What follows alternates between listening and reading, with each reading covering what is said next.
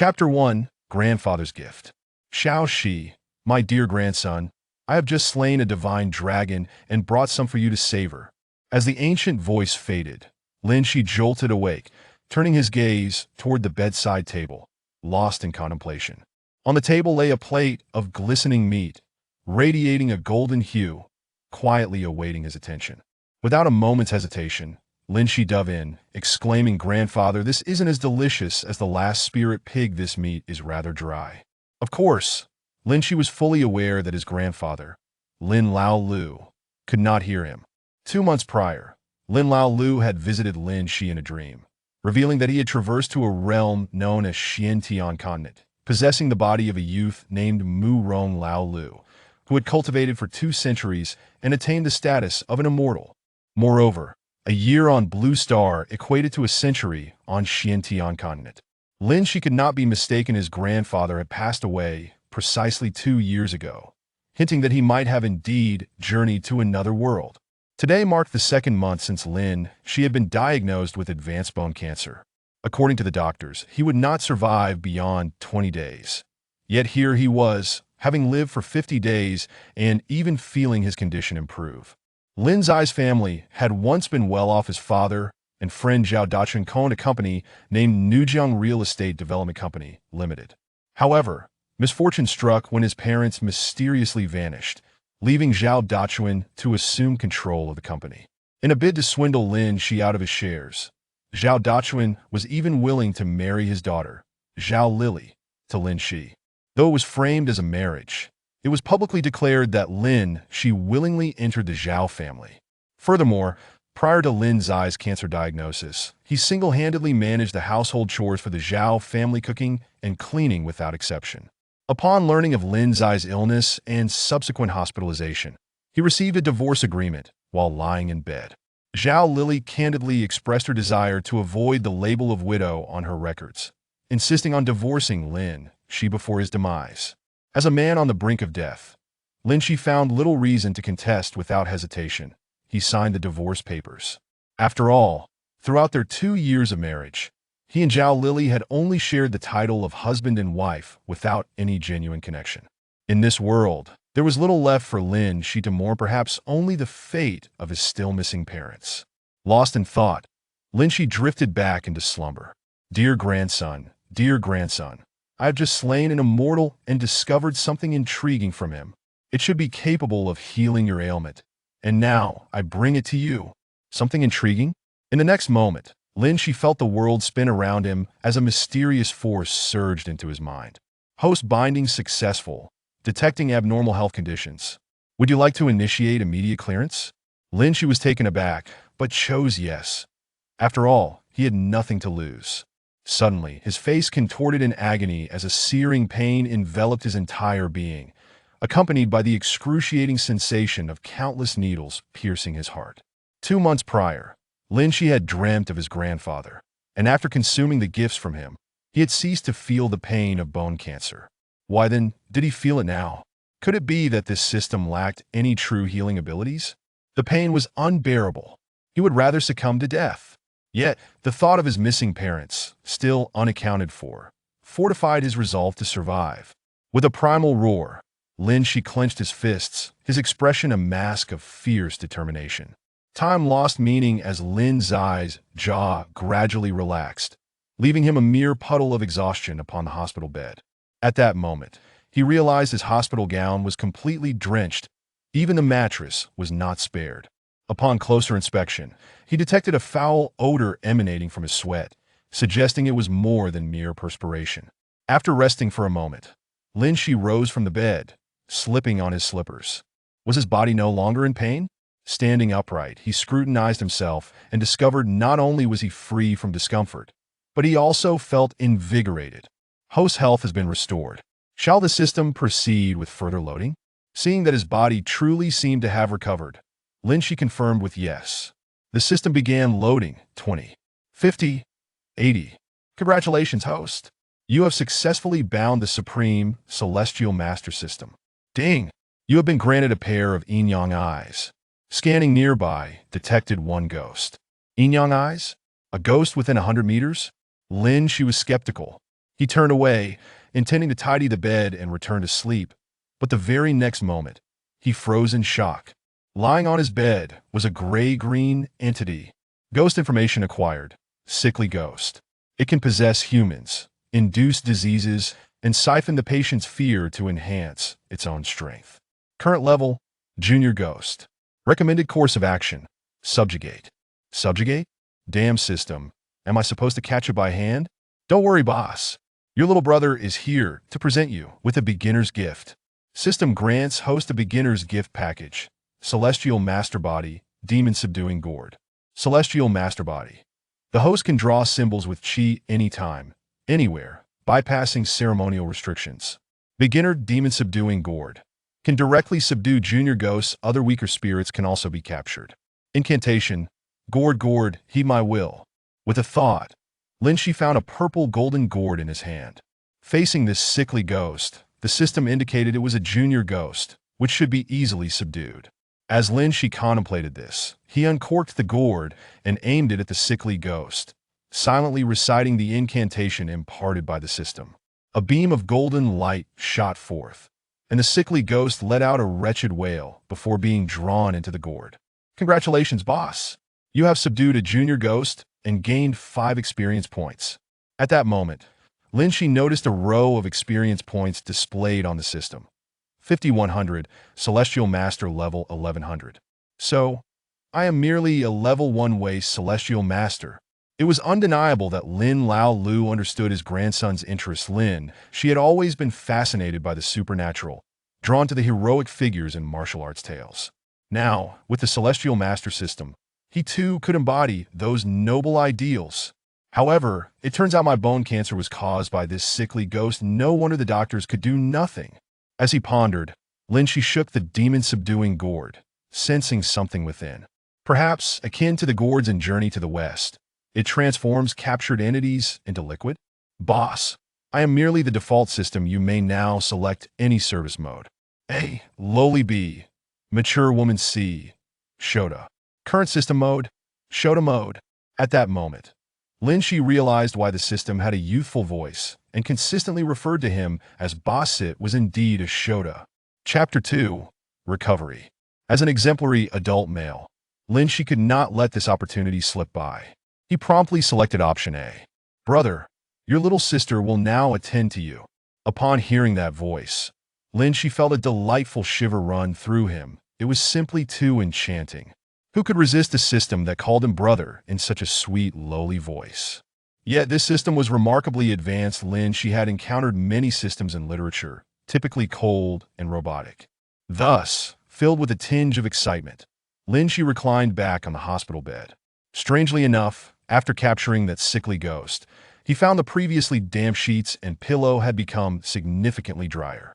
The following day, after examination, Lin Zai's bone cancer had not only completely healed, but all his health indicators were exceptionally favorable. In the astonished gaze of the doctors, Lin Shi completed the discharge procedures. Initially eager to share this wonderful news with Lin Lao Lu in the fantastical realm, Lin Shi soon realized he had no means of contacting his grandfather. He hailed a taxi and returned home, or rather, to Zhao Lily's residence. This visit was solely to retrieve his personal belongings, as he and Zhao Lily were now divorced. This marriage had long been overdue for conclusion. At first, Lin Shi believed that since he was married to Zhao Lily, he should not easily consider divorce, even if it meant enduring hardship for the sake of family harmony. Even when Zhao Lily demanded shares, Lin Shi had signed without hesitation, only to discover that the shares had been transferred to Zhao's father rather than Zhao Lily herself. However, after compromising, he ultimately found himself with nothing to show for it. Everything must come to an end. Taking a deep breath, Lin Shi slowly clenched his fists, feeling an overwhelming surge of power coursing through his body. Was this the strength bestowed by the system? Upon arriving at the Zhao residence, Lin Shi retrieved his keys and unlocked the door with a clang.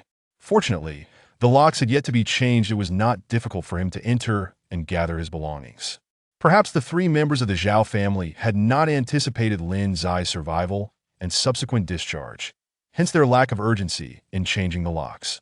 Brother, scanning within 100 meters, 2 ghosts detected. The familiar lowly voice echoed, sending a jolt through Lin Shi. In broad daylight, there were indeed two ghosts lurking near Zhao's home. Generally speaking, at this hour, the three members of the Zhao family would not be at home. Currently, all three are occupied with significant responsibilities at the Zhao Group. As the Zhao Group continues to expand in scale, the affairs have become increasingly cumbersome. In the past, during the day, Lin Shi would often be the sole occupant of the house. It is worth noting that after Zhao's father acquired Lin Zai's shares, the Yingjiang company was renamed the Zhao Group.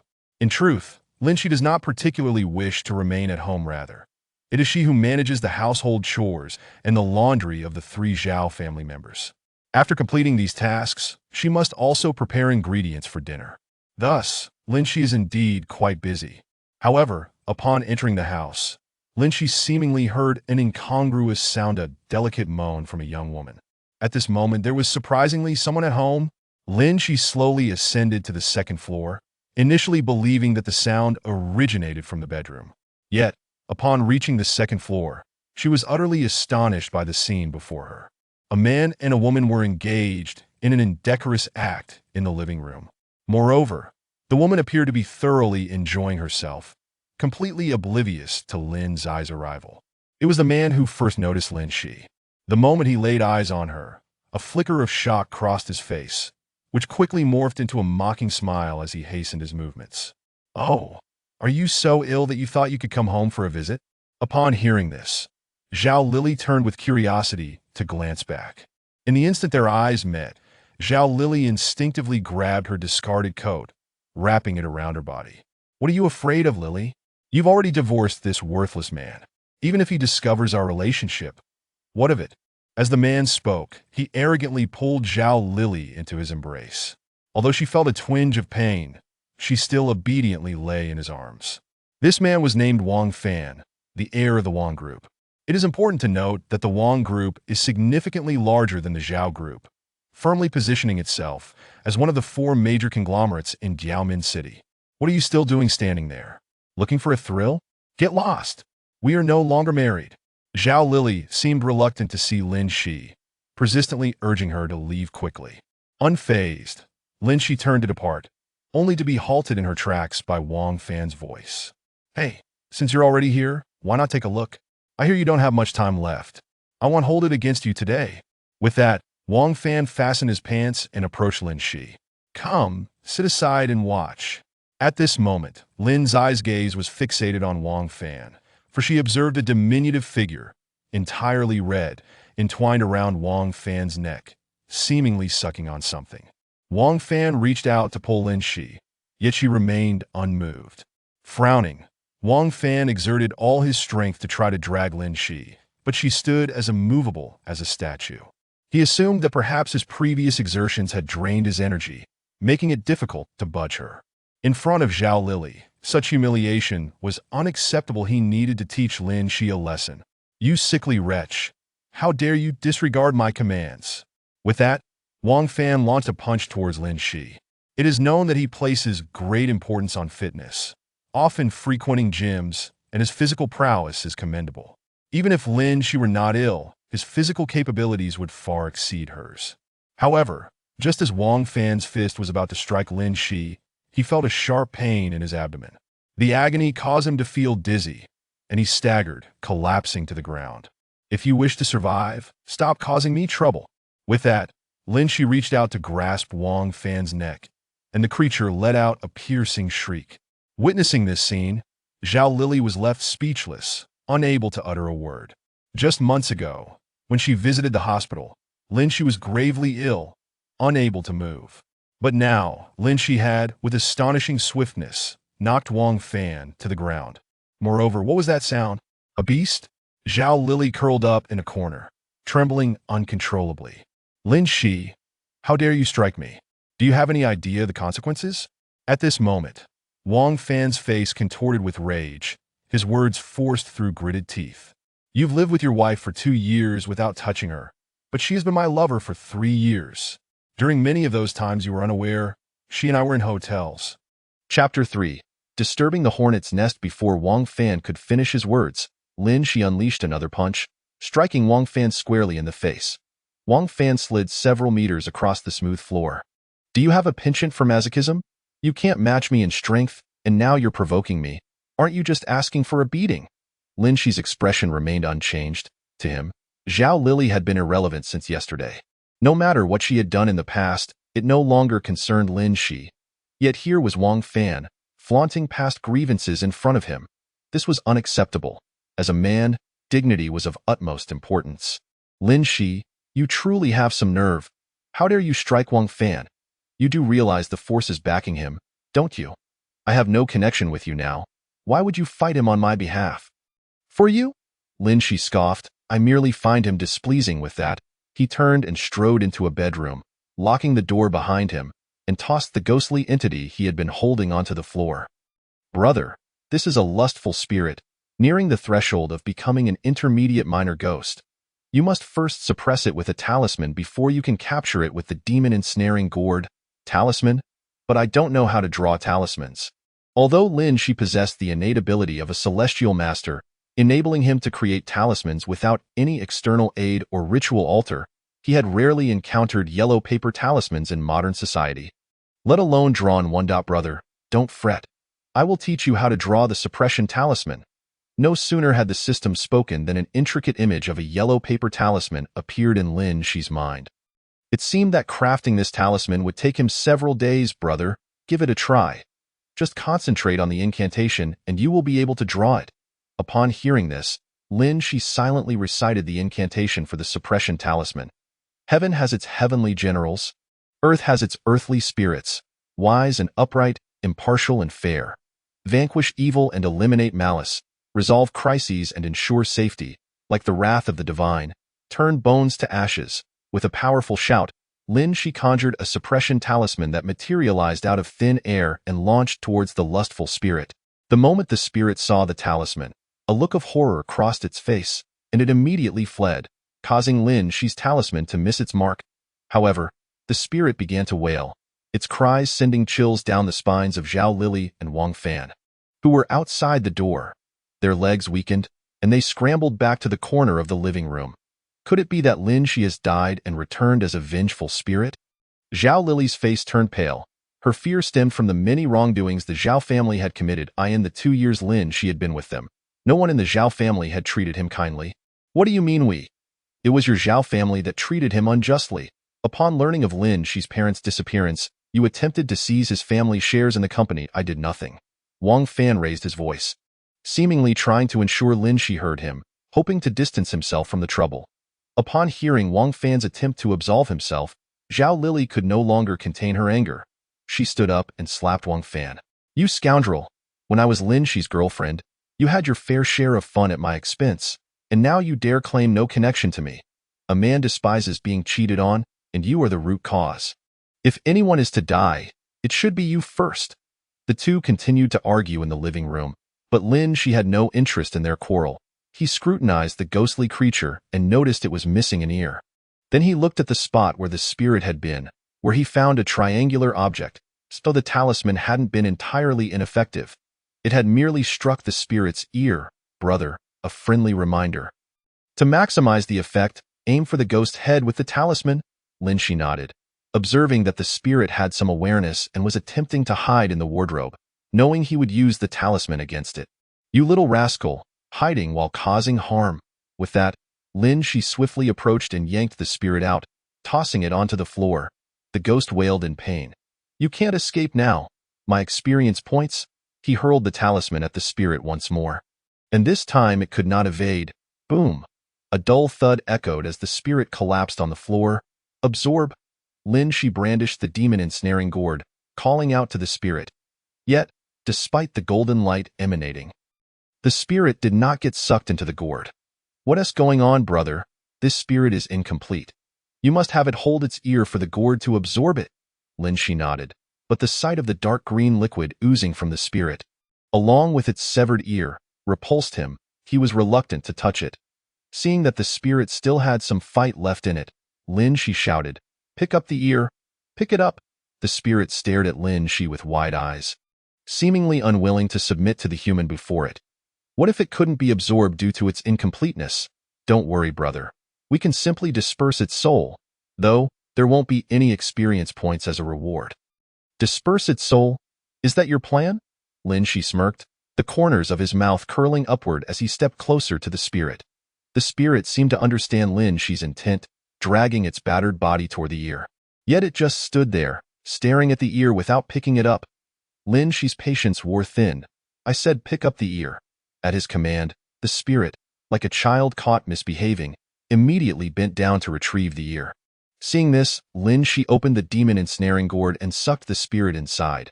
Congratulations, brother! You have gained 5 experience points. You need 90 more points to level up. Keep striving. Lin Shi took a deep breath and opened the locked door. Outside, he heard the argument continuing, but he paid it no mind as he walked straight to Zhao Lily's bedroom to gather his belongings. As he passed through the living room, he discovered that Zhao Lily and Wang Fan were still entangled in their dispute. And to his astonishment, there was also a ghostly creature beside Zhao Lily. Zhao Lily, has your family truly disturbed a nest of spirits? Chapter 4. The selfish ghost. At this moment, Zhao Lily's hair was disheveled. Her clothes askew, and a faint handprint marred her face, indicating she had just been struck by Wang Fan. Conversely, Wang Fan was not faring much better, his bare torso marked with numerous scratches. A nest of spirits? Zhao Lily, already seething with anger, showed no fear upon hearing Lin Shi's words, her rage clouding her judgment. Lin Shi, if you want to leave, then leave quickly. Even if you die, I won't spare you a glance. A nest of spirits? I see you are the true lunatic. Having said that, Zhao Lily, seemingly still unsatisfied, haughtily declared, even if there were truly spirits, I could tear them apart. They would never be reborn. Facing Zhao Lily's bravado, Lin Shi merely smiled. Since Miss Zhao was so valiant, it saved him the trouble. The suitcase emitted a sound as its wheels scraped against the floor, and in the next moment, Lin Shi vanished from their sight. Brother, that anger spirit you encountered was already an intermediate minor ghost. If you fail to subdue it, it may affect both of them. Upon hearing this, Lin Shi, dragging his suitcase, abruptly halted.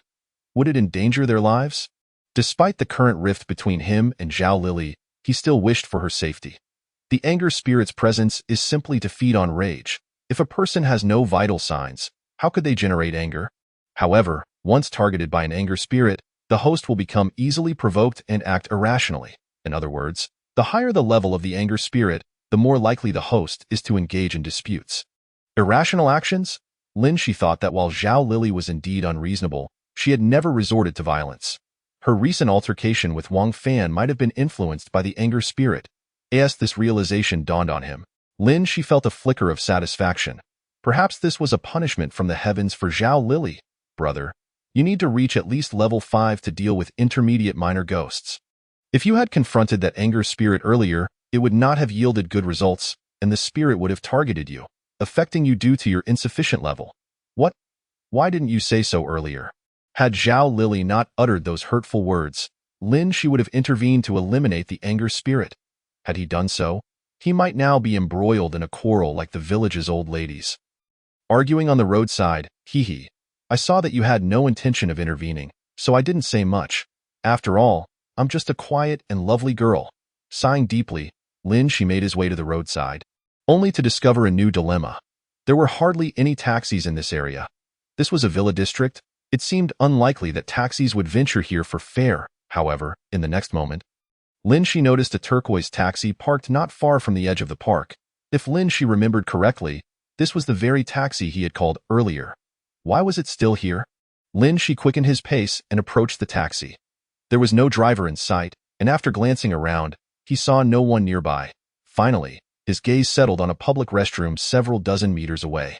The driver must be using the restroom, he thought, as he stood by the taxi, waiting for the driver to appear. After all, if he missed this driver, Lin Shi would have to walk over 10 kilometers to leave this villa area. Thus, waiting here was the wisest choice. Sure enough, as Lin Shi had anticipated, a figure soon emerged at the sink of the restroom. It was indeed the same driver from before. Upon seeing Lin Shi, the driver appeared somewhat surprised. Young man, what a coincidence! Lin Shi nodded slightly, acknowledging the serendipity. Are you heading back to the county now, sir? Earlier, Lin Shi had already decided to stay with an old friend for a few days. as most of his money had been spent on hospital bills, leaving him with little left for renting a place. Yes, I am definitely heading back to the county. There are hardly any passengers here. The driver replied.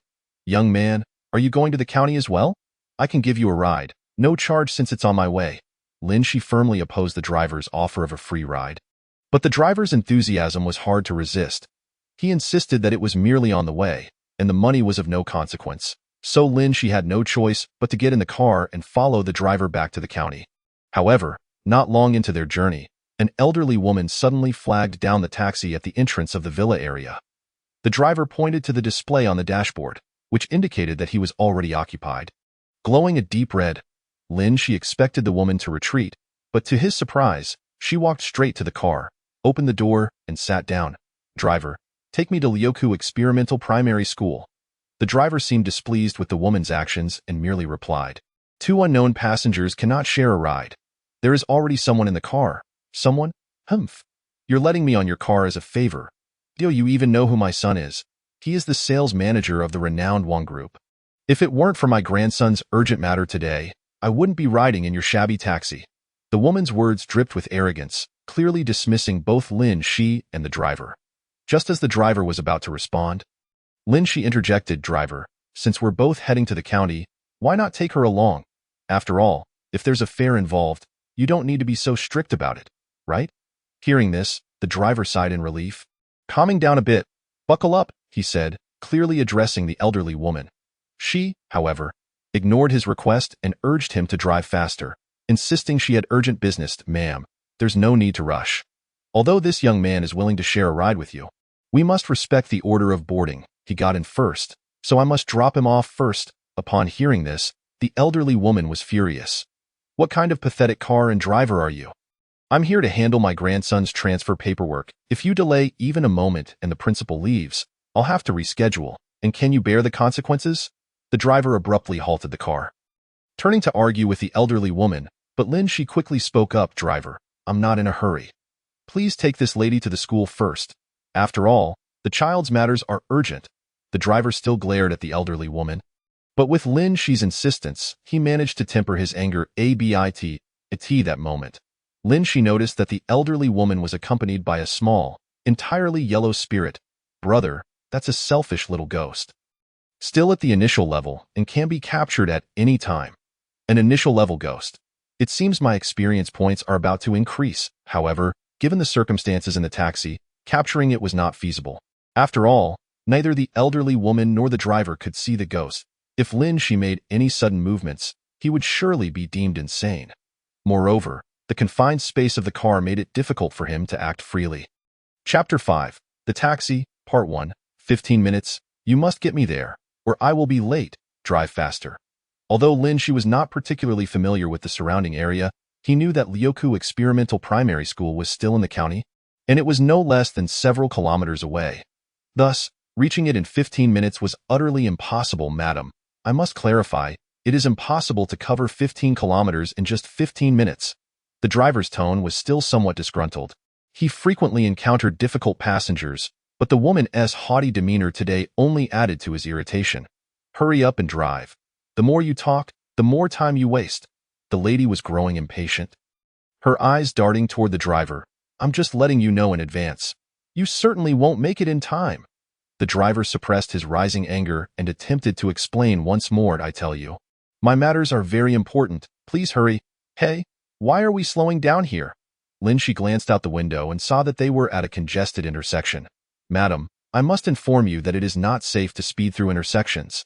The driver's patience had worn thin, and his tone grew markedly formal and distant. But there's no one here. Go 120 kilometers per hour. Hurry up. Despite the absence of traffic, the elderly woman's incessant demands began to irritate Shi as well. After all, he had a driver's license and knew that city roads were not suitable for such speeds. Madam, this is a city road. The maximum speed is only 60 kilometers per hour. How could you possibly expect to drive at 120? If I actually drove at 120, we would all be facing dire consequences if anything went wrong. Indeed, madam, it is unsafe to drive at 120 kilometers per hour on city roads, Shi chimed in. But this only further infuriated the elderly woman. You little brat, what do you know? You're still in your youth, though I'm 60. My friends say I look no different from a 40-year-old. What do you mean calling me madam? Who says we can't drive at 120? She realized that arguing with the elderly woman was futile. Any additional words would only escalate her anger. Madam, I take it you haven't obtained your driver's license? Traffic regulations dictate that city roads can only be driven at 60 kilometers per hour. The driver felt utterly helpless, knowing that reasoning with her was pointless. The elderly woman clearly had no understanding of traffic laws. Taking a deep breath, the driver focused on driving once more. But this moment of tranquility was shattered within 10 seconds by the elderly woman's furious outburst. You think you know traffic laws? Does everyone else not understand? There's no traffic here.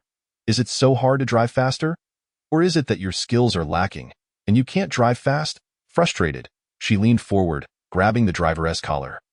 Shi, witnessing this, quickly pulled the woman's hand away. Madam, that's too dangerous. The driver is focused on driving. You can't just interfere like that. The driver seemed to grasp the elderly woman's intentions. She was desperate to arrive at Lyoku Experimental Primary School on time. Now that his patience was wearing thin, he was inclined to drive slower. Sister, I'm not criticizing you, but rushing through a red light is not safe. I am a licensed taxi driver and must adhere to traffic laws. Nonsense. You could have gone through the red light earlier, she retorted. She remained vigilant against the elderly woman's actions, ready to intervene if she attempted to disrupt the driver again. Just then, she noticed that the previously yellow spirit had noticeably grown larger. Brother, that selfish little ghost is about to advance to an intermediate level. If that happens, you won't be able to capture it. The thought chilled Shi. He was well aware that his current abilities only amounted to a level 1 exorcist, making it impossible to capture an intermediate ghost. Furthermore, the system had clearly stated that he must reach level 5 to capture an intermediate ghost. Would these spirits, possessing human bodies, truly not endanger their lives? Shi was concerned about this. As long as it didn't threaten lives, he was willing to let it be. Ghosts could not directly harm humans. However, once they became initial ghosts, they would need to consume human essence, which was limited in supply and could jeopardize a person's life. In simple terms, ghosts also grew continuously, with each stage requiring different nutrients. If you want to go faster, please refrain from speaking too much. The driver's furious shout jolted Shi back to reality. At this moment, Shi had already made a decision. She must tame this selfish creature as soon as possible. Although the elderly woman was exceedingly irritating, her transgressions did not warrant death. Now that Shi possessed the capability, every individual was worthy of protection. The driver continued to grumble about the need for focus while driving, as if she were unaware of the danger. How could a woman who prided herself on her incessant chatter allow him to dictate her actions? You can't afford to be distracted. I see you're doing this on purpose. The more urgent others are, the slower you become. If I offer you an extra 50 yuan, will you drive a bit faster? Upon hearing the word money, the driver fell silent, exhaling slowly after a moment. I do need the money. But no matter how much you offer, I cannot drive faster while behind the wheel. The maximum speed on urban roads is 60 kilometers per hour. This is an unchangeable fact. Indeed, who in this world does not require money? However, a gentleman loves wealth but acquires it through proper means. Many rules cannot be altered for the sake of money, and the same applies to one's principles. The elderly woman, however, dismissed the driver's stance with disdain. You lowly people only think about receiving a little extra cash, don't you? You believe that more money will make you drive faster. When others don't pay extra, you dawdle on purpose. Do you think I don't understand your kind of unscrupulous taxi drivers? Look, we're stuck here again, and who knows how long we'll have to wait. Hurry up, there's a red light ahead. You need to hurry, or I'll be stuck waiting for that red light again. I concede. Today is just not my lucky day, encountering such a foolish driver. Just as the driver was about to pass through the traffic light, it abruptly turned red. She noticed the driver's face reddening. Realizing the situation was becoming increasingly complicated, I am just an ordinary taxi driver, but you have no right to insult me. Here's what we'll do. I won't charge you. And you can find another ride, all right? Truthfully, even she would have lost her temper by now. She could hardly tolerate the elderly woman seated behind her. Chapter 6, Taxi, Part 2. Do you think I'll still take your cab after this? With your attitude, I wouldn't want to ride with you, madam. When you entered the vehicle, I informed you that 15 minutes would certainly not suffice. That time frame is simply too short. Not enough time. Not enough time. I'll file a complaint against you. At this, the elderly woman reached for the driver's seat, prompting Lin Shi to intervene. "You can't do that, madam," before Lin Shi could finish her sentence. The driver's anger flared. "You want to complain? Then you might as well get out and file your complaint. Use your brain. Think about it. 15 kilometers in 15 minutes? How could I possibly manage that?"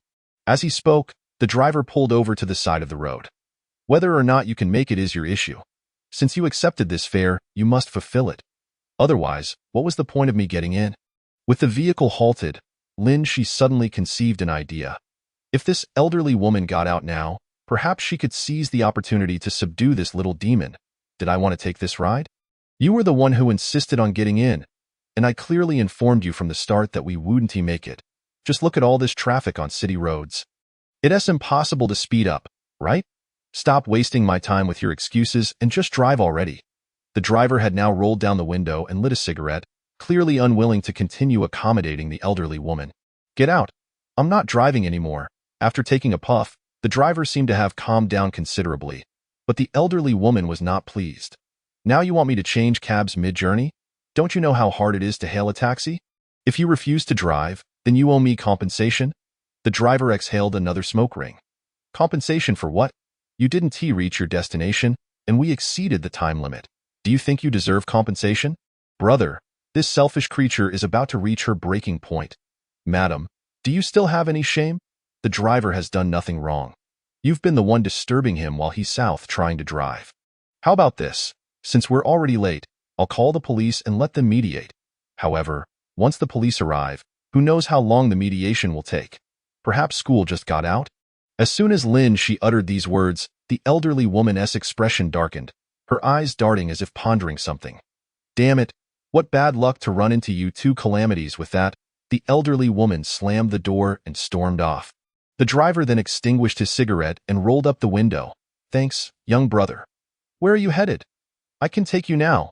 The driver's demeanor towards Lin Shi had noticeably softened. Lin Shi shook her head. "Thank you, but I have other matters to attend to, and I must get out here." The driver appeared somewhat taken aback, as Lin Shi had just mentioned going to the county, which was still several kilometers away. Would she walk there? Seeing that the elderly woman was getting further away, Lin Shi quickly exited the vehicle and sprinted after her. However, in the next moment, Lin Shi noticed something amiss. A burly, middle-aged man was following the elderly woman. Was there something suspicious about this man? Lin Shi directed this inquiry at the system, aware that while the elderly woman was well-dressed and adorned with jewelry, it was a peaceful society, and the likelihood of someone attacking in broad daylight was slim.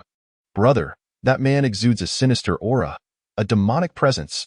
This revelation startled Lin Shi. After all, demons were often more troublesome than ghosts.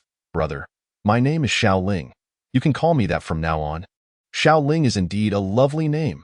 Lin Shi maintained a cautious distance from the middle-aged man, wary of being detected. Soon, the elderly woman flagged down a taxi, but just as she was about to get in, the middle-aged man swiftly approached and snatched her bag. He then turned and fled. Lin Shi was momentarily stunned, unable to comprehend that someone would commit robbery in such a crowded street. "Robbery? Help, there's a robbery!" The elderly woman shouted as she pursued the man, soon following him into an alleyway. Without a moment's hesitation, Lin Shi followed suit. Before long, the three found themselves in a dead end, with the middle-aged man standing at the far end. "Little brother, we've met before. Help me get my bag back, and I'll give you 1,000 yuan." The elderly woman was surprised by Lin Shi's sudden appearance, but evidently, she preferred to trust Lin Shi over the middle-aged man. As Lin Shi hesitated to step forward, the elderly woman's irritation grew. "Are you in cahoots with this robber? If you don't help me get my bag back, I'll call the police." The elderly woman scolded sternly, but Lin Shi remained unmoved. "Kid, don't get in the way of adult affairs." At that moment, the middle-aged man turned, and Lin Shi distinctly saw a pair of animal-like pupils. Were they snake eyes, or something else? Upon catching sight of the middle-aged man's eyes, the elderly woman collapsed onto the ground. "Please, don't kill me. I'll give you anything you want." Lin Shi noticed that the elderly woman's back was already soaked with sweat. Her eyes wide with terror, unable to mask her feared eye. In the next instant, the middle-aged man radiated an eerie glow, and an invisible hand reached out toward the elderly woman. Lin Shi attempted to intervene but realized the hand moved too swiftly for him to react. "Brother, don't worry. I can sense that he harbors no malice. No malice. Yet his eyes are distinctly animalistic. Clearly, Lin Shi was also feigning calmness, regretting having followed this situation. Given his current abilities, even collecting ghosts was a challenge, let alone dealing with a demon. The ensuing scene left Lin Shi utterly astonished. The invisible hand seized the selfish spirit from the elderly woman, dragging it before the middle-aged man. Today, I shall ensure your soul is scattered. Brother, hurry up and stop him. This is experience points. Hearing Xiao Ling's words, Lin Shi disregarded everything else and positioned himself in front of the selfish spirit. Currently, the selfish spirit was wailing incessantly, its cries echoing through the alley. The elderly woman was so frightened that she scrambled away, disappearing from sight. Lin Shi hadn't anticipated that the elderly woman would still possess the strength to flee. What do you intend to do? The middle-aged man's expression darkened, clearly displeased with Lin Shi's actions. Dear sir, I have a pressing need for this little spirit. I kindly request your cooperation. Indeed, Lin Shi could not afford to miss any experience points. He needed to level up quickly to avoid being unable to handle intermediate-level spirits. The middle-aged man appeared somewhat surprised. You can see that little spirit? Lin Shi quickly shifted his gaze to the location of the selfish spirit, then glanced at the middle-aged man and nodded. Upon seeing this, the middle-aged man withdrew his imposing aura. I didn't expect someone so young to possess such abilities. May I inquire about your lineage? As for where his lineage came from, Lin Shi was also quite curious. However, considering it was the Tianshi system, claiming a connection to Longhu Mountain should be too far-fetched. Right? I am a disciple of Longhu Mountain. Longhu Mountain. A glimmer of awe flickered in the eyes of the middle-aged man. Chapter 7. The Golden Light Incantation had been an eternity since a celestial master had emerged from Longhu Mountain. And even the once prevalent Golden Light Incantation had long since faded from memory. Indeed, the wandering Taoist priests were now a rare breed. Lin Shi harbored scant knowledge regarding Longhu Mountain and the matters pertaining to celestial masters. Having encountered the term only in an animated series, that moment, Lin Shi could sense a hint of distrust emanating from the middle-aged man. Yet, this was entirely reasonable, for Lin Shi possessed no tangible proof to validate his identity. As for the Golden Light Incantation, Lin Shi had a certain familiarity with it, having encountered it in the realm of animation. The incantation, heaven and earth, mysterious religion, the root of all qi, cultivating for eons. Certifying my divine powers, was recited, and as the last 4 words escaped his lips, Lin Shi felt a faint golden radiance enveloping his entire being. Brother, you're amazing. This is the Golden Light Incantation. The Golden Light Incantation. Lin Shi's heart raced in astonishment. He had never anticipated that merely reciting a few lines of incantation would invoke such a manifestation of golden light. The spectacle before him left the middle-aged man utterly astounded. Are you truly of the Celestial Master's abode at Longhu Mountain? Witnessing this extraordinary occurrence, the middle-aged man's aura settled into tranquility, and the selfish specter seemed to exhale a sigh of relief. Contemplating escape, spotting the specter's intent to flee, Lin Shi disregarded the middle-aged man's skepticism, swiftly conjuring a talisman with his bare hands and launching it at the specter. The selfish ghost emitted a piercing wail as it writhed in agony on the ground. Brother, you've improved. Although this little ghost moved swiftly, you still struck it down in one blow. Naturally, such trifles are but child's play to me, Lin Shi mused, recalling how he had nearly faltered during his previous encounter at the Zhao family's residence, attributing it to his underestimation of the situation. After all, anticipating such events was second nature to Lin Shi, who held the rank of a gaming champion. What? You can sketch talismans with your bare hands? Isn't that something only a celestial master can accomplish? The term celestial master had been a constant presence in Lin Shi's life recently, perhaps even destined to remain intertwined with him in the future. However, upon hearing the middle-aged man's words, Lin Shi sensed something amiss. Yet he could not pinpoint the source of his unease. In response to the middle-aged man's repeated astonishment, Lin Shi's countenance inevitably betrayed a sense of pride. For he could perceive the genuine envy and excitement emanating from the middle-aged man. Nevertheless, Lin Shi was acutely aware that none of this was attributable to his own merits. It was solely due to his grandfather's exploits in the mystical realm, where he vanquished an immortal and secured a formidable system for Lin Shi. Just as Lin Shi was about to boast about possessing a demon-summoning gourd, The earlier feeble specter suddenly regained its vigor and lunged toward Lin Shi. With no time to evade, Lin Shi braced himself for the impending assault of the specter's malevolent energy. In the next instant, the specter's anguished cries reverberated throughout the alley once more. The middle-aged man had pierced through the specter's form, causing its malevolent energy to dissipate rapidly. Brother, this uncle harbors a fox spirit. A fox spirit? Initially, Lin Shi had surmised that the middle-aged man might be some sort of creature. But upon little Ling's explanation, it turned out to be a fox spirit. While a fox spirit was indeed a fox, it was still a divine entity, possessing a modicum of magical abilities. Though you possess some magical prowess, you remain too young. Ghosts are still ghosts, capable of disguise, which is not surprising. Moreover, the techniques you previously displayed cannot eradicate these malevolent entities entirely. For these demons from the underworld, regardless of their nature, any attempt to extract something from humanity is erroneous and must be promptly exterminated. As the middle-aged man spoke, Lin Shi noticed a green orb, the size of a soybean, fall into his hand. Without hesitation, the middle-aged man swallowed the orb, which emanated a faint malevolent energy. What? Lin Shi expressed surprise. He had not anticipated that the middle-aged man would consume the orb so readily. Brother need not be astonished. Many spirits possessing humans require cultivation and sustenance.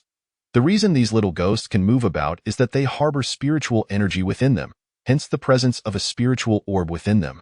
As this selfish specter is relatively weak, its orb is merely the size of a soybean.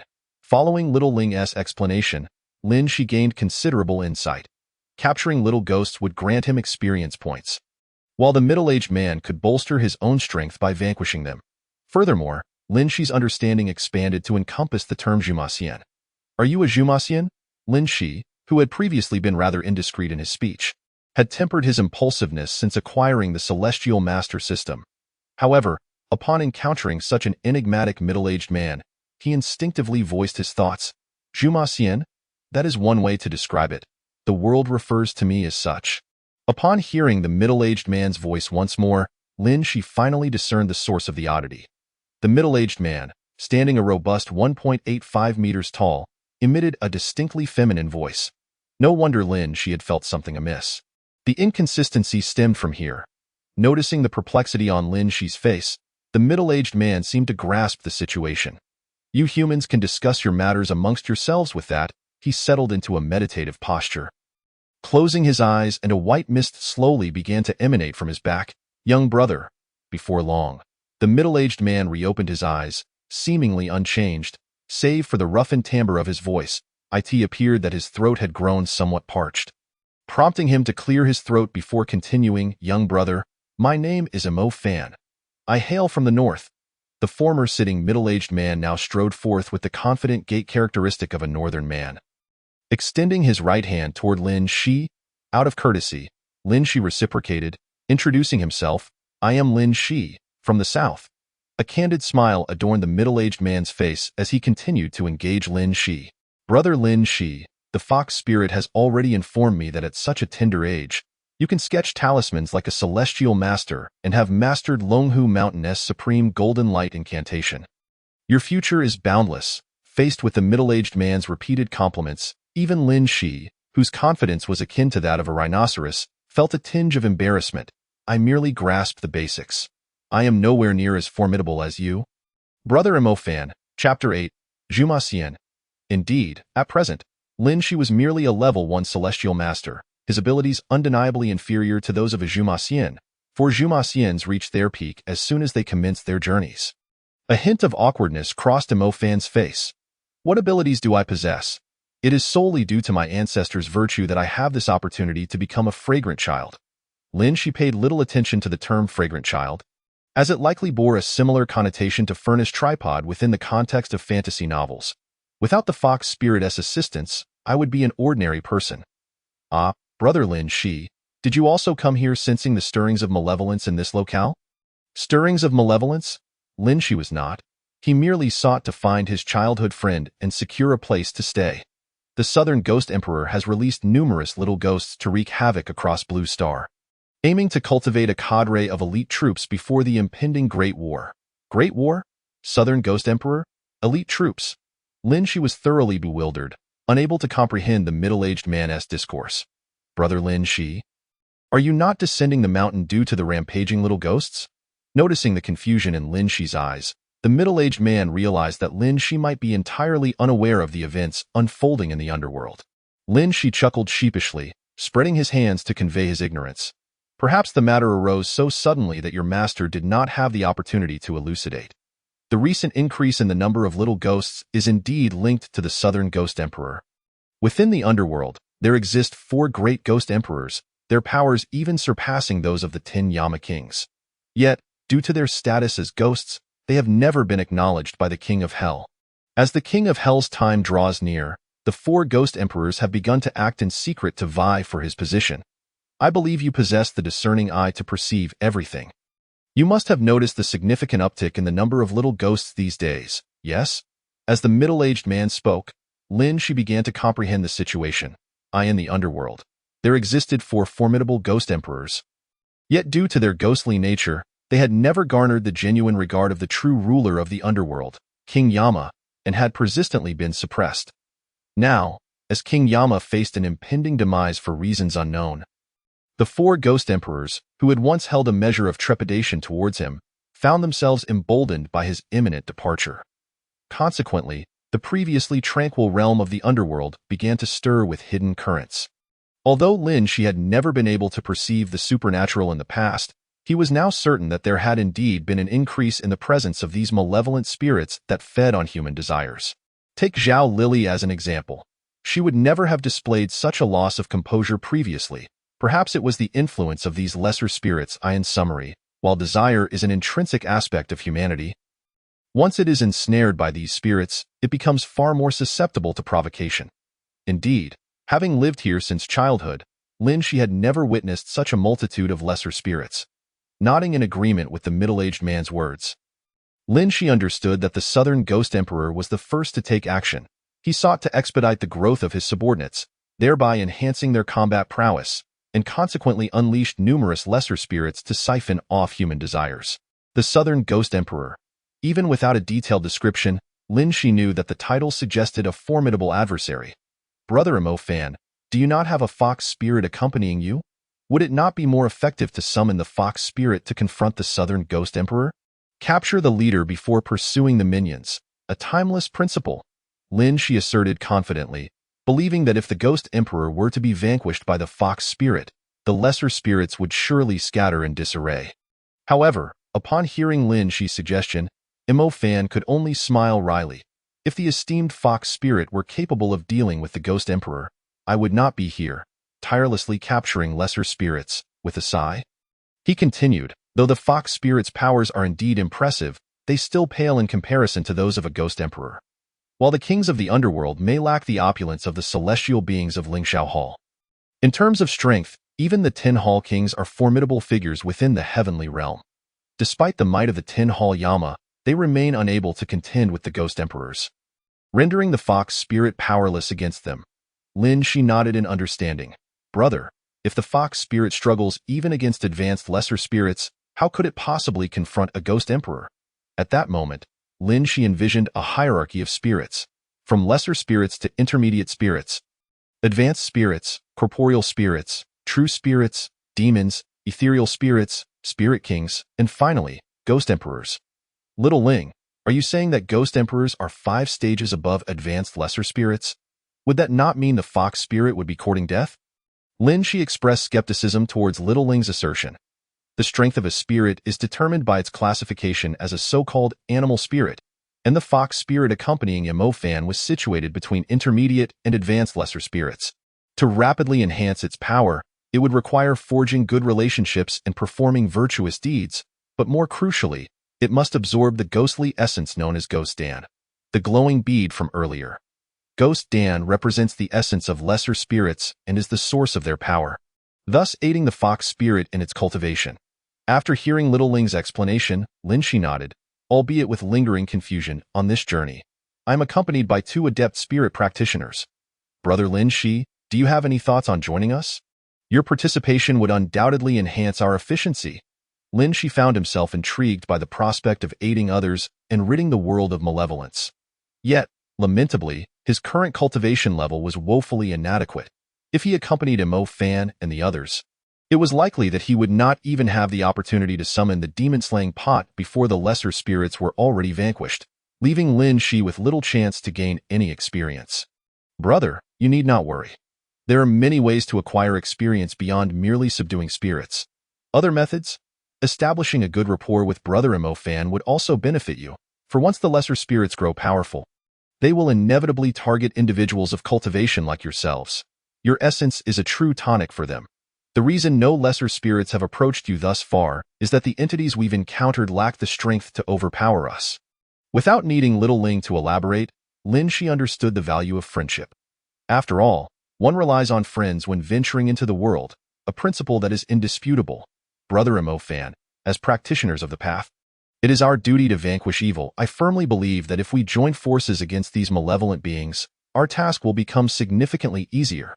At this moment, Mo Fan retrieved his mobile phone from his pocket, prompting Lin Shi to do the same. In the 21st century, navigating the world necessitates modern devices for convenience.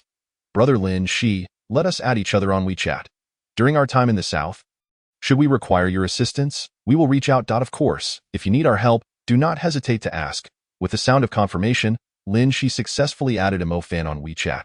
He noted that Mo Fan's WeChat name was rather creatively Folk Ghost Catcher. Upon browsing Mo Fan's moments, Lin Shi discovered an array of fitness tutorials and photos showcasing bare torsos and muscular physiques. Naturally, such displays held no allure for Lin Shi, being a fellow man. Brother Lin Shi, having just defeated that lesser spirit, I have yet to fully absorb the ghost Dan. I must find a quiet place to meditate and cultivate. I bid you farewell. Lin Shi nodded. Though he was uncertain how an ordinary person could absorb ghostly substances, however, as a practitioner, Mo Fan must possess his own methods. After Mo Fan departed, Lin Shi's expression turned somewhat dejected. Not only had he gained nothing today, but he also had not reached his childhood friend's home due to the early disembarkation. Just as Lin Shi turned away, he noticed a shadowy figure standing motionless at a nearby corner. This individual had evidently been there for quite some time. Yet Lin Shi had been too focused on Mo Fan and the selfish spirit to notice him initially. This made Lin Shi feel somewhat disconcerted. Although ordinary people cannot see spirits, the anguished cries of the selfish spirit should have been audible to anyone not deaf. As Lin Shi approached, he realized that the figure lurking in the shadows was none other than the driver from earlier. Driver, what brings you here? The driver, seemingly unperturbed by Lin Shi's presence, stepped forward. Master, I have a request. Please, I implore you to assist me. The term master made Lin Shi realize that the driver had witnessed everything that had transpired. However, he remained curious about what assistance he could provide, given his lack of wealth and power aside from drawing talismanic symbols. Seeing that Lin Shi did not immediately decline, the driver continued, My name is Lu Nong. A local resident. I overheard your conversation with the spirit practitioner and sensed your considerable cultivation. Surely, you can help me with my troubles. Lu Nong appeared to recall something and, feeling somewhat embarrassed, continued, I did not intend to follow you. I merely saw you tailing that elderly woman and was curious, I assure you. I mean no harm. I'm just an ordinary citizen hoping for your assistance with a situation I encountered. As he spoke, Lu Nong seemed ready to kneel before Lin Shi. Given that Lu Nong appeared to be at least 35 years old, Lin Shi, a young man in his 20s, felt it inappropriate to allow an elder to kneel before him. Just as Lu Nong was about to lower himself to the ground, Lin Shi swiftly caught his elbows. Driver Lu, I cannot accept such a grand gesture from a senior. Please, whatever assistance you need, do not hesitate to ask. I will do my utmost to help, and please, do not refer to me as master. My name is Lin Shi. You may call me Xiao Lin. Lin Shi's words were sincere.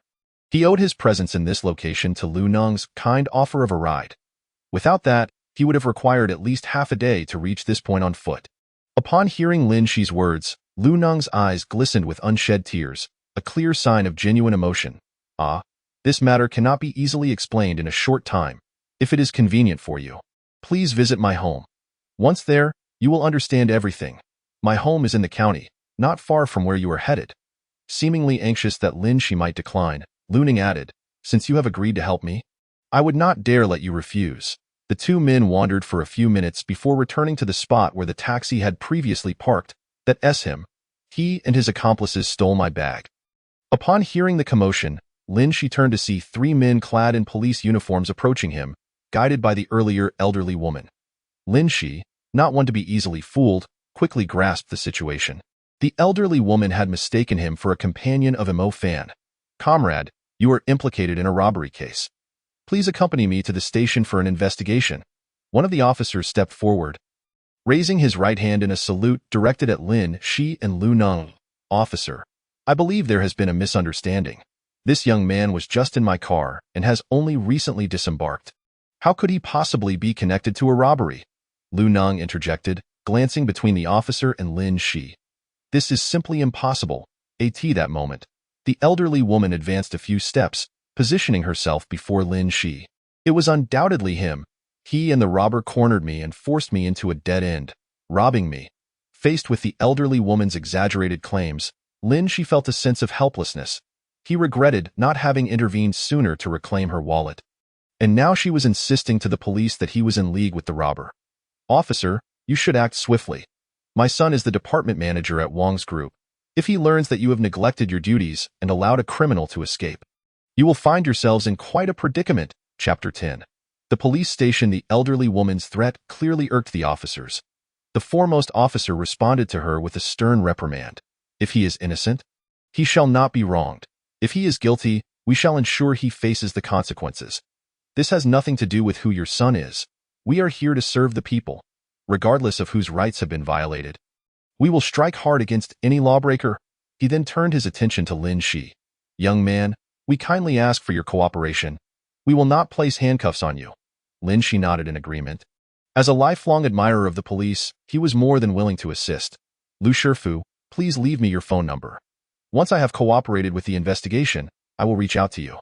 Although Lu Neng wished to say more, he ultimately retrieved his phone and shared his number with Lin Xite.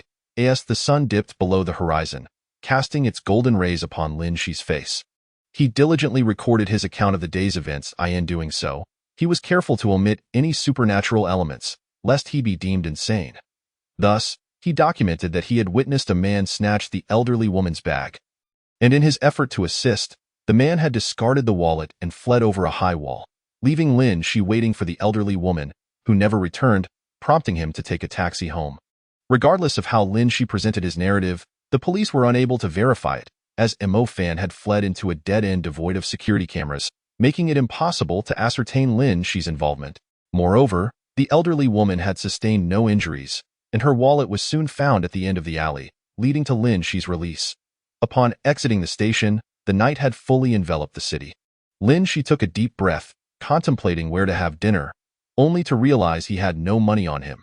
"If only I had taken some cash from Zhao's place. It's truly unwise to starve myself in a bid for pride." Just then, a glimmer caught his eye as a taxi approached him slowly. He recognized the license plate. It belonged to Lu Neng. The taxi came to a smooth halt beside him, and as the door opened, a woman emerged, instantly captivating Lin Shi with her presence. She appeared to be around 22, donned in a black camisole that revealed her delicate collarbone and smooth thighs, accentuated further by her towering 5-centimeter heels, which emphasized her alluring curves to perfection. To Lin Shi's astonishment, she was a strikingly beautiful woman. Rubbing his eyes to ensure he wasn't dreaming, he confirmed once more that it was indeed Lu Neng's taxi. Still uncertain, he was relieved when the woman spoke first. "Are you Lin Shi, Master Lin?"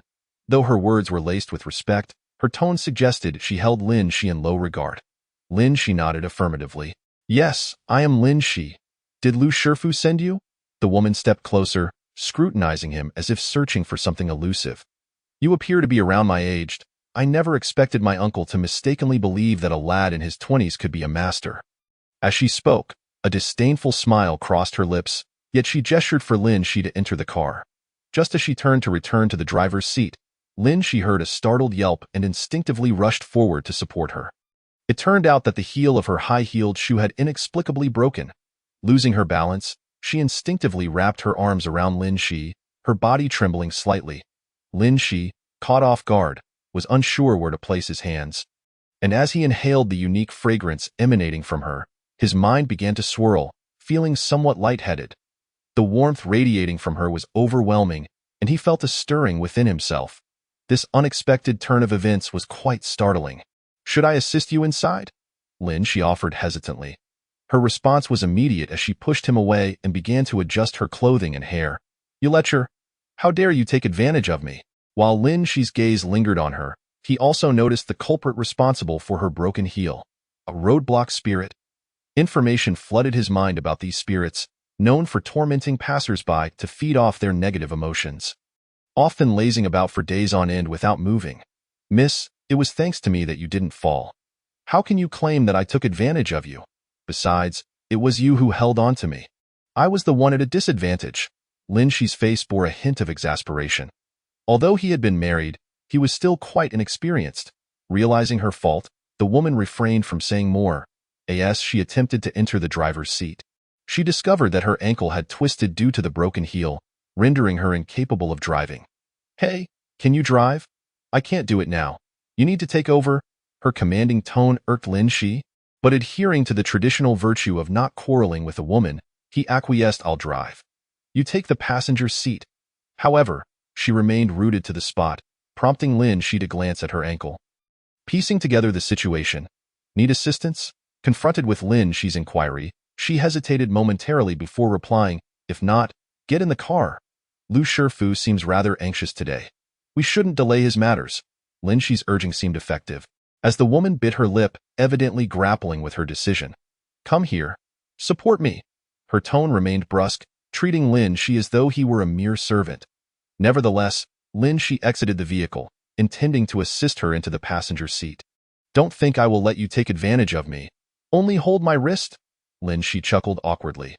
While the woman was undeniably attractive, he would never engage in any unlawful conduct. He complied with her request, helping her into the passenger seat, shutting the door behind her, and then turning his attention back to the roadblock spirit. After pondering for a moment, a bold idea began to take shape in his mind. Chapter 11. The roadblock spirit. Hee, let's see how I can toy with you. With that thought, Lin Shi approached the spirit and seized it, heading back towards the car. Brother, you're so naughty. The spirit, Xiao Ling, seemed to sense Lin Shi's intentions. While he had no intention of harming anyone, a little scare was certainly permissible. What were you up to just now? Noticing Lin Shi taking his time to enter the vehicle, the woman grew increasingly irritable. Lin Shi, unfazed, casually responded. I spotted a red piece of paper in front of the car from a distance and thought it was a 100 yuan note. Upon closer inspection, I realized I was mistaken. Upon hearing his explanation, the woman scoffed dismissively, never once casting him a glance. She coldly retorted, I simply cannot fathom what my uncle saw in you, believing you to be someone of great capability. How could someone so greedy possibly be a cultivated individual? An esteemed individual? Lin Shi certainly cannot be considered ordinary, at least not at this moment. If one were to claim he is an average person, that would seem even more implausible. The vehicle was swiftly started by Lin Shi with remarkable skill, and he subsequently turned his head to glance at the woman beside him, inquiring, where to? At this moment, the woman was engrossed in fiddling with the latest Apple phone, seemingly responding to someone's messages. Finally, she let out a long breath, tapped on a location on her phone, and activated the navigation mode. To here, Lin Shi glanced at the navigation, which was quite similar to what Lu Nong had mentioned earlier in the day. This position indeed lay on the outskirts of the county, belonging to a small village. Perhaps. Lu family village, is it? Upon hearing Lin Shi's words, the woman nodded and cautioned, drive slowly. This car is quite precious. Our entire family relies on this vehicle for our livelihood. Relying on this car for your livelihood? Then how can you afford a new Apple phone? Lin Shi naturally found it hard to believe. Right turn at the upcoming intersection, be careful of pedestrians, chimed the phone navigation. Just as the announcement concluded, the woman's phone buzzed with a WeChat message. I've booked the hotel. When will you arrive? Seeing this message, Lin Shi felt a wave of disappointment wash over him. After all, the beautiful woman he had just met was apparently taken. What are you staring at? Focus on the road. If we get into an accident, you'll have to pay for the repairs. The woman was well aware that Lin Shi had seen the previous message. A hint of crimson crept onto her previously stoic face. Little girl, I've noticed you're quite chatty today. Perhaps you've encountered a ghost? Need your older brother to take a look? Lin Shi cast a sidelong glance at the woman beside him, his hands deftly maneuvering the steering wheel. Take a look, you shameless rogue. Even if I were haunted, I wouldn't need your help. If it weren't for Uncle Lou's relentless insistence that I bring you home, I would have kicked you out of the car by now." With that, the woman attempted to make a move, but her injured leg had begun to throb, and her body was unwilling to cooperate.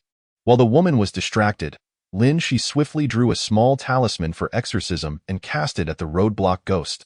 The ghost, which had been silently lingering, could no longer contain itself under the power of she's talisman and began to wail.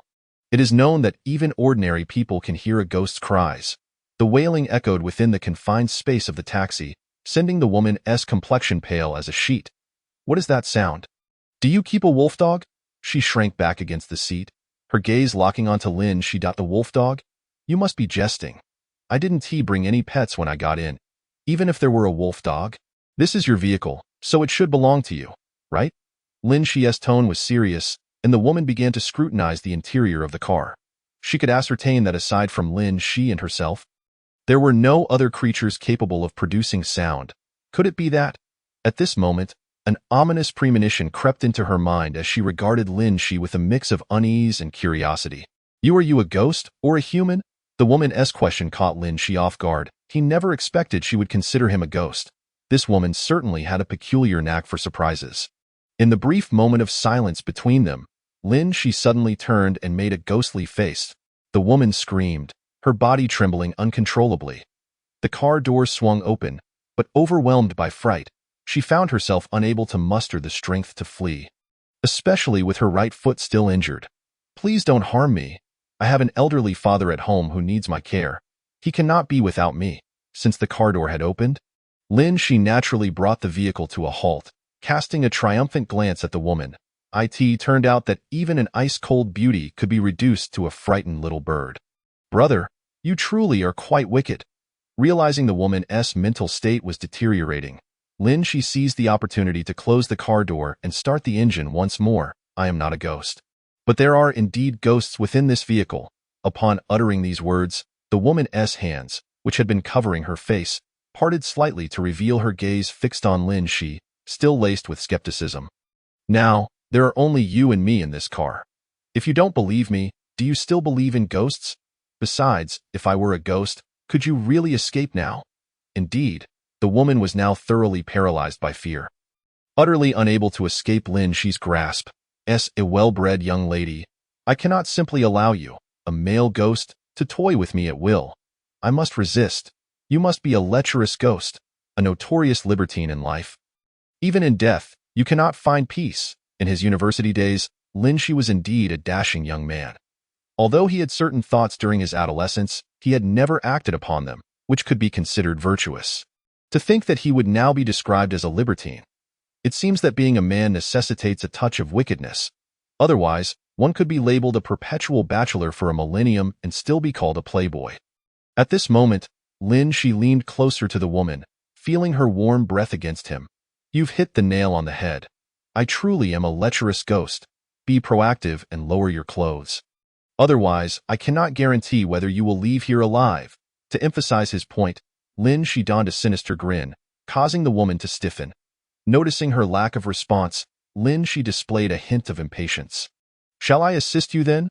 With that, he leaned forward and began tugging at the woman's clothing. It was remarkable. Even without pulling, many parts were already quite revealing. She had merely intended to tease her. Yet unexpectedly, as the woman attempted to evade him, he inadvertently pulled at one of her straps. In that moment, her face bore a mix of crimson and pallor, while several patches of her fair skin were suddenly exposed to she's gaze. This disrobed, bashful appearance. How many men could resist such temptation? Slap! The woman, overwhelmed by shame and fury, struck she across the face. Instantly, he felt a stinging pain. How can you, a young girl, act this way? If you don't wish to comply, that's one thing, but why resort to violence? At that moment, she noticed that the woman had shed her previous fear, rapidly fixing her disheveled hair and clothing. "Do you think I am unaware? Ghosts have no body heat. I felt your warmth when you flirted with me at the police station. I never imagined you would truly play the ghostly charade to take advantage of me. Just how many innocent girls have you harmed with such tactics?" The rapid-fire barrage of accusations left she momentarily at a loss. It turned out this woman had been putting on an act all along. Though exposed, Lin Shi should have been furious, yet he was caught off guard by her revelations. The woman had already concealed a can of pepper spray behind her back. Should Lin Shi pounce like a ravenous wolf, she would let him sample the effects of the spray. Yet in the next moment, Lin Shi simply grinned widely. "Oh, you think you've got me all figured out?" The woman felt a flicker of anxiety. Yet with the pepper spray in her possession, she found some semblance of assurance. She was well aware of the taxi's condition. The door locks were malfunctioning, and no matter how the driver's seat buttons were pressed, they couldn't lock the doors. Thus, once she sprayed the pepper spray, she could swiftly exit and seek help from passers-by. "You are correct. I am indeed not a ghost, however, you have only guessed half of it. I am not pretending to be a ghost. There are indeed ghosts in this car. Little Ling, can I help others see ghosts?" The reason for this inquiry stemmed from Lin, she having watched numerous films featuring the character Jishu, where one could see ghosts using various unusual methods that, of course, brother, is to become a future celestial master. You simply need to draw an eye-opening talisman and have the person carry it to see ghosts. However, my current level is insufficient. I need to reach 2 levels of celestial master to learn the eye-opening talisman, so I cannot assist others in that regard for now. Isn't that equivalent to saying nothing? Next time, just tell me you can't open the eyes yet, brother. You're just too impatient. I hadn't finished speaking, brother. You are a celestial body. If you apply a drop of your own blood to the brow of the person needing eye-opening, they will be able to see ghosts. However, for ordinary men, seeing ghosts has no effect on their bodies, but for an untrained girl without any protective talismans, long-term exposure to ghosts could cause negative consequences for her health. The most immediate symptoms would be loss of appetite, excessive sleep, and lethargy. Lin Shi nodded. It turned out his blood could also be used for eye-opening. This made things much easier. It should be harmless to grant this stubborn girl an eye-opening once. Right? Is there really a ghost? Prove it to me. Stop using your phone to play those terrifying sounds. I've seen through your tricks. You just want to scare me so that I throw myself into your arms. It must be said that this woman's paranoia is rather severe. In truth, having such a beauty nestled in one's embrace is not entirely out of the question. However, taking advantage of someone's misfortune is a grave taboo. Lin Shi certainly does not wish to be a lecherous man. While jesting may be permissible, any ulterior motives would be utterly unthinkable for him. This moment, Lin Shi retrieved his mobile phone and perused it. Indeed, his phone had been in use for several years and, having not been charged all day, had long since powered down. "My phone has run out of battery. Take a look for yourself," Lin Shi said, extending the device to the woman. She accepted it eagerly, scrutinizing it thoroughly, seemingly distrustful of Lin Shi, and only after a meticulous examination did she utter a note of surprise. "Oh, it truly is dead." Yet, the woman remained largely unperturbed. She suspected that Lin Shi must have other means at his disposal, such as a recording device, perhaps having captured terrifying sounds to use in a moment of need. As the woman contemplated, Lin Shi, disregarding his own pain, bit into his finger and pressed the blood onto her forehead. Startled by his sudden action, the woman immediately produced a canister of pepper spray from behind her and began to unleash it upon Lin Shi. Caught off guard, he found his eyes enveloped in the noxious mist. The woman wiped the blood from her forehead, yet some had already seeped into her skin. "Brother, for the next 2 hours, she shall see apparitions." Though he heard the voice of Xiao Ling, Lin Shi was too preoccupied with his own discomfort to concern himself with anyone else. His eyes burned intensely, and despite multiple attempts to open them, he found them stubbornly shut, producing tears in the process. "Are you out of your mind? Blood on my clothes? I can understand youthful vigor, but this is the first time I've encountered someone who bleeds upon seeing me. Do not be deceived by my delicate appearance. I possess many tricks up my sleeve." With that, the woman brandished a small electric baton. Although Lin Shi could not see, his ears were not deaf. He could detect the faint crackle of electricity. "Brother, danger approaches. Quickly invoke the golden light spell for protection." Sensing the impending threat, Lin Shi promptly recited the incantation. Heaven and earth, the mysterious sect, the primordial essence of myriad chi. Cultivating for eons, I attain divine power. Within and beyond the 3 realms, only the Tao reigns supreme. My body emanates golden light, shielding my form. As soon as he finished, a thin layer of golden radiance enveloped him. And when the woman's electric baton approached, it seemed as though an invisible barrier held it at bay. The woman sensed something amiss, but continued to exert pressure, attempting to thrust the baton into Lin Shi's embrace to stun him. What sort of advanced technology are you wielding to perfectly defend against my baton? Indeed, the woman was utilizing all her strength, yet she found herself utterly at a loss against Lin Shi. Chapter 13. Lu Family Village. Though it was not Lin Shi's first time employing the golden light spell, he had only ever witnessed its effects on television. To his astonishment, the spell was indeed real.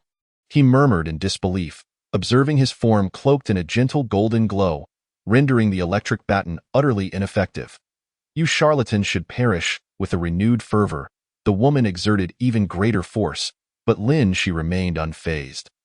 Seizing the baton from her hand without a hint of mercy and casting it out the window. After all, Lin Shi had no idea how long his current powers could sustain the spell.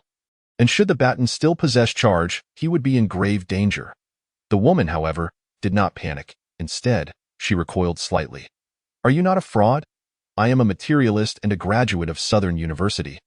I can clearly recognize that this world is devoid of spirits or ghosts. Are you not merely relying on these tricks to deceive others? Before she could finish, her gaze fell upon something horrifying. Her eyes filled with abject terror. The atmosphere inside the car grew increasingly chaotic. Fortunately, it was night, or else one might assume Lin Shi was seeking excitement within the confines of the vehicle. Following the woman's line of sight, Lin Shi confirmed her fears. She had spotted the ghostly figure blocking their path. The malevolent aura radiating from the apparition rendered the already cramped space all the more sinister. The woman wished to flee, but her injured foot prevented her from escaping. As she opened the car door, she collapsed onto the ground. Without hesitation, Lin Shi yanked her back, but the force was so great that she inadvertently fell onto the ghost. A piercing scream echoed in Lin Shi's ears, prompting him to cover them instinctively. He had anticipated that this woman might possess some prowess, yet upon encountering the supernatural, she reacted no differently than an ordinary person. At that moment, Lin Shi calmly drew a talisman to exorcise the spirit, which appeared lethargic, emitting only a faint sound. Brother, just subdue it. This ghost is at its weakest before it becomes a mid-level spirit. Lin Shi nodded and summoned the demon refining gourd. A purple golden gourd materialized in his hand. The woman was left utterly bewildered. Is this some sort of magic trick? Yet, the very next moment, the gourd ensnared the apparition. Drawing it within, brother, you've scored a critical hit. You now possess 30 experience points. A critical hit? Lin Shi marveled at the system's realism, quite pleased with this revelation.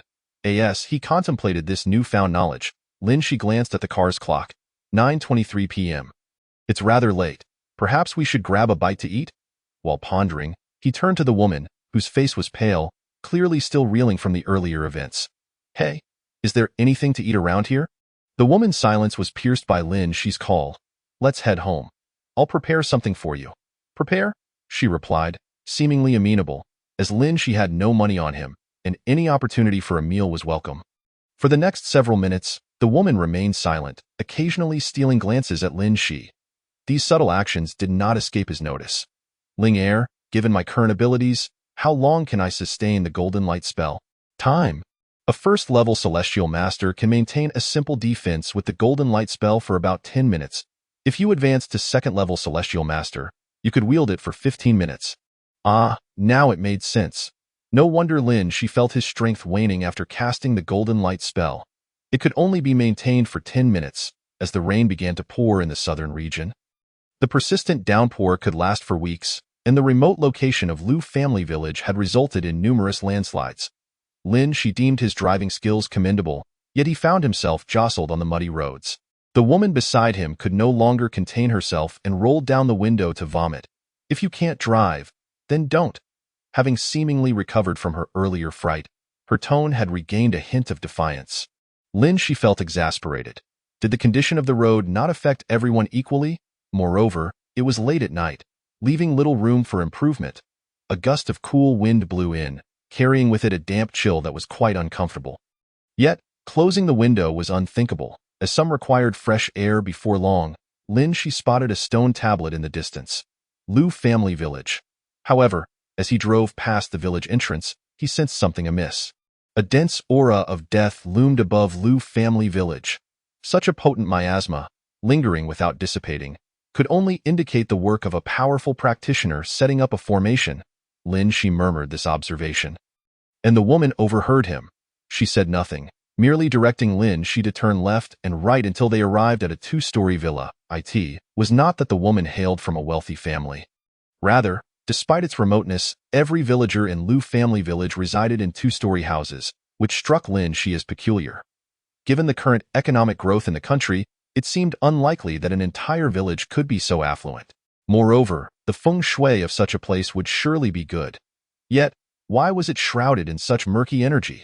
Since binding with the supreme celestial master system, Lin Shi had acquired considerable knowledge of feng shui and mystical arts. Although he understood some concepts, his lack of hands-on experience left him at a loss regarding the source of the issue. "Get out of the car," the woman urged, and without further hesitation, Lin Shi opened the door and stepped out. Noticing her reluctance to exit, he grew curious. "We've arrived home. Are you not coming out?" Lin Shi took her place in the front passenger seat and swiftly opened the car door. Inside, the woman sat in silence. Her face unexpectedly flushed with a hint of crimson. It didn't take long for Lin Shi to uncover the truth. Chapter 14. Organ failure. It must be this young lady.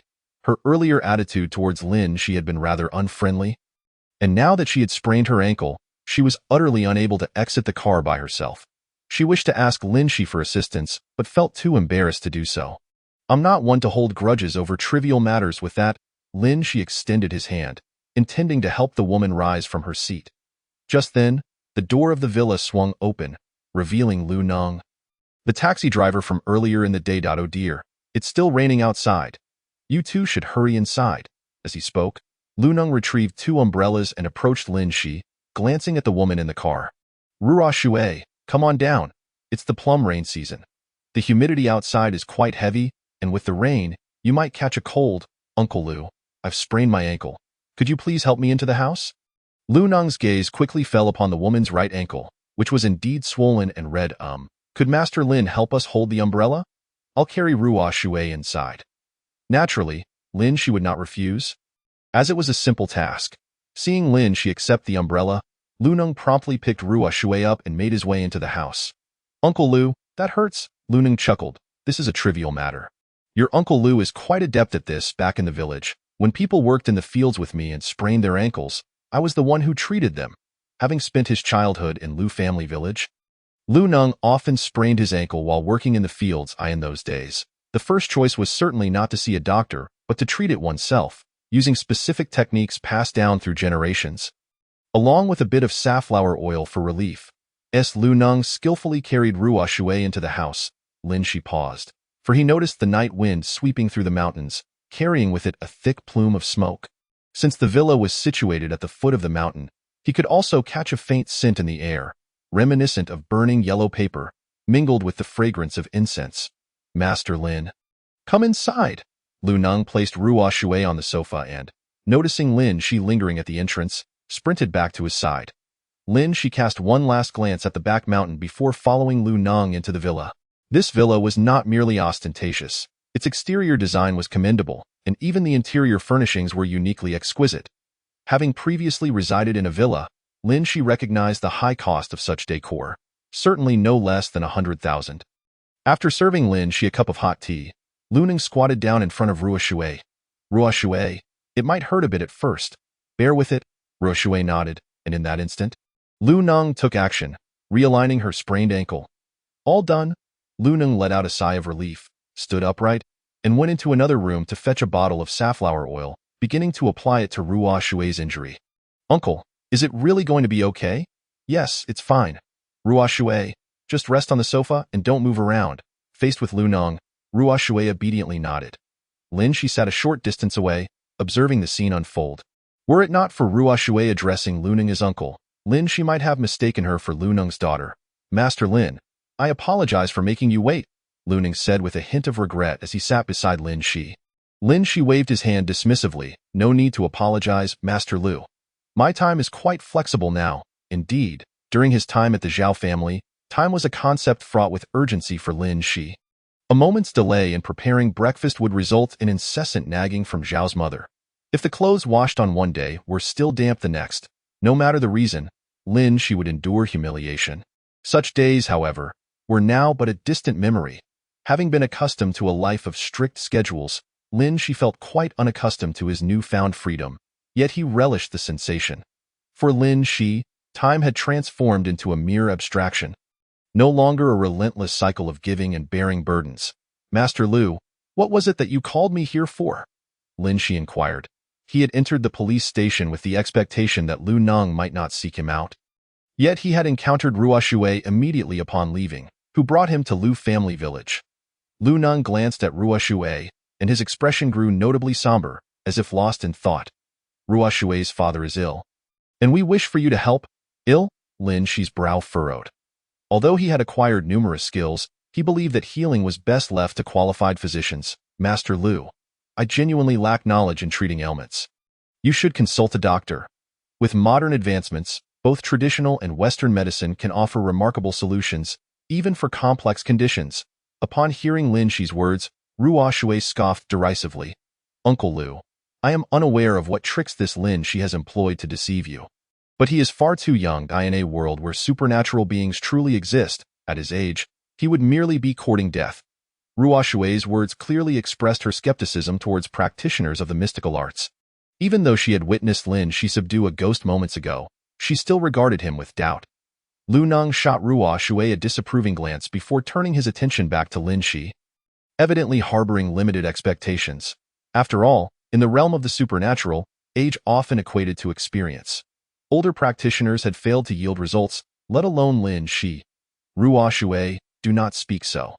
Knowledge comes in many forms, and expertise is often specialized. As a scholar, you undoubtedly possess greater understanding than a mere rustic like me. The implications need not be elaborated upon.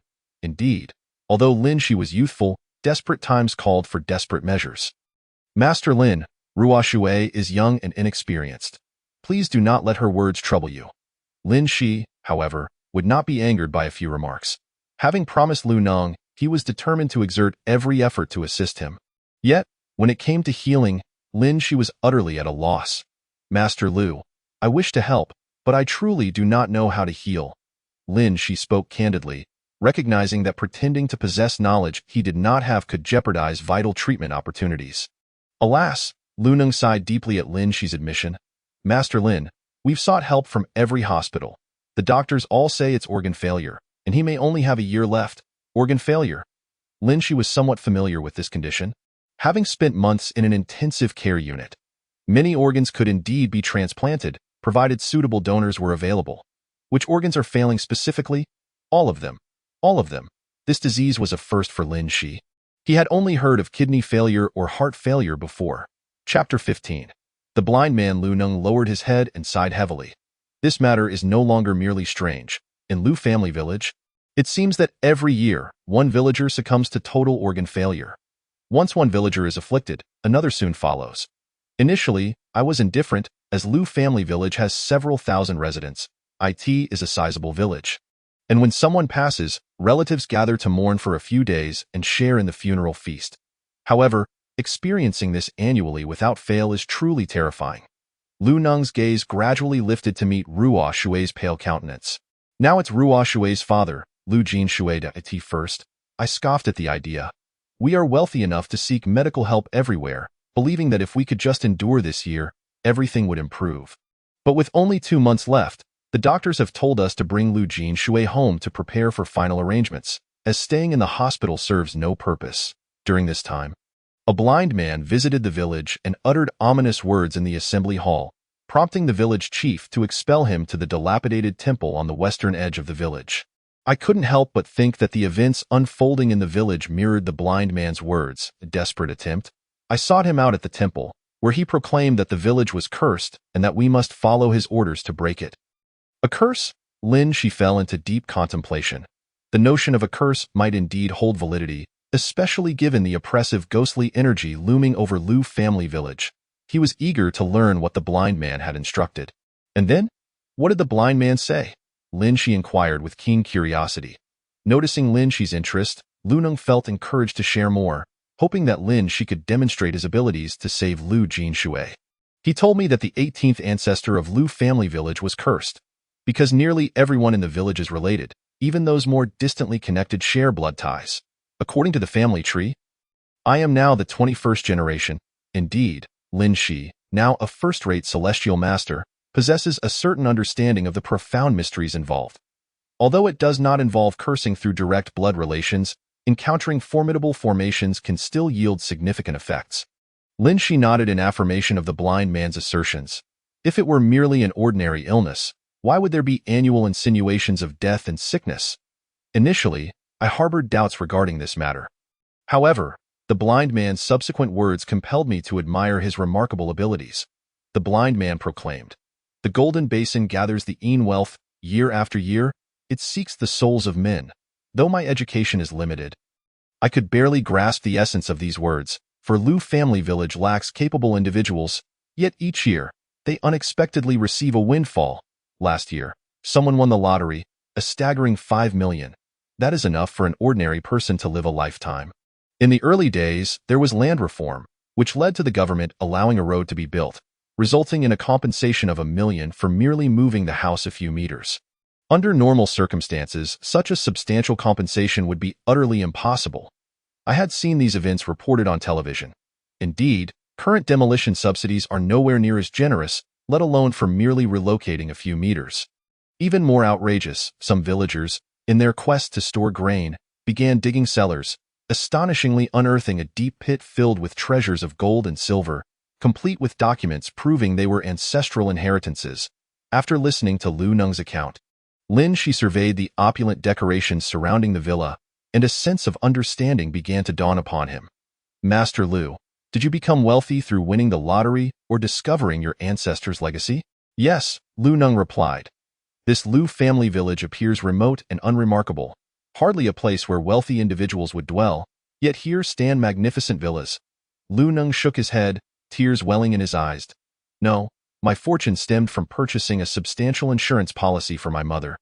I feared that should she fall ill, the exorbitant medical expenses would be beyond my means, so I acquired a 3 million policy that would cover accidental death and severe illness."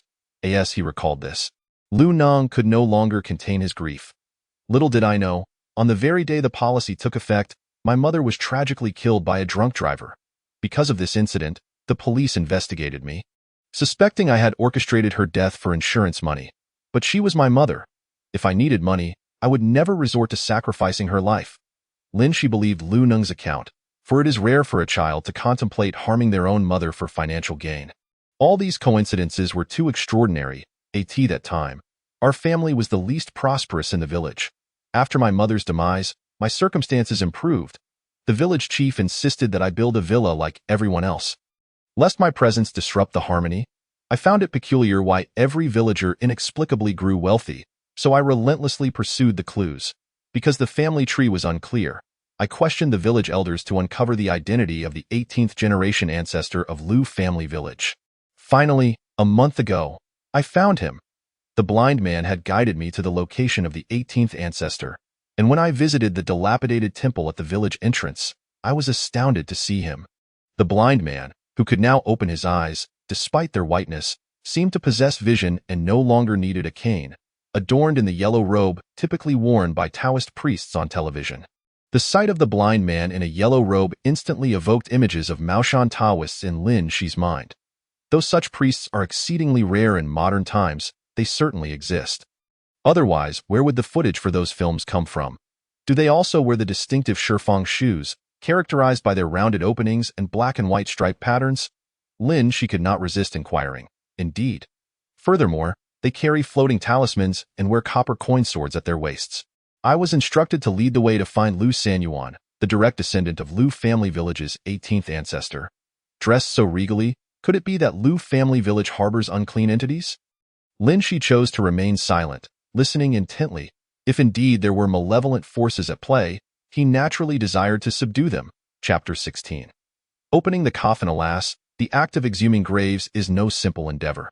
I had to spend considerable resources to facilitate the process, claiming that the recent spate of deaths in the village was due to snakes and vermin invading the grave of the ancestor. Inciting the ancestor's wrath, this allowed me to bring the blind man and several workers to the back mountain. As Lu Neng spoke, He gestured towards the mountain visible from the window, which emanated the scent of yellow paper and incense. What day is today? Is there a ceremony taking place on that mountain? How do you know? Lu Neng expressed his surprise, noting that fireworks and firecrackers were currently prohibited, so logically, one could not observe the activities on the mountain from below. Lin Shi candidly confessed that he had caught a whiff of the incense and burning paper. This revelation astonished Lu Neng even further. Master Lin, you cannot be jesting. Aside from today's strong winds and incessant rain, even on a clear day, the distance to the mountainside is substantial. How could one possibly smell the incense and paper from such a distance? Initially, Lin Shi was uncertain, but witnessing Lu Neng's reaction solidified his suspicions. Today is the 15th day of the 7th month, commonly known as Ghost Day, a time when the gates of the underworld are said to open, allowing many wandering spirits to receive offerings from the living. Some believe that if a loved one has passed without reincarnation, they may return home or to their graves to collect pocket money from their families. The deceased from our village are all buried in the back mountain, including the 18th ancestor, Lu Saniyuan. No wonder the back mountain is thick with ghostly energy. However, it is customary for souls of the deceased to not gather such energies. It seems Lu family village is indeed plagued by something sinister. Master Lu, have you taken the blind man to Lu Sanyuan's grave? The situation in Lu family village appears to have deteriorated, raising questions about whether the blind man had faltered. Was it a lack of skill on the blind man's part? Or was the adversary simply too formidable? Lin Shi felt compelled to discern the truth to prepare for future events. Alas, the blind man has been missing for half a month. I followed his instructions. Yet Lu Jingshui's condition shows no signs of improvement. Initially, I harbored doubts as my mother passed under mysterious circumstances, and Lu Jingshui has been my friend for decades. His troubles are intertwined with these peculiar happenings, and I could not remain indifferent. However, now I find myself subject to ridicule and scorn from the villagers. From Lu Neng's tone, Lin Shi sensed a hint of regret, and he was curious as to why Lu Neng was being scorned. Master Lu, your reasoning seems flawed. Although the blind man has vanished, perhaps the situation has not been resolved, but you have committed no wrongdoing. The village has frequently experienced unexplained deaths. Now that you seek the truth, how could the villagers possibly blame you? Lin Shi's question struck a chord with Lu Neng, who clutched his chest, seemingly enduring an unbearable pang of anguish. Observing this, Ruo Shui, despite her lingering pain and lack of agility, managed to half-hop, half-walk to Lu Neng's side, producing a small white bottle from her pocket and pouring 2 pills into his mouth. Uncle Lu, do not fret. Take your time to explain. While this young man may seem unreliable, he is far more dependable than a blind man.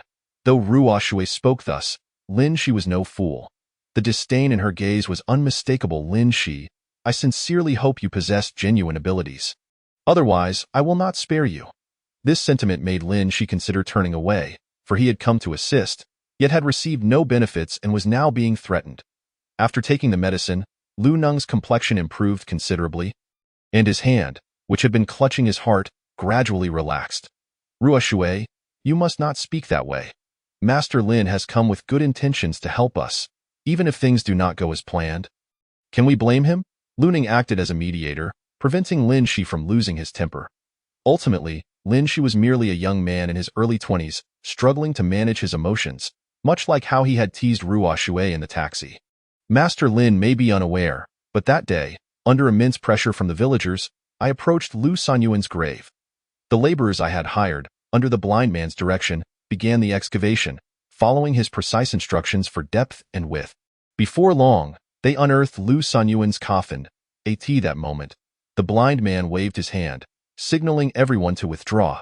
He then produced a rooster he had prepared beforehand, approached the coffin, and with a swift cut, severed the bird's throat, causing blood to gush forth and cascade over the coffin. The blood from those chickens still wafted with warmth, as the blind man directed several strong laborers to begin covering it with lime. Once the lime was laid, he instructed the remaining laborers to bring out the coffin. That moment, a significant portion of the village's inhabitants were present, many of whom voiced their dissent. However, given the circumstances, I resolutely commanded the laborers to heed the blind man's instructions, while I faced the furious relatives of the Lu family. As for the subsequent events, they were conveyed to me by Ruo Shui. So let her continue with her account. Lu Neng's gaze shifted to Lu Ruoxue, who gracefully handed him a cup of cool tea to soothe his throat. Then, her eyes scrutinized Lin Shi, and with evident reluctance. She began to recount her experiences from that day. I shall not delve into the details of how the coffin was extracted. Suffice it to say, it consumed a considerable amount of time. Nevertheless, the moment the coffin was opened, I beheld the blind man, clad in a Taoist robe, stepping forward to toss something into the coffin. Due to the lighting, I could only discern that it was yellow paper folded into triangular shapes, though it appeared to bear some inscriptions that I could not clearly make out.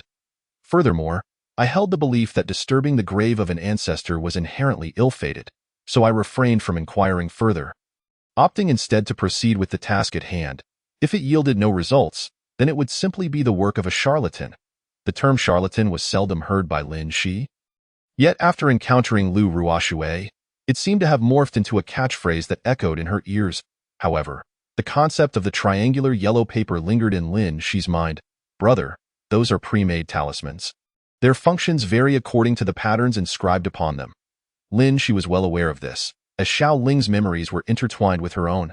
Chapter 17. Zombies? The triangular yellow paper tossed into the coffin was likely a form of talisman meant to suppress malevolent spirits. Yet having never seen the patterns, I remained uncertain of its precise purpose. Indeed, Master Lin, your assertion is correct. Those are indeed talismans. I have consulted other esteemed Taoists, and their responses align with yours.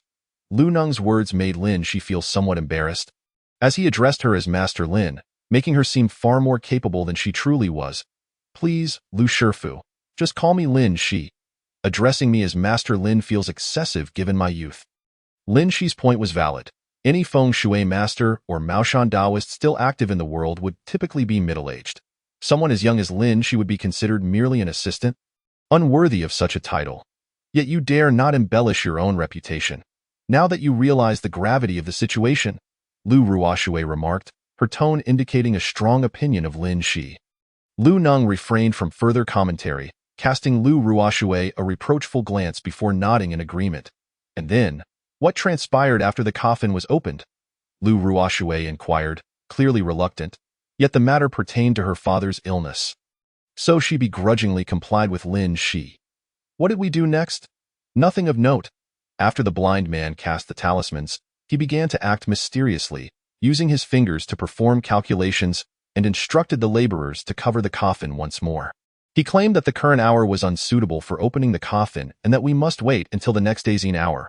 Upon hearing the term hour, Lu Neng displayed a flicker of confusion. No wonder, when the blind man returned, he informed me that this matter would not be straightforward, instructing me to prepare a bone-picking knife and 2 bamboo baskets for firewood early the following morning, and to summon the entire village again. But what exactly does hour signify? Lu Neng's question rendered Lu Ruoxue silent, as she genuinely did not understand its meaning. She only knew that the villagers had gone the next day, and she had followed suit.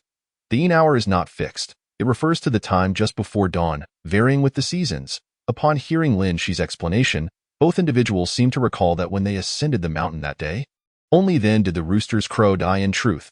The hour symbolizes the onset of chaos and can enhance various formations and even a Taoist spells. Thus, professional Taoists often prefer to conduct rituals during this time when confronting formidable spirits. The choice of the hour indicated that the blind man possessed no absolute confidence in his abilities. Could there truly be a particularly strong spirit at play? Stop rambling. The events that followed nearly led to our demise. As if recalling the clarity of that day, Lu Neng let out a long sigh.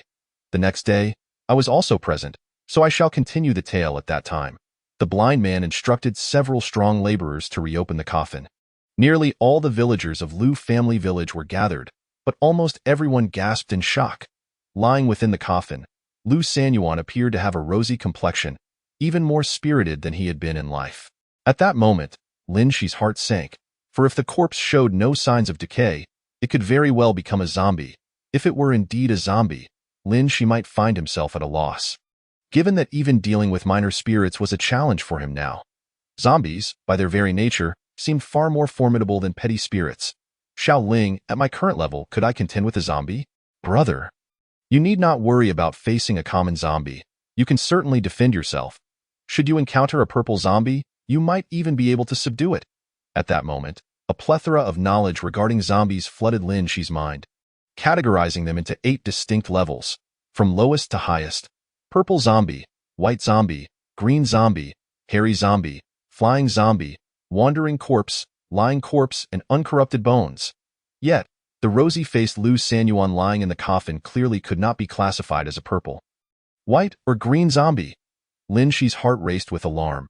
Had he rashly ascended the mountain earlier, he might have been devoured whole by that high-level zombie.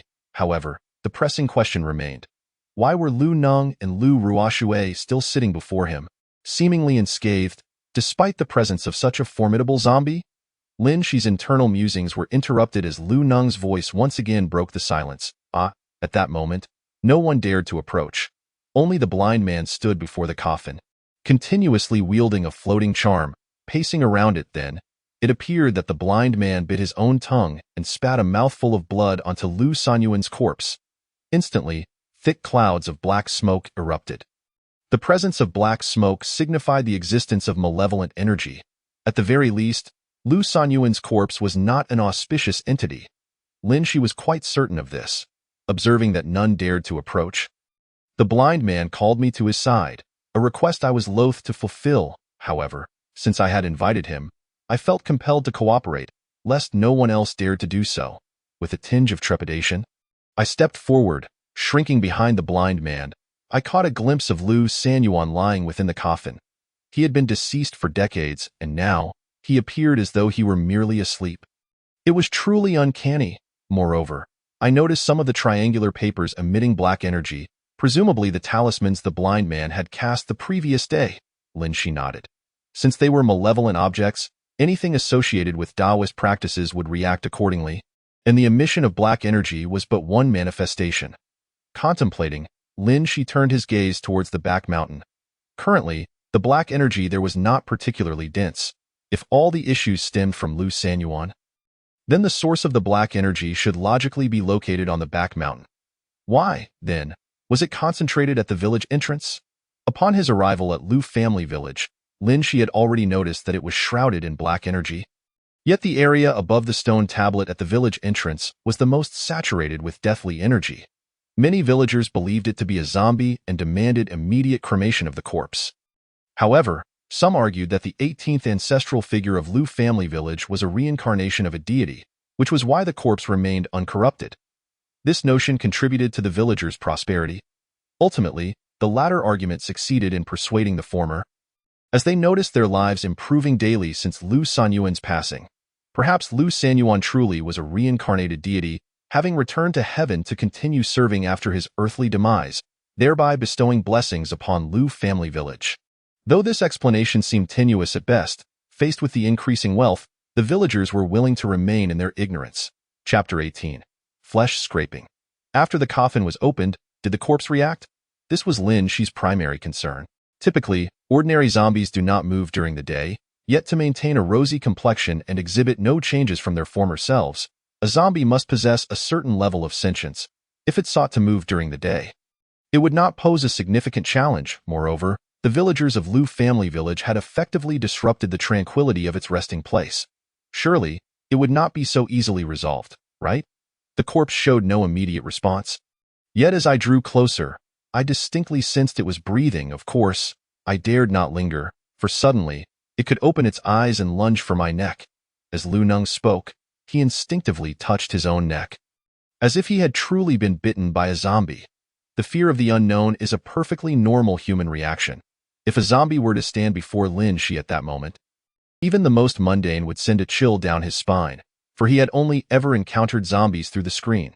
If the corpse remained uncorrupted for an extended period, it would imply that Lu Sanyuan's burial place was a site of exceptional feng shui, abundant with earth energy. Indeed, apart from artificially created zombies, those that arise naturally are typically found in locales rich in earthly vitality.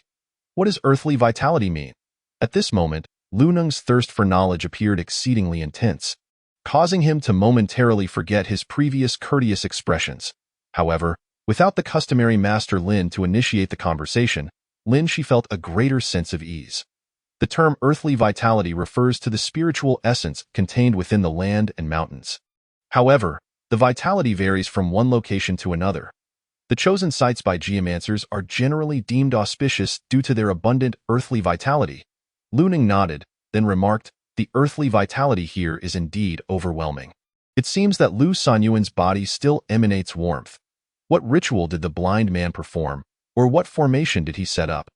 In the face of such malevolent entities, one must rely on rituals and formations. Otherwise, it would be impossible for the blind man alone to confront them." Lu Nung slapped his thigh and sprang to his feet, exclaiming, "Oh dear, if it were merely a ritual, that blind man would require Lu Sanyuan's kin to scrape the flesh from his body piece by piece." Upon hearing this, Lin Shi narrowed his eyes. He had contemplated numerous methods but had never considered the idea of scraping flesh from a corpse. He even remained oblivious to the reasoning behind such a macabre act. Lin Shi began to doubt the intentions of this so-called blind man, questioning whether he had truly come to vanquish evil. After all, his methods were utterly bewildering. "Did you all comply?" Lin Shi mused. Considering that no one would willingly agree to scrape the flesh from a beloved family member. Were he in their shoes, he too would find it unthinkable. Of course not. Not only Lu Sanyuan's kin, but even anyone from Lu family village would be unwilling. The reasons were twofold: fear and the lingering ties of kinship. Who would dare to desecrate a body in such a manner? Lin Shi nodded slightly. Contemplating that the corpse must still be intact, I find this rather peculiar. Thankfully, you did not proceed. Lin Shi felt relieved, but Lu Nung scoffed. Though we dared not act, the blind man warned me that we have already offended this malevolent entity. If we allow it to persist, perhaps everyone in Lu family village will perish. Due to the village's long-standing backwardness, many residents remained deeply superstitious and held the blind man, a practitioner of the occult, in high regard. The thought that Lu Sanyuan's corpse had remained uncorrupted for decades began to instill a sense of dread within them. Ultimately, it was merely a corpse. If the flesh must be scraped, then so be it. Yet, no one was willing to take such drastic measures. The blind man, typically solemn, merely stated, "Then I shall take on the task." Upon hearing this, everyone sighed in relief, as it meant they could eliminate the danger without dirtying their own hands. This was the best outcome. Once all the villagers consented, the blind man took the bone-scraping knife from my hands. I felt a twinge of unease. Yet the blind man swiftly made a cut as soon as the blade descended. Lu Sanyuan's corpse began to bleed. If Lu Sanyuan were indeed a zombie, the blood could hardly be red. Yet, the blood that flowed from Lu Sanyuan's body was not only crimson but also seemed to possess warmth. Lin Shi found this utterly bizarre. Where could one find a zombie's blood that was red and warm? It is known that zombies are typically cold to the touch, even the strongest of them. The flying zombies could not possibly possess warm blood, unless Lu Sanyuan had reached the highest realm of zombification, undecayed bones. However, even if such undead creatures existed, they would never appear in Lu family village. A zombie of such caliber would possess formidable strength, even against a true celestial master. The conditions required to cultivate to the level of undecayed bones are exceptionally stringent, and even Lin Shi was uncertain of the specifics. Given the presence of red and warm blood, one could largely dismiss the notion that Lu Sanyuan was a zombie. It was highly probable that he had been afflicted by some curse or dark magic, leading to his body remaining imperishable. Nevertheless, Lu Sanyuan's burial site must be an auspicious location. Otherwise, no matter how skilled the sorcery, it could not possibly sustain itself for decades. Indeed, even the most formidable of Taoist arts requires the harmony of time, place, and people. Just as in this instance, if the villagers had all opposed the blind man's intentions to scrape flesh from Lu Sanyuan's body, he would have been unable to proceed. This is what is meant by the harmony of people. The blind man, showing no hesitation, skillfully sliced through flesh, and truth be told, the skill of Lu Datu, who had spent a lifetime in the pig slaughtering trade, paled in comparison to that of the blind man. Each piece he removed was remarkably uniform, and he did not so much as graze the bones of Lu Sanyuan's corpse. After about an hour, the once intact body of Lu Sanyuan had been reduced to a separation of flesh and bone. With the bones gently returned to the coffin, while the scraped flesh filled 2 baskets to the brim. Subsequently, he summoned several strong laborers to stuff the coffin with straw, which was then set ablaze. This time, no one voiced any objections, as the state now advocates for cremation. Setting a fire in this manner bore no distinction from a proper cremation. Throughout this entire affair, Lin Shi found it rather odd. If Lu Sanyuan's corpse truly posed a threat, why not simply incinerate it entirely? Even if Lu Sanyuan were exceptionally capable, he could hardly stir up much trouble. Why go through the trouble of scraping the flesh and only burning the bones? Lin Shi simply could not fathom it. Chapter 19. Entering the back mountain. None of this seemed particularly strange. He had expected the bones to be reduced to ash and then reburied.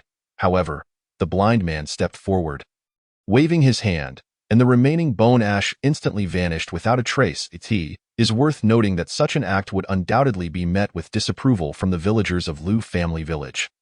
Akin to desecrating the remains of one's ancestors, Lin Shi nodded. He could not accept the thought of his ancestors being treated in such a manner. I believe the blind man's actions belong to the realm of exorcism. He has clearly treated Lu Sanyuan as a malevolent entity. Although Lin Shi's cultivation was not particularly high, the moment he became bound to the supreme celestial master system, he grasped a considerable amount of the foundational theories of the two major Taoist sections. Thus, whether it be scraping bones or scattering ashes, or utilizing blood from the tip of the tongue, these were all methods to combat malevolent spirits. Clearly, the blind man still regarded Lu Sanyuan's corpse as a demonic presence.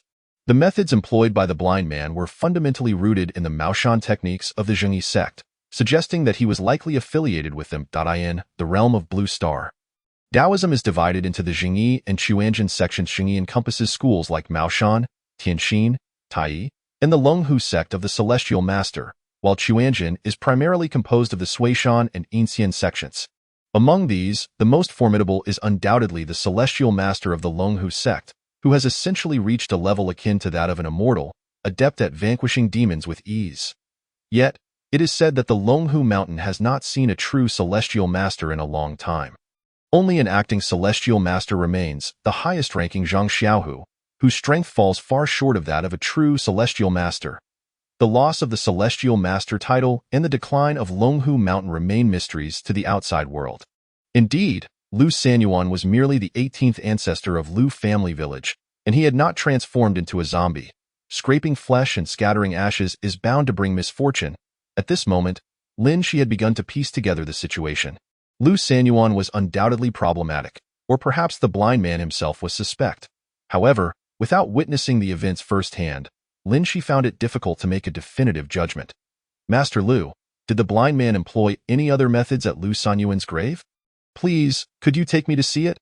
Perhaps I might discern the truth. Indeed, since it involves exorcising malevolent spirits, this is merely the beginning. After treatment, there must surely be further measures to suppress it. Lu Sanyuan had intended to continue reminiscing about the events of that day, but, upon hearing Lin Shi's words, fell silent. Very well, it is merely at the back mountain. Even on foot, it should take no more than 15 minutes. Lu Neng readily agreed, subsequently arranging for Lu Ruoxue to rest at home. Lu Ruoxue, concerned, insisted on accompanying Lu Neng up the mountain. Ruoxue, your father is still resting upstairs. Why don't you go up and look after him? His condition remains rather poor today. Upon hearing Lu Neng's words, Lu Ruoxue ceased her insistence to accompany him. Observing Lu Ruoxue ascend the stairs at a leisurely pace, Lu Neng bowed deeply to Lin Shi. Master Lin, oh no, Lin Shi, I hope you can assist us as much as possible. My mother has already passed away. Even if we uncover nothing, so be it. However, Ruoxue's father is still in his 50s, and he has been my dear friend for decades. I cannot bear to see him suffer and depart this world. Lu Neng's eyes were red-rimmed, and his complexion was not as healthy as before. Vanquishing demons is my duty, yet my cultivation is lacking. I can only do my utmost in this matter. Master Lu, let us ascend the mountain before midnight. If indeed there exist unclean entities, their power is most potent in the early hours of the morning. At present, it is merely 11 p.m., and Lin Shi ascends the mountain at a relatively opportune moment. After all, when dealing with gods and spirits, the night reveals truths that remain concealed by daylight. As the malevolent energies of the day are often dispelled by the righteous aura of the heavens, it is a time when observation becomes clearer. Lu Neng appears to comprehend Lin Shi's intentions. Refraining from unnecessary chatter as he enters the inner room to retrieve 2 flashlights, one of which he hands to Lin Shi. Lin Shi takes the flashlight, instinctively switches it on, and discovers that it is fully charged, capable of illuminating several meters ahead. However, at this moment, Lin Shi finds that he does not require the flashlight's aid. He can see clearly even in the dead of night. Upon stepping outside, he notes that the rain has ceased, yet a damp chill lingers in the air. Following Lu Nong, they do not walk far before encountering an elderly woman kneeling beside the muddy path, her hands clasped together as she chants. Gold, silver, flowers, as she recites. She places ingots and joss paper into a nearby fire pit. During the ghost month, such scenes are commonplace in rural areas. Even in large cities, news reports have documented individuals burning joss paper in hallway corners. An act that seems quite eerie as they approach the back mountain. The number of people burning joss paper increases, and a haze of ash fills the air, accompanied by the scent of incense and paper offerings. Lin Shi cannot help but murmur, surprised at the villagers of Lu family village showing such respect for the spirits, with so many participating in the burning of joss paper during the ghost month. Growing up in the city, he had never witnessed such a large-scale ritual. Lu Nong scratches the back of his head, a hint of embarrassment crossing his features. This situation is unavoidable. Every year, Lu family village experiences deaths. Regardless of age, as long as the deceased is male, one will surely pass away. The village elders speculate that it may be due to the village having offended the spirits, necessitating that villagers regularly visit a temple to pray and maintain some deity figures at home for protection. However, despite organizing the joss paper burning during the ghost month, the village has seen no improvement, as deaths persist. As Lu Nong explains, he quickens his pace, and Lin Shi follows closely behind, deep in thought. Every household may prosper, yet the village experiences annual deaths. Surely, these two phenomena are interconnected. Brother, that is merely stating the obvious. Many people go their entire lives without winning the lottery. For so many villagers in Lu family village to win, and even come into unexpected wealth, there must be some underlying formation at play, but every formation has its drawbacks. Lin Shi understands the implication in Xiaoling's words. Perhaps after flourishing, sacrifice becomes inevitable. However, for an entire village to attain prosperity, such a technique transcends the capabilities of an ordinary individual. At least for now. Lin Shi recognizes that he lacks the cultivation to achieve such a feat and can only search for flaws within the formation to exploit and dismantle it. As they pass by an elderly woman, Lin Shi requests 3 incense sticks from her, which he hands to Lu Nong. Master Lu, today is the ghost month, and the Yin energy is particularly strong. Lighting these 3 incense sticks and holding them at your chest will help ward off malevolent spirits. Lu Nong nods, producing a lighter to ignite the 3 incense sticks, and the duo continues their ascent up the mountain. Along the way, Lin Shi observes that numerous restless spirits linger in the mountain, surprisingly not having descended into the underworld. Initially, he considers capturing these spirits within his spirit-receiving gourd, but soon a thought crosses his mind. Xiao Ling, does my gourd resemble the gourd of the golden horn and silver horn from Journey to the West, capable of dissipating both spirit and flesh? Brother, while I am unfamiliar with Journey to the West, our spirit-receiving gourd does not harm the souls contained within. In fact, by receiving these spirits, we are indirectly protecting them. Lin Shi nods, realizing that the gourd can only capture spirits and demons, not extinguish them. Yet, what purpose does it serve? Nevertheless, he understands that these wandering spirits will inevitably fade away.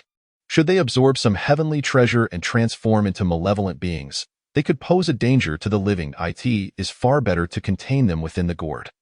Lu Nong continues forward, and Lin Shi glances at his back, sensing that the time is not yet ripe. Perhaps he should first address the issue of Lu Sanyuan. As they proceed, Lin Shi feels an unsettling chill. Even with his current celestial physique, which further suggests something amiss in the back mountain of Lu family village.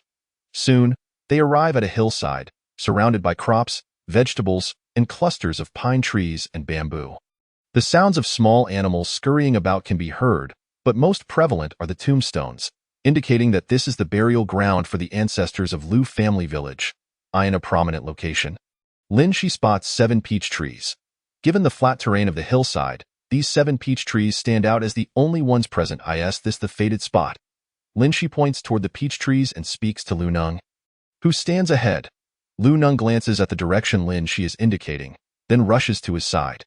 Indeed, that is the place. Those 7 peach trees were planted according to the blind man's instructions. Lin Shi nods, approaching the peach trees with purpose. It is well known that peach wood can repel evil and quell malevolent forces, and he wishes to confirm the arrangement of the trees. Upon closer inspection, it is indeed true that the arrangement of these 7 peach trees resembles the shape of a ladle, the Big Dipper Formation. It is indeed a formation to suppress evil. Lu Neng, who stands nearby, hears Lin Shi's words with great curiosity. Brother Lin Shi, what does the Big Dipper Formation signify? Is there a story behind it?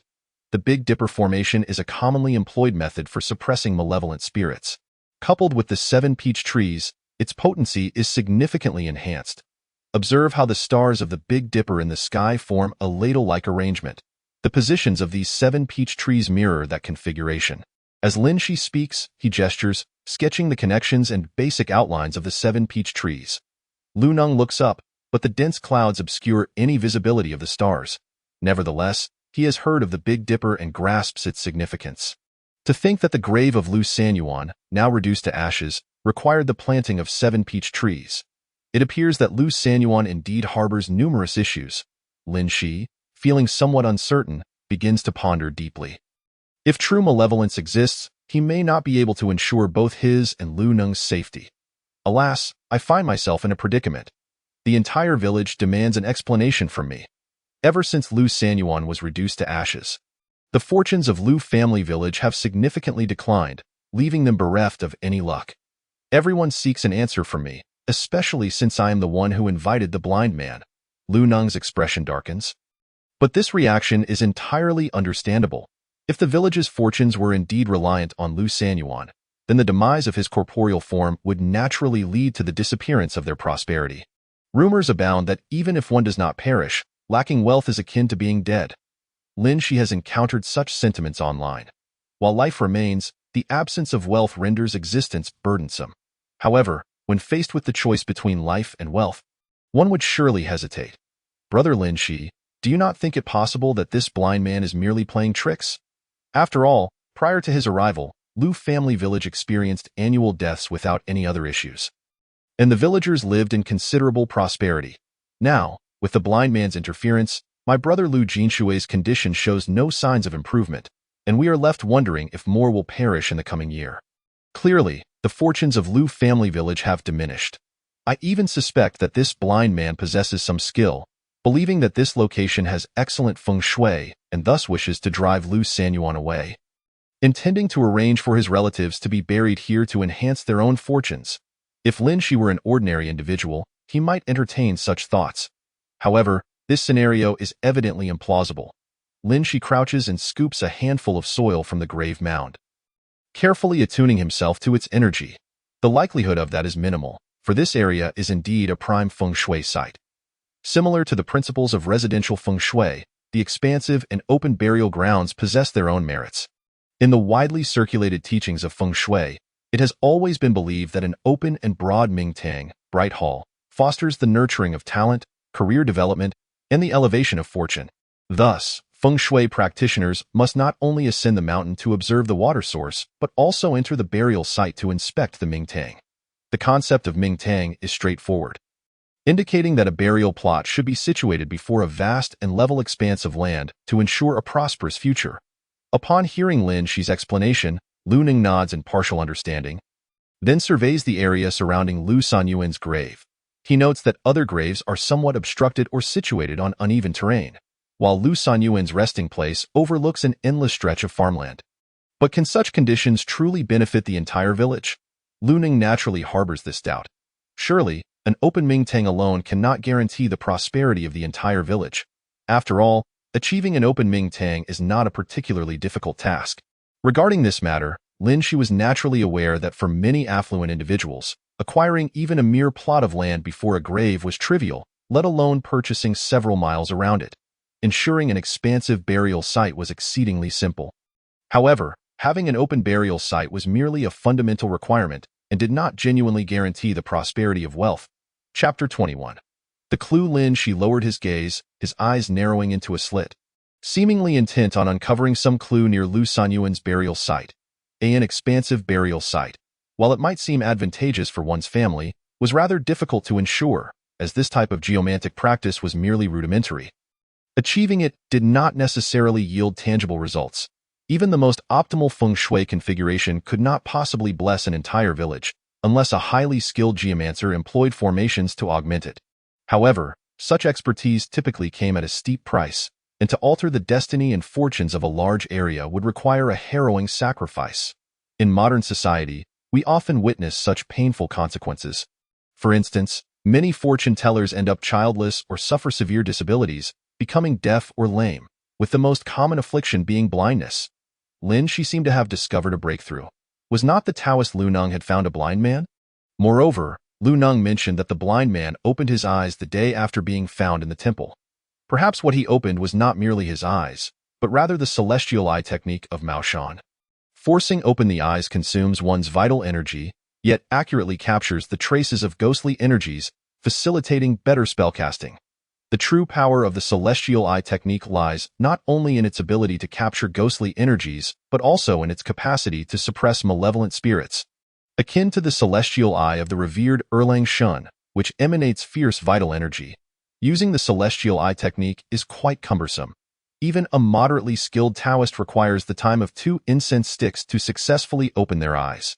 This blind man had evidently opened his celestial eye in advance. Did he already possess knowledge of the peculiarities surrounding Lu Sanyuan's grave? The greatest enigma still rested with the blind man. Lost in thought, Lin Shi arrived at the edge of the grave and noticed something quite peculiar. Master Lu, I have heard that besides the blind man, you sought the counsel of other Taoists and sorcerers. Therefore, Lu Sanyuan's birth date and time must surely be significant, correct? Lin Shi inquired suddenly about Lu Sanyuan's birth date. Lu Neng was not surprised. After all, selecting Lu Sanyuan to bless the entire village implied that his birth date and time were indeed exceptional. Please hold on a moment. Let me check on my phone. Lin Shi nodded, and shortly thereafter, he received a message from Lu Neng via WeChat. Upon opening it, Lin Shi's eyes glimmered with newfound certainty. He bent down and gently brushed aside the rain-soaked earth, revealing a curious bird's head before him. Why is it a zhuke? Subsequently, Lin Shi discovered a zhuke at each of the 4 corners of the grave. Lu Neng, seeing that Lin Shi seemed to have uncovered something, hurried to his side, following his gaze with surprise. Oh, there is a stone bird here. We didn't notice it while excavating the grave. Given that there were already 4 stone pillars surrounding the grave, which were not connected to it, it was entirely reasonable that they had overlooked it during the excavation. Had it not been for the recent rainfall, Lin Shi might not have discovered the presence of the zhuke. This stone bird's position is quite strange. Ordinarily, shouldn't these avian creatures be placed atop the pillars? Lu Neng pondered, unable to resist touching the peculiar stone bird. However, Lin Shi was not puzzled by the bird's position but rather by why the zhuke had been chosen to suppress Lu Sanyuan's grave. It was perplexing that no one had ever utilized a zhuke for grave maintenance in the past. With the rapid spread of Buddhism in our country, it was common to engrave pairs of stone lions on the altars of stone caves. Serving as guardians to ward off evil, Buddhism used this to symbolize the Buddha's courage and fearlessness. Since lions were regarded as sacred in Buddhism, they were certainly given due reverence, thus constructing stone lion statues before graves was an expression of faith in Buddhism. Of course, common folk often resorted to using qilin to maintain graves, as throughout history, qilin has symbolized auspiciousness, signifying fortune and brightness while dispelling misfortune. Only a select few would employ tigers, horses, or elephants to guard graves. Yet, utilizing a zhuke was unprecedented. But this stone bird resembles a phoenix quite closely. Why is it a zhuke and not a phoenix? Lin Shi, having observed keenly, understood the matter thoroughly in Taoism. The 10 heavenly stems and 12 earthly branches bear significance. Bing represents the sun's fire, Ding represents candlelight, and both are associated with the southern fire.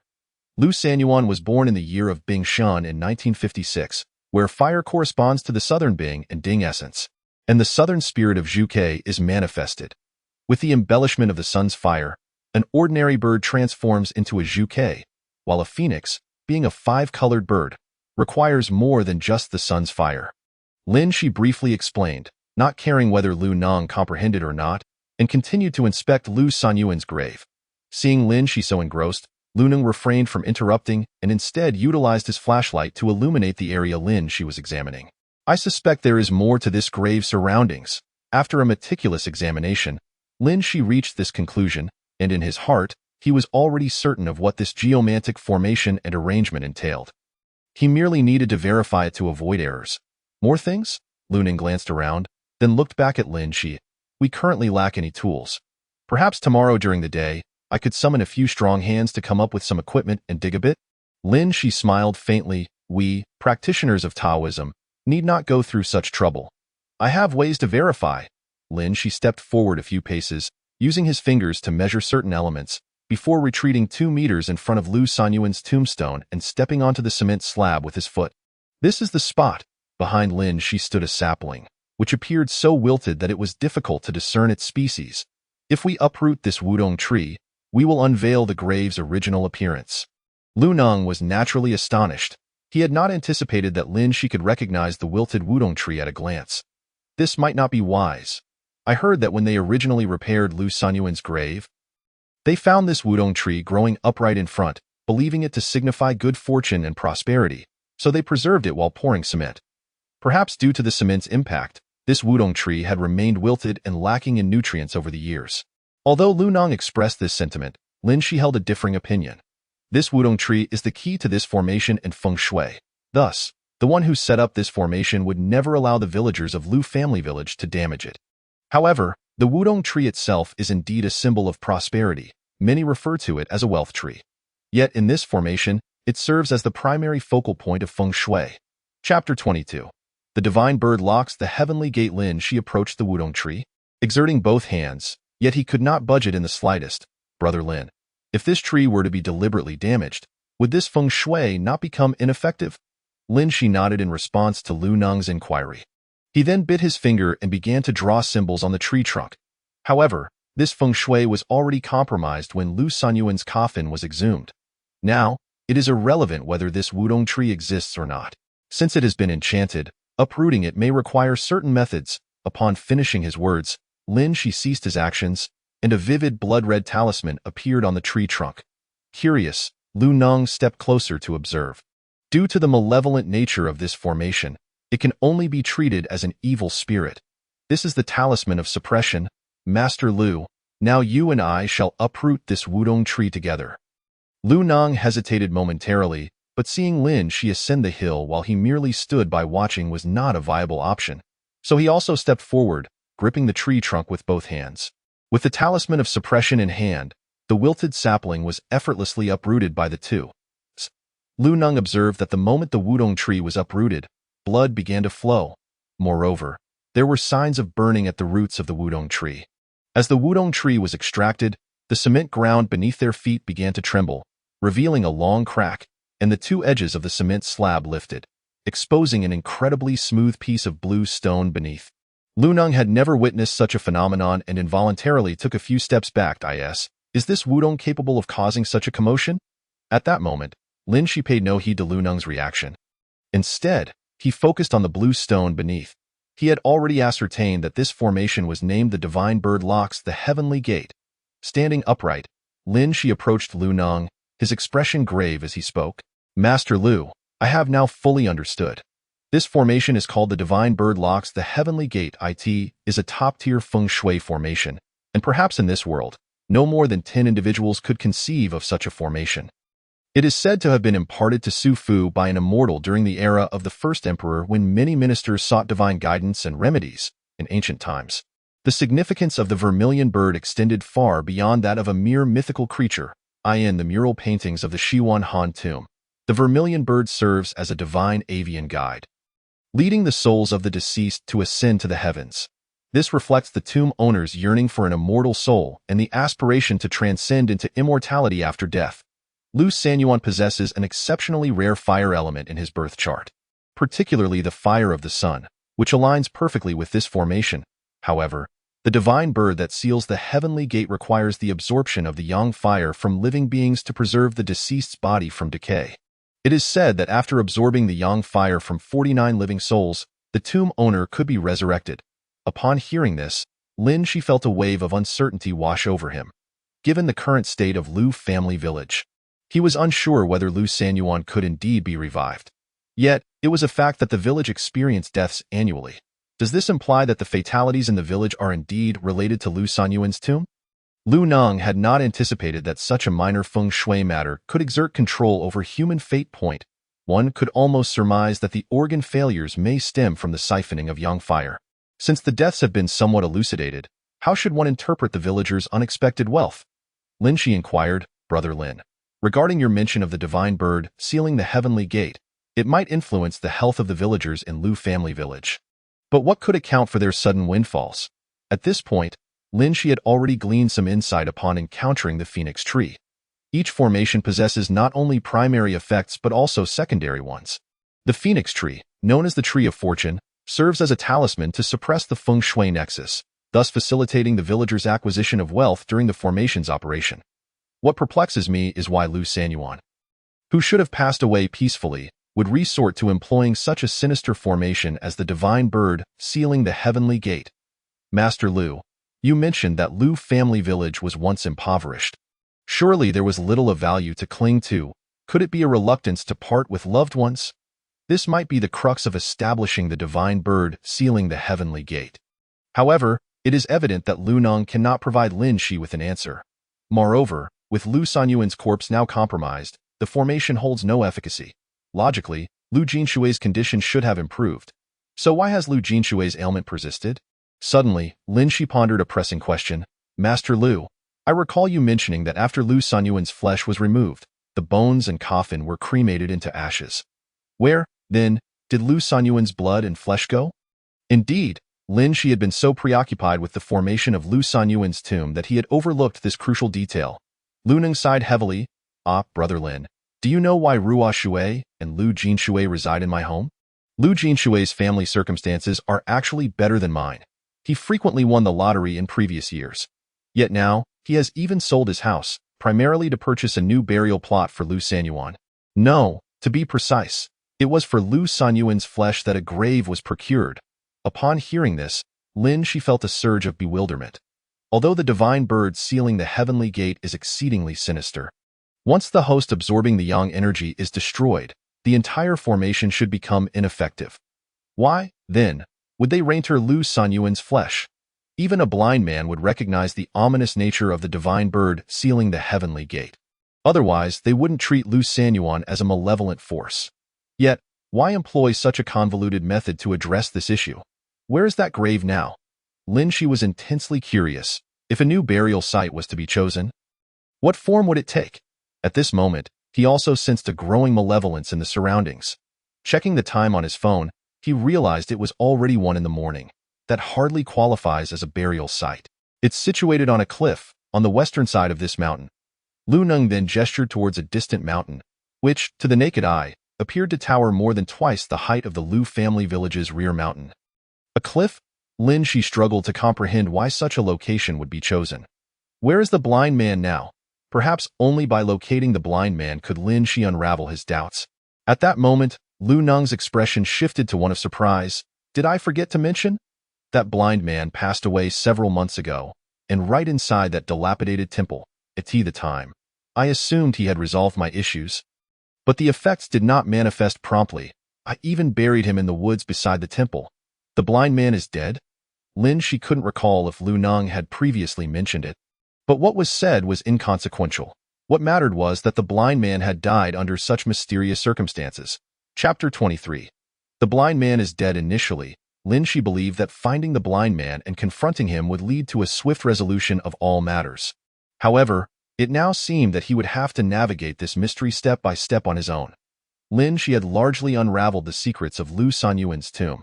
To ascertain what the blind man had done, he might need to visit Lu Sanyuan's new grave. Given the late hour and the day's exhausting events, Lin Shi felt utterly fatigued and resolved to rest early. The two descended the mountain, and although they returned empty-handed, they at least confirmed the reasons behind the villagers' sudden wealth and the perplexing organ failures. Soon, they arrived back at the villa, where the lights still illuminated the space. Clearly, Lu Ruo Shui had yet to retire for the night. She was in the living room watching television, a steaming cup of rich coffee beside her. Ruo Shui, you haven't slept yet? Upon entering the well-lit area, Lin Shi finally discerned Lu Neng's face, which astonishingly radiated an eerie green glow. Lin Shi had underestimated this detail. On the 15th day of the 7th month, spending an extended period in a cemetery with an ordinary person, it was hardly surprising that one would be affected by the malevolent energies. At that moment, Lu Ruo Shui seemed to notice Lu Neng's pallor. "Uncle Lu, why does your complexion look so poor?" Lu Neng, blissfully unaware of his condition, merely felt a bit dizzy and fatigued.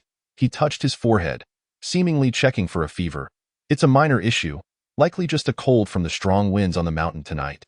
"Ruo Shui, where is your father? He should be fine, right?" "Uncle Lu, rest assured, my father is just as usual.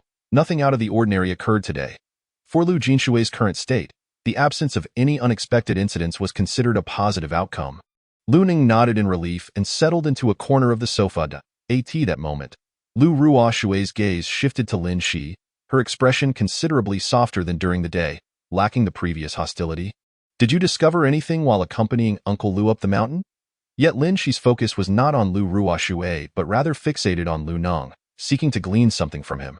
After all, in past encounters, if a person was targeted by a ghost, Lin Shi could perceive the mischievous spirit, but this time he could only sense that Lu Neng was plagued by malevolent forces. Without being able to see the ghost itself, "Xiao Ling, what is happening? I can sense a malevolent energy around Lu Neng, yet I cannot see the source of this energy. Brother, I'm here that it's likely that your cultivation is insufficient. This minor ghost may have reached the intermediate level, thus eluding your direct perception." Intermediate ghost. This was Lin Shi's first genuine encounter with an intermediate spirit. Then what should I do, since I cannot subdue it? Indeed, turning a blind eye to suffering is not Lin Shi's nature. He was even unaware of the ghost's specific type. Temporarily, there was no solution. "Brother, it's akin to leveling up in a game. How could a level 1 character possibly defeat a level 2 monster?" This analogy was rather inadequate.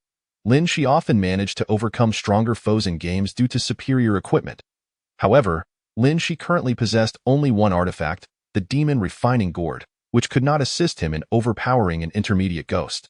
Lin Shi fell silent once more, realizing that the 3 incense sticks had likely burned out long ago, allowing the ghost an opportunity to manifest. However, time was still on his side. In Lin Shi's understanding, even if targeted by an intermediate ghost, Lu Neng would not be significantly affected in the short term.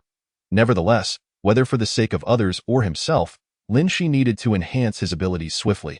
If what Mo Fan said was true and the underworld was currently tumultuous, Lin Shi needed to be equipped with formidable skills to ensure his survival. "I'll sleep on the sofa tonight.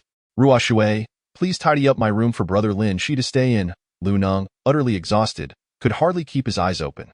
Lu Ruo Shui, however, was unwilling to comply and did not follow Lu Neng's suggestion.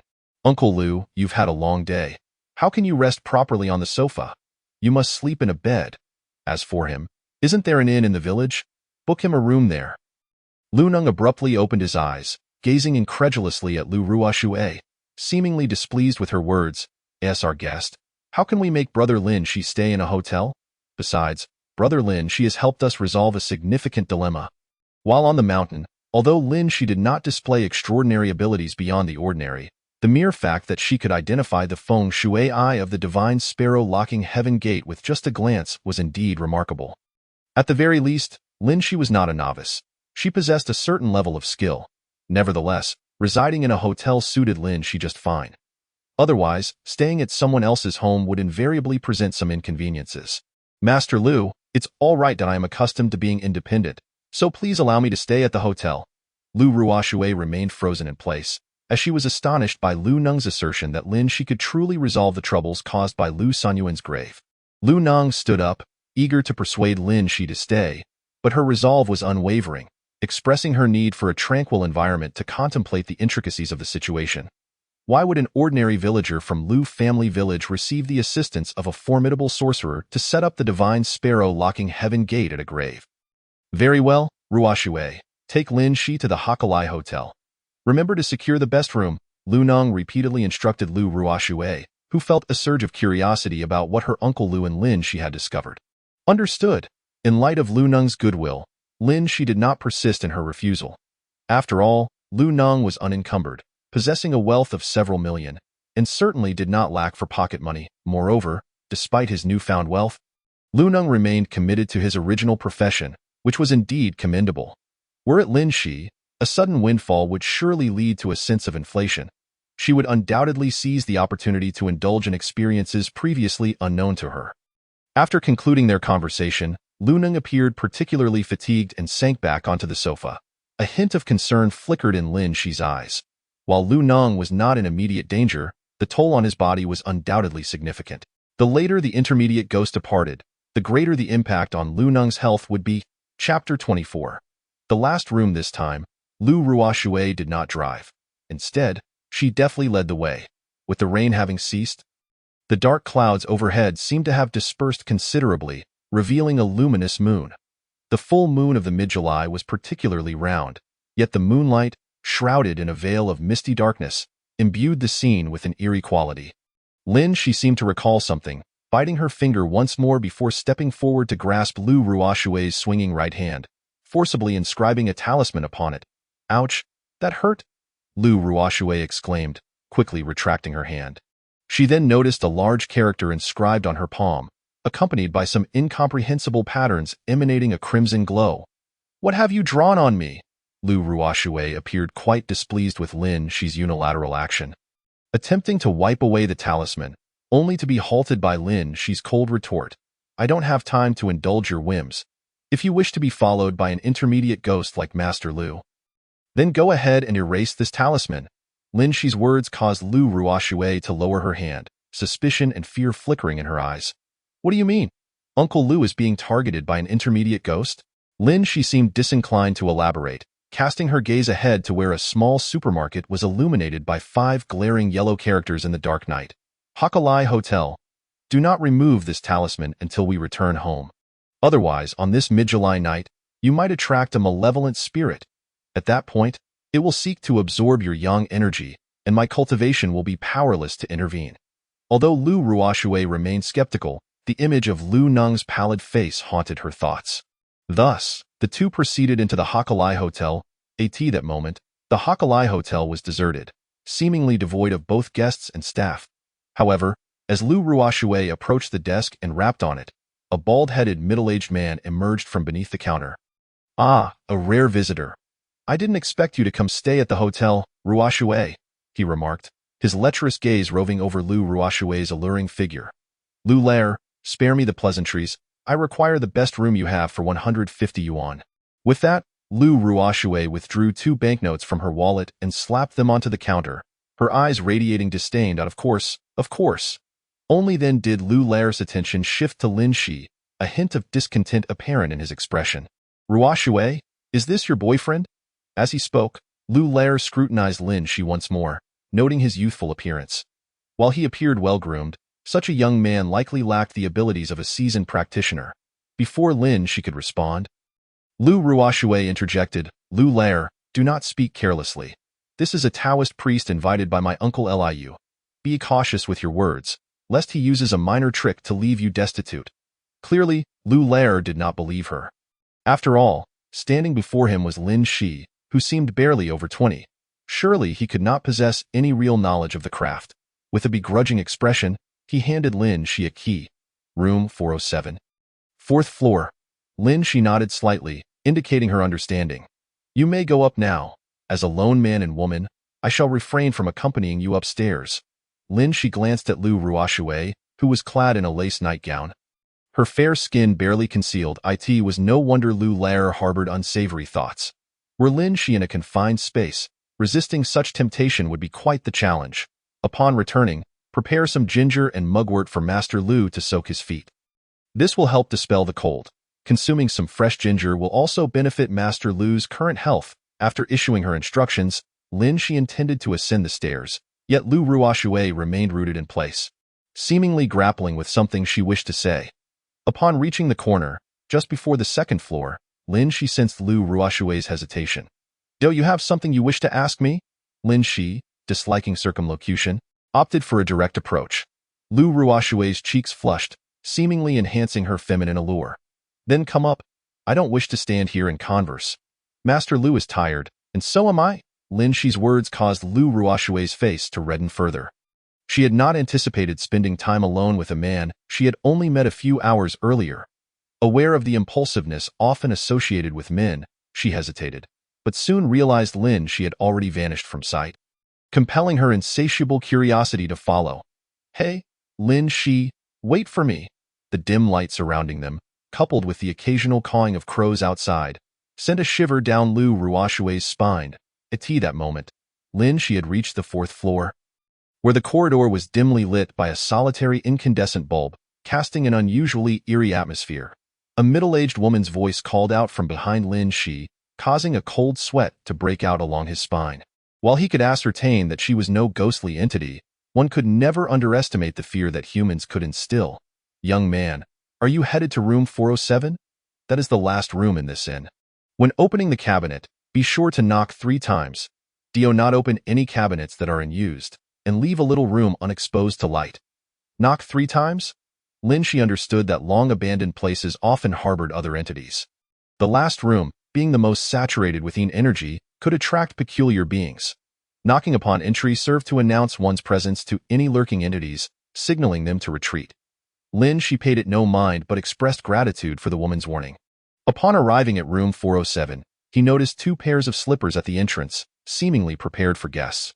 Without further thought, Lin Shi slipped off his sneakers and donned one of the black slippers. "Hey, young man, don't arrange your shoes so neatly. They might think they are meant for them. They could end up wearing those shoes into the room." Lin Shi understood the implications of the woman's words, but feigned ignorance. The last room on the 3rd floor harbors something that wishes to ascend. This room contains something that suppresses it, preventing its ascent, causing it to gradually rise from below only to fall back down again. This process is quite agonizing. This piqued Lin Shi's interest. He had anticipated that arriving at the Hakalai Hotel would signify the day's conclusion, yet it seemed there would be a thrilling performance to witness. Chapter 25. The human fire lantern. At that moment, Lu Ruoshue had also caught up, broom in hand, casting a glance at the somewhat attractive young woman beside Lin Shi. "You brought your girlfriend to the last room?" Young girls possess less yang energy, making them more susceptible to influence. Lin Shi glanced at Lu Ruoshue, then back at the woman, his expression tinged with helplessness. Observing Lin Shi's composure, the woman suddenly displayed a hint of curiosity. "Young man, regarding these supernatural matters, I am not particularly afraid, but you should be cautious yourself. Speaking of such ominous things at night is ill-advised." Lu Ruoshue remained oblivious to the unfolding events, noticing the slippers at the entrance haphazardly strewn about. Unable to restrain herself, she muttered, "I initially thought this hospitable establishment was merely shabby, but it appears they cannot even adhere to the most basic etiquette of arranging footwear." As she spoke, Lu Ruoshue meticulously aligned the scattered shoes, donned her own slippers, and entered Lin Shi's room 407. The urgency that propelled Lu Ruoshue was not solely driven by a desire to share a space with Lin Shi, but rather stemmed from her unease regarding the dimly lit hotel corridor at such a late hour, which felt rather unsettling. "Young man, I advise you against staying in this corner room. I have worked as a cleaner in numerous inns and have taken careful note of the corner rooms on each floor. Those rooms tend to be far from tranquil at night. Many guests ignore my warnings and choose to check out in the middle of the night. I wouldn't even dare to enter and clean." Lin Shi remained unfazed, yet Lu Ruoshue found her words compelling. Although she considered herself a staunch materialist, she remained vigilant regarding such vague notions. During her university days, there was a paranormal society that had ventured into remote inns' corner rooms in search of ghostly traces. Lu Ruoshue was unaware of what transpired thereafter, yet she resolutely refused to stay in a room rumored to harbor malevolence. "Lin Shi, how about we switch rooms?" Lin Shi merely smiled with indifference, replying, "Switch? Have you forgotten my identity? We shall stay here. Besides, are you not a steadfast materialist?" Had Lu Ruoshue never encountered a ghost, she would not have been so fearful. The primary reason for her anxiety lay in the fact that Lin Shi had introduced her to the supernatural during their taxi ride. Hence, she worried that the cleaning lady's warnings might hold truth. "Auntie, it's getting late. Please finish your cleaning and rest early," Lin Shi declared, shutting the door behind them, leaving only an eerie silence enveloping the two. Lu Ruoshue promptly illuminated every light in the room, exhaling a sigh of relief. "Why don't you switch rooms? That lady was merely trying to warn you about potential unclean entities." Even now, Lu Ruoshue remained dissatisfied with Lin Shi's decision. Yet she realized that Lin Shi had firmly established her belief in the existence of spirits. After all, during their first encounter, a ghost had materialized before them. "What if I told you that the cleaning lady was the most peculiar one?" Lin Shi's words cast an even deeper silence over the room. "What did you say?" "Lin Shi, if you scare me again, I might genuinely become upset. As she spoke, Lu Ruoxue attempted to open the door to leave, only to change her mind and lock it again upon recalling Lin Shi's remarks. Lin Shi reclined comfortably on the large bed, her expression devoid of any concern. In general, ghosts lacking sufficient power cannot manifest to frighten you directly. The cleaning lady had evidently been possessed, spouting bizarre utterances as the spirits sought to instill fear in us, weakening our vitality and making it easier to possess us. As for her claim that something below desired to ascend, I find that rather intriguing. I still wish to investigate further. Lin Shi's assertion rendered Lu Ruoxue's face pale. She understood that had she been alone, she might have heeded the cleaning lady's advice to switch rooms and could have already been possessed. What do we do now? Perhaps it is already fixated on us. Lu Ruoxue, despite her reservations, recognized Lin Shi as her most reliable ally in this moment. Unperturbed, Lin Shi retrieved a red candle she had brought from Lu Neng's home, inserting it into the gap of the bedside table. She then formed her right hand into a sword-like gesture, pressing it against her forehead. If Lu Ruoxue was not mistaken, Lin Shi's temperature had risen significantly, with flames seemingly flickering upon her shoulders and crown. In the next instant, Lin Shi directed her finger away from her forehead towards the red candle, igniting it instantly. Were it not for you, I would not have needed to make these preparations. Each individual possesses 3 flames, colloquially known as human flames. By utilizing her human flame to ignite the candle, it would burn indefinitely. With a series of sharp crackles, the room was plunged into darkness, save for the flickering light of Lin Shi's candle, causing Lu Ruoxue to cling to Lin Shi in fright. Miss, please don't get so close. Are you trying to seduce me? I specifically lit a candle for you. What more do you want? Originally, Lin Shi intended to place the candle at a nearby intersection to guide wandering souls, but her attention had been too captivated by Lu Ruoxue's figure along the way to remember. What on earth is happening? Lu Ruoxue frantically pressed the light switch, but no matter how she tried, the overhead bulb remained unresponsive. What a fuss! Have you never encountered a ghost or seen a horror film? Ghosts, whether frightening or human, tend to cut off the power in your room first. It makes it far easier to scare you. Naturally, Lin Shi's assertion about the power outage was mere speculation, but she had indeed found truth in the horror films. These little ghosts seem to revel in causing blackouts. Brother, be cautious. This particular ghost is a malevolent spirit, harboring deep resentment and possessing a certain degree of aggression. Lin Shi nodded, now fully aware of the situation. The earlier encounters with roadblock ghosts and selfish spirits were merely souls that had died naturally and remained in the underworld for purification. However, those who had died unjustly or bore significant grudges could easily transform into malevolent spirits, eternally wandering the mortal realm. Generally, these spirits tended to be more formidable, yet still classified as low-level minor ghosts. Move a bit closer to the red candle. This ghost is malevolent and may attempt to possess you. Lin Shi straightened up, scanning the surroundings. He could ascertain that this malevolent spirit had yet to enter the room. Glancing at Lu Ruoxue, he noted her figure flickering in the candlelight. A malevolent ghost? Is this one different from the one we encountered in the taxi? Lin Shi sighed wearily. It's astonishing that you're a university student. Being a malevolent spirit, it will undoubtedly be more ferocious. If these spirits do not dispel their resentments, they cannot enter the cycle of reincarnation. If the underworld is indeed the home of spirits, then roadblock and selfish ghosts are akin to domestic cats, while malevolent spirits resemble feral ones, which are naturally far more powerful. Fortunately, the presence of the human flame from the candle likely deterred the malevolent spirit from entering. Should it extinguish, Lu Ruoxue could be possessed, which would have certain repercussions on her well-being. Thus, Lin Shi made a rather audacious decision. He would venture out to confront the malevolent spirit and subdue it.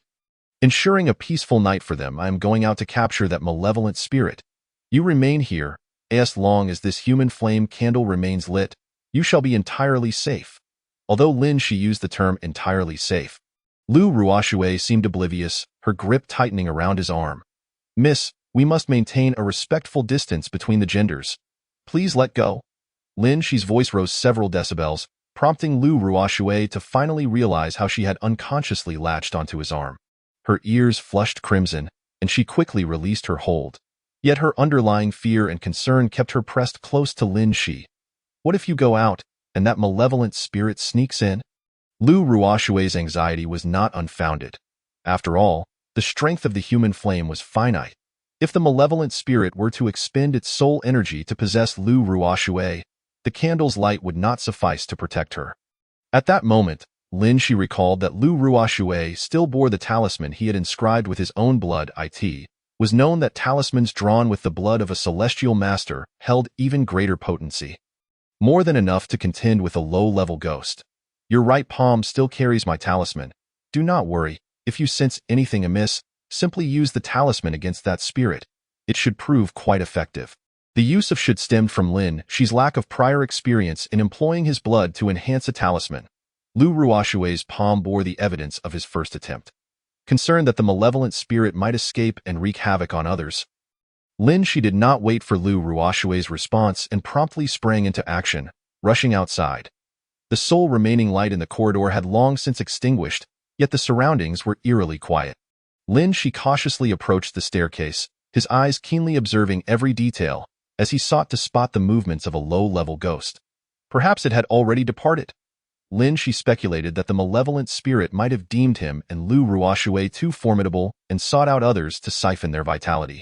Just then, a creaking sound echoed through the air. A peculiar and strange sound suddenly infiltrated Lin Shi's ears, emanating from the direction of room 407. A thought struck Lin Shi. Could it be that a ghost's entry into a room does not necessarily have to be through the main door, but could also occur through vents or windows? Moreover, the sound itself was decidedly unsettling. Indeed, it seemed as though something was being devoured. Without further hesitation, Lin Shi dashed back to room 407, only to find that Lu Ruoshui had vanished without a trace. Lin Shi immediately turned his gaze to the fluttering curtains, yanking them aside to discover that the window was ajar. It must have been left open by the hotel staff for ventilation. Peering outside, he beheld nothing but the Lu family villa bathed in the light of a starry sky. Brother, that vengeful spirit was consuming something. Consuming something? As Lin Shi observed that his human flame was still alight. Yet Lu Ruoshui had already disappeared. Doubts began to gnaw at his mind. Could it be that the vengeful spirit had feasted upon Lu Ruoshui? It seemed implausible, even if the human flame offered little protection against such spirits. Lu Ruoshui possessed a talisman to ward off evil. How could she be so easily subdued? Brother, perhaps Sister Lu Ruoshui didn't he have the chance to use her talisman and was taken away? This was the only explanation that made sense. In her panic, Lu Ruoshui must have forgotten to utilize the talisman on her right hand, thereby falling prey to the vengeful spirit. Lin Shi's heart raced. Plagued by a dreadful premonition, he hoped that the malevolent spirit had not yet extended its claws toward Lu Ruoshui. That moment, he craned his neck, scanning the surroundings, and noticed a deep green mist coiling in a small corner outside the hotel. Seemingly still gnawing at something. That figure must be the cleaning lady from earlier, but now, she bore little resemblance to a human. Her mouth opened wide in a grotesque manner as she savored her meal. It was then that the vengeful spirit seemed to take notice of Lin Shi, abruptly turning its head to face him, though its body remained still, merely rotating its head a full 180 degrees, an utterly chilling sight. Lin Shi also observed that the corners of the spirit's mouth dripped with blood that unmistakably belonged to a human, with tufts of hair clinging to its lips. This was beyond comprehension. Lin Shi could hardly fathom that a mere low-level ghost could consume humans. It was truly terrifying. Brother, while resentment can manifest in physical form, consuming humans holds little significance for these spirits. They primarily absorb human yang energy. In most cases, vengeful spirits do not consume flesh but merely siphon off yang energy, leading to excessive loss of vitality and death. The current situation can only be explained by the presence of a more powerful spirit behind this one, suggesting that this low-level spirit serves merely as a storage vessel, ultimately providing the consumed flesh and blood to a stronger entity. For advanced spirits, the blood and flesh of warm-blooded creatures can be used for cultivation. At this revelation, a chill coursed through Lin Shi's veins. He had yet to contend with even mid-level spirits, and here he was, facing an advanced one. Seeing that the vengeful spirit had ceased its actions, a sinister smile crept across its face, causing Lin Shi to widen his eyes in alarm as his heart seemed to momentarily halt. Chapter 27. The fierce battle. The low-level spirit appeared to be taunting Lin Shi. hurling a human skull directly at him. The skull of a blue star human was unmistakably recognizable, and Lin Shi squinted his eyes, watching as it rolled and spun on the ground. Unable to contain his fury any longer, Lin Shi summoned 3 talismans, launching them towards the vengeful spirit. However, the spirit, having just consumed a human, was now exceptionally swift, effortlessly dodging Lin Shi's talismans with a nimble leap. Brother, confronting such a vengeful spirit necessitates additional strategies. Indeed, regardless of the low-level spirit's strength, Lin Shi's talismans could not hope to hit it due to its speed. As a mere first-level celestial master, Lin Shi's spell-casting speed was sluggish. He needed to ensnare this spirit first. With a resolute thought, Lin Shi's gaze darkened, and a layer of golden light enveloped him. Golden light spell. With a mighty shout, the golden light swiftly enveloped his entire being. Although Lin Shi was not yet capable of using the golden light spell offensively, its protective nature would shield him from the encroaching malevolence. Ensuring his own safety was paramount in order to subdue the unknown spirits before him. It was evident that upon witnessing the golden light spell, the vengeful spirit's eyes flickered with a hint of trepidation, but only for an instant. Perhaps these spirits could sense the extent of Lin Shi's abilities. A novice like him, despite having learned the golden light spell, would not be able to maintain it for long, let alone employ it for attack. With a clang, Lin Shi, endowed with the celestial master physique, could directly confront the spirit. The vengeful spirit, seemingly eager to test Lin Shi's capabilities, threw a punch at him. Lin Shi did not falter. Seeing the sudden rush of the punch, he countered without hesitation. Both retreated a few steps, the spirit astonished that Lin Shi could directly strike its essence. Momentarily caught off guard. You are not an ordinary Taoist. The revelation that a vengeful spirit could speak astounded Lin Shi. It was the first time he had encountered a spirit capable of speech. Previously, low-level spirits had resembled mute beasts, only able to howl in despair. Brother, do not be surprised. Many spirits that have traversed the underworld have been transformed by the messengers of death, resulting in a loss of basic language and cognitive abilities. Such spirits can be referred to as lonely souls or wild ghosts. Although they are deceased, they retain some memories and the ability to communicate. Upon hearing Xiao Ling's explanation, Lin Shi grasped much more. Observing the spirit before him, he noted its long hair, indicating it was likely a female ghost. Why not reincarnate in the underworld and instead torment humanity here? The vengeful spirit remained silent, grinning widely and revealing 4 chillingly white teeth. Excellent! Excellent! This young man's yang energy is remarkably pure. If I offer him to my master, he shall regain some strength and elevate my own status. Upon hearing this, Lin Shi felt a wave of relief wash over him. His earlier speculation had indeed been correct. This low-level spirit was likely under the influence of a stronger entity, and it seemed that for some reason, the advanced spirit could not take action. Without hesitation, Lin Shi leapt towards the vengeful spirit and threw another punch. The spirit, having anticipated this, swiftly sidestepped to evade the incoming blow, extending its icy claws towards Lin Shi's flesh. Lin Shi was taken aback by the spirit's speed. Leaving him no time to evade, in the next moment, a sharp pain pierced his chest, propelling him several meters backward. Struggling to rise from the ground, Lin Shi glanced at his chest and was astonished to find no visible injury. The force that had sent him flying was merely a testament to the spirit's superior strength. Indeed, low-level spirits cannot breach my golden light spell. With this thought, Lin Shi felt emboldened. As long as the vengeful spirit was struck by his talismans, it would sustain injury, and even if the spirit struck him, he would only incur minor wounds. Does Xiao Ling not possess any talismans? I wish to confine this spirit, yet I have no tools at my disposal. Indeed, Lin Shi had initially planned to draw talismans on the surrounding walls to restrict the spirit's movements, but now it seemed utterly impractical. Any attempt to move would result in the spirit lunging at him without hesitation, engaging in direct combat. This method is utterly unfeasible. Brother, have you ever seen a powerful celestial master relying on external objects to combat malevolent spirits? Even the spirit-trapping gourd was merely a bonus. Other talismans are truly non-existent. You must understand, a powerful celestial master, rated at level 100, is vastly different from my current level 1. I can barely be considered someone with a modicum of magical knowledge. Akin to an ordinary person, light years away from true celestial masters. Brother, the talismans can indeed subdue this vengeful spirit. It all depends on whether you can strike it. Upon hearing this, Lin Shi recognized that Xiao Ling was genuinely out of ideas. As the spirit charged once more, Lin Shi conjured 2 talismans from thin air and hurled them in the spirit's direction, but the outcome was evident. He still failed to hit it. You little brat. Your abilities will only serve as nourishment for the master. With that, the vengeful spirit extended its pitch-black claws, transforming into a gust of dark wind as it lunged at Lin Shi. Lin Shi's eyes radiated with golden light, enabling him to perceive the trajectory of the spirit's attack. He leapt into the air, retreating several paces. Is this the power of the celestial master physique? Indeed, Lin Shi could not only see malevolent spirits, but could also discern the attack patterns of low-level spirits as long as he focused intently. Facing it unarmed is utterly futile. Unarmed? Lin Shi's gaze began to sweep around incessantly, and before long, he spotted a shoulder pole nestled between 2 wooden barrels not far away.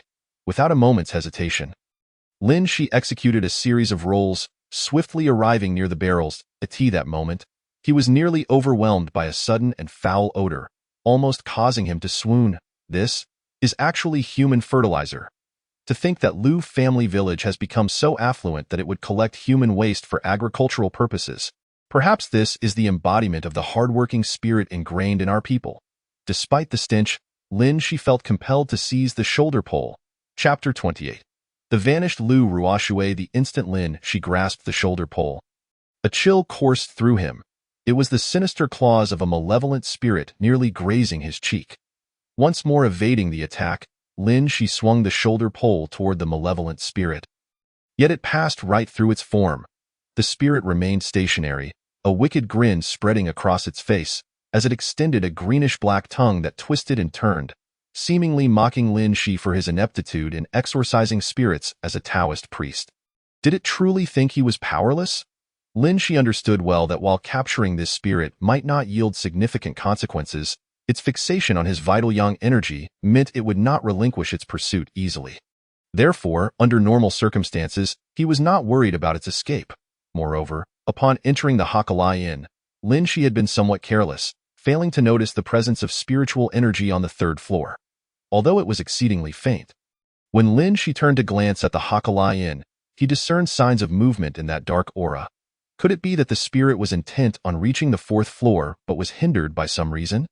Although the cleaning lady had been possessed by this malevolent spirit, she must have retained some semblance of reason, attempting to convey vital information to Lin Shi while being thwarted by the spirit's influence. Throughout this ordeal, Lin Shi had only glimpsed a skull, presumably belonging to the cleaning lady. Where was Lu Ruoxue now? The malevolent spirit began to roar at Lin Shi, its long, viscous saliva dripping to the ground, causing Lin Shi's stomach to churn uncomfortably. To think that you would consider me as mere fodder for your cultivation is nothing short of delusional. And no sooner had he uttered these words than Lin Shi raised the shoulder pole with his left hand, bit into the index finger of his right hand, and began inscribing talismans upon the pole. How many times had my finger been bitten by myself in a single day? Am I truly courting tetanus? Lin Shi recalled a news story he had heard about someone who had been bitten on the arm and subsequently contracted rabies. Was it not the same for him? However, in this modern age, he had yet to hear of a Taoist who had succumbed to tetanus or rabies from biting their own finger. In the midst of his contemplation, the malevolent spirit lunged at him once more. And Lin Shi could feel its power had intensified since their previous encounter. Brother, be careful. There is another spirit within this building, continuously channeling malevolent energy to the other. As Xiao Ling spoke, Lin Shi noticed a thin black line emanating from the 3rd floor of the Hakalai Inn, connecting directly to the malevolent spirit's forehead. In the next instant, the spirit's claws were upon Lin Shi, who swiftly swung the shoulder pole to block the attack. The collision between the claws and the shoulder pole produced a sound akin to striking a wooden fish. A burst of crimson sparks erupted where the pole met the claws. And with just that one strike, the talisman inscribed on the shoulder pole incinerated the spirit's claws into a twisted form, releasing a foul odor reminiscent of burning organic matter. The malevolent spirit howled incessantly, seemingly pained by the searing agony inflicted upon its palm. Brother, you are so clever. Understanding that ordinary objects cannot harm spirits, you inscribed a talisman upon it. Thus, when the pole struck the malevolent spirit, it was as though the talisman itself had struck true. Lin Shi smiled faintly, grateful for his penchant for watching horror films about exorcising spirits. He knew that even without magical artifacts, consecrated swords, knives, and wooden sticks could inflict damage upon spirits, and the shoulder pole was no exception. Yet, this alone would not suffice. Lin Shi sensed that the malevolent spirit still retained considerable power. It was absolutely impossible to finish it off under current circumstances. Therefore, devoid of any compassion, he seized the opportunity amidst the spirit's wailing and struck the pole fiercely upon its crown. In an instant, the malevolent energy dissipated. A gust of wind swept through, leaving only a pool of black blood behind. Brother, if you do not subdue it, you may not gain any experience. However, in the following moment, the system's notification chimed once more. For the eradication of evil, you have slain a beginner-level malevolent spirit, directly promoting to level 2 Celestial Master. Stunned by the monotonous system alert, both Lin Shi and Xiao Ling were momentarily speechless. Is it truly possible to achieve this? Xiao Ling appeared bewildered. Xiao Ling, are you not the system? Why does this system differ from what you described? Lin Shi was genuinely curious, having believed that Xiao Ling was the embodiment of the system all along. Well, I am merely the administrator of the system. I do not know how the system's settings function. I only know the conventional methods for leveling up, while other gameplay elements must be developed and researched by you. Brother, Xiao Ling replied, revealing her limitations. At this juncture, Lin Shi finally comprehended that while Xiao Ling could be considered a part of the system, she was not entirely synonymous with it. Upon advancing to level 2 Celestial Master, Lin Shi felt a surge of power emanating from within him, as if it were on the verge of erupting. Just ascending a single level brought about such a drastic transformation. He could only wonder what kind of strength a level 100 Celestial Master would possess. As Lin Shi pondered, the pool of black blood on the ground began to coalesce, rapidly forming into a spherical shape that suddenly began to bounce erratically, darting towards the third floor of the Hakalai Inn. This entity moved swiftly, outpacing the previous malevolent spirit, even leaving behind a trail of afterimages. Acting instinctively, Lin Shi swung the shoulder pole, but it only struck air, producing a whistling sound. Gazing up at the third floor of the inn, Lin Shi furrowed his brow as a bead of cold sweat trickled down his back. Gripping the shoulder pole inscribed with talismans tightly, he approached the inn step by step, prepared for an imminent attack. Merely gazing at the malevolent energy on the third floor sends chills down my spine. Could it be that my power is vastly inferior to that of the spirit within? Though Lin Shi's heart had already formed an answer, he chose to inquire of Xiao Ling after a moment of silence. She responded, Brother, if you were to ascend to the third floor now, you would undoubtedly perish. Undoubtedly perish. Upon hearing those 4 words, Lin Shi's grip on the shoulder pole slackened, causing it to clatter to the ground. Whether it was due to the sweat on his palms or sheer terror, he could not discern. Lu Ruoshui? Yes, Lu Ruoshui. Suddenly, Lin Shi recalled that Lu Ruoshui's whereabouts remained a mystery. Utilizing the moonlight, he began to search frantically, scouring hundreds of meters away, calling out Lu Ruoshui's name, even inciting the ire of some villagers for disturbing their rest. However, Lin Shi paid them no heed. Continuing his relentless search, ultimately, he returned to the inn, reasoning that the previous malevolent spirit, no matter how swift, could not have concealed Lu Ruoshui elsewhere. After only a few minutes, she must still be within the inn. Yet, aside from room 307 on the third floor, Lin Shi inspected every other room in search of Lu Ruoshui's presence, but to no avail. That, of course, he had intended to ask the front desk clerk for assistance in locating her. Yet that clerk was nowhere to be found. Chapter 29. Room 307-307. If Lu Ruoshui truly remained in the inn as Lin Shi suspected, she could only be in room 307, now the level 2 Celestial Master. Lin Shi's perception and insight had vastly improved. Standing in the corridor on the third floor, he could sense the eerie aura emanating from room 307. As he turned, a bald man suddenly appeared behind him. Lu Lao Er, the very owner of the Hakalai Inn. Lin Shi had sought him for quite some time, only to find him now emerging. What brings you here? I heard there are disturbances in room 307. Come with me to investigate and mediate. Lu Lao Er's eyes were vacant, as if he could not see Lin Shi at all. Yet his words were directed at him, for besides the guests in the room, Lin Shi was the only other person in the corridor. "Boss, I've been looking for you." Lin Shi attempted to say more, but suddenly noticed a red thread tied around Lu Lao Er's right ankle. Upon closer inspection, Lin Shi realized that although Lu Lao Er was not a spirit, he seemed to lack something essential. Desiring clarity, Lin Shi needed to enhance his spiritual vision. In the next instant, Lin Shi closed his eyes and everything around him fell into darkness. Upon reopening his eyes, he discovered that Lu Lao Er was no longer a complete human. To be precise, he was not a whole person. For a human is meant to possess 3 souls and 7 spirits. However, Lu Lao Er now appeared to have only 1 spirit remaining. This solitary spirit allowed Lu Lao Er to speak, but his capacity for thought had long since vanished. What could have caused this, when he had seemed perfectly fine just a few hours prior? Upon arriving at the hospitable inn, Lu Lao Er was undoubtedly an ordinary man at that time. After all, he had furtively observed Lu Ruoxue, which is a manifestation of human emotions and desires. Moreover, he could engage in fluent conversation with Lu Ruoxue. Such behavior is not something a mere specter could emulate. Now, however, Lu Lao Er has lost the fundamental capacity for human thought. Coupled with the binding red thread around his right ankle, even in his state of being a mere shell of a person, he remains unable to depart from this in ancient times. Many who erred would have their legs bound with red cords after death, ensuring their souls were eternally tethered here, becoming guardians of the home to atone for their earthly transgressions. Such methods are commonly employed on spirits, yet if the entity in room 307 is an intermediate or advanced specter, it might also utilize this kind of sorcery. Xiao Ling, do you think this red thread is related to the spirit realm? Brother, I believe it is indeed possible that a spirit is involved. Spirits that have cultivated to a certain extent can possess human-like intelligence and can effortlessly enact spells.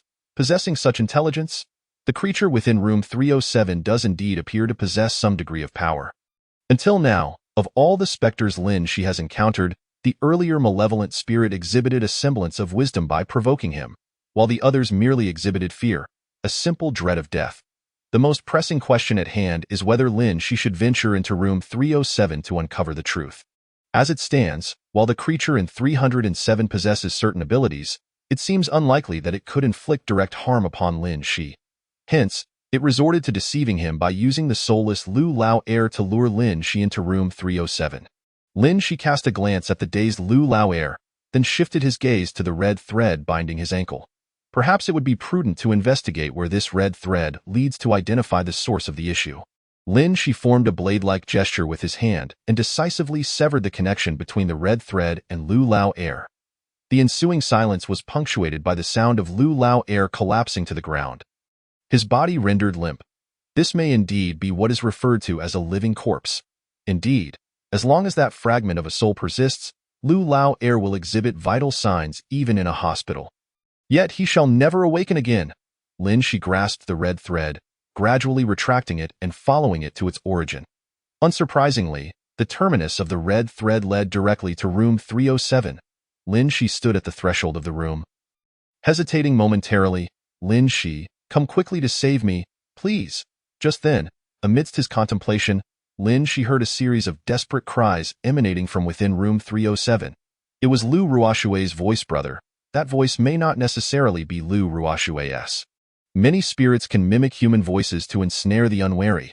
Indeed, Lin Shi understood this well, yet Lu Ruoxue had come to the hospitable inn tonight because of him, falling into peril. Although it was not Lin Shi who caused Lu Ruoxue to remain behind, it was his reckless actions in room 407 that placed her in danger. As a man, Lin Shi felt he bore significant responsibility for what had transpired. Without further hesitation, Lin Shi pushed open the door to room 307. The door to room 307 was not locked. Lin Shi turned the handle and easily stepped inside. Contrary to his expectations, the room was devoid of the oppressive darkness he had anticipated, imparting a surprisingly comfortable ambience compared to the other rooms. Big brother, let us play together. A voice belonging to a child of 4 or 5 years rang out from the bed. Lin Shi rushed forward, pulling back the covers, only to find nothing beneath. At that moment, a chill ran down Lin Shi's spine as a gust of cold wind swept from behind him. Upon turning abruptly, he beheld a child playing with a yo-yo.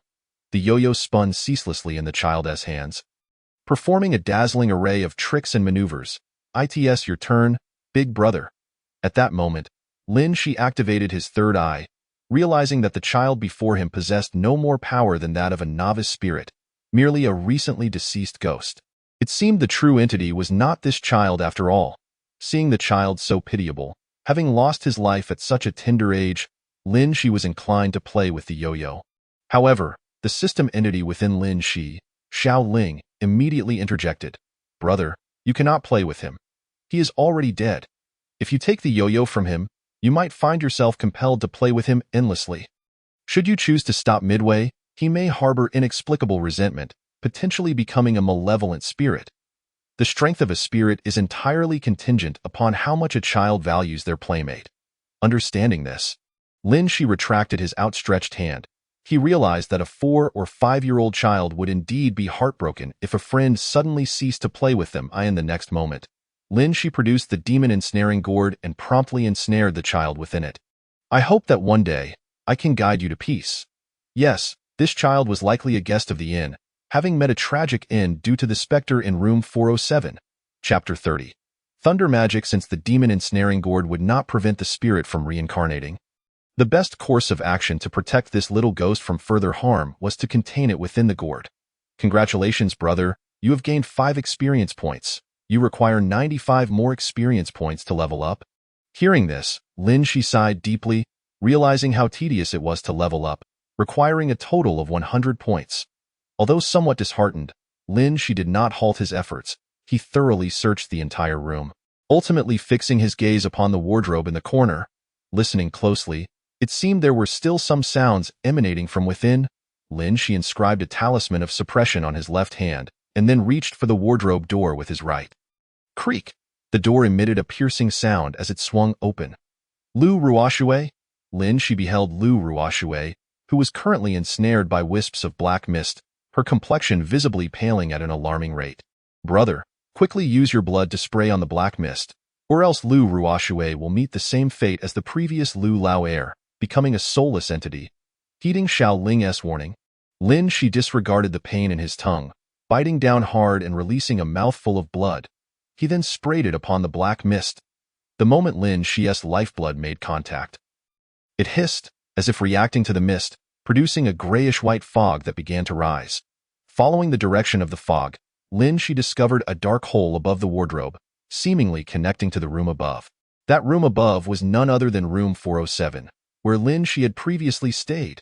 At that moment, Lin Shi recalled the words of the cleaning lady who had been possessed by a spirit. "There is something below trying to ascend." Just as Lin Shi was about to approach the hole for a closer examination, it suddenly exhibited a mysterious pulling force, attempting to draw him in. "What the heck?" Lin Shi's heart raced, and without hesitation, he employed the golden light spell, enveloping his body in a radiant aura, which was significantly more brilliant than when he was at level 1. Yet, even so, Lin Shi was still being drawn into the dark hole. Struggling to maintain his footing, he grasped the wardrobe door, but the golden light enveloping him was completely absorbed. This feels so good. It's been ages since I absorbed such pure yang energy. More, I need more." Before long, the golden light surrounding Lin Shi vanished entirely, having been consumed by the black hole. The entity within the black hole seemed quite pleased, quickly transforming into a mass of black mist that drifted downward. "Brother, this is bad. This is already an advanced little ghost, and we may not be able to escape." Advanced little ghost. At this moment, Lin Shi felt a wave of weakness wash over him. This was merely a response to the suction of the black hole. He had yet to confront the advanced spirit. Lin Shi cast a glance at the unconscious Lu Ruoxue, his mind racing with a singular thought: escape. Yet, in the next moment, as he prepared to act, he was enveloped by a shroud of black mist and lost consciousness. "Oh dear, my dear grandson, have you encountered a difficult predicament? Wake up quickly. Grandfather has found you a tome titled Thunder Magic from Taoist Scriptures. I believe its power will suffice to aid you in overcoming your current challenges." This was the first time Lin Shi had dreamt of his grandfather since becoming a celestial master. Yet he had not even glimpsed his grandfather's visage before awakening abruptly.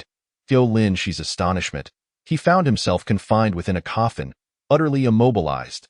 Observing the black mist coiling around him, She was certain it was the work of that advanced little ghost.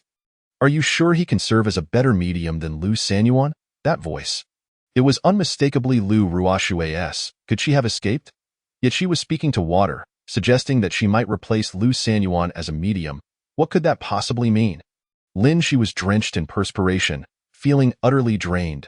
Brother, that advanced little ghost has just forcefully attempted to extract your 3 souls and 7 spirits, but your celestial body has thwarted the attempt. Now, she seeks to employ the living sacrifice method of the Yin-Yang Master to make you replace Lu Sanyuan.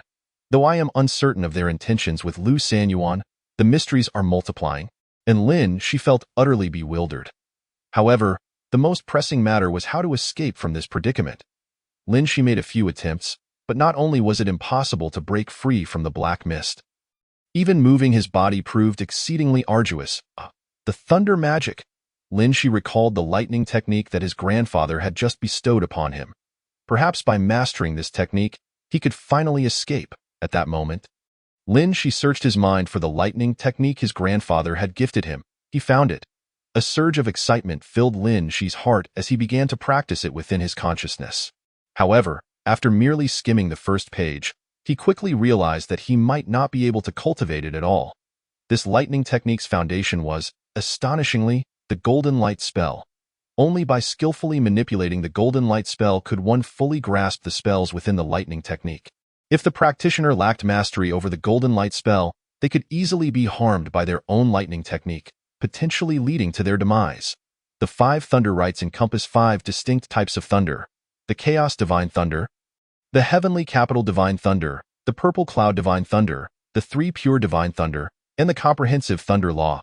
Among these, the Chaos Divine Thunder is the most formidable, depending on one's unique constitution and innate talent. One may awaken one of these thunders during the cultivation of the lightning technique. This is because the 5 thunders correspond to the 5 organs of the human body, as the saying goes. The energies of the 5 organs must converge into one to achieve mastery. Within the 5 organs, the liver represents the wood of the Eastern soul, the lungs signify the metal of the Western spirit, the heart embodies the fire of the Southern deity, the kidneys symbolize the water of the Northern essence, and the spleen corresponds to the earth of the Central Palace. During the cultivation of the lightning technique, the liver, lungs, heart, and spleen will gradually unify, while the kidneys will vary according to the individual. For instance, a loss of kidney essence can lead to an imbalance of yin and yang, with the kidney essence representing vital energy. The loss of this vital energy signifies the loss of one's youthful vitality, restricting them to cultivating the Yin 5 thunder. Conversely, a youthful man who possesses his vitality may cultivate the strongest Yang 5 thunder after awakening the thunder type. For instance, if both individuals awaken the Chaos Divine Thunder, the one with youthful vitality can practice the Chaos Yang Thunder, while the other, having lost their kidney essence, can only cultivate the Chaos Yin Thunder. Under equal cultivation levels, Yang Thunder significantly restrains Yin Thunder. She continuously perused the introduction to the lightning technique within his mind, having already relinquished any hope of struggling against his fate. For this lightning technique, he would need to reach at least the 5th level of Celestial Master to even begin cultivation. Of course, while he had failed to extract the 3 souls and 7 spirits earlier, the soul he had encountered was severely wounded. With the use of a living sacrifice, it would be condemned to eternal slumber. Even if the famed Zhang Celestial Master were to be reborn, he would only find himself on a dead end. Following this, the speaker let out a chilling cackle. She recognized this voice. It belonged to that high-ranking ghost. Chapter 31. The trap. Unexpectedly, she truly possessed some skills. Even in a state of unconsciousness, you were unable to extract his soul. Lu Ruoshue's voice echoed once more, filling She's heart with astonishment. Over the past few days, She had believed Lu Ruoshue to be well-educated and thus impervious to superstitions, yet it appeared that he had been the one kept in the dark all along. How infuriating! Being toyed with in such a manner was exceedingly unpleasant, and She's mental state was deteriorating rapidly. If he could not find a way out soon, he would truly perish here. Becoming their plaything, brother, to escape, one must master the thunder summoning technique to draw down heavenly lightning to shatter the coffin lid. Otherwise, even if you manage to escape, your soul will remain trapped within that coffin. The means of a yin-yang master are indeed numerous. Advanced living sacrifices, offerings, or containers can never escape.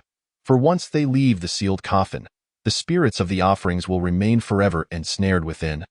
Unable to break free, the reason for summoning lightning to open the coffin is to disrupt the formation, allowing the heavenly lightning to disorder the energy field of the living sacrifice, thus enabling Lin Shi to leave safely. Summoning lightning? I have not even fully mastered the golden light spell. How could I possibly wield the lightning technique? Brother, you are quite astute. Who would have thought that the golden light spell serves as the foundation for cultivating the lightning technique? You see, this isn't something Lin Shi discovered on his own. It was his grandfather who provided him with the cultivation manual for the lightning technique, which contains detailed explanations. It seems that Lin Shi's grandfather's dream visitation remains unknown to Ling Er. That makes sense. Perhaps Lin Shi's grandfather possesses strength that surpasses the system. After all, he could slay immortals in the fantastical realm, and his cultivation and realm must be extraordinary. The thunder summoning technique is quite simple. One only needs to know the thunder summoning decision. Moreover, although the thunder summoning decision also belongs to the lightning technique, it does not even reach the intra-level within the lightning technique due to insufficient cultivation. Even if you summon the divine thunder, you would be unable to control it, ultimately placing yourself in peril. The thunder summoning decision? Lin Shi quickly flipped through the lightning technique manual in his mind, soon locating the hand seals for the thunder summoning decision in the final pages. However, brother, the system had previously sustained severe damage, and the data regarding the lightning technique has vanished. I am unaware of the incantations and hand seals for the thunder summoning decision. Severely damaged? Instantly, Lin Shi thought of his grandfather, who had mentioned that the system was acquired after he vanquished an immortal. Perhaps due to his grandfather's overwhelming power, although he extracted the system from the immortal, the system still sustained various degrees of damage. Once brother retrieves the data for the lightning technique, I can immediately teach you the thunder summoning decision. Furthermore, with the system's enhancements, I can also provide you with necessary magical tools in the future. Magical tools? Upon returning home, magical tools need not be extraordinary items. For example, the 8 trigrams compass, the money sword, and vermilion sand can all be considered magical tools. I know how to cultivate the lightning technique. But how do I restore the system's data? Wonderful, brother. Simply select the Retrieve Memory option on the system page, and I can use the lightning technique from your memory to fill in the system's gaps. As soon as Ling Er finished speaking, Lin Shi found a Retrieve button on the system page. Without hesitation, he gently tapped it with his index finger. In the next moment, the system interface before him radiated a dazzling golden light. Enveloping Lin Shi within, Lin Shi felt no discomfort. Rather, the golden light's embrace brought him an extraordinary sense of comfort. Soon, the golden light receded, and his surroundings returned to their original state. Brother, the lightning technique in your memory is remarkably complete. You have now learned the thunder summoning decision. Upon hearing this, Lin Shi felt a surge of excitement. It turned out that this system could also access Lin Shi's memories from now on. As long as Lin Shi encounters any secret techniques or Taoist arts, he can simply memorize them, and as long as his cultivation level and understanding are sufficient, they can be entered into the system for immediate use. It is known that many Taoist practitioners possess considerable cultivation but require years to learn a single spell, and mastering it may take a lifetime of study. Yet Lin Shi only needs to focus on enhancing his cultivation. Everything else will be managed by Ling Er. What does it matter how capable one may be? With my ghostly aura and your yin-yang arts, this brat, even at the second phase of cultivation, will still obediently lie within this coffin. The second phase? This was the first time Lin Shi had heard this term, and he couldn't help but feel curious. Brother, Taoist cultivation is divided into 4 realms. The first phase sorcerer, the second phase mage, the third phase enlightenment, and the fourth phase entry into the Tao. Abbreviated as the first phase, second phase, third phase, and fourth phase, they correspond to our levels. Levels 1 to 24 are first phase, 25-49 are second phase, 50-74 are third phase, 75-99 are fourth phase. Level 100 is Celestial Master. After hearing Ling Er's explanation, Lin Shi nodded. It is due to the system that he can categorize strength by levels, while Taoists and mages in reality do not possess such a system. However, they certainly have their own classification of levels, and the 4 phase classifications represent their ranks. You promised me that once these matters are completed, you would assist me in attaining second phase cultivation. Lu Ruoshui spoke once more. From this statement, Lin Shi could ascertain one fact. Lu Ruoshui was also a sorcerer. Moreover, Lu Ruoshui's strength likely surpassed Lin Shi's by a considerable margin. Yet for some reason, this high-ranking ghost could not leave room 307, which is why he did not directly confront Lin Shi. Lu Ruoshui, too, lacked complete confidence in facing Lin Shi, which is why he orchestrated a series of events to lure Lin Shi into room 307. I simply did not expect the blind man to betray us. If only the blind man were still around, perhaps I could immediately restore all of my powers and break this damned seal. After hearing the high-ranking ghost's words, Lin Shi felt a chill run down his spine. Could it be that the blind man was in cahoots with this high-ranking ghost? Lin Shi did not wish to linger any longer. As long as he could regain his ability to act, he would have a chance to escape from these two. Judging by the current situation, the high-ranking ghost could not leave room 307. It is also possible that this high-ranking ghost could only remain within the Haokai Inn.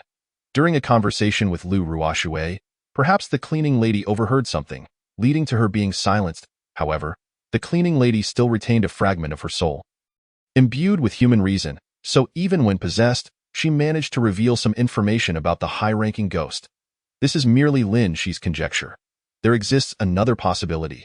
Lin Shi ascended the stairs first, and Lu Ruoshui took the opportunity to converse with the high-ranking ghost who could act within room 307. However, these words were overheard by the cleaning lady, prompting the high-ranking ghost to desire to consume her soul. Yet due to time constraints, when the cleaning lady encountered Lin Shi, her soul had not yet been fully devoured. Chapter 32. Reunion with Grandfather Brother. If you do not leave soon, you will soon fall unconscious again. Upon hearing this, Lin Zime began to recite the golden light spell in an effort to resist the encroaching black mist. The moment the golden light manifested, the oppressive sensation of the black fog upon his body significantly diminished, granting his hands a fleeting freedom of movement. Suddenly, Lin Shi intricately formed a complex hand seal, and then gestured in the air, invoking the nine heavens' mysterious barrier, transforming it into divine thunder. With a mighty celestial authority, he directed it with a sword-like gesture. Lacking an actual sword, Lin Shi extended his index and middle fingers, forming a sword-like point directed upwards. In the next instant, Lin Shi heard a tremendous response from the outside world. Boom. A bolt of heavenly thunder, as thick as his finger, instantaneously cleaved through the pitch-black night sky, striking down fiercely towards the coffin where Lin Shi lay. The sheer force of this power was so immense that Lin Shi feared he might meet his end here. He had never anticipated that such a simple incantation and hand gesture would prove so effective. Just a moment ago, he was still quietly reciting the spell, and now the thunder roared ominously. At that moment, Lin Shi felt a blinding flash of white light before losing consciousness once more in that fleeting instant of oblivion. He seemed to hear the eerie cackles of ghosts mingling with Lu Ruoshui's agonized cries. Was it all over? After an indeterminate span of time, Lin Shi once again found himself in the realm of dreams. Each time he entered this ethereal world, he would encounter his grandfather. Why, dear grandson? What are you searching for? Grandpa is right here. Lin Shi's gaze wandered restlessly through the void, and soon, his grandfather's voice echoed behind him. Grandpa? Lin Shi whirled around, finally beholding the figure of his longed-for grandfather. This time, the apparition appeared as if it were truly tangible, devoid of the usual haze that surrounded such visions. A soul departure. This was Lin Shi's immediate thought, for his grandfather's powers had likely ascended. To transcend the corporeal realm like the deities in Journey to the West was not an insurmountable feat. Before Lin Shi could further ponder, Lin Laolu had already stepped forward, standing before him. My dear grandson, you have acted rather recklessly. You must understand that the might of heavenly thunder is no trifling matter. To invoke it without mastering thunder techniques would leave anyone reduced to char. Lin Laolu extended his right hand, gently brushing Lin Shi's forehead. But now Lin Shi had grown significantly taller, compelling Lin Laolu to rise onto his toes to make contact. This time, it was fortunate that you consumed the divine dragon meat I provided last time. The dragon, being a master of wind, rain, and thunder, has granted you a measure of resistance against lightning. Alarms blared in Lin Shi's mind. Danger, danger. The system is searching for its next host. This voice was not that of Linger, but that of the system itself, cold and unfamiliar. Was his grandfather truly so formidable that the system sensed peril and began preparing to find a new host? She felt a pang of embarrassment. Perhaps the previous host had fallen to Lin Lao's might, rendering the system a frightened bird. Xiao Ling, do not be afraid. This is my grandfather. He will not harm me. Brother, this is the man who killed my previous host. Initially, the system had yet to find a suitable next host, and Xiao Ling nearly vanished from this realm. Shi was astonished that a system possessed such a memory, which indirectly validated Lin Lao's claims. This piqued Shi's curiosity, prompting him to inquire further. What level did the previous host achieve within this supreme celestial master system? Level 90, level 90. A solid mastery that could be considered a celestial being. Yet he was directly slain by Lin Laolu, Grandpa. I recently heard that our world, the underworld, seems quite unsettled. Given his grandfather's extraordinary powers, Shi felt he should possess some insight into the situation there. If the underworld was indeed in turmoil, this world would soon face calamity, and Blue Star would inevitably cease to exist. Lin Laolu, with his grizzled beard, stroked it thoughtfully, adopting an air of a sage from beyond the mortal realm. To others, he might appear to embody a certain ethereal elegance, but Shi, knowing his grandfather intimately, could not be swayed by such pretense. Grandpa, spare me the theatrics. This fade is unnecessary in my presence. I remember vividly your penchant for drink, often returning home inebriated, sometimes even collapsing on the toilet. Shi attempted to continue, but Lin Laolu swiftly covered his mouth, his face flushed with embarrassment, a stark contrast to his earlier haughtiness. Oh dear grandson, those are but past follies, are they not? However, I have heard whispers of unrest in the underworld of Blue Star. My strength has ascended to that of a celestial sovereign. You need not be told what that entails. I trust you have read enough fantastical novels to grasp its significance. In the Xintian continent, it is a position of utmost authority. As he spoke, Lin Laolu dramatically raised his right hand, extending his thumb in grandiose fashion. Moreover, just yesterday, I sensed your father's presence, right here on Blue Star. He is my flesh and blood, and though separated by many realms, I can ascertain that your father still breathes. Lin Lao's words captured Shi's full attention, his brow furrowing as he processed this critical information. Father is still alive. Does that mean mother is also alive? If they were both alive, why had they not returned to find him? Though Shi had matured, years of pent-up grievances surged within him. This sense of grievance only intensified in Lin Lao's absence. At that moment, Lin Laolu shook his head. I do not know where Jia is, but your father should currently reside in the underworld. In the underworld? Does that not equate to death? In Shi's perception, the underworld was the realm of the deceased, a necessary stop before the cycle of reincarnation point. One had to traverse the 18 layers of hell to report there.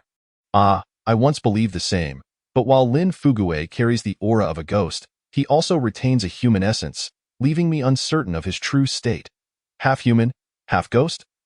Shi felt the situation grow increasingly convoluted. Initially, he had merely contemplated that his parents' disappearance might stem from some unfortunate circumstance, perhaps akin to heroes in martial arts novels who, after plummeting off a cliff, lost their memories and thus never returned to him. Now, Lin Laolu had revealed that his father, Lin Fugue, had become a half-human, half-ghost entity in the underworld. Chapter 33. The thunder summoning technique. I have encountered certain obstacles myself. With my cultivation, I should be able to return to Blue Star. Yet my attempts have repeatedly ended in failure. Perhaps the timing is not yet ripe. The most powerful ruler of the underworld, the King of Hell, should have been detectable by me, for his strength surpasses that of ordinary beings.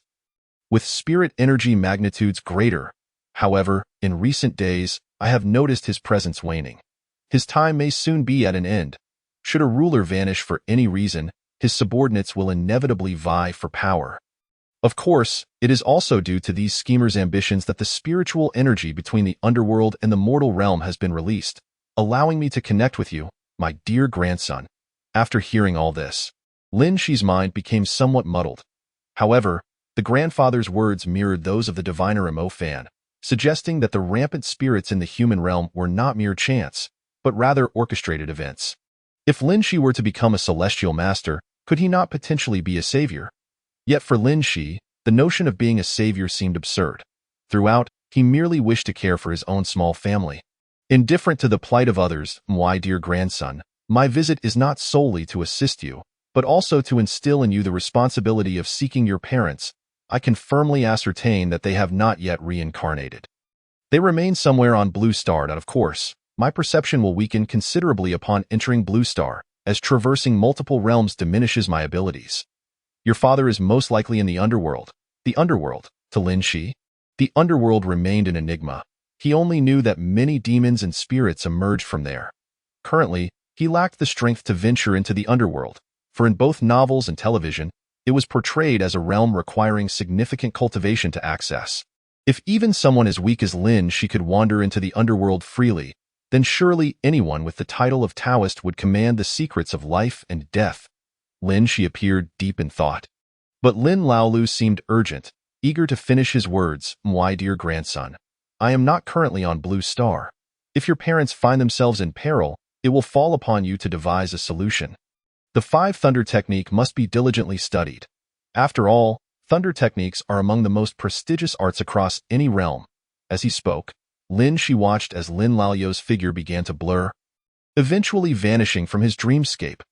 Lin Shi had countless questions still lingering, such as what difficulties Lin Laolu faced with his transcendent cultivation that prevented him from returning to Blue Star, and the specifics of his father's half-human, half-ghost condition in the underworld.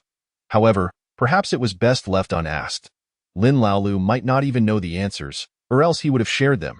For now, Lin Shi's thoughts were consumed by the advanced spirit outside the coffin and the enigmatic Lu Ruoxue.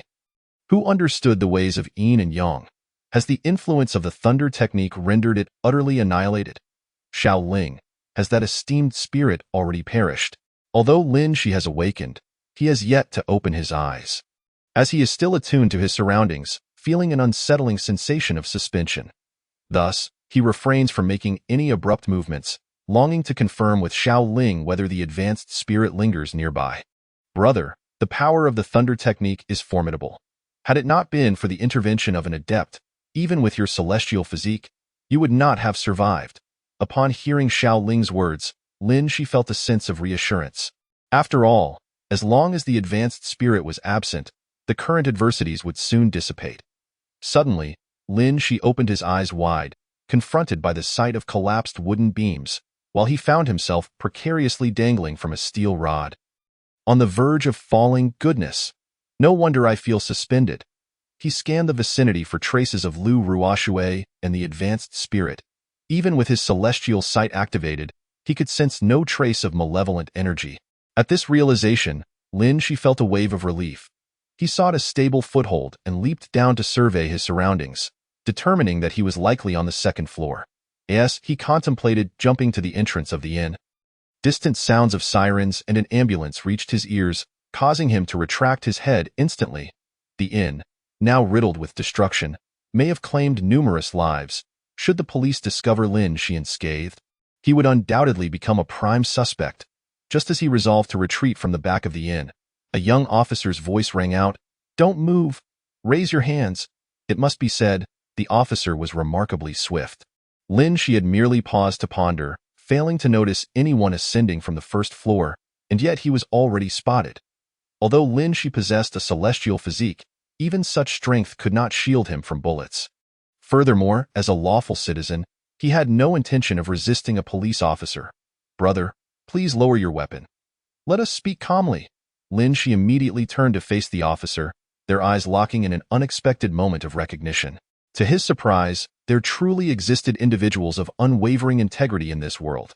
With his celestial sight still active, Lin Shi discerned the officer's pure intentions, devoid of ulterior motives.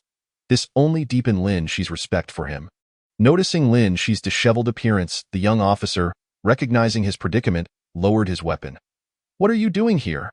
The officer approached Lin Shi cautiously, who instinctively met him halfway, only to find himself in a pair of icy handcuffs. "I am merely a guest at this inn. Why are you placing me in handcuffs, officer?" Though the cuffs posed no real constraint on Lin Shi, he was bemused by the officer's immediate assumption. The young officer, sensing Lin Shi's emotional shift, maintained his stern demeanor. "You claim to be a guest? Do you not know that all the occupants of this inn were reduced to ashes last night? How is it that you appear unscathed?" The officer scrutinized Lin Shi, making him feel somewhat uncomfortable under such scrutiny, particularly from AMAN. In a moment of utter bewilderment, Lin Shi recognized that feigning ignorance would be the wisest course of action. After all, this was not his first encounter with law enforcement. "Officer, I truly am unaware.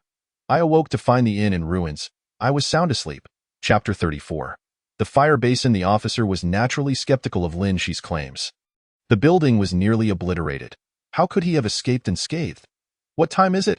Lin Shi inquired, perhaps out of instinct. The young officer, caught off guard by the question, hesitated for a few moments before producing his phone and displaying the time. "It is 5:12 in the morning." Lin Shi's inquiry stemmed from an alarming sight. He had just perceived a vengeful spirit. This spirit was none other than Lu Lair, who appeared to have succumbed completely. His final essence transformed into a malevolent entity. It seemed that during his torment by the advanced spirit, his soul had endured unspeakable anguish, leading to such overwhelming resentment that even a fragment of his essence could morph into a vengeful spirit. "Brother, be cautious. This vengeful spirit, lacking its full essence, will soon seek a host to inhabit." Lin Shi heard Linger's voice resonating in his mind, but before he could react, Lu Lair's remaining essence lunged into the body of the young officer before him. "This is bad." Lin Shi swiftly broke free from the gleaming handcuffs and reached out toward the young officer. The officer, caught unawares by Lin Shi's sudden action, momentarily faltered, allowing Lin Shi to seize the opportunity. "Su Kuan, be careful." An officer nearby shouted in alarm, drawing his weapon and firing at Lin Shi. As the gunshot echoed, Lin Shi's body radiated golden light, ascending to the second level of celestial mastery. He discovered that invoking the golden light charm significantly enhanced his speed. In a stunning display, Lin Shi evaded the bullet as both men stood in shock. Yet, in his haste, Lin Shi miscalculated his footing and plummeted to the first floor. Thus, Lin Shi, the sole survivor, became the focal point of police attention. Surrounded by officers, Lin Shi felt akin to a rare panda, drawing their curious gazes. "Any attempts at trickery will be futile. Our police department will not allow any disturbances." This assertion came from the young officer, who promptly shackled Lin Shi with 2 pairs of handcuffs. Still uneasy, he added another set, linking them together. Soon, Lin Shi found himself escorted into a police vehicle. As he was ushered in, he caught sight of a figure in the distance. Eyes shut tight, a few strands of white hair disheveled, resembling a rather disheveled individual, seated in the back of the police car. Lin Shi noticed that the young officer was in no rush to engage in conversation. He was likely counting on the prolonged interrogation at the station to wear Lin Shi down into revealing the truth. As dawn had yet to break fully, the ghost gate would not close until 6 in the morning. Therefore, some villagers from Lu family village had arisen early to burn paper offerings by the roadside. Witnessing this sight, the middle-aged officer in the driver's seat could no longer contain his frustration. Despite years of combating superstition, these ignorant individuals showed no signs of change. At that moment, an elderly woman carrying a fire basin attempted to cross the road. Though the villagers of Lu family village were relatively affluent, none had chosen to fund the construction of proper roads, leaving the main thoroughfare a narrow path barely 2 meters wide. Due to her advanced age, likely in her 80s, the elderly woman moved at an excruciatingly slow pace, barely making any progress after a full minute. Suddenly, the middle-aged officer's pager sounded .005. Proceed immediately to 1 Chuan Road 102. A brawl has broken out. The victims are 2 female university students. 9 assailants are currently fleeing the scene. Urgent backup is required. The urgency in the message seemed to resonate with the middle-aged officer. Unable to restrain himself, he rolled down the window and shouted to the old woman, "Grandma, please hurry. I have other duties to attend to." As he stepped out to assist the elderly lady across the road, he inadvertently stepped on an object resembling a basin. Disregarding it, he kicked it aside, fearing it might obstruct the vehicle's tires. The object rolled a couple of times before clattering to the roadside. At that moment, Lin Shi, seated in the back, recognized it. Indeed, it was a fire basin, used by villagers during the ghost festival to burn offerings. This is unfortunate. That officer is in for a day of misfortune. If luck truly eludes him, he may even be haunted by malevolent spirits. Contemplating the implications of the vengeful spirit, Lin Shi cast a worried glance at the young officer beside him. Concern etching his features. Perhaps due to the officer's heightened spirit, Lou Lair's influence remained subdued for the time being, leaving the young officer unscathed. However, should the daylight weaken, the officer's body would inevitably suffer repercussions, potentially leading to dire consequences. The young officer seemed to sense Lin Shi's unease. "What are you mumbling about? Behave yourself." The reprimand elicited a resigned shake of Lin Shi's head. Just then, the middle-aged officer returned. Casting a scrutinizing glance at Lin Shi, "This kid appears suspicious. We must interrogate him thoroughly upon our return." At that moment, Lin Shi wished to gaze into a mirror to discern what precisely was amiss with him. As the journey continued, Lin Shi found himself speaking more freely. "Brothers, do you have any local taboos against kicking fire basins, like those used for burning paper?" The middle-aged man initially had no intention of engaging with Lin Shi. Yet her relentless inquiries began to irritate him. "What do you need to know all this for? I am a city dweller. I have never witnessed the burning of paper money in my life, let alone a fire pit. These are all remnants of feudal superstition, long abolished decades ago. Are you some sort of charlatan with such an interest in these matters?" Lin Shi had considered warning him that if his hometown still adhered to the custom of burning paper money, he ought to venture out less and refrain from consuming a small black dog at night, not to mention pasting talismans at his doorstep. However, the middle-aged man offered her no opportunity to continue the conversation. Leaving Lin Shi at a loss for words. "2 Brothers, should you fall ill in the future, remember to seek me out. My phone number is 1-881-7976. Upon hearing this, the middle-aged policeman abruptly halted the vehicle, turned his head and seized Lin Shi by the collar. "Let me tell you, you better behave yourself, or else, even if it means breaching protocol, I will give you a beating. I have elders above me and young ones below. Even if you're just jesting, you cannot curse me with illness. Moreover, you haven't even grown a full set of hair yet, and you think you can diagnose ailments? It's utterly laughable." In Chapter 35, once again entering the Nujiang police station, the middle-aged officer squinted disdainfully at Lin Shi. The younger officer seemed unfazed by Lin Shi's words and stepped forward to pry the middle-aged officer's hand from Lin Shi's collar. "Old Li, you really need to work on tempering that fiery disposition." The younger officer glanced at Lin Shi and continued, "Let us not forget that this person hasn't been conclusively proven to be a criminal. Even if he were, we would be dismissed for privately assaulting him. You've been a policeman for decades, nearing retirement. Surely, you don't wish to be penalized? We firmly believe in materialism. All life's ups and downs have their causes, and they cannot simply be invoked by a few words from others." This final remark was directed at both Old Li and Lin Shi. After hearing the younger officer, Old Li finally retracted his hand, muttering, "That may be so, but this kid seems a bit slippery. Once we take him back to the station, I'll be the one to interrogate him." Old Li's temper was indeed quite explosive. Lin Shi felt he had offended him and feared he would encounter numerous vexing questions during the interrogation. It was barely 6 in the morning, and the number of officers on duty at the Nujiang police station was limited, with some perhaps attending to emergencies. Upon entering the precinct, Lin Shi unexpectedly encountered an old acquaintance, the elderly lady from the taxi ride. She appeared somewhat unwell, likely having lost some of her vital energy to a malevolent spirit, leaving her vitality diminished. After all, for someone of her age, regaining vitality akin to that of the young was nearly impossible. "You must help me find my grandson. He went missing last night while I was taking him to the park. He.s. this tall and was wearing a uniform from Liuku Experimental Primary School." The elderly lady gestured animatedly to the police officers while continuing her incessant chatter. The officer attending to her seemed quite patient, listening attentively. "I understand, ma'am. You've repeated that several times already. Your statement has been recorded, and a missing person notice will be issued immediately. Our station will do everything in its power to locate your grandson." At that moment, the elderly lady caught sight of Lin Shi and furrowed her brow. "You look very familiar." Initially failing to recognize Lin Shi, she soon realized that this elderly lady had lost some of her vital energy, affecting her mental state and memory.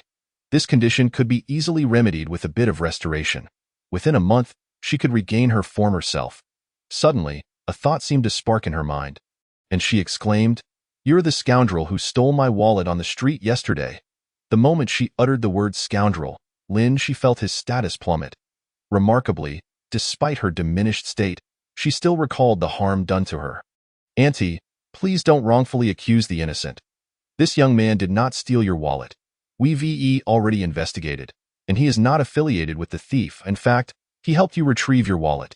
The officer who had previously communicated with the elderly lady immediately began to clarify, but just then, the middle-aged officer took an interest at "Oh, I recall now. You were in our station just last night.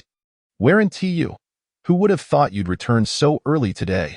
Perhaps yesterday's investigation hadn't been thorough enough, and it was a perfect opportunity to conduct a fresh inquiry." The elderly lady nodded vigorously, fully endorsing the middle-aged officer's course of action. Standing side by side, their speaking styles were so similar that one might mistake them for mother and son. Indeed, this officer is quite sensible. I sensed something was off about this young man. "Officer, please investigate further." The elderly lady's words left Lin Shi utterly speechless. He had merely intended to assist her in dealing with that selfish spirit. Had it continued to drain her energy, she could have faced grave consequences. Truly, in this world, good deeds do not always yield good fortune. Lin Shi was shoved into a sealed room by the middle-aged officer, where he began to take his statement. The younger officer followed suit. "Oldly, leave this to me. The captain is urging you to assist in investigating the assault at the Hot Pot restaurant on Wenchuan Road number 102.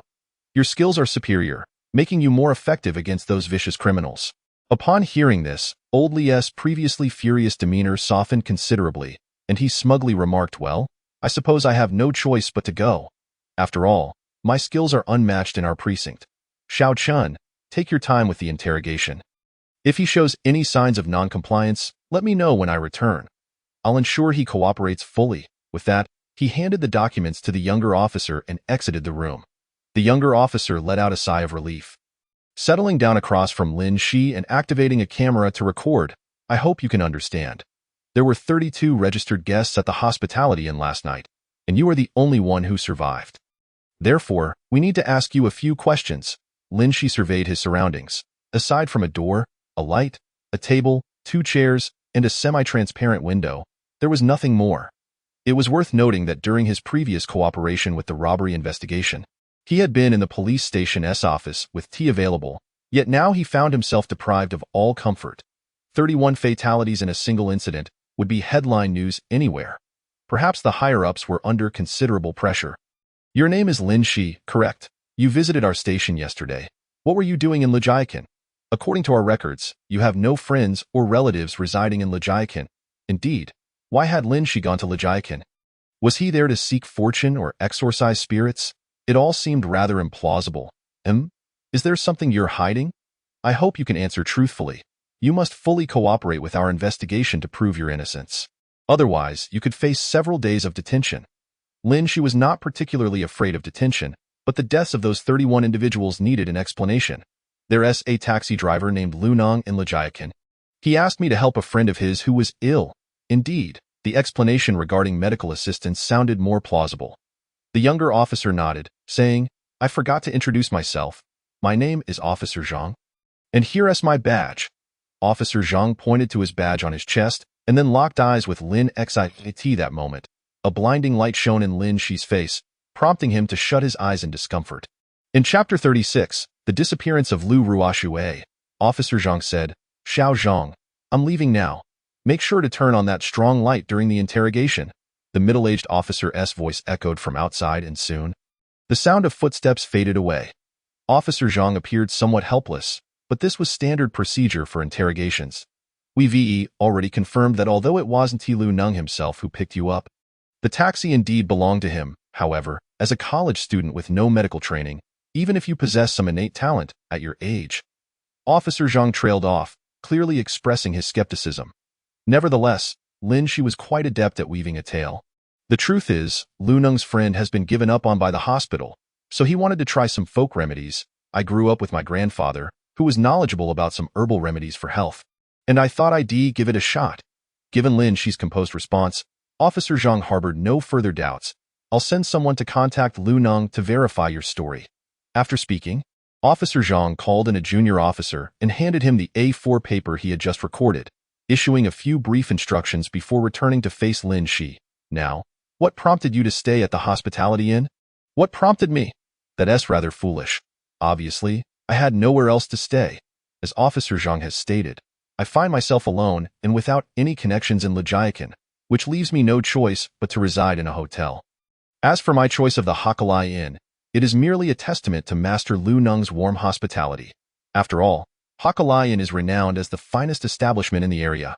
In fact, Lin Shi had already contemplated these matters during the police escort to this location, thus responding effortlessly to Officer Zhang's inquiries. "It appears you are well prepared." With such clear logic, Officer Zhang's teasing elicited a serene smile from Lin Shi. "What can I say? If I were unable to respond, wouldn't that raise even more suspicion?" Lin Shi understood that Officer Zhang's questions, at this point, were not critical. The real mystery lay in why Lin Shi remained unharmed. This was something Lin Shi struggled to explain. "Even if what you say is true, I must ask, what transpired at Hakalai? Why did the entire building collapse and burn?" "Burned, you say?" When Lin Shi awoke, he was greeted only by the sight of shattered walls and debris. Perhaps during the inferno, he had still been conversing with his grandfather. However, Lin Shi felt a profound sense of guilt for the building's collapse. Perhaps it was his use of the thunder summoning technique that led to such dire consequences. The tragic deaths of 31 individuals weighed heavily on him, as he bore an undeniable responsibility. "I truly do not know. I was merely resting in my room when a blinding flash occurred, leaving me utterly bewildered until a resounding crash jolted me awake. The next thing I knew, I was staring at you." Lin Shi's words were largely truthful. Had he foreseen such catastrophic results, he would never have invoked the thunder summoning technique. After all, as long as one is alive, a degree of luck is involved. There are instances of individuals falling from great heights yet emerging unscathed. Officer Zhang nodded, accustomed to the situation, realizing that Lin Shi's current statements were impossible to verify, for he was the sole survivor. Moreover, the surveillance cameras in Hakalai had been lost due to the collapse. And what of Lu Ruoshui's whereabouts? Upon hearing that name, Lin Shi's heart skipped a beat. Indeed, where had Lu Ruoshui disappeared to?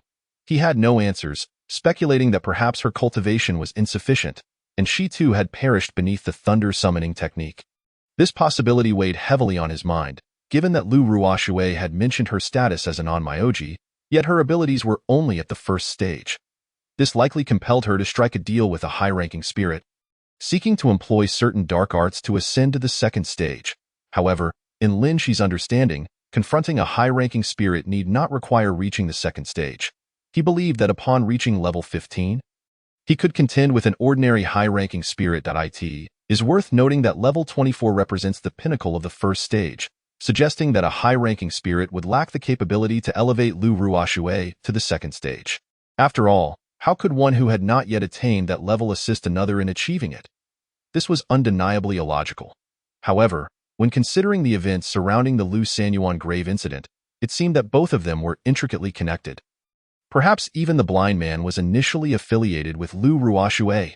Lin Shi? Noticing Lin Shi's dazed demeanor, Officer Zhang called his name once more. "Do you harbor some unspoken truths?"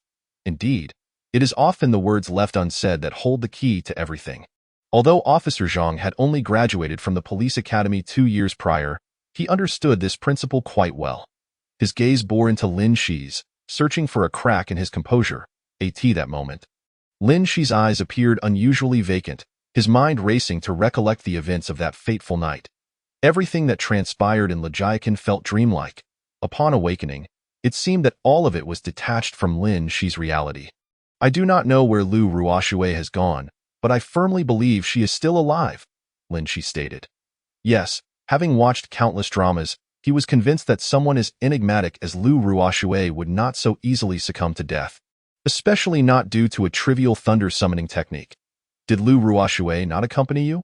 "I checked our department system, and last night, she registered alongside you, residing in room 407. Furthermore, you need not deceive me. She left before you?" The external cameras captured a clear view of the scene.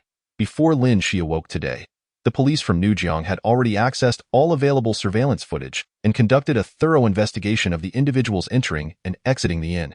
Moreover, all those who perished at Hakalai have been identified, save for Lu Ruoshui, who remains missing. Since you are so certain, I can inform you that our search team found no trace of Lu Ruoshui's body at the Hakalai Inn. Additionally, the body of a cleaning lady has also mysteriously vanished. The cleaning lady's body is missing as well? Lin Shi strained to recall the events of that night, seemingly on the verge of revelation. yet ultimately fell silent. Witnessing this, Officer Zhang sensed that something significant was about to surface and was determined not to let Lin Shi slip away. Lin Shi, if you possess any information, speak truthfully.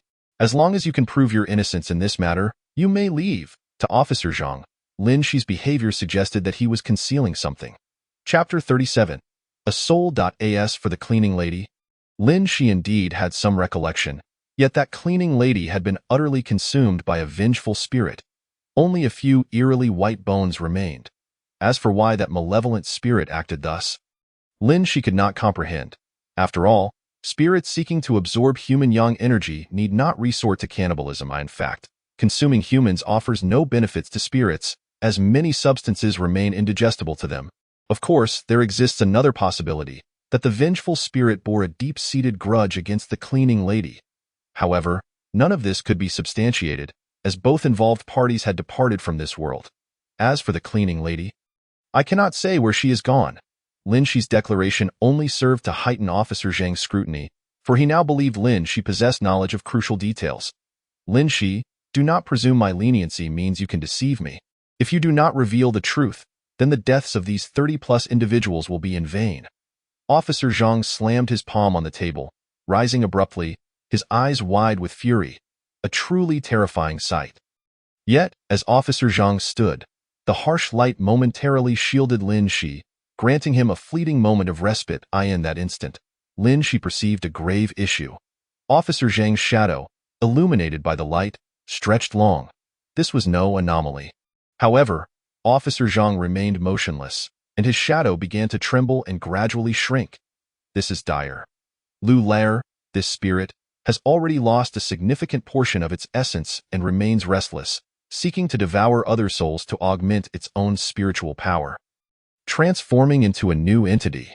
Indeed, it was now utterly impossible for Lu Lair to revert to his former self, yet he could consume other souls, inhabit their bodies, and emerge anew. Such feats may have been challenging in the past, but with the recent leakage of spiritual energy from the underworld, leading to a revival of spiritual power in Blue Star, Lu Lair's remaining essence might have absorbed this energy, granting him newfound vitality. Brother, your intuition is spot on. The underworld is in chaos, and spiritual energy is rampant. Lu Lair, lazy by nature, originally possessed weak soul power, and after having 3 souls and 6 spirits forcibly extracted, he should have perished. Yet he persists, and I suspect the rift between the underworld and the human realm lies near Legiacan. Such reasoning was not without merit. A normal individual from whom 3 souls and 6 spirits had been extracted would soon dissipate.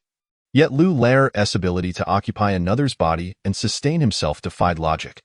Thus, it was now certain that Lu Lair had absorbed the escaping spiritual energy from the underworld. Brother, we must assist Officer Zhang immediately. If this continues, even expelling Lu Lair's essence won't save him. Lin Shi hesitated, but he could not stand idly by. If he were to disclose the entire sequence of events to Officer Zhang, whether or not he believed him was one matter. Lin Shi would be irrevocably entangled in this case. Officer Zhang, do you believe in the existence of spirits in this world? Upon hearing this, Officer Zhang was genuinely taken aback, unable to mask his disbelief that Lin Shi would pose such a question within the police station. Lin Shi, we are the new generation of modern thinkers, grounded in materialism. Your talk of demons and spirits bears no relevance to this case. Please, stick to the point. The crux of the matter, every phase of this case, from its inception to its outcome, is intertwined with the supernatural. Lin Shi found himself at a loss for words. Moreover, he needed to act swiftly to help Officer Zhang expel Lu Sanyuan's essence. Otherwise, the repercussions for Officer Zhang would be severe. The crux of the matter is that this case is anything but ordinary. If you trust me, follow my instructions immediately. The situation is exceedingly urgent. The urgency of his words struck a chord with Officer Zhang, whose pupils narrowed as he glanced out the window, observing his colleagues busily attending to their tasks. He feared that if others discovered he was discussing urgent matters with a suspect who spoke of demons and spirits, it would raise eyebrows. What do you intend to do? I say there is an issue with your shadow. Lin Shi pointed towards the shadow of Officer Zhang cast upon the wall. Officer Zhang merely glanced at it. Exhibiting little concern, I asked, there's something amiss with my shadow. Are you insinuating that if my shadow is flawed, I too must be a specter?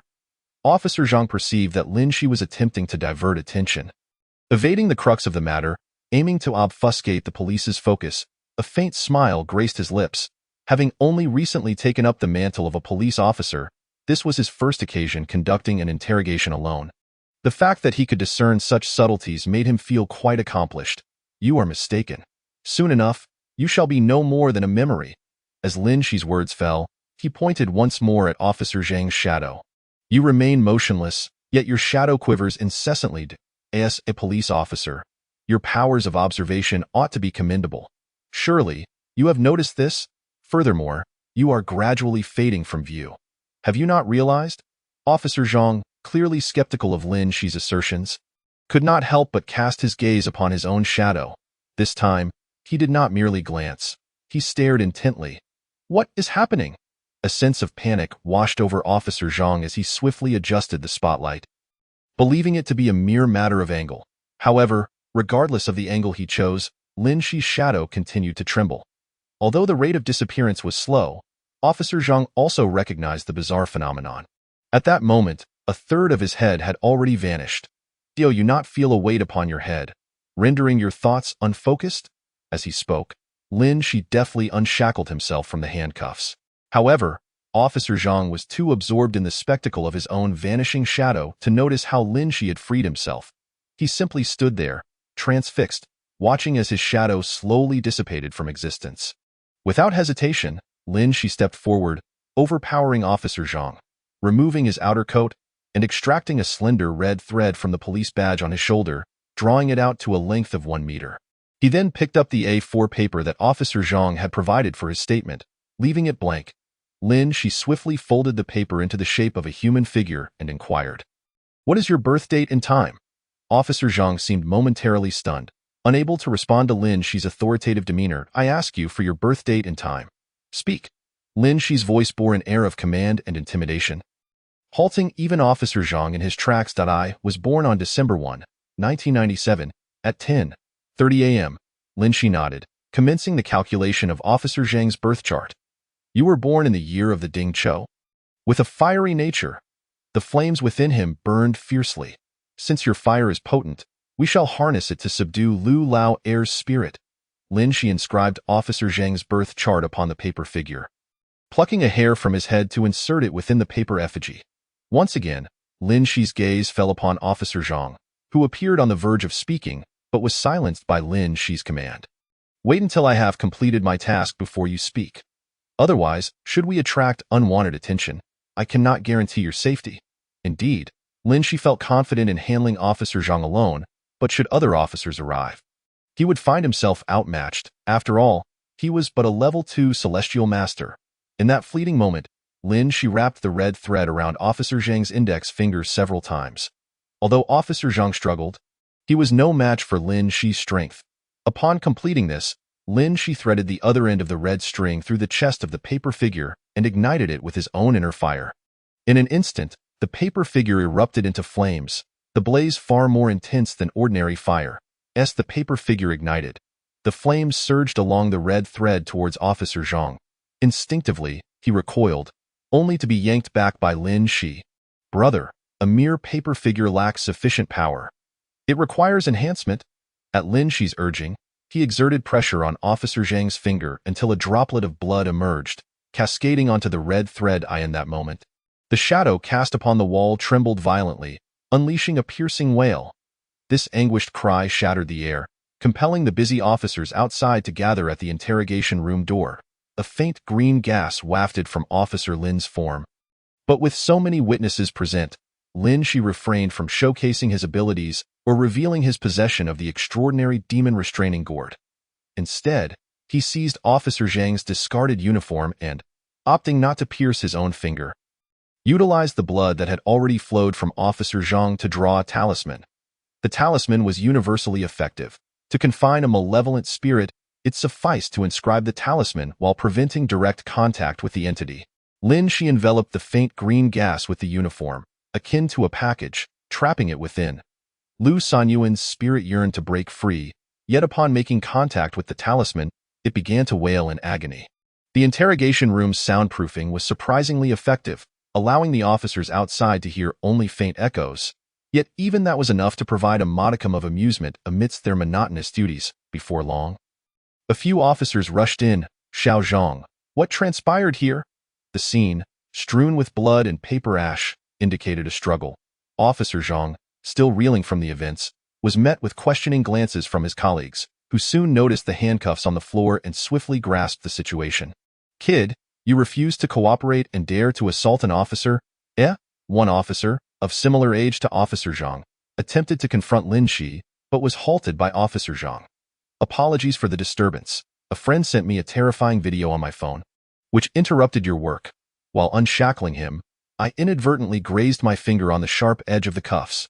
This explanation sufficed to clarify the situation, though the scattered paper ash was quickly disregarded by the officers. I presumed Xiao Zhang was a diligent worker, who knew he would sneak a peek at his phone while on duty, one officer jested. While Officer Zhang might face reprimand for his indiscretion, the incident was ultimately brushed aside. After inquiring if Xiao Zhang required assistance and receiving a refusal, the officers dispersed. Officer Zhang took a deep breath, seemingly regrouping, before fixing a piercing gaze upon Lin Shi. Lin Shi, do you possess considerable skill? How dare you assault an officer at such a young age? Officer Zhang raised his right hand, his fingers still bleeding from Lin Shi's earlier force. This offense is sufficient grounds for detaining you for several days. Do you have anything to say for yourself? Lin Shi did not perceive Officer Zhang as one who would turn his back on their prior interactions, remaining unflustered and seemingly unconcerned. Because tonight, at the hotel, you will be possessed by a spirit. If I do not intervene, by nightfall, it will consume your very soul and replace you, creating a new being. Upon hearing this, Officer Zhang ceased to counter, instead staring intently at Lin Shi for several minutes before finally stating, are you suggesting that this incident at the hotel is connected to these matters? Officer Zhang refrained from using the term ghost, instead gesturing towards the green gas enveloping him. Lin Shi nodded affirmatively. You may leave for now, but leave your address.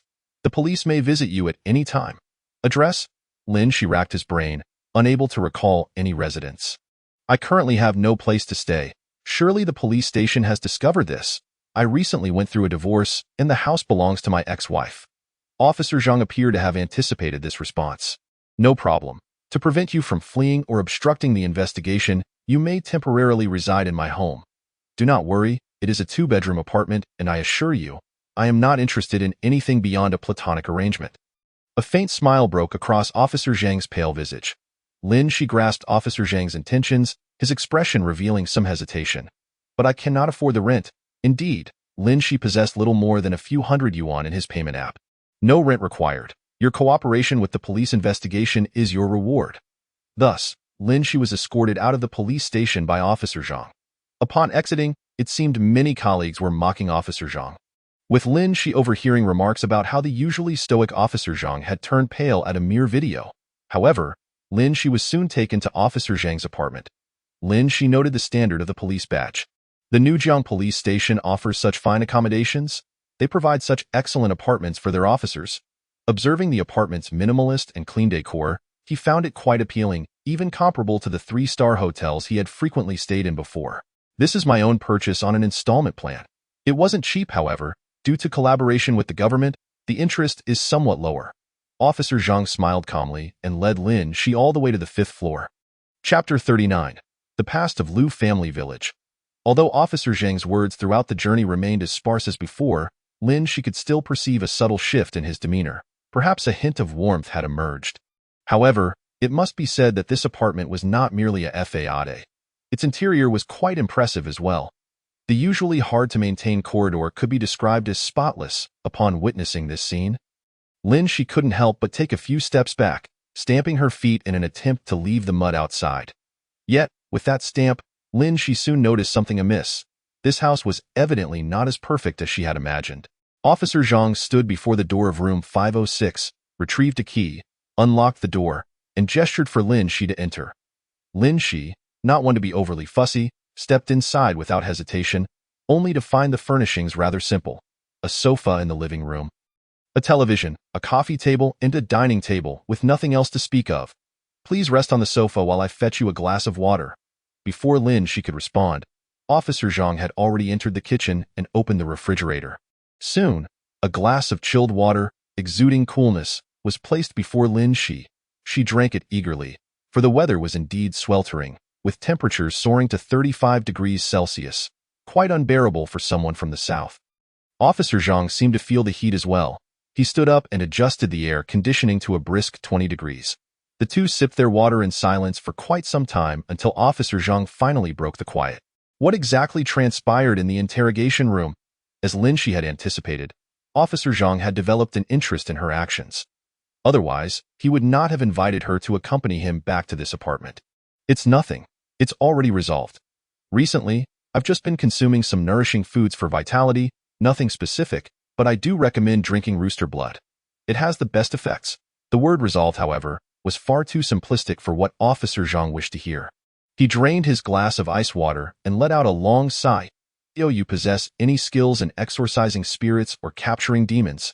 Faced with this sudden shift in the conversation, Lin Shi hesitated for a moment before nodding. I wouldn't say I'm an expert, but I have a basic understanding. Her candid response evidently pleased Officer Zhang. When you visited Lu family village, did you notice anything unusual? To Lin Shi's surprise, Officer Zhang had not abandoned his investigation, continuing to inquire about her whereabouts over the past couple of days. However, upon arriving at Lu family village, Lin Shi had not engaged in any malevolent activities, thus felt no need to conceal anything. Yesterday, I left the police station and first went to Lu Nong, Master Lu's home. Then I took a look at the back mountain of Lu family village. After descending, I went to the hospitality inn. Indeed, Lin Shi's time in Lu family village was merely a few hours. This was her basic route, though she had overlooked the discoveries made in Lu Sanyuan's grave. Officer Zhang remained silent, engrossed in his phone. Soon, he placed several images before Lin Shi. Take a look at these pictures. With some confusion, Lin Shi took Officer Zhang's phone and casually scrolled through it, finding nothing but news related to Lu family village. Most notably, the reports discussed the peculiar magnetic field of Lu family village, claiming that birds flying over the back mountain would suddenly lose their sense of direction due to some magnetic influence, resulting in many crashing into the mountain and dying. Lin Shi was aware of the reason behind this. After all, she had already discerned the unusual nature of the back mountain. The divine bird locking the heavenly gate was no ordinary feng shui arrangement, and altering the local magnetic field was not beyond reach. Although the vermilion bird may not be as revered as the phoenix, it certainly holds the title of the king of birds.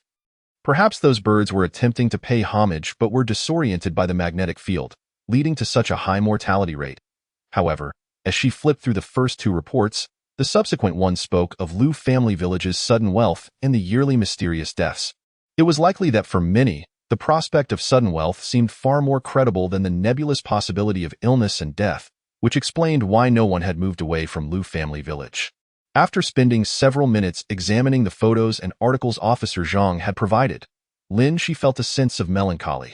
For 69 years, a strong man from Lu family village had met his demise each year. Aged between 18 and 50. 69 years. The birth date of one person flashed rapidly through Lin Shi's mind. Lu Sanyuan, born in 1956. This year marks 2025 in the Blue Star calendar, precisely 69 years later. To her astonishment, after Lu Sanyuan's burial, it truly seemed that a resident of Lu family village had perished each year. Noticing a change in Lin Shi's expression, Officer Zhang slowly began to speak. Although I don't really believe in supernatural beings, I've always thought that certain places have different magnetic fields that might affect human lifespan. However, the longer it goes on, the more peculiar it seems. Especially since the first prize in the lottery for our entire prefecture has been won by someone from Lu family village every single time. It's utterly terrifying. If someone were manipulating the lottery behind the scenes, it wouldn't be so coincidental, would it? Just because of this phenomenon, the lottery headquarters even dispatched personnel to investigate, concerned that the draw officials or upper management had ties to Lu family village. Yet no matter how they looked into it, they found nothing, ultimately opting to replace a batch of employees. The draw officials changed, but the winners remained the same. At this moment, Lin Shi's pupils dilated as an answer began to form in her mind. Are you suggesting that despite the lottery company's staff changes, the winners are still from Lu family village? However, Lin Shi had already heard Lu Ning mention this. The people of Lu family village were known for their windfall. She just hadn't expected that every lottery jackpot would be won by them. While the divine bird locking the heavenly gate did possess wealth-attracting properties, this was simply too exaggerated. A new thought crossed Lin Shi's mind. Could there be something extraordinary about Lu Sanyuan's grave? The most likely scenario was that beneath the 4 vermilion birds lay a naturally formed bluestone slab. Surely, beneath that bluestone slab, there would be some small creatures. The use of a bluestone slab to accumulate earth energy could not possibly yield such an effect. Only nature's gifts could create pure, divine feng shui. At this moment, a multitude of questions surged in Lin Shi's mind.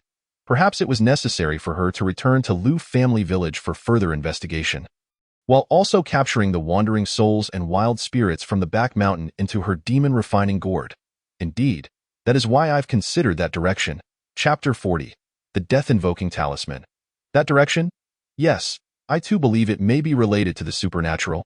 For science simply cannot provide an explanation. I graduated from the police academy only a few years ago. Back when I was still studying, my uncle fell gravely ill and passed away just a year after his diagnosis. Your uncle? 1 year? Lin Shi's eyes widened as she gazed at Officer Zhang. Did this officer have an intricate connection to Lu family village? You are not mistaken. My uncle was a villager from Lu family village. After marrying outside, my mother longed to return to Lu family village, for as a villager there, one enjoyed certain benefits. Almost every household had won the lottery's grand prize, including my uncle. Our family's financial situation was modest, so my mother urged me to live in Lu family village for a few years, hoping I would win the lottery and we could move away, thus avoiding any trouble. Many outsiders were drawn to Lu family village, but their outcomes were often disappointing. Like those others, I never won the lottery or came into any fortune. They all left in frustration, claiming Lu family village was a deceitful place. Lin Shi smiled faintly, recognizing the folly of such individuals. The feng shui master had chosen Lu Sanyuan as a focal point, meaning it only worked for the villagers of Lu family. Merely residing there would not grant one fortune. On the contrary, the influence of the divine bird locking the heavenly gate could even diminish one's physical constitution. I thought you had won the lottery. Lin Shi teased Officer Zhang. He awkwardly chuckled, scratching his head. Fortunately, the police target gambling and drugs. If they were after the poor, you certainly wouldn't see me here. Back at home, neighbors often reported us for disturbing the peace. We were so poor that we barely made a sound. To be honest, Lin Shi had not expected to encounter such a humorous side to Officer Zhang. Surely you know that Lu family village has invited numerous Taoists to seek the cause, ultimately focusing on Lu Sanyuan, your 18th ancestor? Upon hearing Lin Shi's words, Officer Zhang nodded slightly. I primarily worry for my mother's safety. After all, she is also considered a villager of Lu family village. Although she hasn't won the lottery or acquired any fortune, I am concerned about these afflictions. My uncle suffered greatly before his death, and I do not wish for my mother to endure such suffering. Hence, I have been paying attention to Lu family village, including the recent incident at the Hospitality Inn. I volunteered to investigate upon hearing it was related to Lu family village. In this regard, Lin Shi and Officer Zhang were quite alike, as Lin Shi too was deeply concerned for her parents. Regardless of whether life was joyful or not, having family nearby certainly brought a sense of security. The anguish of parting life and death constitutes the gravest punishment one can endure. Rest assured, I have already visited the burial site of Lu Sanyuan. The formation employed will not affect the women of Lu family village. Moreover, you do not possess the bloodline of the Lu family's male descendants, so you are safe. Had your father been from Lu family village, perhaps during your time residing there, you would have won the lottery several times. Under normal circumstances, winning the grand prize in the lottery is an exceedingly rare stroke of fortune, a blessing earned over 10 lifetimes. However, in Lu family village, it is as simple as drinking water or having a meal. And winning the lottery might even serve as a harbinger of doom. Is that truly the case? Officer Zhang appeared somewhat skeptical of Lin Shi. Many esteemed Taoists had previously visited Lu family village, claiming to have resolved the issues, yet the village continued to witness deaths and inexplicable wealth. Indeed, in today's world, swindlers outnumber those with genuine skills by a staggering margin. The likelihood of being deceived is nearly 100%. Although Lu Sanyuan harbored certain secrets that remain elusive to me, you need not worry about your and your mother's safety. There is no impact whatsoever. The question remains whether Lu family village will continue to experience fatalities, which will depend on that individual's actions. That individual, the blind man, is pivotal. He has taken away Lu Sanyuan's flesh and blood, and the location of the burial is of utmost importance. Originally, I could have found Lu Nung today and asked him to guide me. But now I have already lost considerable time. Is there a place here where I can rest? I have not had a moment's respite all night and am feeling rather fatigued.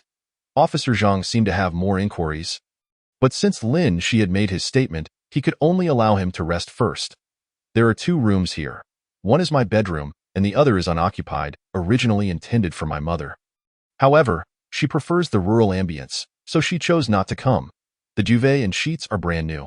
You may rest now. Lin Shi nodded and proceeded toward the room indicated by Officer Zhang.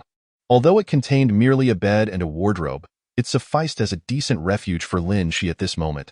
At least it was clean and tidy, offering comfort. Soon, Lin Shi slipped into a state of slumber.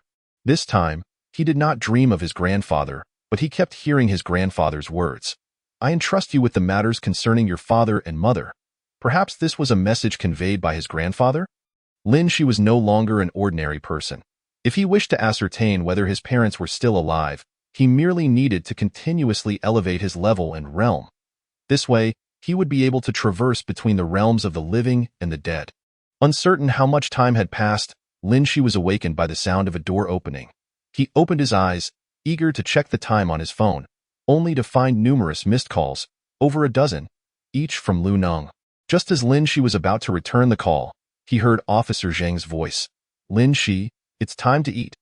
Those simple 4 words utterly shattered Lin Shi, for his stomach was growling ravenously. Without further thought, Lin Shi set down his phone and made his way to the living room for a meal. Officer Zhang had already shed his uniform and was holding 2 takeout boxes. Just from the aroma, Lin Shi could discern the contents. Beef noodles. Lin Shi blurted out the words that came to mind. I didn't expect your nose to be quite discerning. Officer Zhang handed Lin Shi the takeout box in his left hand, and the 2 began to enjoy their noodles at the dining table. The table was positioned by the window, allowing Lin Shi to gaze upon the scenery outside. Planting a 30-year-old phoenix tree here might improve your luck. Upon hearing Lin Shi's words, Officer Zhang paused his actions. What do you mean? Lin Shi glanced at the chopsticks in his hand, a triumphant smile gracing his face. When one dines, one ought to be mindful of the host. Since you have provided me with shelter, I shall kindly reveal this to you. The feng shui of your residence is exceedingly poor. I presume no leadership resides here? Officer Zhang shook his head in response, indicating that there were none at this moment. Lin Shi feigned mystery, exhaling a sigh that conveyed profound sorrow. Indeed, it is as I suspected. Hearing this, Officer Zhang's curiosity was piqued. He slowed his pace of eating. His gaze fixed on Lin Shi, seemingly awaiting further elaboration. Indeed, what do you mean? Officer Zhang, having waited for Lin Shi's words in vain, felt an itch of anticipation. The absence of high-ranking officials in this location is not due to its affordability or subpar renovations, but rather because there is an issue with the feng shui. In this world, those of high status and wealth generally possess some belief in feng shui and understand its intricacies. After all, once material needs are satisfied, does one not seek spiritual solace and fulfillment? Long ago, on Blue Star, it was propagated that there is no such thing as ghosts or deities, and practices such as tomb sweeping and burning paper during the Qingming festival are utterly futile. Deceased loved ones simply vanish into thin air. The concept of an underworld is a fabrication, of course. There is another belief that paper money burned without a Taoist chanting incantations would never reach the underworld. Only through rituals can the paper money be delivered. Although opinions vary, the people of Blue Star still adhere to the traditions of visiting ancestors' graves and burning paper money during festivals, for it is the only way to reminisce about their childhood. As they grow older, many burdens and concerns go unspoken, and only at the graves of their elders can they express their innermost thoughts. Lin Shi, what do you mean? Are you suggesting that there is an issue with the feng shui of my residence? To be frank, the geographical location of this apartment is quite favorable, and the price is reasonable, which is why Officer Zhang was able to afford it. Otherwise, even a lifetime as a police officer might not suffice to secure a home of his own. Thus, Officer Zhang remained apprehensive about any potential issues with the property, constantly scrutinizing for leaks or soundproofing concerns, even knocking on the walls to ascertain the integrity of the beams. However, having lived here for over 6 months, he had yet to uncover any issues. Even the most mundane leaks were non-existent. Officer Zhang believed he had struck a stroke of luck and found a bargain. Yet, Lin Shi's words abruptly reminded him of reality. There is indeed a problem, and it is one that is not easily discerned. Indeed, Lin Shi possessed the innate ability to sense the flow of energy around him, discerning whether yin and yang were in harmony with ease. Since you moved in here, have you encountered some misfortunes in your career? Are there matters that leave you feeling helpless and unable to voice your frustrations? At this, Officer Zhang nodded vigorously. Lin Shi, I never expected you to possess such abilities. Indeed, many events have unfolded during my 6 months here. For instance, my initial superior was my senior, who had been nurturing me subtly. I should have been a captain by now. However, 6 months ago, my senior was reassigned to a leadership position in another city. The new leader has taken an intense dislike to me, frequently imposing overtime and assigning me arduous cases that yield no reward. Due to a shortage of police vehicles, I often have to take taxis for official business, and my leader even refuses to reimburse the fare. Whenever I remind him, he responds with impatience, promising reimbursement next month. But the payment has been delayed for half a year. As a junior officer, how much can I earn in a month? Sigh. I won't delve into the details. Although the work can be exhausting, I still feel some joy in being able to assist those in need. Lin Shi nodded, expressing his approval of Officer Zhang's character. Had Lin Shi encountered such a leader, it is likely he would not have lasted a single day. Officer Zhang's dedication to serving the people and helping others is indeed a rarity. Lin Shi was determined to aid him in resolving the feng shui issues of his residence. The feng shui of your dwelling is afflicted by a phenomenon known as. The reason it is not easily detected is that typical refers to a beam above the main entrance that extends inward, penetrating through the doorway and even into the bedroom or kitchen. Positioned perpendicularly to these doors. However, it is evident that the beams in your residence do not conform to this pattern. Yet, there must be some sort of tunnel or similar structure beneath your dwelling. For the presence of a void will inevitably incite the flow of energy. With such energy flow, a field of energy is generated. If we consider the apartment as a heart, and within that heart lies a tunnel connecting the inside to the outside, it would resemble an arrow piercing through the heart, thus producing the effect of when Lin Shi uttered these words, he was still somewhat uncertain about what exactly lay beneath the apartment, the hollow gap. And how it came to be it is worth noting that while the economy of Nujiang is rapidly developing, it remains a county of moderate economic standing, still lacking rapid transit systems such as subways. Officer Zhang seemed to ponder this carefully, reflecting for a moment. Then, as if struck by a revelation, he excitedly slapped the table. Indeed, I recall wandering near a park where I stumbled upon a hole in the ground. Though it was sealed off with steel bars the thickness of fingers, my curiosity led me to inquire with nearby residents, who informed me that it was an air raid tunnel. During the time of the Little Japan bombings, many took refuge there, saving numerous lives. Little Japan? Lin Shi appeared reluctant to revisit the blood-soaked and tragic history of those times, closing his eyes, perhaps to honor the contributions of the air raid tunnel, or perhaps to bury the memories of its monumental construction that had little impact on the surrounding environment, hence it was preserved. It was likely that this air raid tunnel ran directly beneath the apartment, causing some influence. Officer Zhang's demeanor became more respectful. After all, it was improbable for Lin Shi to know of the tunnel's existence, given that Zhang, despite working at the nearby police station for over a year, had never discovered it. It was only after moving into the apartment and out of curiosity asking about it that he learned of the tunnel's presence. For Lin Shi to mention the airflow gap beneath the apartment was indeed quite remarkable. Now, admiration flickered in Officer Zhang's eyes. If Lin Shi truly possessed such abilities, Zhang was eager to learn, as it would undoubtedly be useful in the future, especially when dealing with property matters, thus enhancing his flexibility. Indeed, this house suffers from the heart-piercing evil, affecting all who dwell within. Chapter 42. 50 Experience Points. You simply need to plant a 30-year-old phoenix tree at the air vent of the air raid tunnel, and the issues here will gradually improve, albeit slowly. The phoenix tree. This was the second time Lin Shi had mentioned it. Officer Zhang, however, was still perplexed. If one were to plant a tree, why must it be the phoenix tree? Wouldn't a peach tree be preferable? His inquiry stemmed from two considerations. First, the phoenix tree was relatively rare, and one would require a 30-year-old specimen. Conversely, if it were a peach tree, Officer Zhang could easily procure one in no time. Additionally, he often saw peachwood swords on television, believed to ward off evil spirits, and naturally, The peach tree possessed similar properties, deterring malevolent forces. The primary function of the peach tree was to suppress evil spirits. Here, the issue was merely an imbalance of yin and yang, with the energy field in disarray. Therefore, the direct suppression effect was rather poor, though it did have some impact. Earlier, while on the first floor, I noticed that the front and back doors aligned in a straight line. In the realm of feng shui, concealing wind and gathering energy is of utmost importance. Yet this apartment's first floor contradicted that principle. Failing to retain yang energy, coupled with the fact that the tunnel allowed for the flow of earth energy, predominantly yin, this led to the apartment's excess of yin energy and deficiency of yang. Historically, there has been a saying about the phoenix roosting on the phoenix tree, as its inherent yang energy is substantial, capable of harmonizing the yin energy between the tunnel and the apartment, and serving as a critical feng shui eye to suppress the air vent. Thus, the phoenix tree proves to be the most effective choice. Considering its rarity, I suggested a 30-year-old specimen, as those over 30 years old would yield even better results. Lin Shi's mind was flooded with relevant knowledge, enabling him to conduct a profound analysis of the situation. It was Lin Shi's first time contemplating such matters. His insights were remarkably thorough, allowing Officer Zhang, who already possessed considerable comprehension, to grasp much more. I see. In that case, I shall seek out a 30-year-old phoenix tree and test your method.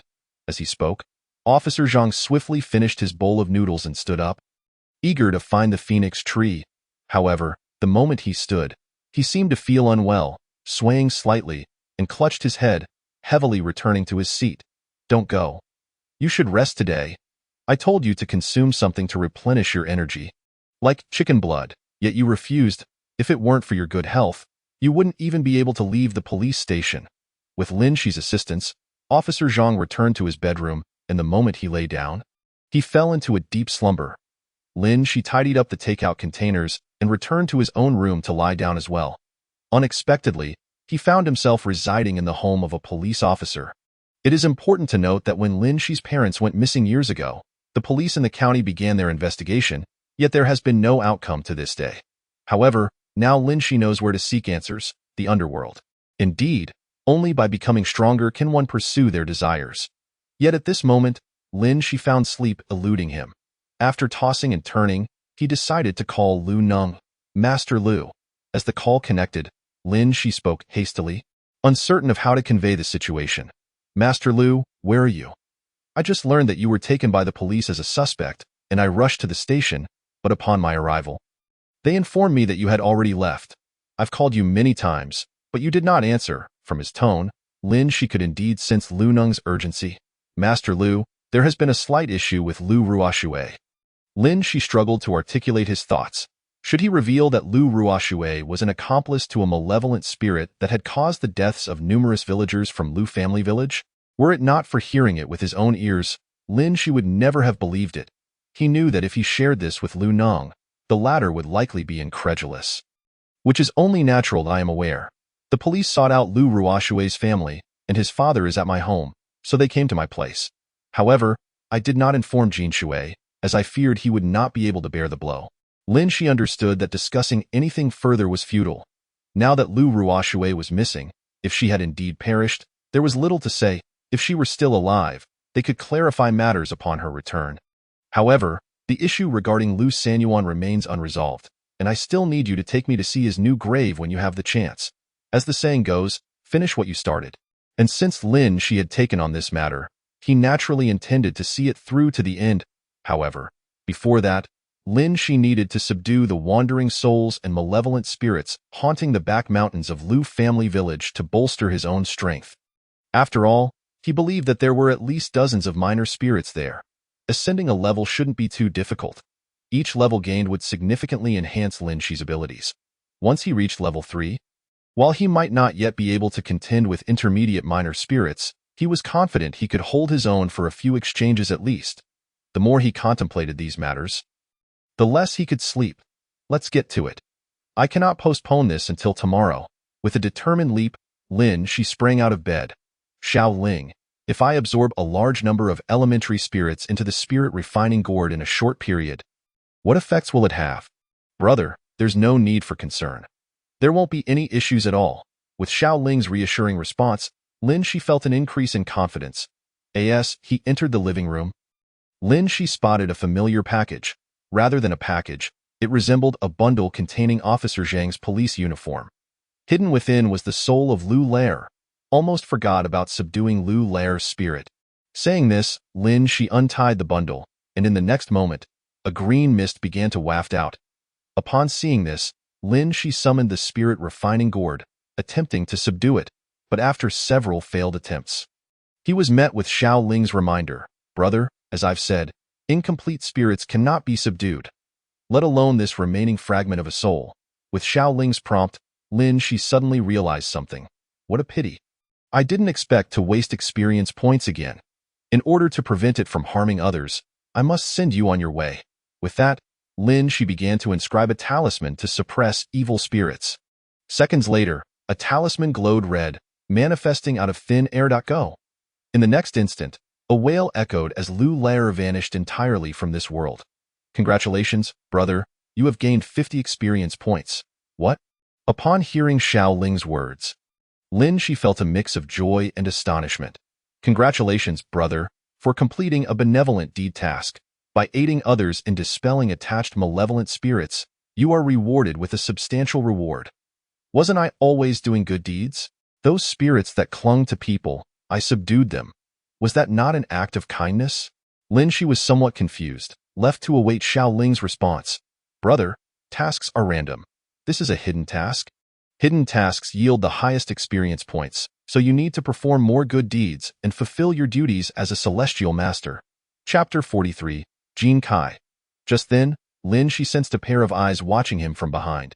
He turned abruptly to find a sliver of light peeking through the door of Officer Zhang's bedroom. What an impressive fellow! Recovering so quickly after being possessed by a ghost. Concealed in the shadows, Officer Zhang was acutely aware that Lin Shi had already detected his presence. He thus pushed open the door and approached Lin Shi. Upon glancing at Zhang's complexion, Lin Shi noted that his pallor had returned to its former rosy hue. You were born on the 9th day of the 9th month, weren't you? Indeed, this is the only plausible explanation. After all, regardless of one's physical constitution, without the auspiciousness of one's birth date and destiny, it would be impossible to regain vitality so swiftly. The 9th day of the 9th month, yes, I was indeed born on that day. Lin Shi, was that gourd you had earlier your instrument for capturing spirits? May I see it again? Officer Zhang inquired. His curiosity evident. Lin Shi, not one to be stingy, replied, certainly. Come with me to the back mountain of Lu family village, and I shall broaden your horizons. The reason individuals born on the 9th day of the 9th month possess such robust vitality is that 9 is the largest single-digit number. And with the double nines of the Chongyang festival, it thus becomes a day imbued with strong yang energy. Lu family village's back mountain? I have only ventured there during the day on rare occasions, primarily to pay respects to my grandparents and my deceased uncle. Noticing Zhang's hesitation, Lin Shi turned her back, preparing to leave. If you're afraid to go, then I'll go alone. At that moment, Zhang seized Lin Shi's arm, clearly eager to join her, albeit for reasons unspoken. Lin Shi, are you truly intent on going? You must understand that there have been numerous strange occurrences at Lu family village's back mountain in recent years. Didn't I show you earlier? Birds lose their way upon entering the back mountain. I fear we might meet the same fate if we venture there at night. Officer Zhang, don't the police adhere to principles of science and materialism? Why are you hesitating? Lin Shi remarked, recognizing Zhang's name as Zhang Zhan from the calligraphy hanging in the living room, which bore the character for righteousness, signed by Zhang Zhan himself. Zhang was not surprised, as names are easily discernible. Yet, his fear of the back mountain was palpable. Even his mother would choose to visit his grandparents' graves at the most auspicious hour of noon, as local elders warned that the back mountain, having buried too many deceased from illness, harbors heavy resentment and could manifest dangers at night. While Zhang Zhan himself was skeptical, the bizarre incidents associated with the back mountain rendered disbelief difficult. After all, some phenomena simply elude scientific explanation, and even the explanations offered often seem far-fetched. Do not worry. Your vitality is robust. It would be quite challenging for these minor spirits to harm you. If it weren't for Lu Lao Air's spirit being unable to find refuge, it would not have chosen to inhabit your body, Lin Shi explained. However, I may have misspoken. Lu Lao Air's spirit cannot consume your soul, as it is exceedingly weak and your vitality is overwhelming.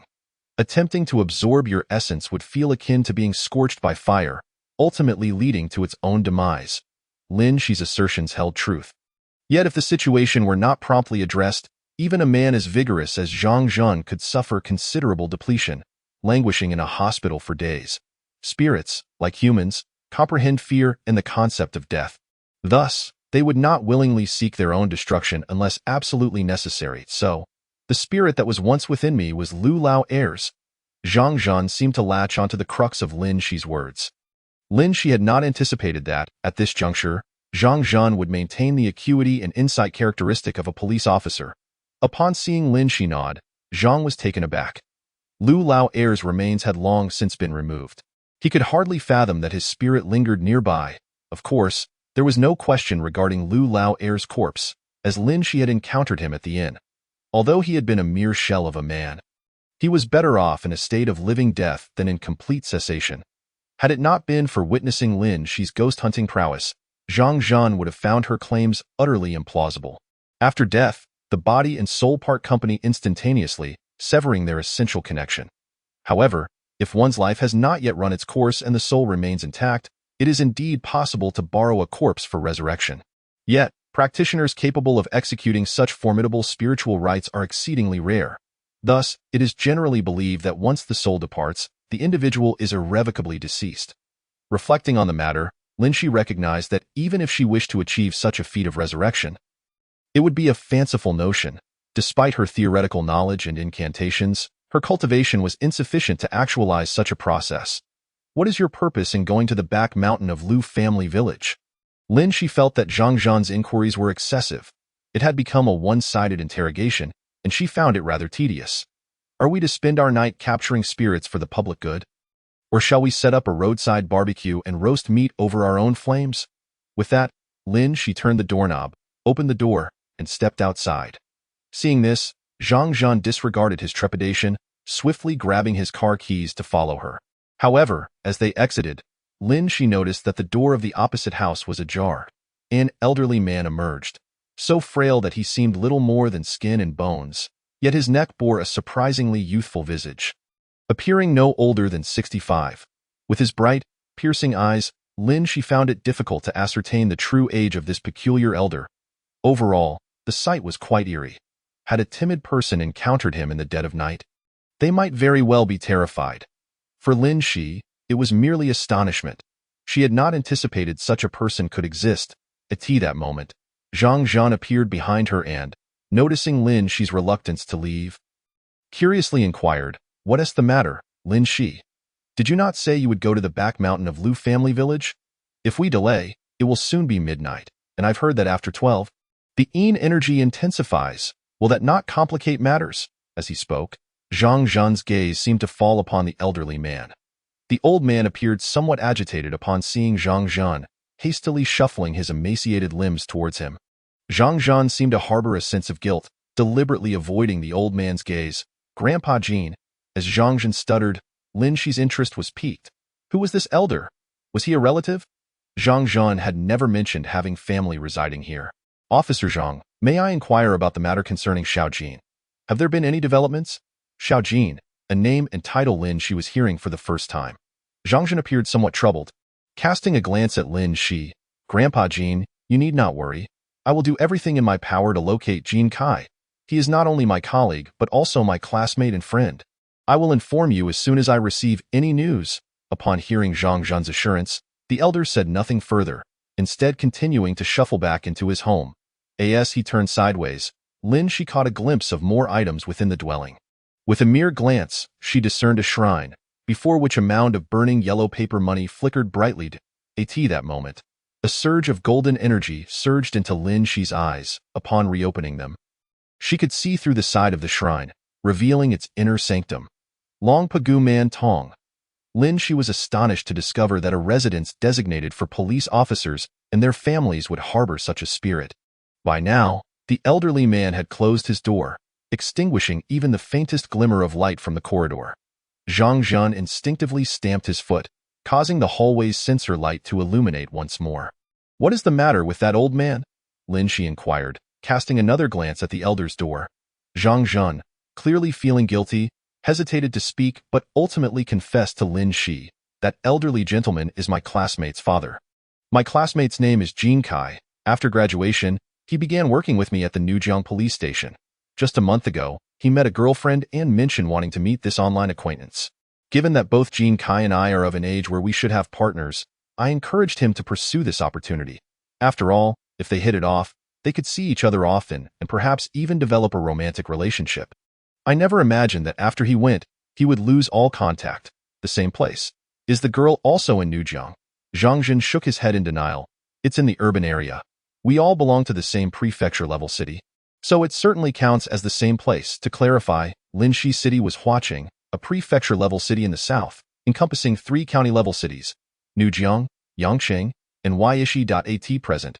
Linxi was in Nujiang County, while Zhangjian referred to the urban area of Huaqing. Oh, the urban area of Huaqing. That's only about 100 kilometers away. Indeed, not far, Lin Shi nodded slightly, sensing that it was highly likely he was dealing with a case of telecom fraud, or perhaps some illicit activities that had ensnared him. His personal freedom had been compromised, leading to a severance in communication. For instance, the ongoing scandal surrounding the Xue Nu incident in Vietnam had been making waves, with claims that even Ultraman would be left with a missing kidney. Indeed, it was baffling that in the same locality, an individual could simply vanish. The police department in the urban area was cooperating with us in the investigation. Yet to this day, there has been no substantial lead. All we know is that Jin Kai last entered a hotel named Shengshihaumen in the city and never emerged again. In Lin Shi's view, having a definitive location of the last activity should facilitate matters. Thus, commencing the inquiry at Shengshihaumen seemed prudent. One cannot simply disappear into thin air, however, as he contemplated the notion of vanishing.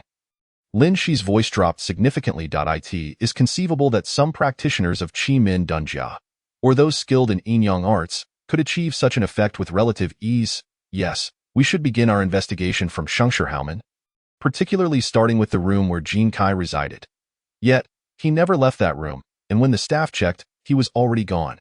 Accompanying him was a girl named Chen Xiaoli, but it has now been confirmed that her identity was fabricated. Nowadays, hotels require facial recognition. I am at a loss as to how she managed to bypass that. If she succeeded in facial recognition, how could you ascertain that her identity was false? Indeed, logically, those who can pass facial recognition should essentially be the actual individuals. Chen Xiaoli was a university student who tragically committed suicide by jumping from a building 2 years ago.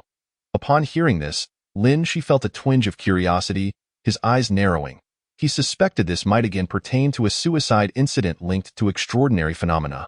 Though it was somewhat peculiar, the only certainty at present was that Jin Kai's online romantic interest harbored issues. Otherwise, she would not have resorted to using a counterfeit ID. Lin Shi's conclusion was already quite conservative. If he wished to uncover some clues, it would not be difficult.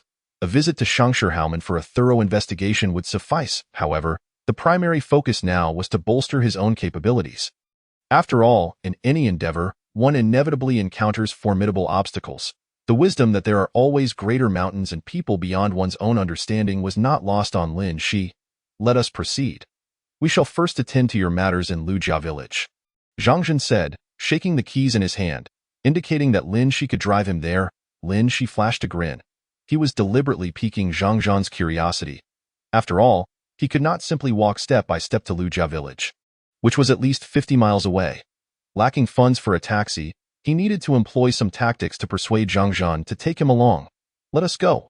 Lin Shi gestured with the go sign, and both began their descent.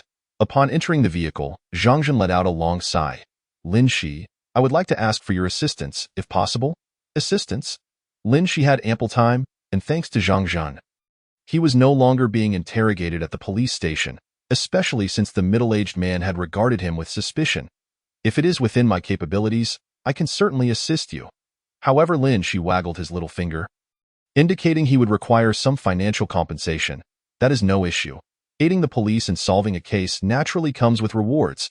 Zhang Zhan understood Lin Shi's implication and readily agreed to the monetary incentive. It was not that Lin Shi was greedy. Rather, he genuinely lacked funds, making every endeavor quite inconvenient. A case to solve. What do you need me to do? Upon hearing the words solve a case, Lin Shi immediately perked up.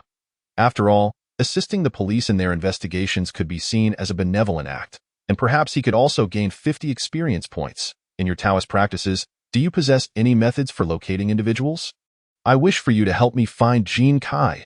After all, we were classmates for 4 years and colleagues for 2. I cannot simply stand by while he inexplicably vanishes, especially since his grandfather relies on him for support. If Jean Kai were to disappear, it would be catastrophic. Lin Shi understood Zhang Zhan's sentiments. I cannot guarantee that I will certainly find Jean Kai, but if you take me to Shangshihouman, I am fairly confident I can ascertain whether he is alive. Indeed, while Lin Shi was hesitant to guarantee the effectiveness of the Qi Min Dun Jia tracking technique, he was certain there were simpler methods within the celestial arts to confirm Jean Kai's fate. Upon hearing Lin Shi's assertion, Zhang Zhan inexplicably felt as if a heavy burden had been lifted from his chest, suddenly feeling much lighter.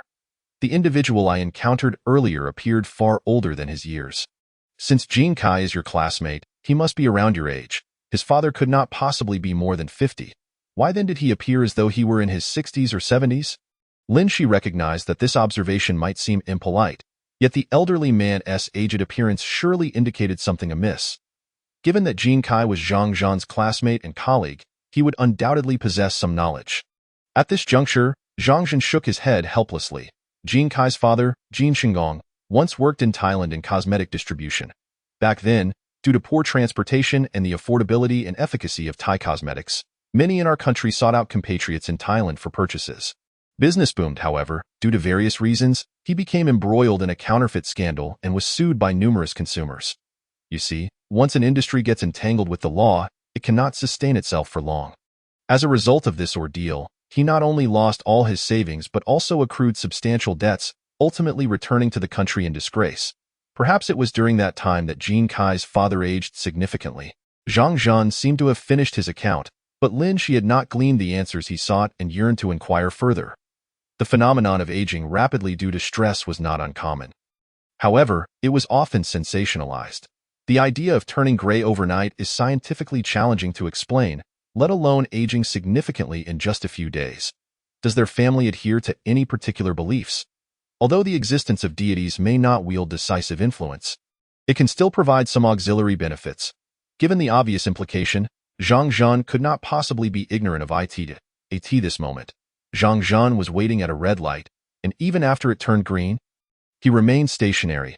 Realizing the cars behind him were honking incessantly, Zhang Zhan finally responded. After driving a short distance, he cast a hesitant glance at Lin Shi. Their family is rather peculiar. They must have some deity they worship. But it is not the typical Buddha or Bodhisattva, nor any Taoist immortality. Seems to be some kind of earth deity from Thailand. It's quite mysterious. Once, I saw Jean Kai carrying a gray small bottle adorned with strange patterns. When I inquired about it, he told me it was a talisman for safety. Out of curiosity, I found it astonishing that such a talisman could appear in that form, so I gazed at it intently.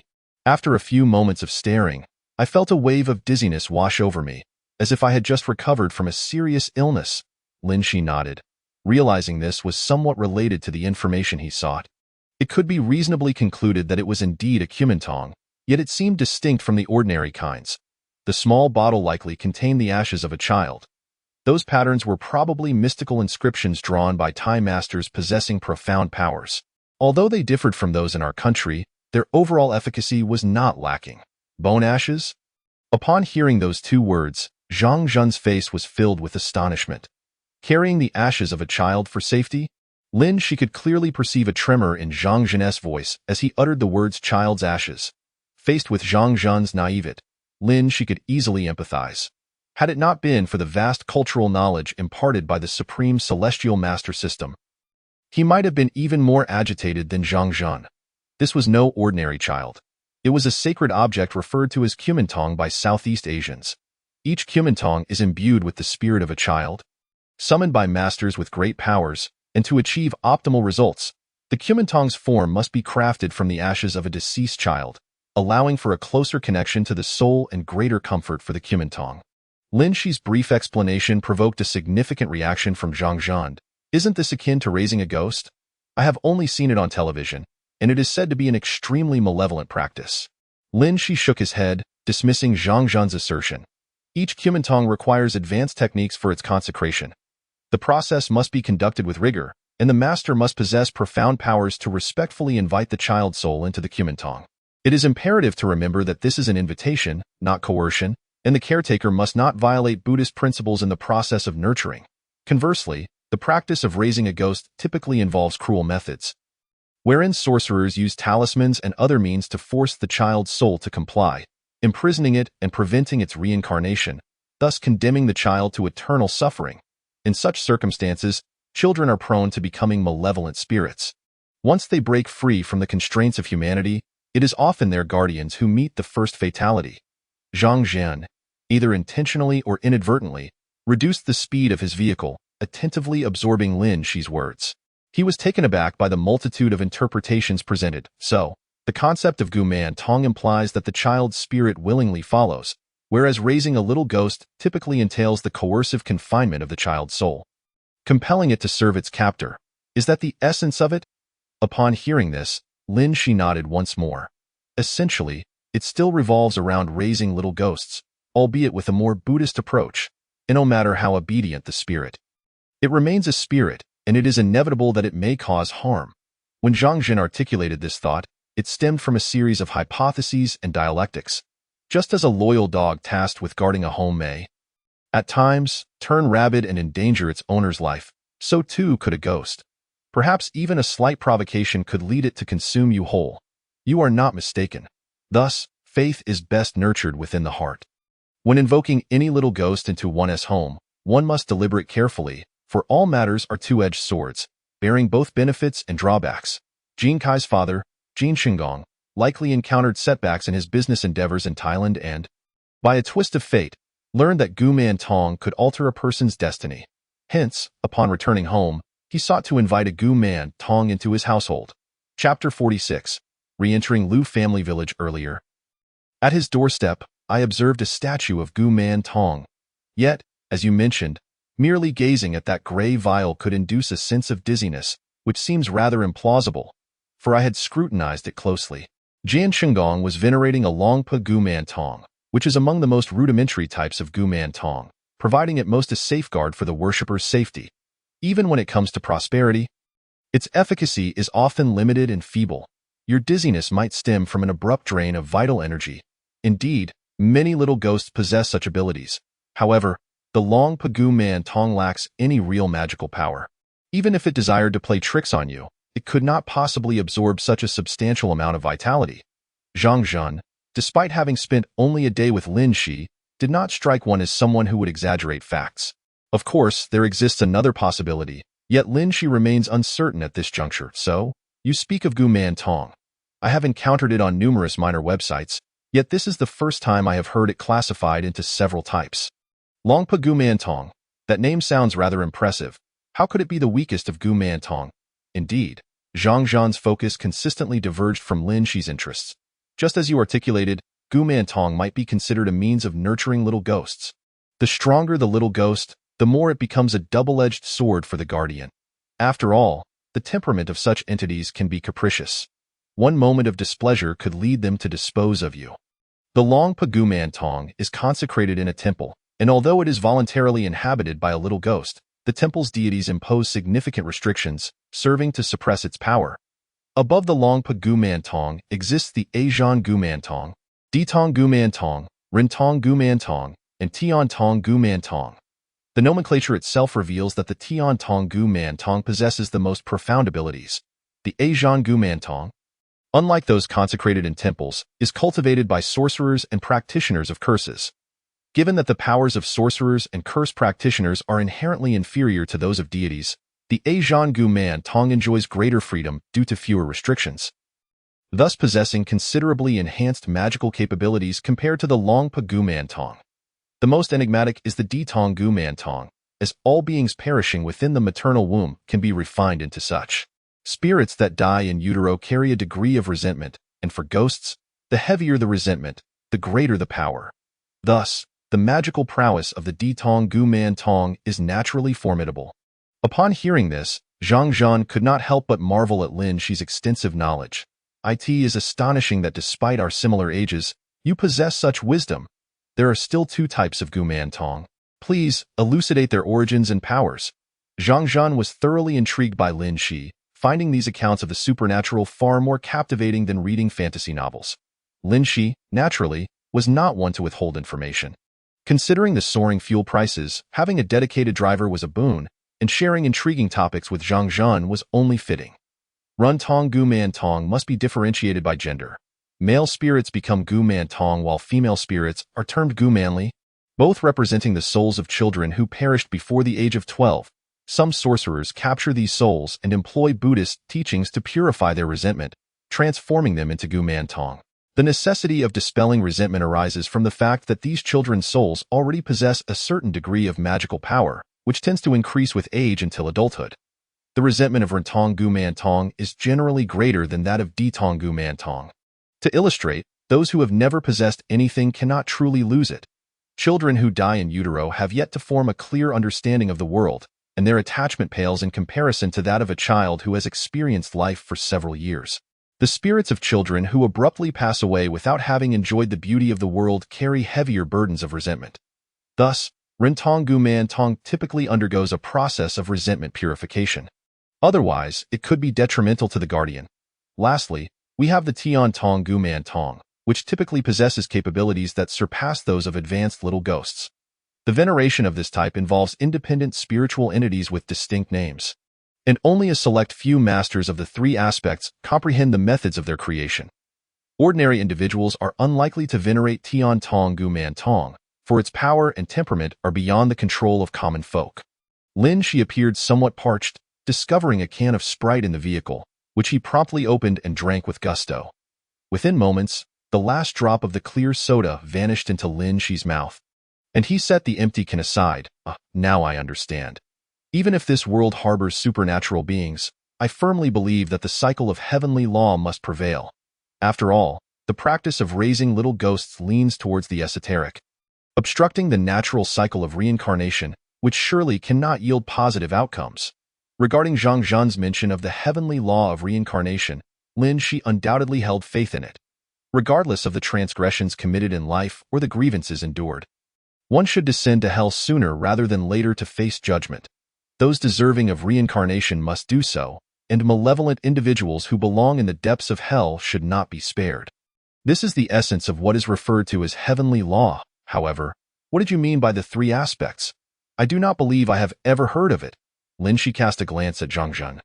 Not only he, but Lin Shi, in his 20-plus years of existence, had never encountered such a term. You may simply understand it as a classification of Taoist rankings, comprising 4 levels in total, with the 4th aspect being the most formidable. A classification of ranks. This piqued Zhang Zhan's interest. Hey, Lin Shi, what level are you currently? At this moment, several lights appeared ahead, and Lin Shi once again spotted the stone tablet inscribed with Lu Family Village. At my age, you surely do not think I am a master of the 4th aspect, do you?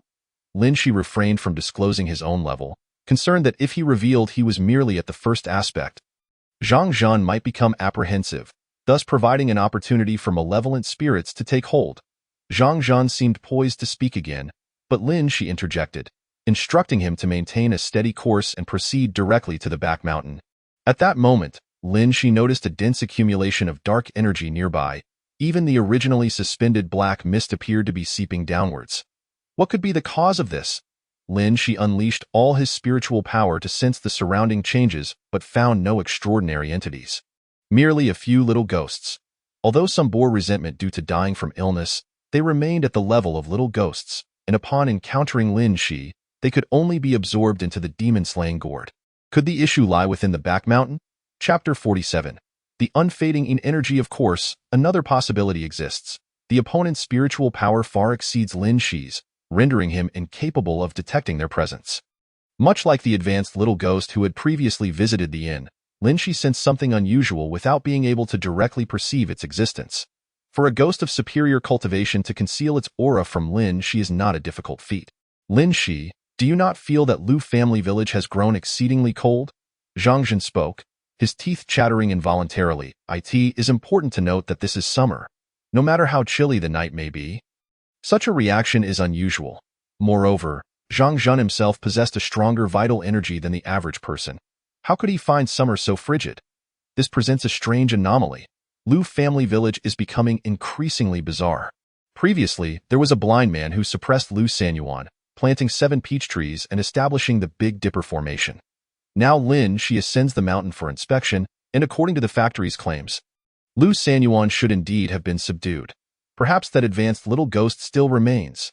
Indeed, in the current scenario, Lu Sanyuan has merely engaged in some form of transaction with these malevolent entities. Even if Lu Sanyuan has been momentarily subdued, it merely postpones their nefarious plans. Should the blind man still be alive, Lin Shi genuinely yearns for an audience with him, as he is an indispensable link in this entire affair. The high-ranking spirit mentioned his betrayal, and then personally subdued Lu Sanyuan. He must possess valuable insights. Before long, Lin Shi and Zhang Zhen arrived at the foot of the rear mountain. Previously, the rear mountain served solely as a site for villagers to cultivate crops and pay homage to the deities. Thus, there were no vehicles available to ascend. Gazing upon the seemingly endless narrow path, Lin Shi took a deep breath and said to Zhang Zhen, "You may choose to wait for me in the car. As long as you hold this talisman, the spirits here will not dare approach you." With that, Lin Shi produced a talisman from his pocket and handed it to Zhang Zhen. Although Lin Shi could conjure talismans without any tools, those created out of thin air could not be preserved and would soon dissipate if not utilized. Hence, he always carried several sheets of yellow paper for emergencies. Upon receiving the talisman from Lin Shi, Zhang Zhen noticed it bore no inscriptions or symbols. Just as confusion filled Zhang Zhen's mind and he was about to inquire, Lin Shi abruptly seized Zhang Zhen's right hand and firmly pinched his index finger, causing droplets of blood to flow forth. Before Zhang Zhen could react, Lin Shi guided his hand to inscribe the talisman on the paper. In mere seconds, Lin Shi completed the talisman. Finally, he sheepishly admitted, "I am a bit afraid of pain." So, upon hearing this, Zhang Zhen nearly fainted on the spot. "I've seen many Taoists on television using cinnabar to draw talismans. Why do you always use blood?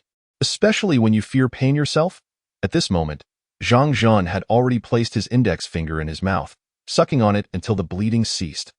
Lin Shi was unaware of the underlying principle, but he recalled that the older generation had mentioned saliva could serve as a disinfectant, the truth of which remained uncertain. Lin Shi chuckled softly. "The efficacy of cinnabar talismans is limited. If I were to draw hundreds, I would undoubtedly resort to cinnabar.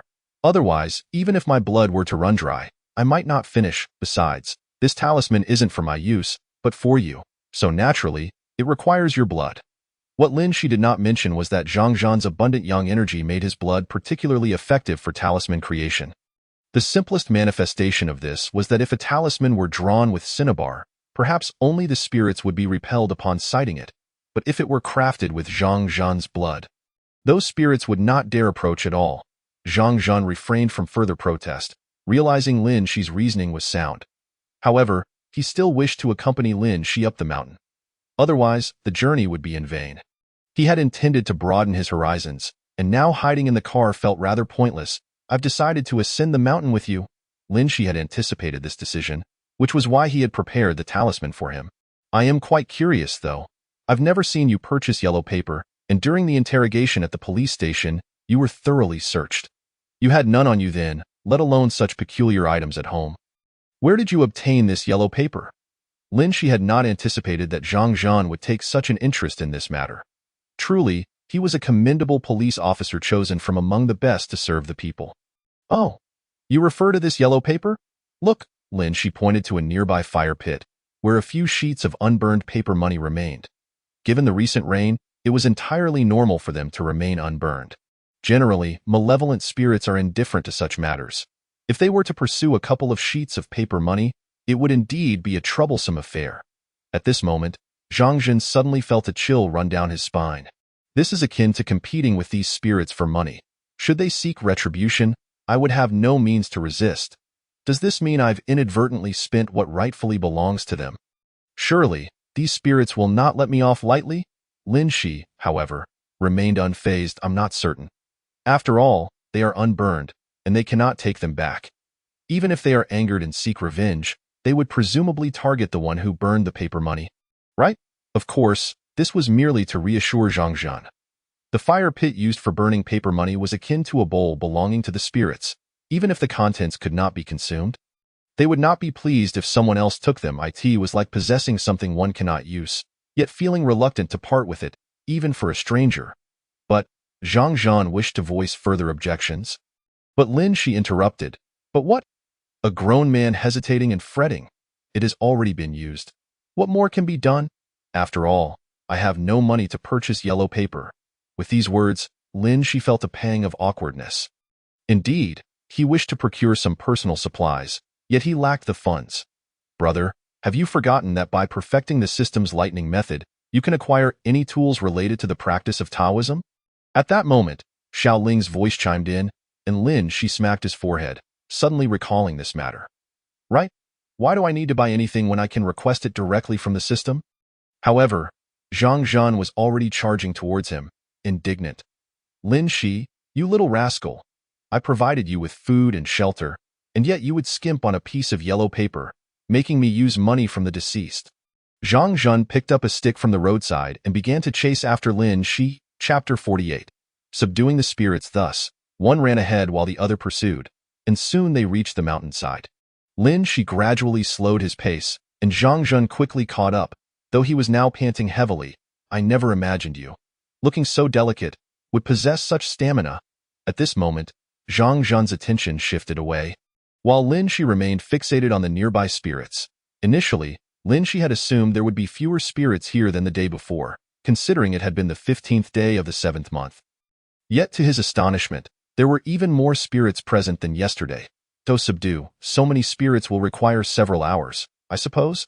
Lin Shi mused aloud, only to be overheard by Zhang Zhan. Spirits? Where are the spirits? I don't see any. It was then that Lin Shi remembered he had forgotten to open Zhang Zhan's eyes. Having attained the rank of a celestial master, Lin Shi was now capable of drawing the eye-opening talisman. As a materialist youth, you naturally cannot see them. Though he said this, Lin Shi effortlessly raised his hand and inscribed the eye-opening talisman. Be my command. With a commanding shout, Zhang Zhan was instantly immobilized, and a talisman radiating golden light swiftly entered his body. Zhang Zhan felt a sudden sting in his eyes, closed them, and rubbed them with his hands. When he opened them again, the previously dim surroundings had brightened considerably. In the next moment, Zhang Zhan stumbled back a few steps. He had seen a faint green entity approaching him. Fear not. These little spirits are akin to the ancient dragon boy. They pose no threat to humans, merely attaching themselves to absorb some yang energy. Although Lin Shi reassured him, the sheer number of spirits on the rear mountain was overwhelming, and their appearances differed somewhat from those in other locations. Their eyes were an unusual shade of dark green, strikingly noticeable. It is worth noting that other lower-grade spirits usually lack eyes, and if they do possess them, the color often mirrors the surrounding energy, making them difficult to discern. Lin Shi was certain that most of these spirits were lower grade and could be directly subdued. Prior to taking action, however, Lin Shi needed to make some preparations to prevent them from burrowing underground or scattering in disarray. Since we're here, lend me a hand. Otherwise, should I commence capturing spirits, many will undoubtedly escape. Before Zhang Zhan could respond, Lin Shi had already retrieved the previously used talisman from his pocket, since this was a spirit-catching endeavor.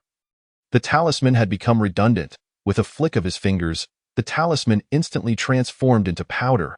After all, if Zhang Zhan were to carry the talisman, the spirits would quickly sense it and would not dare approach. Zhang Zhan initially contemplated voicing his complaints, but upon witnessing Lin Shi summon and hand him the previously acquired purple golden gourd, he promptly bit his tongue. Zhang Zhan curiously examined the purple golden gourd, shaking it gently, and it seemed to contain some liquid, producing a sound reminiscent of water striking the gourd's wall. Xiao Ling, bring forth the 9 incense sticks and the soul-calling bell. At your command. Just as Xiao Ling's words fell, an ancient bronze bell appeared in Lin Shi's right hand, while 9 incense sticks, each of 4 arms' length, materialized in his left. Zhang Zhan was utterly dumbfounded. Could Lin Shi truly carry so many items? Moreover, during the police search, nothing had been found on him. Did you also acquire these from the fire pit? Lin Shi scoffed. Do you believe that fire pit for burning paper money is a treasure trove? It contains everything. Besides, even if it did, I wouldn't take it. As a law-abiding citizen, why would I stoop to the level of these malevolent entities? At that moment, Lin Shi spoke with an air of righteousness, almost causing Zhang Zhan to feel nauseated. How amusing. What was that yellow paper you just mentioned? Was it not akin to reaching into someone else's bowl and snatching food? Benefactor, what I refer to as almsgiving. I am borrowing, do you understand? Upon finishing his words, Lin Shi ceased to pay any further attention to Zhang Zhan, instead beginning to mutter a series of incantations. Soon, a throng of minor spirits began to converge towards Lin Shi, and the bell in his hand rang incessantly, urging the specters to approach with greater haste. At that moment, Zhang Zhan, who had activated the eye-opening talisman, felt a chill run down his spine as he witnessed hundreds of these small spirits drawing near. Lin Shi, what on earth are you doing? He exclaimed. While it was true that these minor spirits posed no significant threat to humans, the sheer number of them suggested that if each were to siphon even a breath of yang energy, both Lin Shi and Zhang Zhan would surely meet their doom, summoning the spirits. Otherwise, how can I subdue them if they remain so scattered? Zhang Zhan's expression darkened instantly as he glanced again at the approaching horde of spirits. His clothes were drenched in cold sweat, and he felt a pervasive dampness enveloping him. What are you afraid of? Just circle around them from behind. Remember, do not disturb them. Despite this, Lin Shi still harbored some doubts. Fine, let me teach you a protective incantation against spirits. Make sure you remember it. In times of necessity, you can use it. Humans are separated by thick paper, spirits are separated by towering mountains. No evil can conjure 1,000, nor break through 10,000. Zhang Zhan nodded, but after taking a few steps, he inquired of Lin Shi, should I recite it immediately if danger arises? Indeed. Just when they thought the matter was settled, Zhang Zhan, having walked a mere 10 meters, suddenly called out, I've forgotten the incantation. Lin Shi was left utterly speechless. Reluctantly, he requested Zhang Zhan's WeChat ID and sent him a message. He also reminded Zhang Zhan to pay attention to the bell's sound.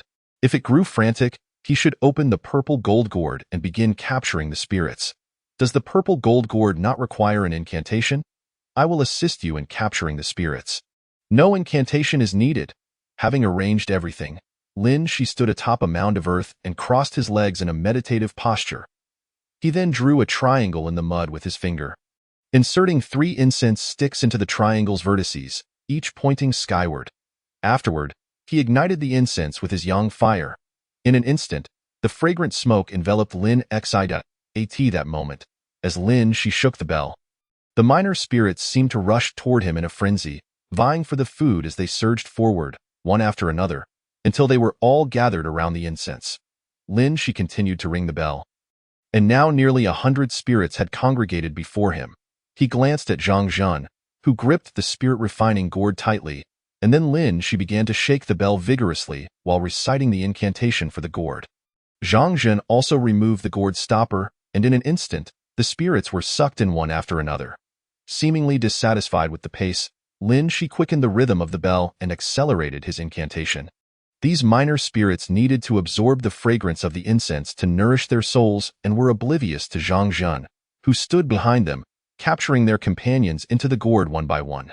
I see you are all starving ghosts. Lin Shi couldn't help but mock them, as they remained completely unaware of the events unfolding nearby. Chapter 49. Level 5 Celestial Master having absorbed a considerable number of spirits. Xiaoling finally stirred, prompting a sigh of relief from Lin Shi. Congratulations, brother, you have gained 5 experience points. Congratulations, brother, you have gained 5 experience points. Congratulations, brother, you have gained 5 experience points. Xiaoling, if you take any longer, I might think this is a cheat and that I can't gain experience points. At that moment, Lin Shi observed that the experience bar was rapidly filling up, and in the next second, he broke through to level 3 Celestial Master. With only a third of the minor spirits absorbed, Lin Shi was confident he could directly ascend to level 5 Celestial Master that very night. In that case, dealing with intermediate minor spirits would be a trivial matter. At that moment, Lin Shi noticed that some spirits with slightly higher spiritual power had finally spotted Zhang Zhan, as he had absorbed many of their brethren. In an instant, a portion of the spirits lunged at Zhang Zhan. Though his face was marked by panic, Zhang Zhan did not falter this time. Relying on his agile police reflexes, he adeptly dodged the spirits' assaults. Even those he could not evade were thwarted by the protective incantation, which rendered the spirits' attacks ineffective. However, against minor spirits of higher levels, the effectiveness may not be as pronounced. Seeing that Zhang Zhan could still manage the situation for the time being, Lin Shi withdrew his focus and dedicated himself to capturing the spirits before him. With the system's voice ringing out once more, Lin Shi successfully advanced to Level 4 Celestial Master. Congratulations, brother, you have reached Level 4 Celestial Master. Your strength is remarkable. Despite Xiao Ling's flattery, Lin Shi paid little heed, as he still had numerous minor spirits to subdue. Meanwhile, beads of cold sweat began to appear on Zhang Zhen's forehead, and his complexion turned ghastly pale. It was evident that an ordinary person, untrained, would find it exceedingly arduous to confront so many minor spirits head-on. Lin Shi understood that had Zhang Zhen not possessed a naturally abundant yang energy and undergone rigorous physical training, he might have already become one of the spirits himself. Although minor spirits do not extract a significant amount of yang energy from the human body, they primarily feed on negative emotions. Yet, while siphoning desires, they also draw away some yang energy, and when the number of minor spirits swells, they can inflict fatal harm on a human being. Are you holding up all right? Lin Shi had now paused his ringing of the bell and, in the blink of an eye, appeared before Zhang Zhen, sweeping his hand to repel all the minor spirits. Zhang Zhen seemed taken aback that a mere human could possess such swiftness. He did not have time to react. By the time Zhang Zhen regained his wits, Lin Shi had already taken the spirit refining gourd and captured a considerable number of spirits. You dare to question a man's capabilities? Is that not sheer nonsense? Lin Shi had initially intended to take matters into his own hands, for he had now reached Level 4 Celestial Master, and his strength was no longer what it once was. Facing the remaining minor spirits alone was hardly a challenge. However, since Zhang Zhen insisted on demonstrating his prowess, Lin Shi was curious to see just how far he would push it if that is the case. I shall leave the rest to you. With that, Lin Shi sidestepped and vanished from Zhang Zhen's view, and the spirit refining gourd returned to Zhang Zhen's grasp. Since you possess such abilities, allow me, a mere commoner, to take a breather. Upon hearing this, Lin Shi had already leaned against a large boulder, adopting a relaxed demeanor. Lin Shi, you scoundrel! Zhang Zhen attempted to rush towards Lin Shi to deliver a few hearty punches. But just as he was about to leave, the minor spirits swarmed around him once more, trapping him once again. With no other choice, Zhang Zhen resorted to using the protective incantation while simultaneously employing the purple gold gourd to absorb the spirits. Time passed unmeasured, and Zhang Zhen found himself utterly exhausted. He lacked even the strength to recite the protective incantation. He collapsed to the ground, watching as the spirits lunged at him, utterly devoid of the capacity to resist. At that moment, Lin Shi, reclining against the boulder, suddenly opened his eyes wide. Zhang Zhen felt as though a golden light flashed before him, causing the spirits to kneel upon the ground. Lin Shi had directly employed the exorcism talisman, breaking the spirits' legs and halting their assault on Zhang Zhen. Officer Zhang, your skills are impressive, truly remarkable. Lin Shi gave Zhang Zhen a thumbs up before seizing the spirit refining gourd and capturing the last remaining spirit. Congratulations, brother, you have successfully advanced to Level 5 Celestial Master. You need no longer fear minor spirits. It is worth noting that for Lin Shi, who had been a mere Level 2 Celestial Master just yesterday, this achievement had once seemed unattainable, yet on this very night, he had ascended from Level 2 to Level 5 in a matter of hours. Lin Shi exhaled deeply. At the very least, he had accomplished his objective for the night. Observing Zhang Zhen, who lay weakly on the ground, Lin Shi noticed that his yang energy had diminished somewhat. He hurriedly summoned his own yang energy and ignited it above Zhang Zhen's crown.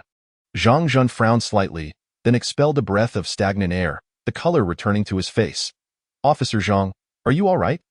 Zhang Zhen's recuperative abilities were indeed impressive. As soon as Lin Shi's yang energy flowed into him, a chain reaction occurred, akin to a match igniting a bundle of kindling. He instantly regained a substantial portion of his yang energy. Zhang Zhen pushed Lin Shi away with vigor, exclaiming irritably, enough of this nonsense. You nearly got me killed. My mother is waiting for me to carry on the family line. If I were to die here, I would haunt you even as a ghost. Such threats might have been effective against an ordinary person, but they held no weight for Lin Shi. Officer Zhang, have you forgotten my profession? I am a bona fide Taoist priest, and you have witnessed my methods. You wish to become a ghost? I specialize in capturing ghosts. Lin Shi's statement held truth. As a living person, he found himself at a loss with Zhang Zhen, but against ghosts, he had countless means to deal with them. Zhang Zhen fell silent, glancing at Lin Shi and then at the purple gold gourd. Are all those spirits contained within that gourd? Zhang Zhan appeared somewhat incredulous as he took the purple gold gourd from Lin Shi's hands and gave it a shake. He sensed that the contents within seemed considerably more abundant than before. At least in terms of weight, it felt noticeably heavier. Lin Shi extended her hands to support Zhang Zhan, helping him stand upright, as he appeared to be experiencing considerable discomfort.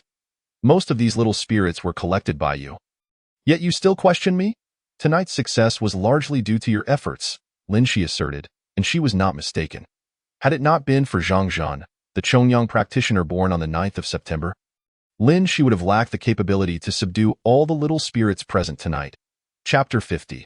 The return of light to attain the 5th level of Celestial Master was nothing but a fanciful dream. Nonetheless, Lin Shi was left with lingering doubts.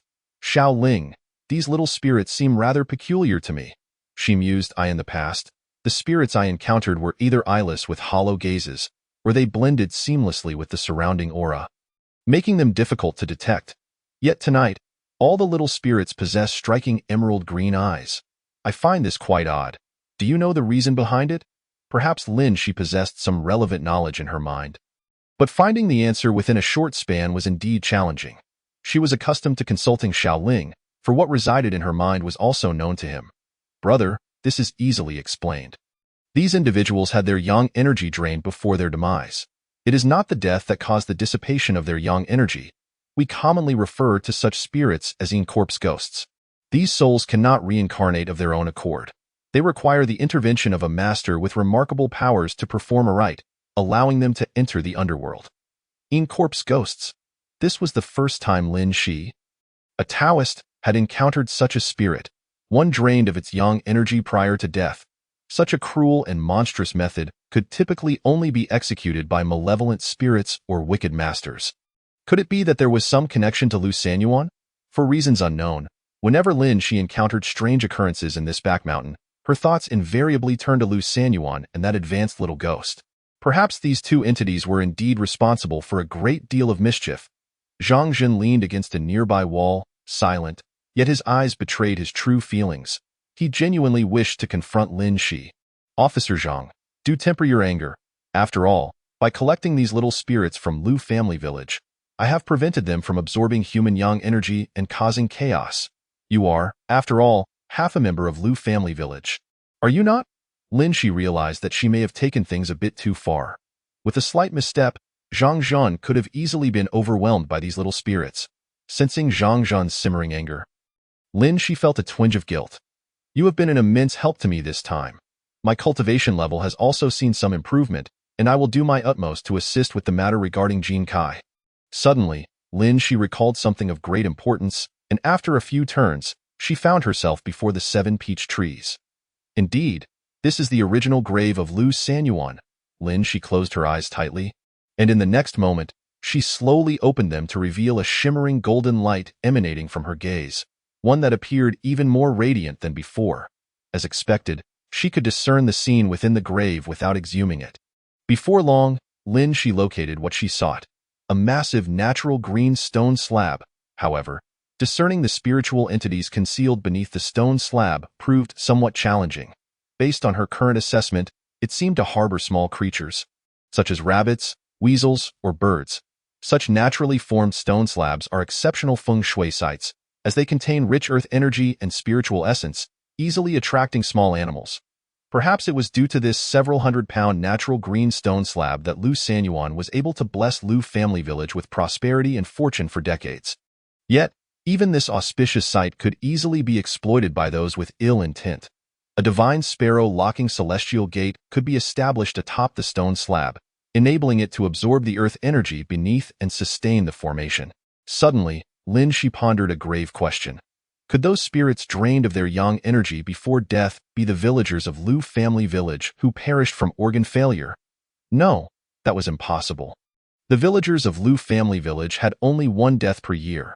Even accounting for Lu Jinshui, there were scarcely 70 individuals, yet the little spirits Lin Shi had absorbed numbered in the hundreds. Some spirits had dissipated due to their weak soul power, rendering them uncollectible, thus causing a loss of experience points. Noticing Zhang Zhan's continued silence, Lin Shi approached him, her right hand forming a sword-like gesture as she pressed her index and middle fingers against his brow. Ah, the return of light. Just moments ago, Zhang Zhan had merely been left with the final vestiges of his yang energy, but now he had none left at all. No wonder he had remained silent.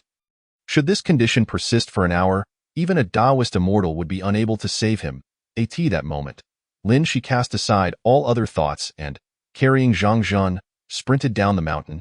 Thanks to her significantly enhanced abilities, even while bearing Zhang Zhan's weight of over 100 pounds, she exhibited no signs of fatigue.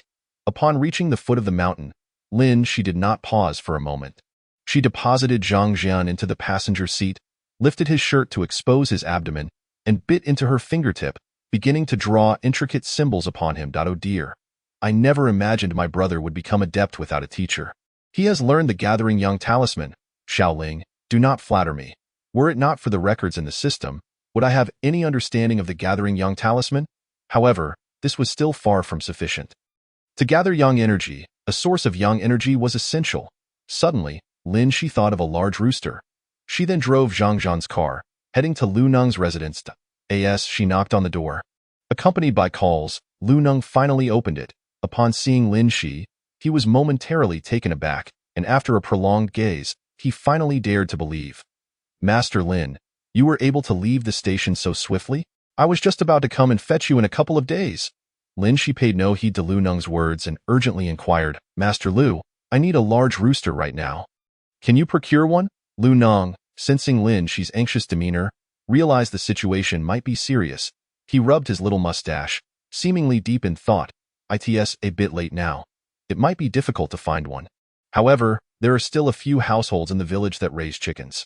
Before Lu Neng could finish, Lin Shi interrupted him. Master Lu, it's urgent. It must be done immediately. Indeed, Lin Shi could only rely on Xiaoling for the required talismans. Procuring rooster blood was out of the question. Moreover, given the current circumstances, ordinary rooster blood would be of little use.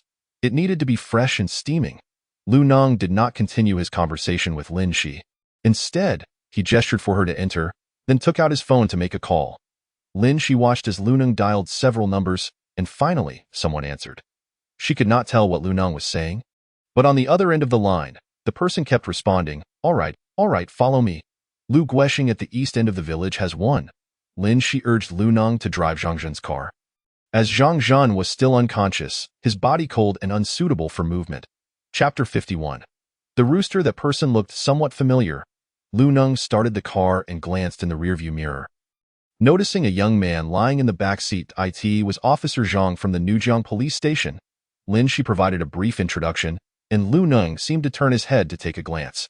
His expression neutral. Oh, so it's Officer Zhang. Without his uniform, I almost didn't recognize him. Lin Shi observed that Lu Neng seemed to want to say something, but he merely swallowed his words. Before long, Lu Neng brought Lin Shi to Lu Guoxing's home. Upon seeing Lu Neng's arrival, Lu Guoxing immediately pulled a rooster from the coop. Cock-a-doodle-doo. The rooster offered a brief protest before Lu Guoxing presented it to Lin Shi. However, Lu Guoxing did not immediately hand the rooster over. Instead, he glanced at Lin Shi and took a few small steps to stand beside Lu Neng. Lu Neng, our business must be conducted fairly. Money for goods, but you mentioned 500 yuan for a large rooster. Upon hearing the price of 500 yuan for a rooster, Lin Shi nearly fainted. Master Lu, this is no ordinary rooster. It's a golden rooster, Master Lin. No need to worry. Saving Officer Zhang is the priority. With that, she retrieved 500 yuan from her waist and handed it to Lu Guoxing. Lu Guoxing tossed the rooster to Lu Neng and began counting the money in his hand. After counting several times, Lu Guoxing finally satisfiedly pocketed the 500 yuan. Lu Neng, I never expected you to become so strange after coming into money. Look, I still have more than a dozen roosters. Why not buy them all? At this, Lu Neng passed the rooster to Lin Shi, who without hesitation rushed back to the car, swiftly cutting the rooster's throat and pouring the steaming blood into Zhang Zhan's mouth. Lu Guoxing, you're dreaming. I'm no fool. 500 yuan for a single large rooster. Were it not for the urgency, would I come to buy from you? With that, Lu Neng turned and left. While Lu Guoxing seemed somewhat dissatisfied, muttering, next time you buy information from me, I'll have to raise the price. After all, given your appearance, it seems you are in urgent need. Lu Guoxing's remark appeared to elicit no response. Yet he was unaware that Lu Nong, with his back turned to him, had begun to exhibit a rather peculiar demeanor. Once they returned to the vehicle, everything returned to normal. Master Lin, is Officer Zhang all right? Lin Shi inquired, having already administered a considerable amount of rooster blood to Zhang Zhan. Given Zhang Zhan's robust constitution, he should be fine as long as he rests well for the night. Lin Shi nodded, forcing a smile onto her face. It's all fine now. Thanks to you, Master Lu, for procuring the rooster blood for me at this late hour. Otherwise, Officer Zhang might have. At that moment, Lin Shi seemed to have recalled something and promptly changed the subject. How did you know I was seeking rooster blood to save Officer Zhang? Indeed, it was somewhat strange. Lin Shi had never explicitly stated that her quest for rooster blood was to aid Zhang Zhen. Could it be that Lu Nong possessed some form of prophetic insight? Lu Nong, after starting the car, appeared taken aback for a moment before sheepishly scratching his head at, "Oh, Master Lin, I have watched quite a few movies where rooster blood is said to have healing properties. When I saw Officer Zhang lying motionless in the back seat with a rather pallid complexion, I instinctively thought the rooster blood might be for him." Although his explanation was somewhat awkward, it posed no issues. Lin Shi found herself growing somewhat suspicious. Lu Nong had just assisted her, yet here she was questioning his intentions. Wasn't this akin to biting the hand that feeds you? Well, I hadn't anticipated that Master Lu was quite knowledgeable. Is Lu Ruoshui's father's condition still unchanged?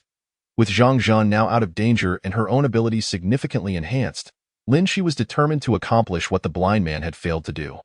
Even if Lu Ruoshui had an ambiguous relationship with the high-ranking ghost, possibly being a practitioner of dark arts, Lin Shi would not abandon her efforts to assist Lu Jingshui simply due to suspicions surrounding Lu Ruoshui. After all, from the current perspective, Lu Jingshui was merely an innocent victim. A trace of sadness flickered across Lu Nong's face, and he shook his head. Alas, Jingshui has shown no signs of improvement, and I never expected Ruoshui to go missing again. What an unfortunate turn of events. Lin Shi was at a loss for what to do. After all, the divine sparrow's locking heaven gate had indeed been breached by the blind man, making it impossible for further harm to be inflicted.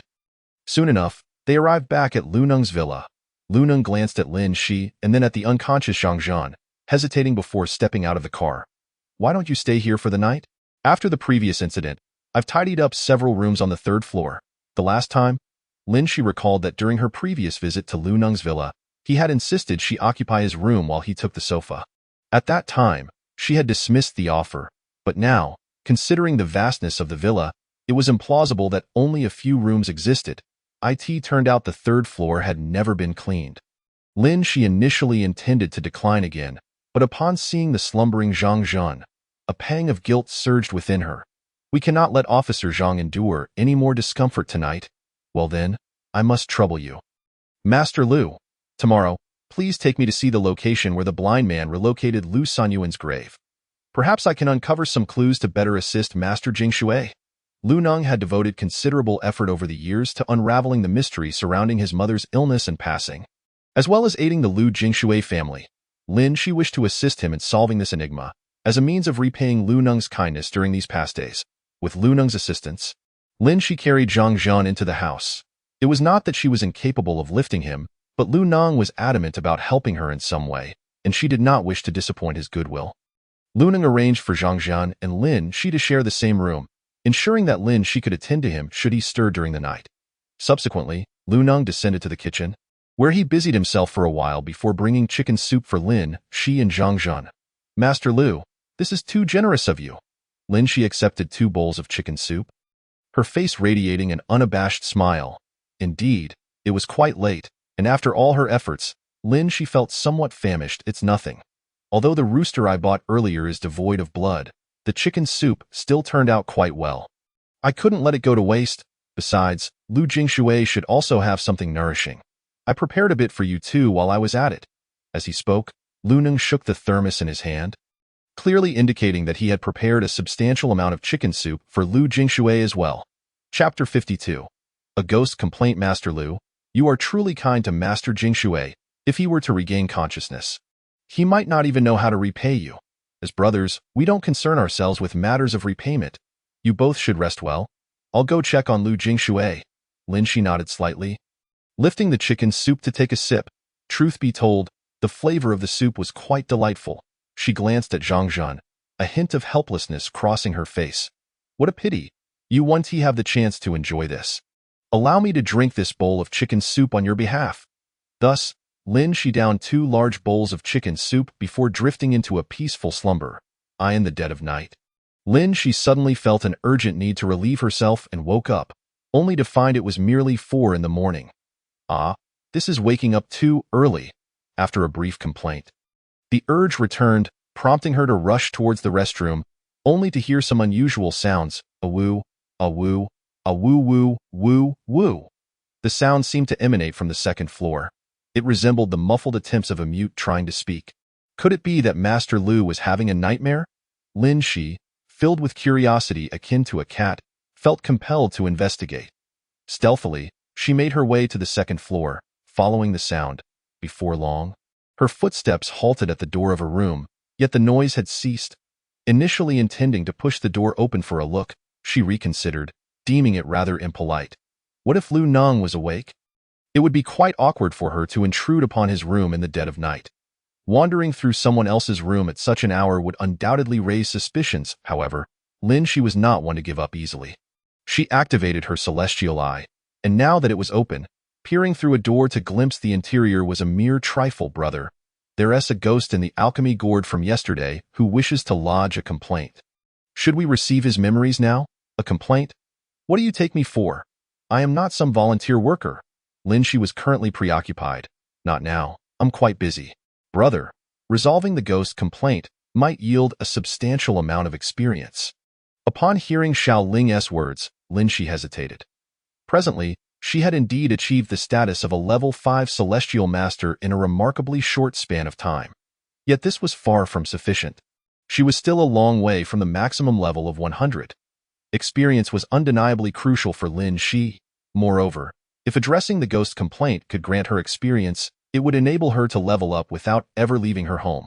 What could be better? Thus, Lin she retreated to her room and chose to accept the ghost's memories.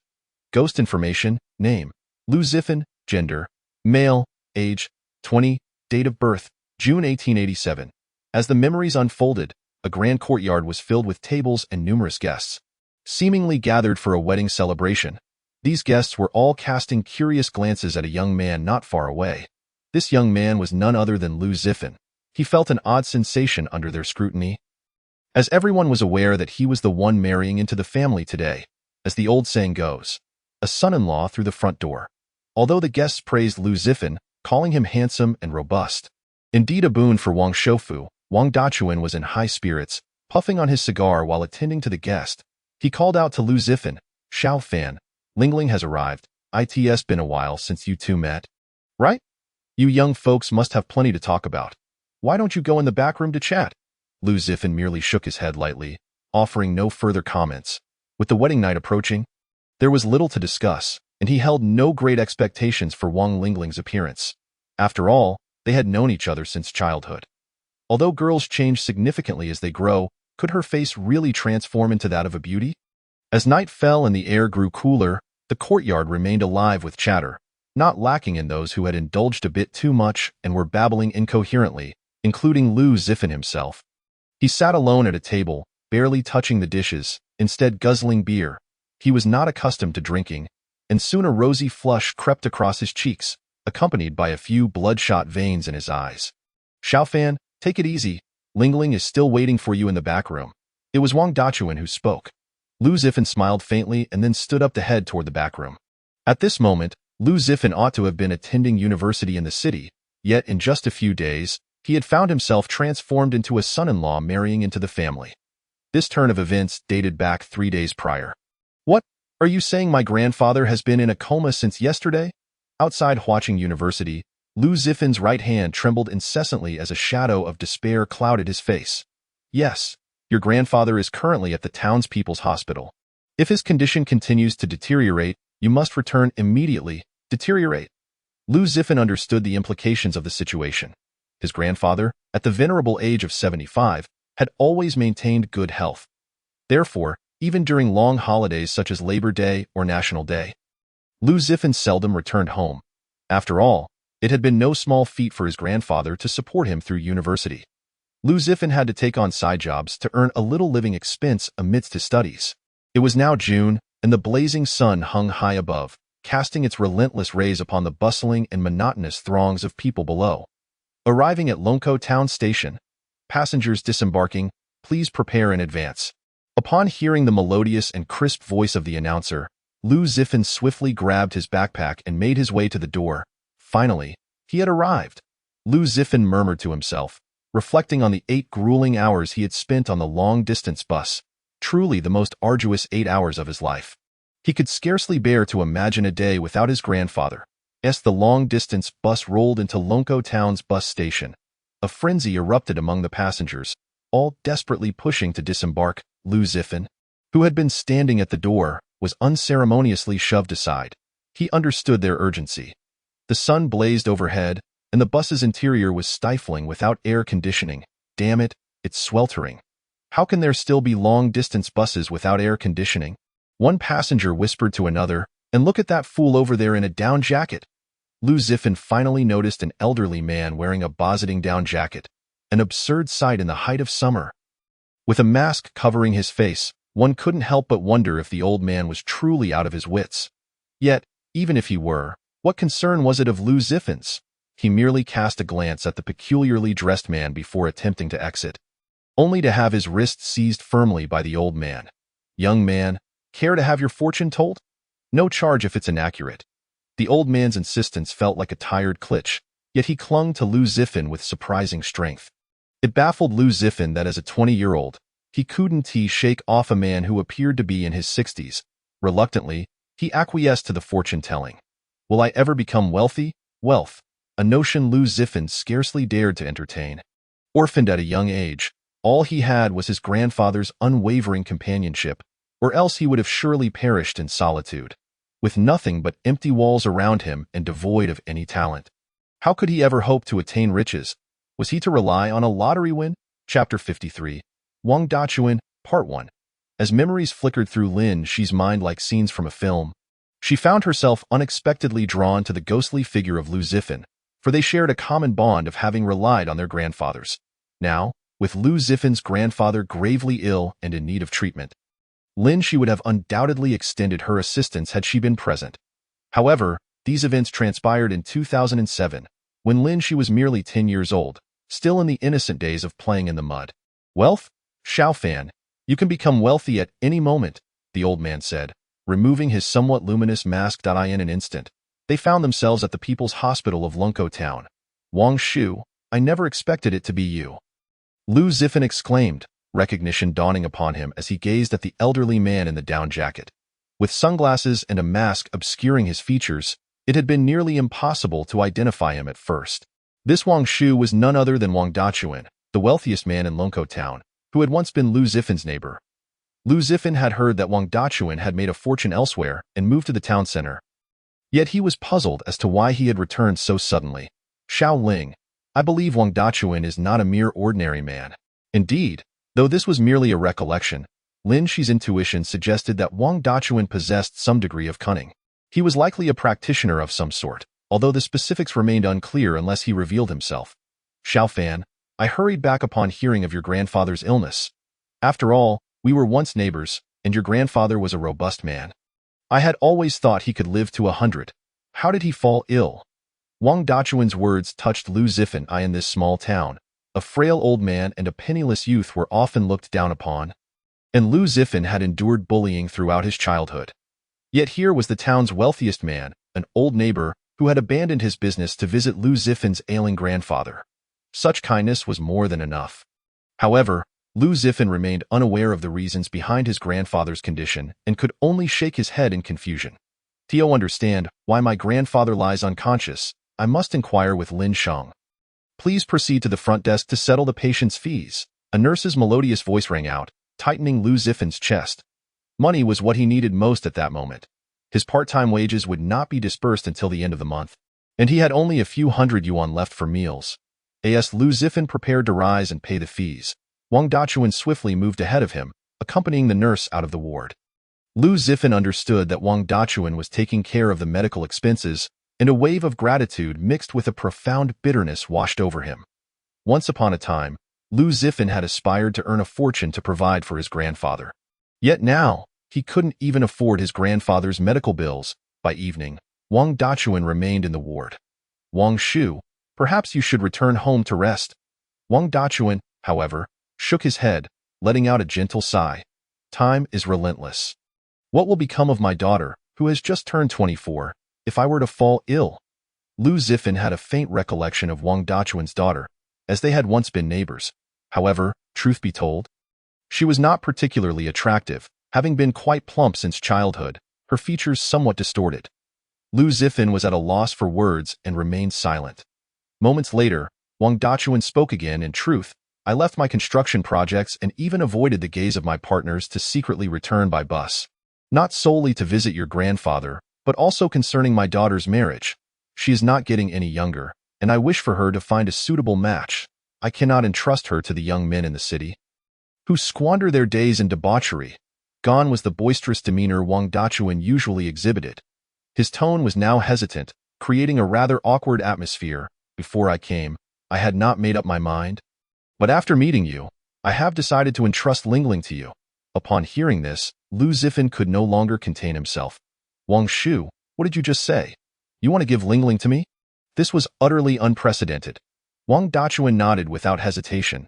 I have watched you grow up, and I trust your character. If you are willing, Lingling is very obedient. She can be back for the wedding in 2 days. Seeing the conflicted expression on Lu Zifan's face, Wang Dachuan continued, I have already covered your grandfather's medical expenses, and I will also take care of the subsequent treatment costs. You need not worry. I will ensure your grandfather awakens. At this, Lu Zifan comprehended that Wang Dachuan was subtly proposing that he become a son-in-law, albeit in a roundabout manner. While a hint of conspiracy lingered in the air, Lu Zifan felt compelled to accept. His grandfather's life hung in the balance, and sufficient funds were essential. If Wang Dachuan wished for Lu Zifan to become his son-in-law, then Lu Zifan would acquiesce.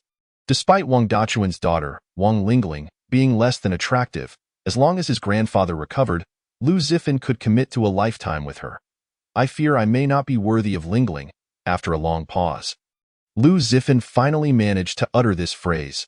Indeed, aside from being somewhat handsome, he was merely a country bumpkin with no wealth or influence. How could he possibly become the son-in-law of the town's wealthiest man? What a stroke of fortune! Upon hearing Lu Zifan's words, Wang Dachuan seemed to recognize that the arrangement had been settled, a hint of a smile tugging at the corners of his mouth. Though hidden behind his sunglasses, Lu Zifan could not ascertain its authenticity. Nevertheless, since Lu Zifan could remember, Wang Dachuan had always worn those sunglasses, never once removing them. Fear not. Character is paramount. Shu has faith in you. Thus, Lu Zifan found himself with a fiancée, one with whom he was to wed in 2 days. Lunko Town was still relatively backward, with rather conservative ideologies and little regard for traditions, especially concerning the concept of a son-in-law marrying into the family. Therefore, there was little preparation required for such an arrangement. While marrying into a family was often looked down upon in rural areas, Lu Zifan found himself with no other choices. No, that was not quite right. Perhaps this is the finest choice for Lu Zifan. Although it may be unconventional, Lu Zifan has acquired wealth, enabling him to better care for his grandfather and repay the kindness of his upbringing. At this moment, Lu Zifan stood unsteadily before the door of Wang Lingling's boudoir, hesitating to push the door open. Observing this, Wang Dachuan assumed Lu Zifan was intoxicated and disoriented, prompting him to hurriedly approach and support Lu Zifan. Chapter 54.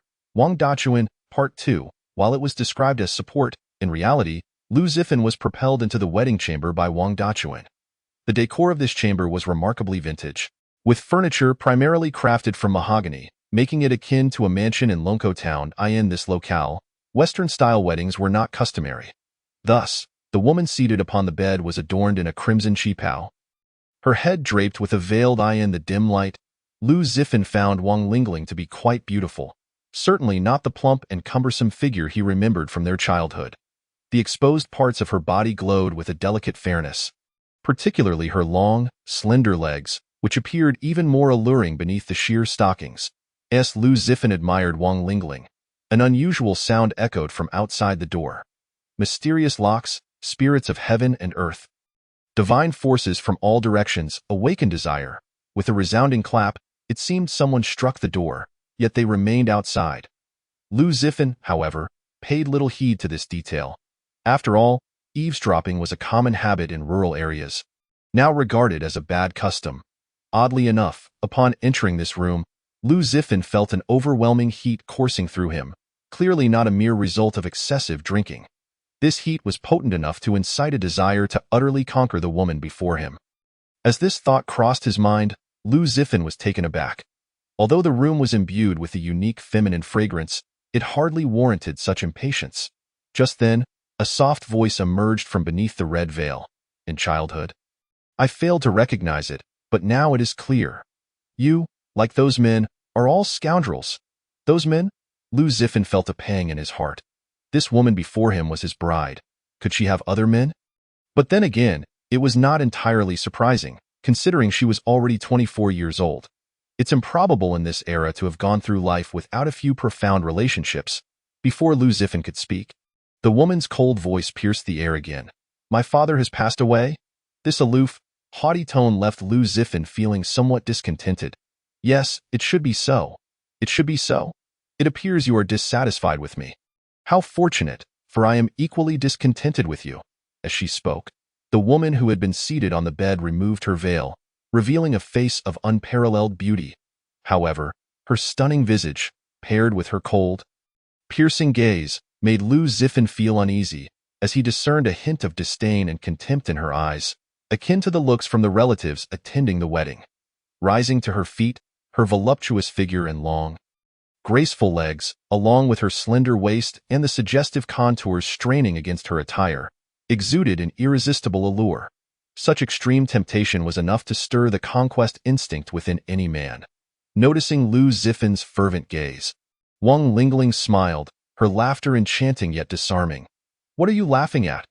Were it not for Wang Shu's kindness towards me, I would never have consented to this marriage. I would never engage in such an unconventional arrangement. This declaration epitomized Lu Zifan's last vestige of stubbornness. Yet beyond that, he had little else.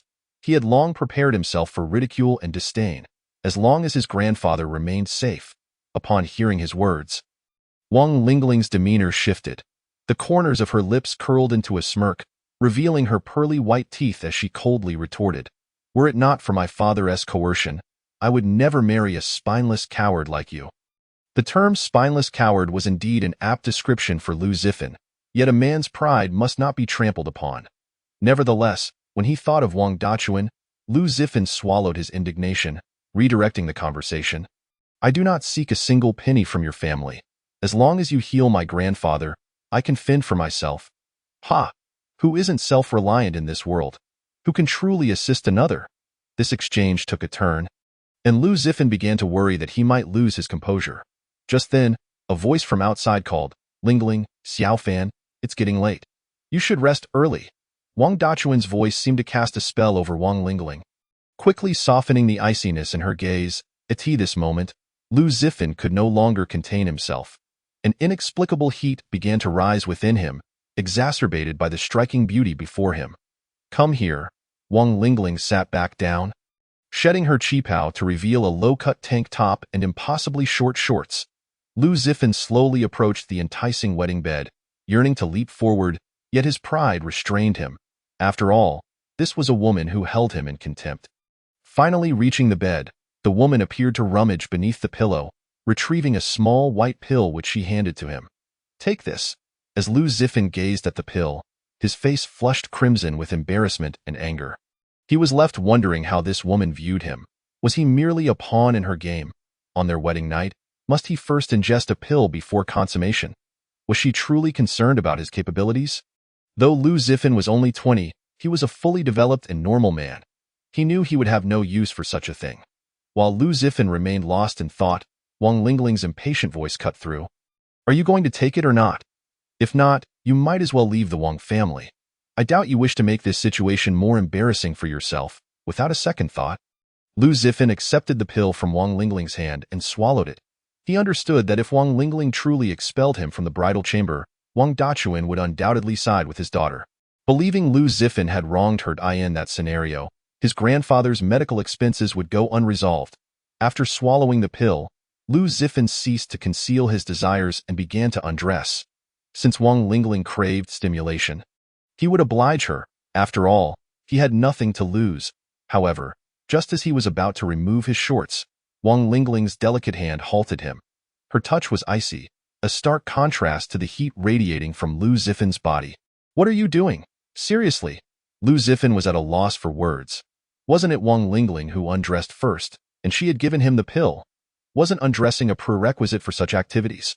Once again confronted by Wang Lingling's indifferent gaze, Lu Zifan felt a pang in his heart. Whatever she desires, let it be, he thought helplessly. At that moment, Wang Lingling noticed Lu Zifan's physical response. Her cheeks flushed slightly, and her beautiful eyes darted away. "You rogue, quickly do 300 sit-ups." This command completely took Lu Zifan aback. After undressing and taking the pill, was he now expected to do sit-ups? He would surely be the subject of ridicule if this were to come to light. However, this request still fell within the realms of his understanding, as he had read numerous psychology books. Individuals like Wang Lingling often possessed psychological quirks, perhaps deriving pleasure from tormenting a normal man. Seeing Wang Lingling shift further onto the bed, Lu Zifan wasted no time and lay down to begin his sit-ups. During his workout, Lu Zifan noticed the usual response from his body had inexplicably vanished. Even the initial heat began to dissipate. What was happening? Lu Zifan was baffled. Could it be that he was incapable? Even after taking the pill, he seemed to falter. This was Lu Zifan's first encounter with such a situation.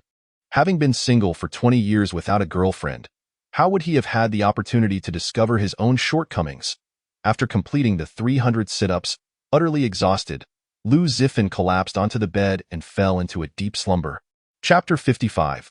Wang Dachuan, Part 2. That night, Lu Zifan experienced a peculiar dream. In it, his grandfather lay peacefully on a hospital bed while Lu Zifan slept beside him. Suddenly, a figure clad in black burst into the room, startling Lu Zifan awake as he attempted to carry his grandfather away. "Who are you? Let my grandfather go," he shouted, pursuing the figure. "Xiaofan? Xiaofan?" Hearing the calls, Lu Zifan awoke from his dream, opening his eyes to find Wang Dachuan before him. Instinctively, Lu Zifan touched his forehead, finding himself drenched in cold sweat. "Can I still see this little ghost's dreams?" Indeed, Lin Shi found it quite peculiar. For a qualified spiritual master, resolving the regrets of the deceased was commonplace.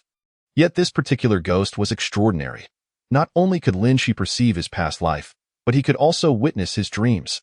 Such abilities required immense spiritual power.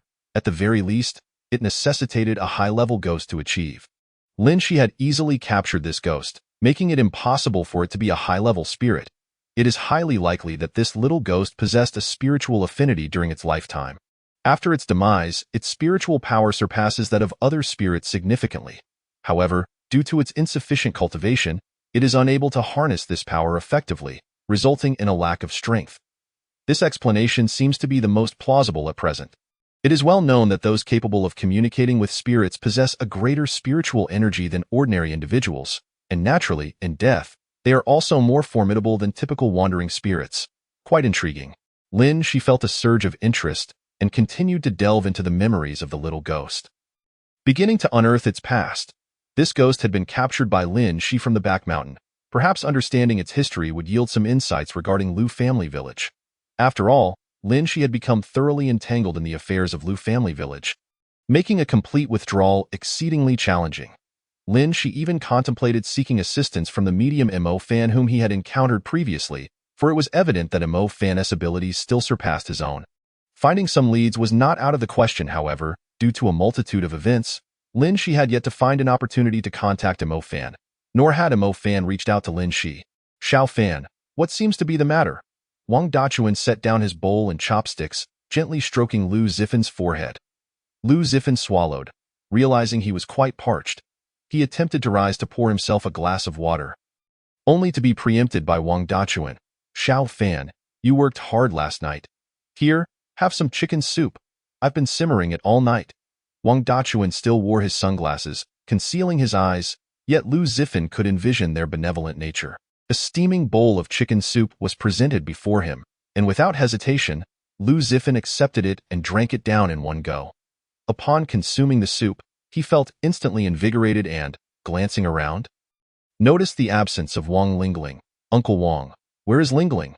Wang Dachuan, seemingly with a heavy smoking habit, fished out a cigar from his pocket and lit it up.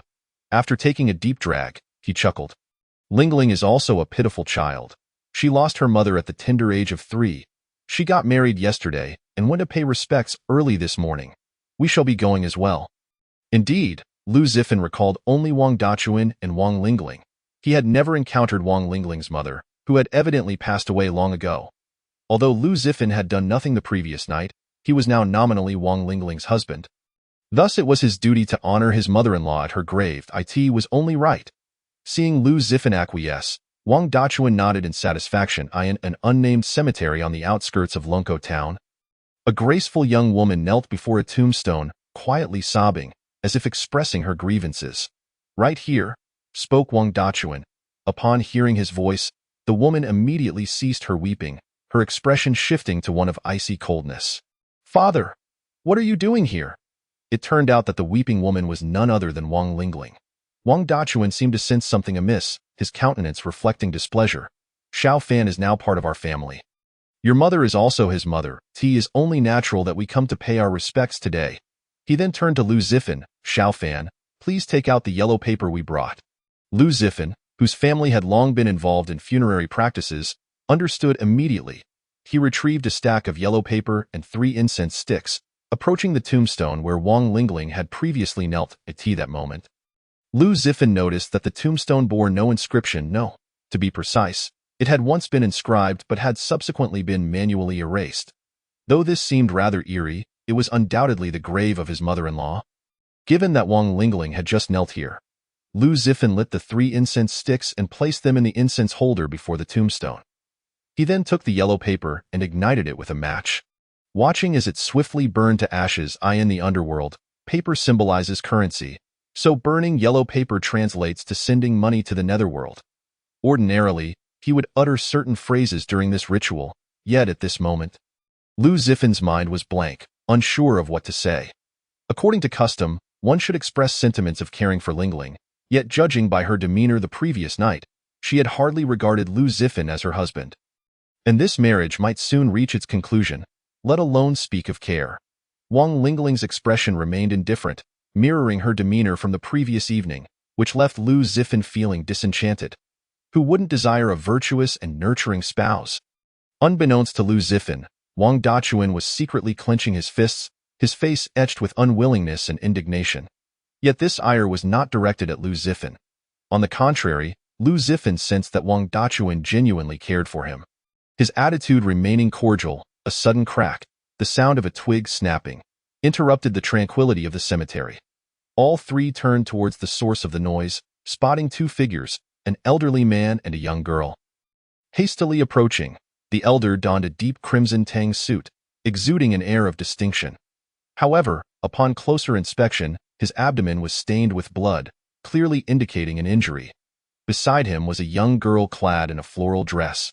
Her figure delicate and her complexion fair, exuding an undeniable charm, seemingly of a similar age to Lu Zifan. At that moment, the girl supported the elder as they hurried towards Lu Zifan, her eyes, once filled with fear, now shining with hope upon seeing others present. Please, save my grandfather and me. The girl's eyes brimmed with desperation, tears threatening to spill down her cheeks. Typically, Lu Zifan would stand up for those in distress. Yet just as he was about to step forward and inquire about their plight, he was interrupted by a frigid voice. We are merely here to pay our respects. We lack the capacity to assist you. It was Wang Dachuan. Lu Zifan, naturally sensitive, sensed a fleeting exchange of glances between Wang Dachuan and the girl. As if they were acquainted, he quickly dismissed this thought, convinced that if they truly knew each other, Wang Dachuan would undoubtedly lend a hand, for in his mind, Wang Dachuan was a kind and respectable elder. Wang Dachuan appeared resolute in his unwillingness to assist the girl, turning away to ignite 3 incense sticks. Commencing his own offering to the tombstone. Please, kind sir, I implore you to help us. The girl clearly placed her hopes in Lu Zifan. At that moment, the elder, barely able to speak, rasped, Chinner, you must flee. They are after me. As long as I remain, you will be safe. He coughed weakly, indicating his serious condition. No. I cannot abandon you, grandfather. You must hold on. We will find a hospital soon. The girl bit her lip, looking as if she might bleed at any moment. Foolish child. The elder sighed heavily, seemingly out of breath from speaking. If we remain here, neither of us will escape. The elder's words resonated with the girl. Witnessing this scene, Lu Zifan felt a pang of empathy. After all, he too shared a close bond with his grandfather. If he were in such a predicament, he would never forsake his grandfather for his own safety. Kind sir, if you help my grandfather and me, the Chen family will be eternally grateful. I can offer you anything: money, status, women, anything. The girl seemed to believe Lu Zifan was well acquainted with the illustrious Chen family name.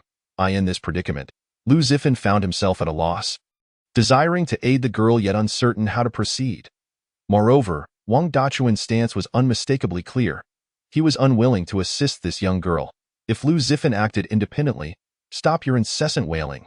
Wang Dachuan placed the incense before the tombstone, gazing at the nameless gravestone, speaking in a tone that brooked no argument. This is the first time this year that I am paying my respects to my wife.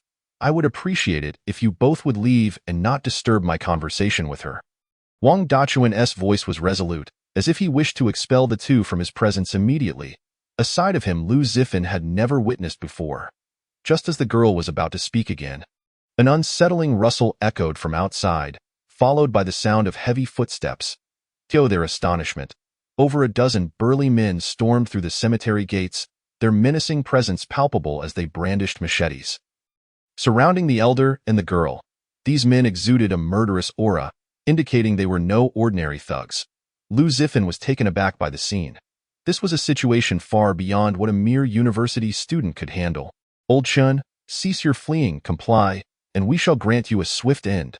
The leader, a scar-faced man, nonchalantly toyed with a military knife. You are the one sent by the Bai family. The elder exhibited no fear, his eyes aflame with righteous fury. The Bai family possesses a heart of stone. Emboldened by their backing, they trample on lives without remorse. If I, Chen Tianlong, survive this day, I shall ensure that the heartless Bai family is eradicated from Huaqing. The scar-faced man understood that this defiant elder would not relent easily. Thus, he saw no point in further conversation. His orders were clear. Eliminate Chen Tianlong and the girl, the scarred man bellowed. And a dozen gleaming blades fell straight down, devoid of any mercy or hesitation.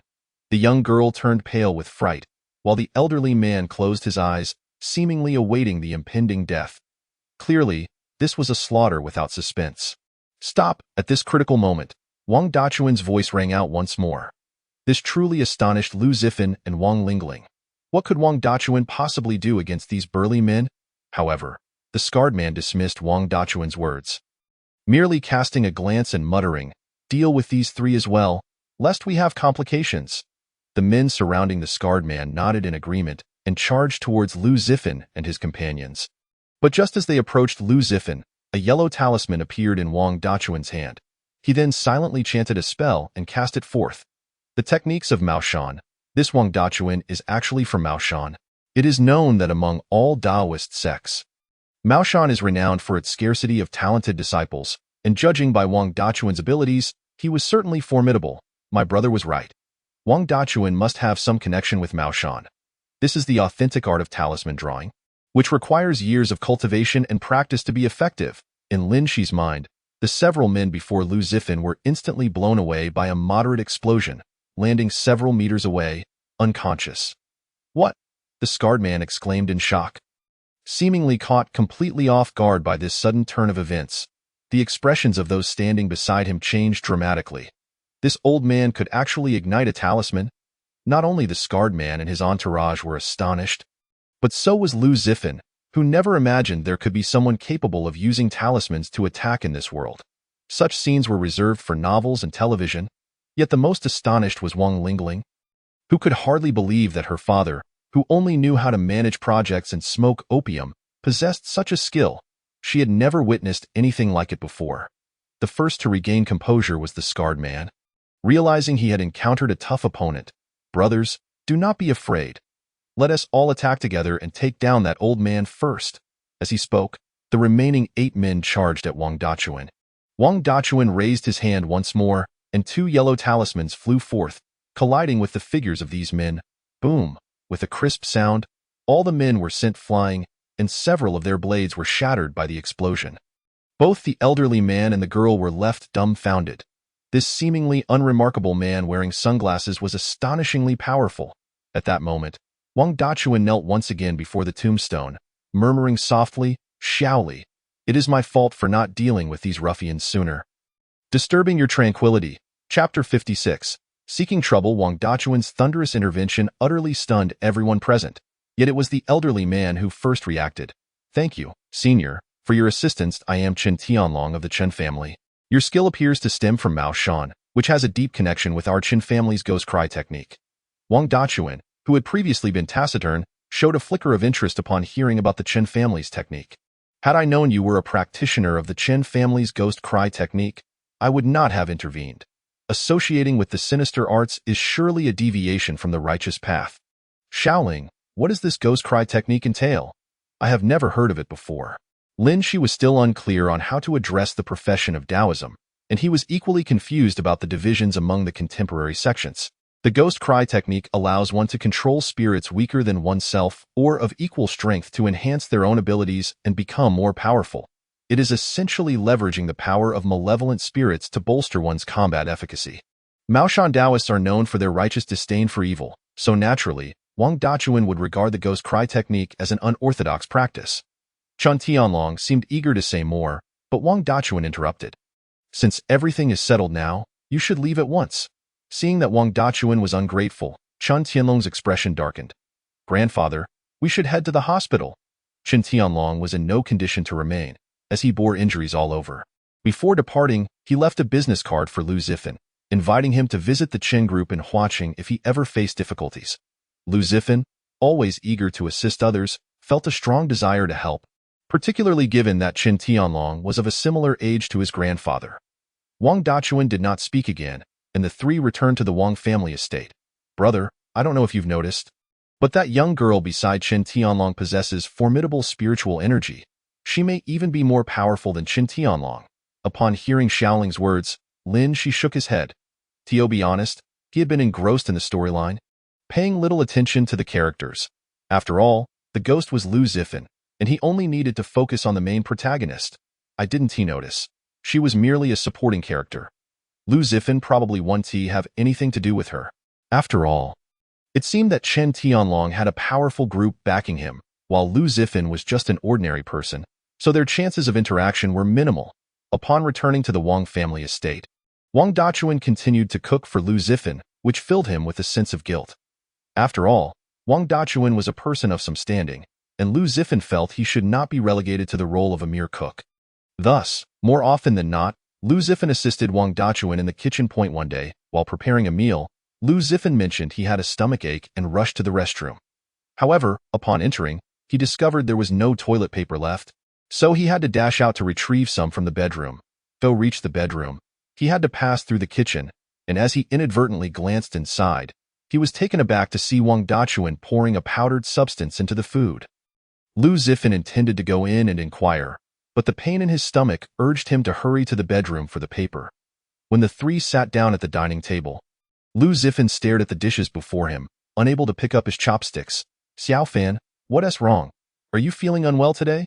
Wang Dachuan inquired. Unable to hold back any longer, Lu Zifan blurted out, "Uncle Wang, what did you put in the food today?" Before Wang Dachuan could respond, Wang Lingling exploded. "What do you mean, Lu Zifan? You eat our food, use our things, and you suspect my father would harm you?" As she spoke, she slammed her chopsticks onto the floor, glaring at Lu Zifan. In that moment, Lu Zifan felt his face flush with embarrassment. Unsure how to retort, it was Wang Dachuan who stepped in to mediate. "Xiao Fan, you know I possess some skills in the mystical arts. That powdered substance is merely the ash of a talisman after it burns. I drew a body-strengthening talisman and added a small amount to the dishes. It can enhance one's physique." As he spoke, Wang Dachuan took a bite, enjoying the meal heartily. A body-strengthening talisman? Such talismans do not exist in Maoshan or any other Taoist sect. This Wang Dachuan seems far more complex than he appears. Lin Shi's thoughts went unanswered by Shaoling. But it was evident that Wang Dachuan was lying. However, Lin Shi had no means of discerning what talisman Wang Dachuan had actually drawn, as he could only access Lu Zifin's memories, and anything Lu Zifin had not seen remained beyond his grasp. Lu Zifin wore a regretful expression, understanding that his suspicion of Wang Dachuan had caused him guilt. After all, Wang Dachuan had not only married his beloved daughter to him, but had also covered his grandfather's medical expenses. To doubt such a good person made Lu Zifin feel less than human. Uncle Wang, I was wrong, Wang Dachuan raised his right hand, signaling him to stop. It's all right, child. When out in the world, one must indeed exercise caution. However, we are family. Would I harm you? Lu Zifin nodded in agreement. Just then a series of loud knocks echoed from outside. Rather than a mere knock, it sounded akin to a demolition crew arriving. As the sheer force sent dust cascading from the wall surrounding the security door, the visitors bore ill intent. Lu Zifin attempted to open the door but was intercepted by Wang Dachuan, who gestured for him to sit down. Wang Dachuan personally opened the door, revealing at least 7 or 8 individuals standing outside. Hey, what is the delay in opening the door at this late hour? The leader, known as Scarred Su, was a notable thug in the area.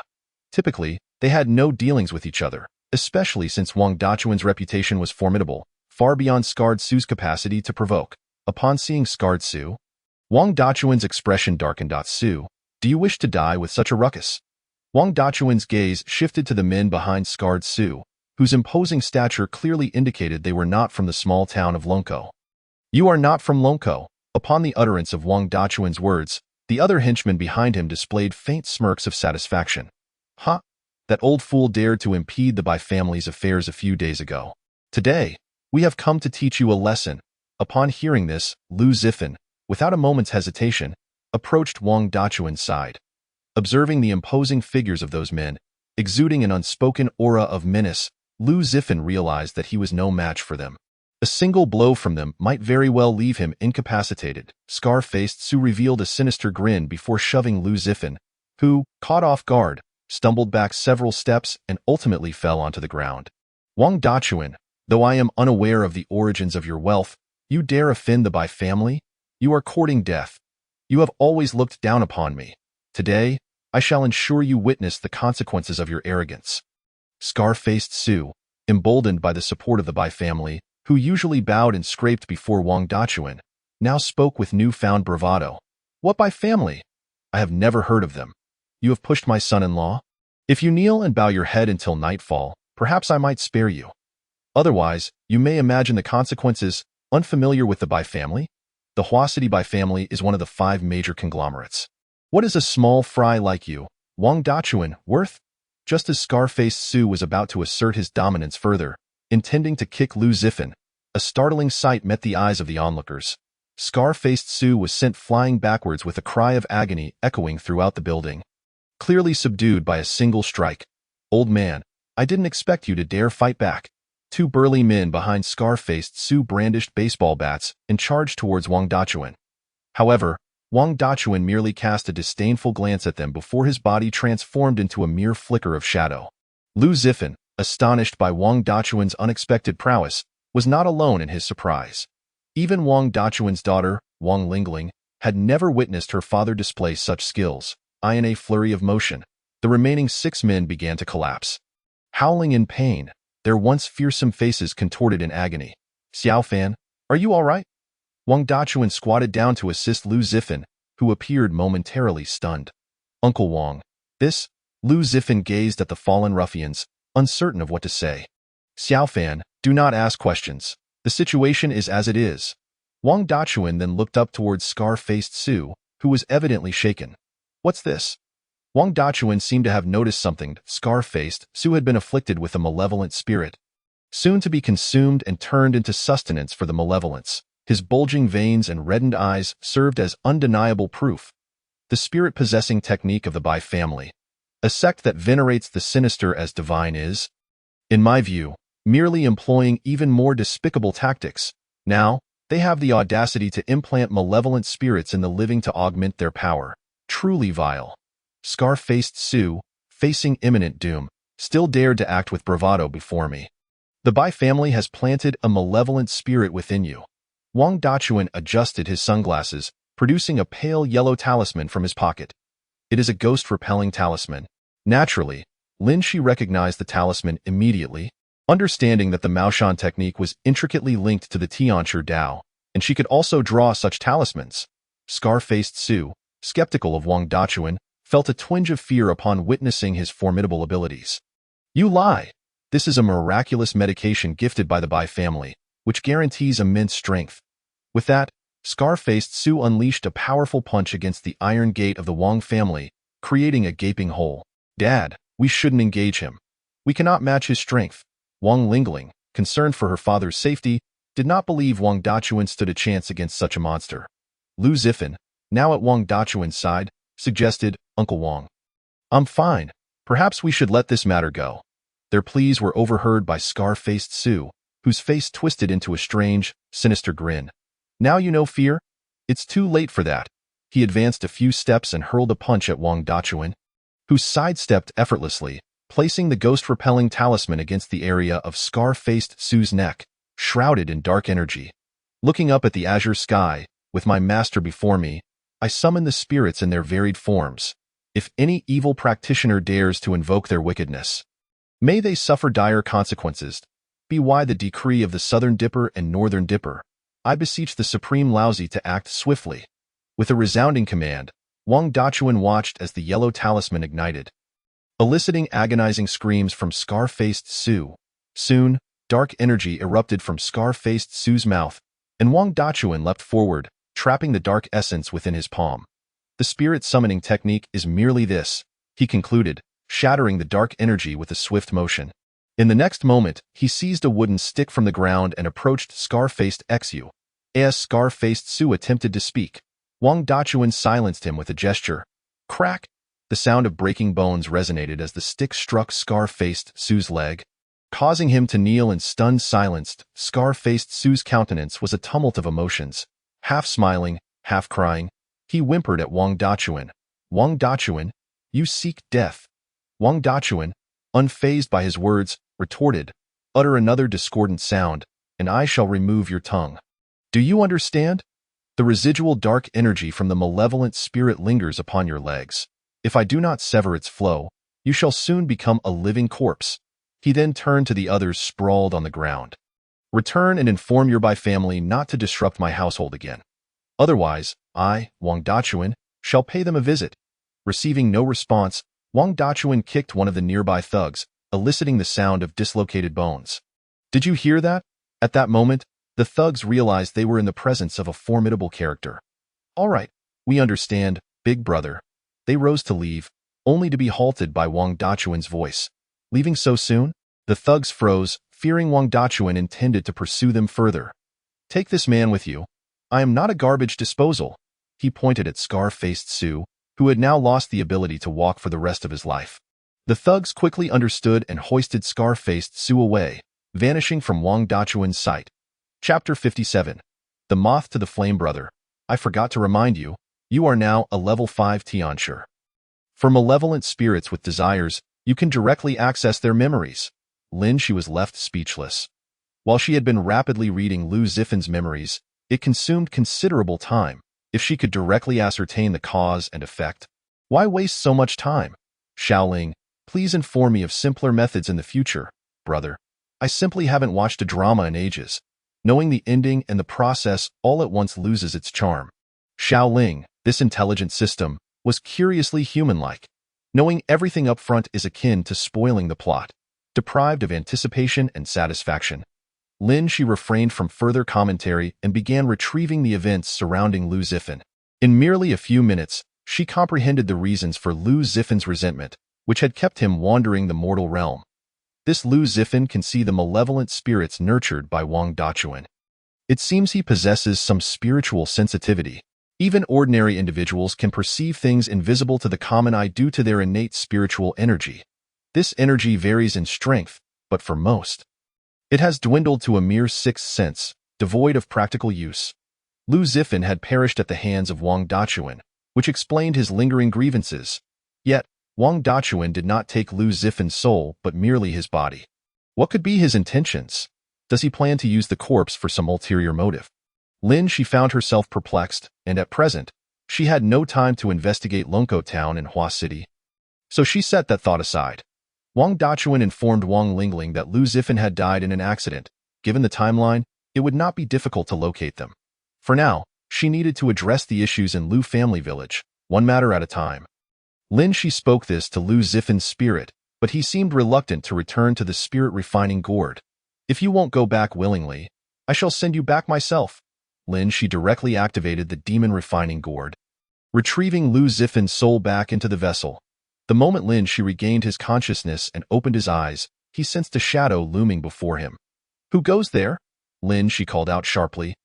And shortly after, a familiar figure emerged from around the corner. It was Lu Neng. Master Lin, what are you doing wandering the corridor at this late hour? Lu Neng rubbed his eyes and glanced around. You not sleepwalking, are you? Indeed, Lin Shi found himself in the corridor on the second floor, while his own quarters were situated above. His presence here in the dead of night certainly raised suspicions. Feeling a bit embarrassed, Lin Shi scratched the back of his head. Perhaps, after all, I've always been quite restless. Having a sleepwalking condition seems rather normal for me. I'm grateful to you, Master Lu, for discovering me here. Otherwise, I might have wandered off and encountered some trouble. With that excuse for his sleepwalking, Lin Shi returned to his bedroom, where Zhang Zhan was still in deep slumber, occasionally emitting snores. Thankfully, Zhang Zhan was now safe and sound. Otherwise, Lin Shi would have regretted it for the rest of his life. The next morning, upon hearing the crow of a rooster, Lin Shi opened his eyes and glanced at Zhang Zhan, who still lay asleep on the other bed. Reflecting on the events of the previous night, Lin Shi felt he had been overly careless. Although Zhang Zhan was full of vitality, he was ultimately an ordinary person without any cultivation. Faced with a minor ghost, he would surely be overwhelmed given enough time. Thus, Lin Shi resolved to keep Zhang Zhan and the affairs of Lu family village separate. After washing up and stepping outside, Lin Shi was greeted by the enticing aroma of meat buns wafting from the kitchen below. He hurried downstairs and found Lu Neng busily preparing breakfast. Master Lu, you're up quite early. Noticing Lu Neng's flustered demeanor, Lin Shi stepped forward to lend a hand. Oh, it's not that early anymore. Back when I had to drive, I would leave before dawn. Indeed, living in the present, who is striving with all their might to carve out a living. Yet, achieving a good life is far from easy. Now I'm doing well financially, and my driving gigs are increasing. I do miss the days when I was fully engaged in life. Upon hearing Lu Neng's words, Lin Shi felt a twinge of disagreement. He cast a glance at the bustling Lu Neng and retorted, Master Lu, you're a bit deluded. If you ask others what their ideal life looks like, it's certainly waking up early and working tirelessly. They would rather have wealth and treat work as a means to experience life. Lu Neng merely chuckled at this, soon inviting Lin Shi to the living room for breakfast. Now that Lin Shi possessed certain abilities, matters had begun to accumulate. First, there was the situation in Lu family village. Then he needed to assist Zhang Zhan in tracking down Jin Kai's whereabouts. And finally, the question of why Wang Dachuan would target Lu Zifan. Even if Wang Dachuan was employing minor ghosts for some sinister practice, it was unnecessary for him to resort to violence against Lu Zifan, who was after all his son-in-law. Lin Shi remained particularly focused on the fact that Lu Zifan's corpse had been sealed within a coffin using yellow talismans. At the dining table, Lin Shi picked up a bun and took a hearty bite, the succulent meat juices flooding his taste buds. Delicious. He couldn't help but exclaim, not merely flattering Lu Neng but genuinely appreciating the bun's exquisite flavor. Of course it's delicious. This is a specialty of Lu family village. Our renowned black pigs provide exceptional meat. Lin Shi wasted no time. Finishing the bun entirely, Master Lu, I have a few other matters to attend to. How about you guide me to Lu Sanyuan's new grave? Once I confirm everything is in order, I'll be on my way. Lu Neng nodded vigorously after sipping his porridge. Absolutely, Master Lin. Thank you for handling these matters for our Lu family village. Lin Shi seemed to accept the title of Master Lin with grace, having told Lu Neng numerous times to simply call him by his name. Yet Lu Neng inevitably reverted to referring to him as Master Lin. Lin Shi waved his hand dismissively. We're all from the same village. No need for such formality. I will do what I can. Of course, this was merely the customary politeness exchanged between individuals. Even if they weren't from the same hometown, Lin Shi would still give his all, for any involvement with these strange occurrences offered him the potential to gain experience. With experience, Lin Shi would possess a certain strength, bringing him closer to uncovering the truth behind his parents' disappearance. After a hearty meal, Lin Shi perceived some movement upstairs, likely indicating that Zhang Zhan had awakened. Currently, only two individuals remained upstairs, Lu Jinshui and Zhang Zhan. Lu Jinshui was gravely ill, barely able to move, let alone create noise by stomping on the floor. Lin Shi, don't you dare run. Indeed, Zhang Zhan had woken up. At that moment, he dashed towards Lin Shi, appearing as if nothing was amiss. Seeing the lively Zhang Zhan, Lin Shi felt a wave of relief wash over him, momentarily forgetting to evade, only to be struck in the chest by Zhang Zhan's punch. Zhang Zhan's strength was considerable, yet it posed no real threat to Lin Shi, who feigned great pain and soon collapsed to the ground, motionless. Observing this, Zhang Zhan smirked. Lin Shi, don't put on an act. You were all lively and vigorous when catching ghosts, but now you're so weak and feeble. Noticing Zhang Zhan's skepticism, Lin Shi cracked one eye open and exchanged a knowing glance with Lu Nong, who, having navigated society for many years, quickly grasped the situation. Officer Zhang, you wouldn't know, but Master Lin here is quite well. It's just that his heart has a bit of an issue. This morning, I even saw him taking medication. I hear it's a congenital condition where the chest compresses the heart. Alas, the medication merely alleviates the pain. There's no cure. Lin Shi was thoroughly impressed by Lu Ning's performance, so convincing it felt almost real. If even Lin Shi found it credible, Zhang Zhan would soon fall for it as well. Impossible. This kid can't even scare away a ghost. How could a single punch take him down? While Zhang Zhan said this, his tone hinted at concern. Clearly, he was trying to maintain composure. Hey, enough of this. I don't blame you. Get up already. Upon realizing Lin Shi remained unresponsive, Zhang Zhan grew frantic. As he squatted down to inspect Lin Shi's condition, Lin Shi suddenly sprang up, delivering a resounding slap to Zhang Zhan's head. In an instant, Zhang Zhan felt a buzzing in his head. Heh, Officer Zhang, you've been fooled. Lu Nong stood by, bursting into laughter, for it was a well-known truth that children remain the happiest in this world. As one ages, joy diminishes. I in the company of these two. Lu Nong felt as though he had regained years of youth. Lin Shi, you rascal. We're not done with what happened last night. Zhang Zhan lunged at Lin Shi, who effortlessly sidestepped him. Officer Zhang, don't go back on your word. You just said you weren't blaming me anymore. At that moment, the two locked eyes, their hands grasping one another. Officer Zhang, there are still civilians around. Aren't you supposed to maintain a good image? Fighting in front of the public is hardly commendable. Upon hearing this, Zhang Zhan eased some of his grip, for as a police officer, he held himself to strict standards. You brat, I'll remember this debt. You'd better repay it later.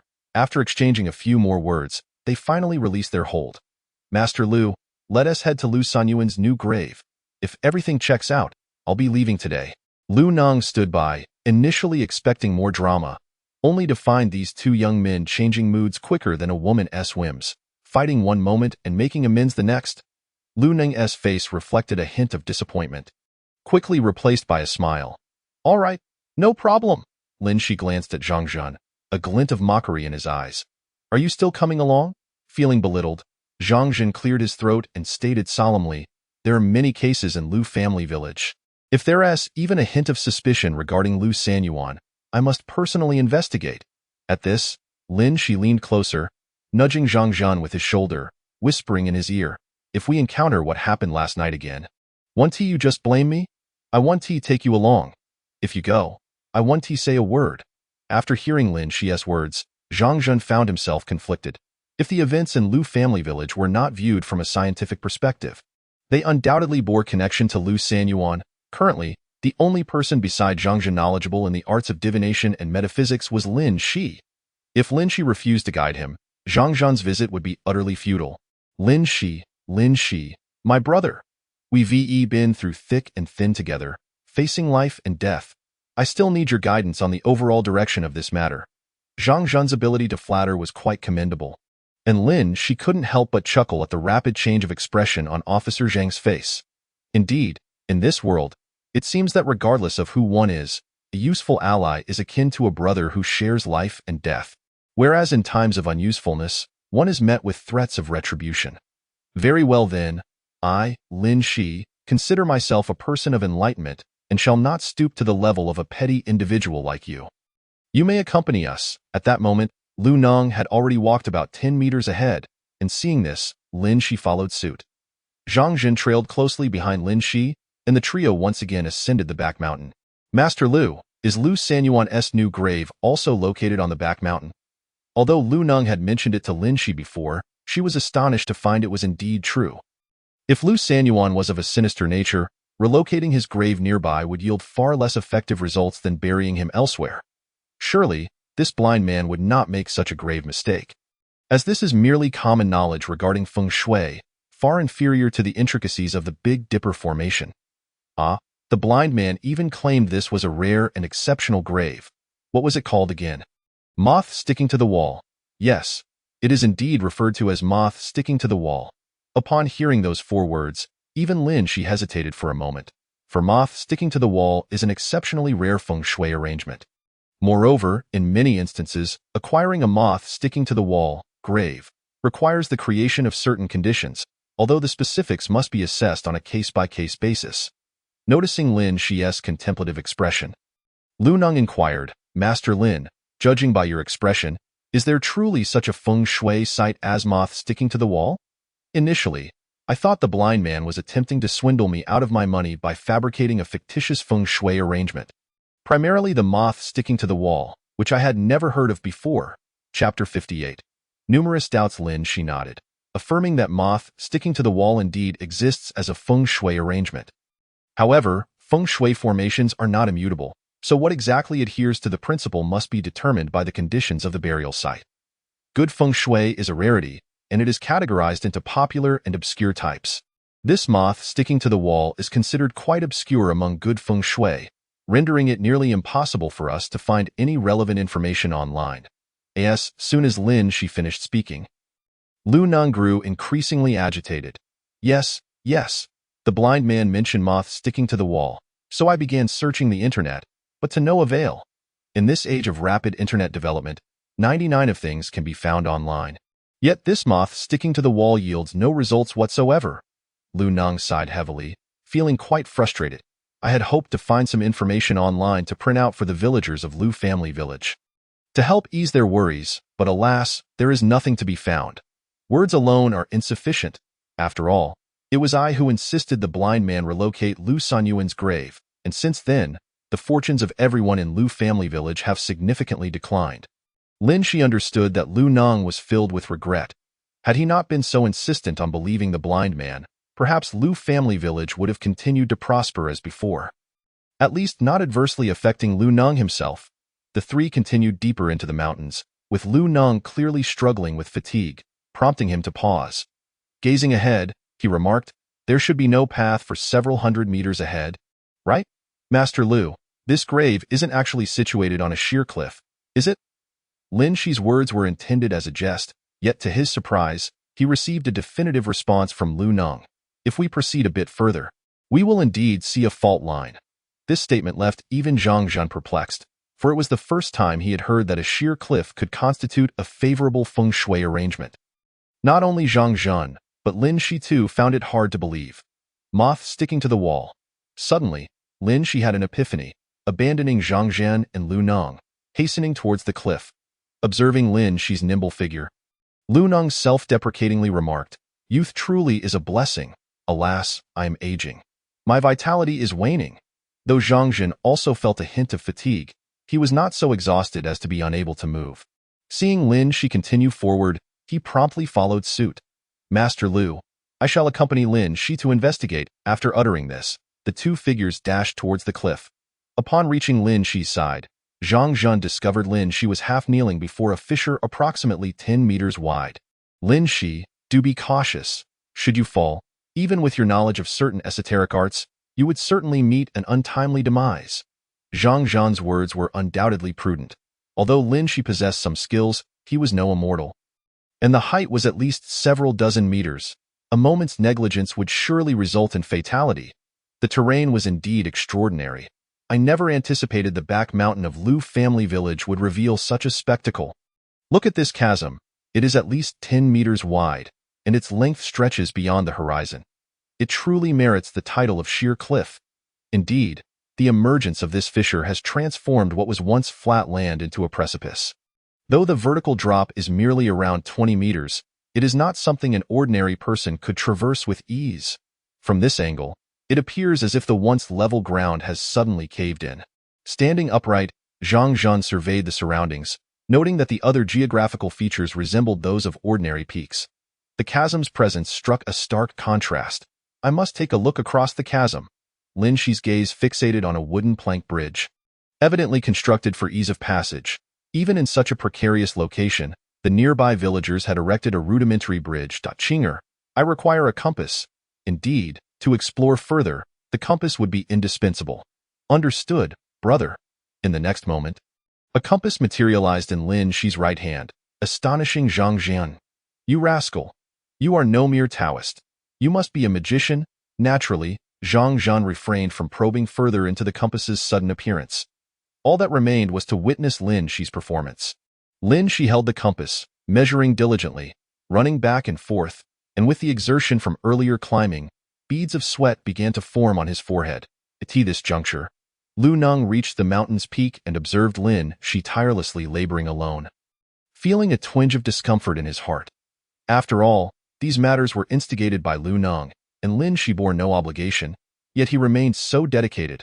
Master Lin, is there anything I can assist you with?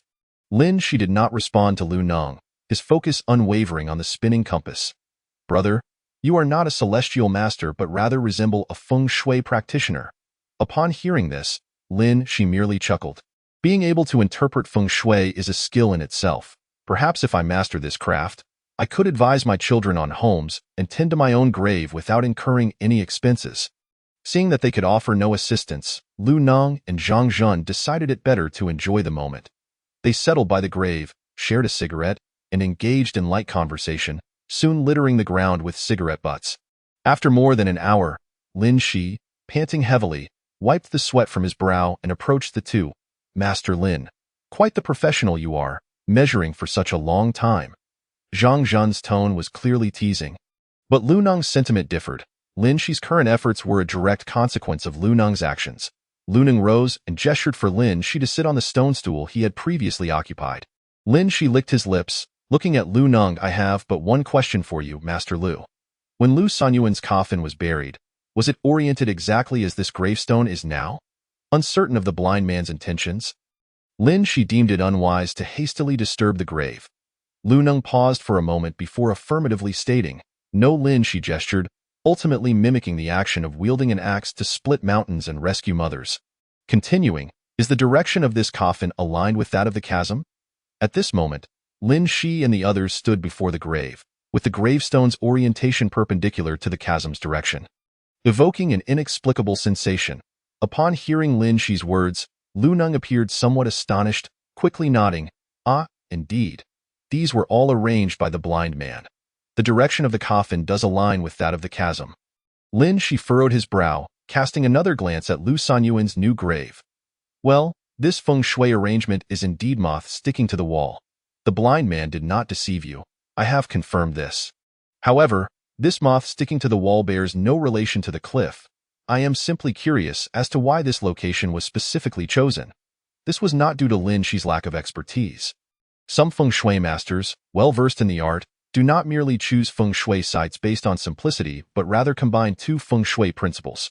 For instance, the arrangement tiger pouncing on the mountain could yield a wealthy individual. Yet when paired with eagle spreading its wings, it might elevate one to the status of a tycoon. Lin Shi has recently begun to delve into the realm of feng shui and esoteric arts, and thus is yet unable to navigate it with finesse. It is entirely natural that she cannot discern the nuances at this moment. Master Lu, take a look. Lin Shi placed the compass upon the ground, calibrating it to a level position, and observed that the needle aligned precisely with the orientation of the gravestone.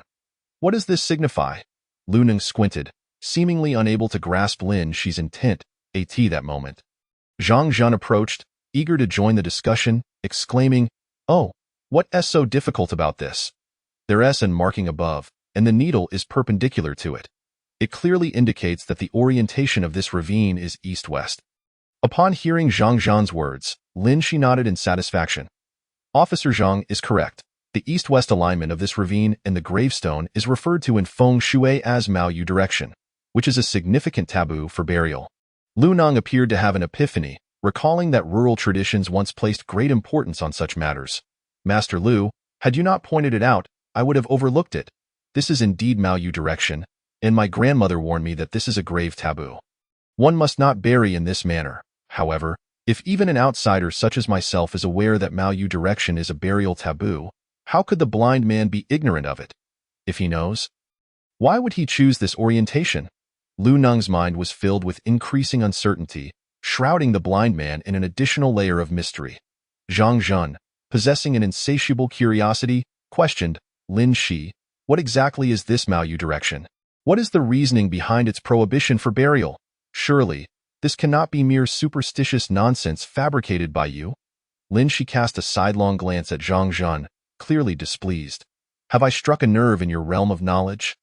There is no need to provoke me. If you wish to understand, a humble attitude is required. Don't think only of Officer Zhang. I too am eager to know. Lu Neng's eyes sparkled with intrigue, as the long-standing burial customs in his village left him yearning for comprehension. Faced with the inquisitive desires of the two, Lin Shi decided to reveal her insights, clearing her throat and adopting an air of a learned scholar. In our study of feng shui, we adhere to a fundamental principle. Whether for the living or the deceased, it is essential to embrace the concept of hiding the wind and gathering qi. For residences, there are two major taboos. One is having the main entrance facing south, and the other is having the entrance directly aligned with a broad, unobstructed road.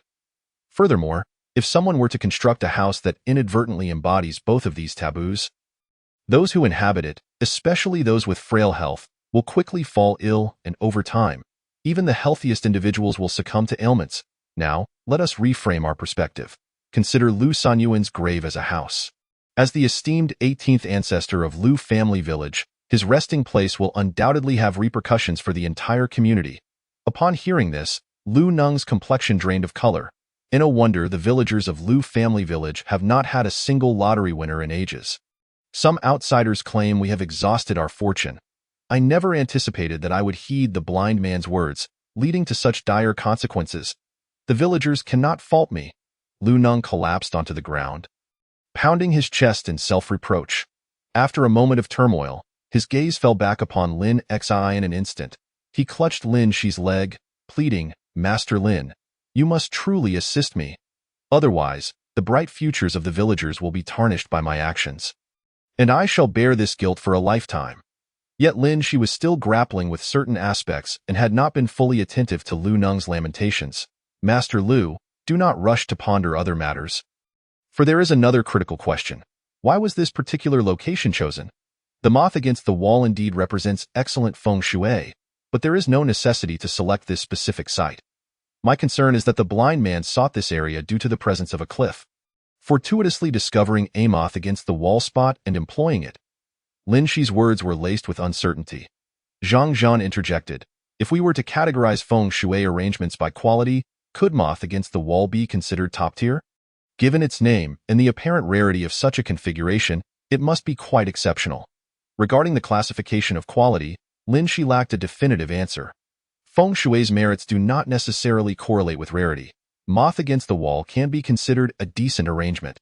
I believe there are similarly advantageous feng shui configurations nearby, making it incredibly easy to find a more suitable burial site. This is why I have consistently felt that the choice of the cliff's base was intentional. The blind man's primary objective seems to revolve around that cliff. As she spoke, Lin Shi's expression grew increasingly grave. Of course, this is also my foremost concern. If the blind man truly harbors animosity towards Lu family village, it must be a vendetta that spans generations. At that moment, both Lin Shi and Zhang Zhan instinctively turned their gazes toward Lu Neng, seemingly awaiting an answer. Lu Neng could only manage a wry smile. The blind man is likely my age at most. The notion of annihilating 9 clans is utterly implausible. Even a vendetta against one's father seems far-fetched. We live in a society governed by laws, and even such grievances ought to be resolved justly, should they exist. Zhang Zhan, well-versed in such matters as a police officer, noted, while Lu family village frequently witnesses peculiar occurrences, disputes among its inhabitants are rare, and even more so with outsiders. Historically, Lu family village was highly insular. Those who managed to leave were few and far between. Chapter 59. Dispersing the storm. After listening to the two men, Lin Shi hesitantly nodded. Without grievances or enmity, it seemed illogical for the blind man to strike next. So, is the grave site overall acceptable? Presently, Lu Neng harbored no illusions that the blind man had chosen an auspicious resting place for Lu Sanyuan. He merely hoped that the feng shui would not bring further calamity upon himself or the villagers. After all, Lu family village had long been plagued by strangeness and oddities, had it not been for the prosperity found by some villagers. It is possible that the village would have been deserted long ago. In this era of rapid economic development, people's expectations for their living environments have escalated. Who would willingly remain in a dead-end mountain village? Overall, aside from the moth against the wall configuration, every other aspect of this new grave is an omen of great misfortune, and it is misfortune of the most dire kind. Moreover, based on my current assessment, the blind man has deliberately orchestrated this. Zhang Zhan, standing to the side, wore an expression of equal bewilderment. If that is the case, then this blind man is not only a charlatan but also potentially a practitioner of dark arts? Practitioner of dark arts? Lin Shi was not entirely in agreement. If this blind man were indeed a malevolent sorcerer aiming to harm you or others in Lu family village, he wouldn't need to go to such lengths. In Southeast Asia, there exists a type of sorcery known as Jiangtu, which is relatively easy to learn. The blind man possesses some skill, so mastering Jiangtu wouldn't be a challenge. He could cause you untold suffering without all these theatrics. Furthermore, from what you've said, he hasn't demanded any compensation, nor does it appear that he is motivated by greed. Lin Shi's analysis held merit. Yet the question remained, what was the blind man's true intent? Lu Neng pondered deeply, seemingly uncovering a revelation. This blind man has indeed never accepted any money from me. When I offered him a token of gratitude, he stated that this was about fostering good karma and accumulating virtue, and thus could not accept any payment.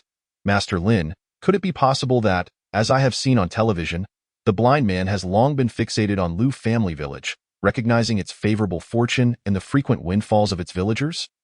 He might be seeking to seize this opportunity to usurp the village's luck for his own use. Is that feasible? Lin Shi hesitated to draw conclusions, seeking assistance from the artificial intelligence, Xiao Ling, for clarity. After all, Lin Shi might have overlooked certain aspects, but Xiao Ling certainly would not. Brother, I have been listening intently. Regardless of the blind man's abilities, to appropriate the fortune of Lu family village after dealing with Lu Sanyuan's remains, he would need to inter the remains of his own kin or ancestors in Lu Sanyuan's previous grave. However, Lu Sanyuan's original burial site has already been disturbed, and the spiritual energy beneath the bluestone slab has been suppressed due to the presence of the peach tree, rendering it an ordinary grave. Moreover, you possess the heavenly eye now. Any signs of reburial would be immediately apparent. Lin Shi nodded, for he had indeed found no evidence of reburial at that grave. Ah, this is clearly impossible. I inspected Lu Sanyuan's grave not long ago. If the blind man intends to borrow fortune, he must act upon the original grave, which shows no signs of reburial. I believe his intentions are purely destructive, seeking to harm without benefiting himself. Zhang Zhen's keen instincts were piqued at it. Seems the blind man is attempting to obscure the truth by utilizing the moth against the wall feng shui configuration to conceal his true motives. Indeed, if Lu Neng had truly enlisted the services of a feng shui master, discerning the presence of moths clinging to the cliffside would hardly pose a challenge. What is revealed at a glance may very well serve to conceal ulterior motives. I share this sentiment. It appears there is an underlying fear of discovery, even to the detriment of oneself. Why harbor such apprehension when the damage is already done? After Lu Neng finished speaking, he scratched his head, noting that he did not sense any concealment on my part. As Master Lin pointed out, this is undeniably the moth-clinging hole, and there is no dispute about that. The blind man undertook his other tasks openly in my presence. Upon hearing their exchange, Lin Shi seemed to grasp something profound. She slapped her forehead and exclaimed, "He is not wary of you. Rather, he is wary of me." Ah, Master Lin, you must not be acquainted with the blind man. Why would he be cautious of you? Lu Neng found Lin Shi's assertion somewhat tenuous, yet Lin Shi furrowed her brow, lost in contemplation. After a moment, she declared, "Let us retrace our steps from the beginning. This blind man first informed you that he had discovered a feng shui site capable of resolving the issues plaguing Lu family village. Furthermore, this site is quite auspicious, lending a semblance of assurance to ease your worries. Upon arriving at this location, It is indeed a site of good feng shui. Although the blind man mistakenly misaligned the tombstone and coffin while interring Lin Sanyuan, it was because he knew you lacked knowledge of feng shui and its taboos. Hence, he felt no need to conceal anything from you. His primary focus was certainly not on withholding information from you. Performing these actions before your eyes posed no issue. He likely assumed you would not concern yourself with matters of direction or positioning. Yet the blind man possesses certain skills. He understands your apprehension about inviting someone else to inspect Lin Sanyuan's new grave. Should you engage someone of insufficient expertise or carelessness, merely to ascertain whether it is indeed the moth-clinging hole, you would be none the wiser, falling prey to the blind man's ruse. Personally, I tend to be somewhat inattentive, but you, Master Lu, initially informed me that Lin Sanyuan's new grave is perched precariously on the cliff's edge, which immediately drew my attention. Thus, I kept a watchful eye. And given the deep ravine-esque prominence, I delved further to uncover what the blind man had been concealing. Lu Neng closed his eyes, seemingly mulling over Lin Shi's words. Now, this explanation aligns perfectly. If he were solely intent on harming others without benefit to himself, there would be no need for subterfuge. The blind man's actions suggest he wishes to prevent us from discovering that the feng shui is not as favorable as presumed. Shall we proceed with relocating Lin Sanyuan's grave? At this crucial juncture, Zhang Zhan's remarks were indeed a revelation. Lin Shi nodded in agreement with Zhang Zhan's perspective. Moreover, Master Lu mentioned that the blind man has already passed away. Is it not absurd for a deceased individual to seek to borrow luck? Can he still mingle with the spirits in the underworld? It was Lin Shi's seemingly casual comment that Zhang Zhan seized upon. What? You mean to say that the Taoist, the blind man, is already dead? Zhang Zhan's gaze shifted to Lu Neng, who appeared evasive. Yes, indeed. No one knows the origins of the blind man. Reporting to the police would entail a myriad of complications. At that moment, I was solely focused on determining whether the blind man's efforts to relocate Lin Sanyuan's grave were of any use.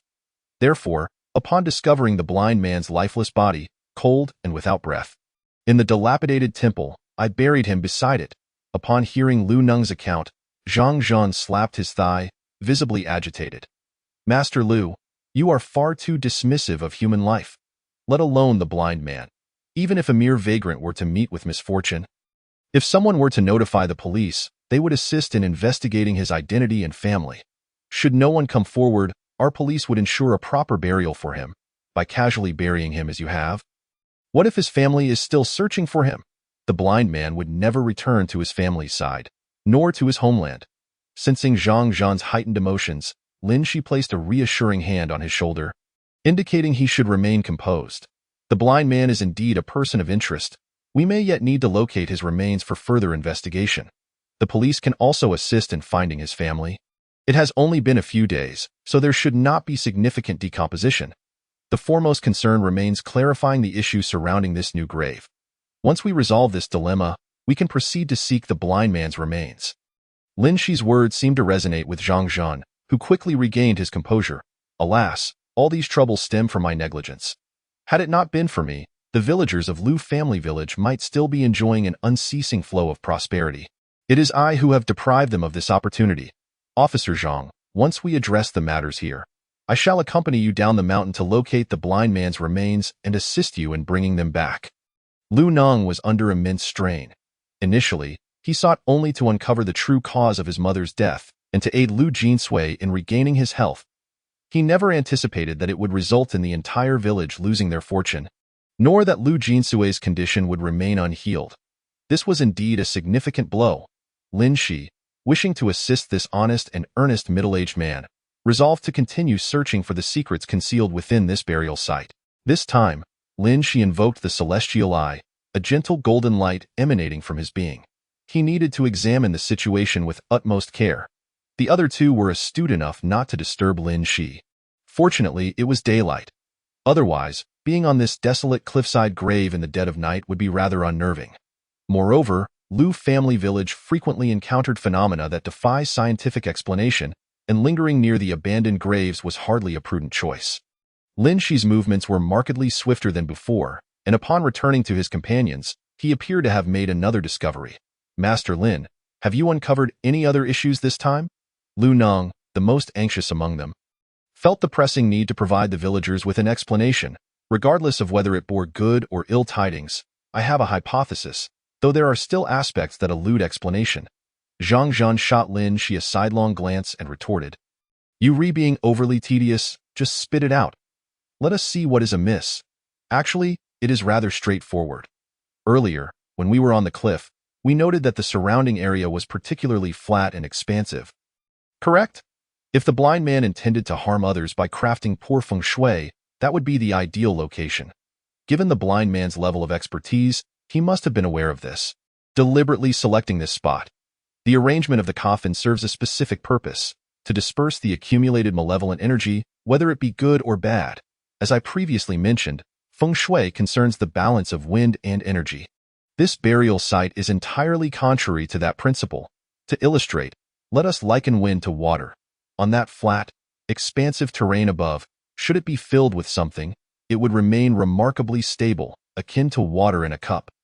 Undisturbed, however, within this ravine, it resembles a raging river. Even if one lies motionless within, they would soon be swept away, and the same applies to malevolent energy. Initially, I harbored doubts regarding whether Lu Sanyuan was indeed malevolent. However, it now appears that the blind man regarded Lu Sanyuan as a malevolent entity to be exorcised. He must have intended to harness the swift winds within this ravine to disperse the malevolent energy. What perplexes me is why Lu Sanyuan has transformed into a malevolent spirit, or why the blind man perceives him as such.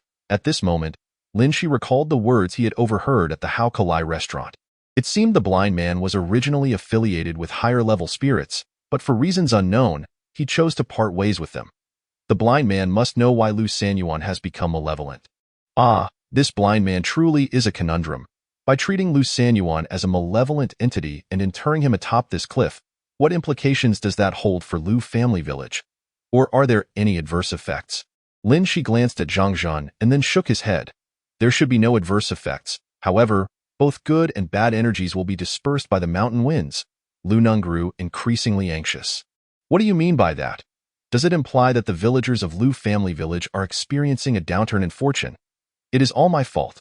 Originally, the feng shui of Lu Sanyuan's grave was exceptional.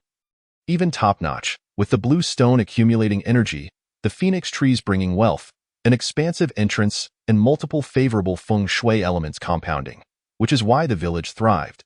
Yet due to the influence of the divine bird sealing the heavenly gate, this originally auspicious grave also became a source of yang energy. Consequently, the villagers experienced a decline in health year after year. Although the formation was disrupted by the divine bird sealing the heavenly gate, the prosperity of the feng shui continued, which is why the villagers had always enjoyed good fortune. This misfortune was purely man-made. Master Lu and the other villagers mistakenly believed that the peculiar occurrences in Lu family village were due to villagers acquiring unexpected wealth, which is a notion that need not be connected. Goodness, such remarkable feng shui. Lin Shi, when will you arrange something similar for my family? Zhang Zhan was stirred by the strange occurrences in Lu family village, which he believed were unrelated to the lottery. Lin Shi shot him a disapproving glance. You are a police officer. If you are so superstitious, how can you properly serve the public? She admonished.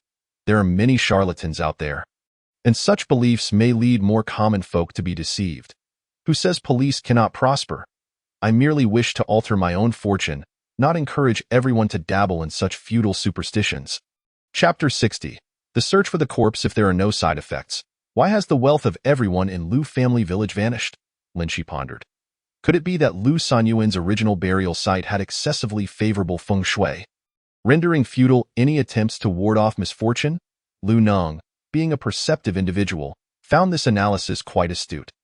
Lin Shi noticed that Zhang Zhan, standing beside her, was now radiating enthusiasm, evidently captivated by the allure of feng shui and mystical arts, wishing to use them to reverse his fortunes. You, my friend, do not possess the destiny for great wealth. Should you forcibly alter your fate, you might indeed find prosperity, but at the cost of losing other, perhaps more precious, things. Heaven is fair and does not allow one to gain wealth without reason. Remember, many affluent families in ancient times left behind no heirs. Indeed, during ancient times, the practices of yin and yang mysticism were prevalent, and many wealthy patrons found their lineages extinguished for various reasons. This phenomenon merits deeper investigation.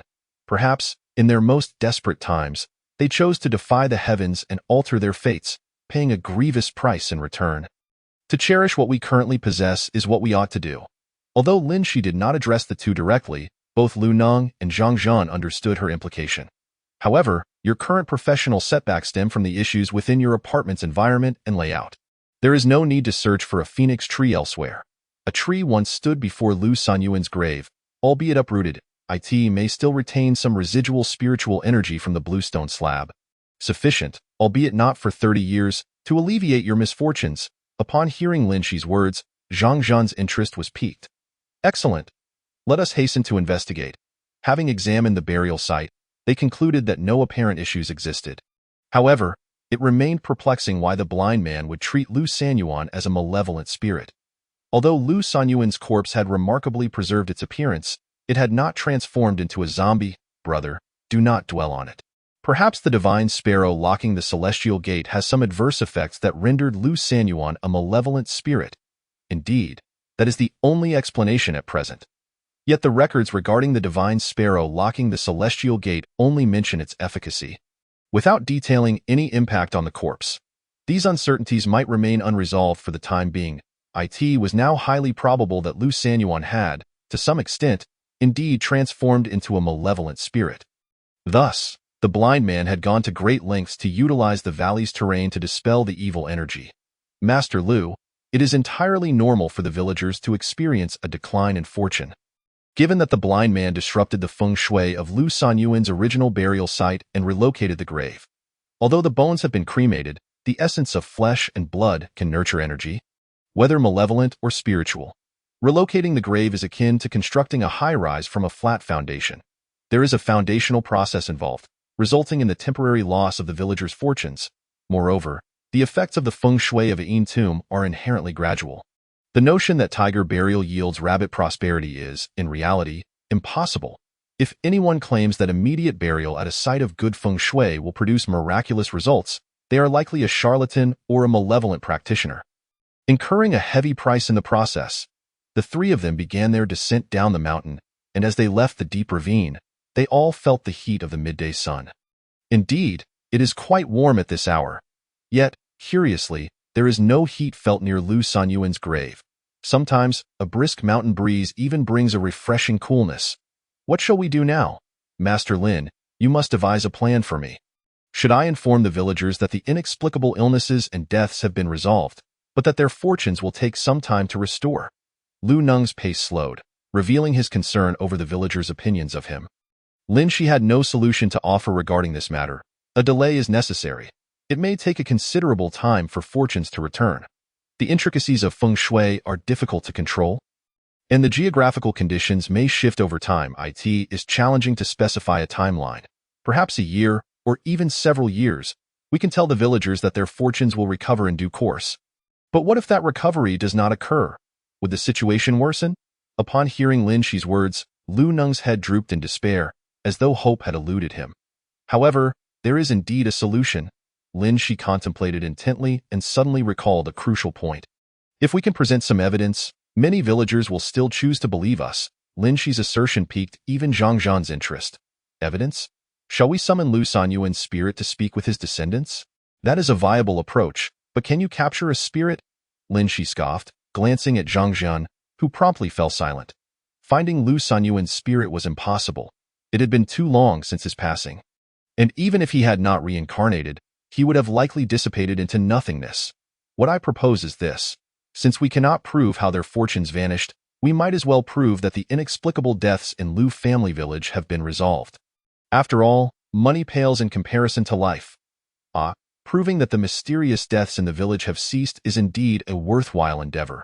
It is certainly better than having nothing to show for our efforts. Lin Shi's words instilled a glimmer of hope in Lu Neng. But how are we to prove this? I have no means.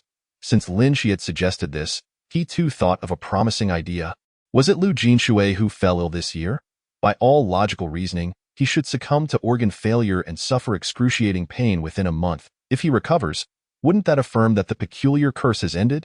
Lu Neng slapped his thigh and exclaimed, "Yes, how could I have overlooked that?" Yet, after a brief moment of excitement, silence ensued. For Lu Jinshui had shown no signs of improvement. I cannot deceive them when they wish to see Jinshui. How can I conjure a living person for them?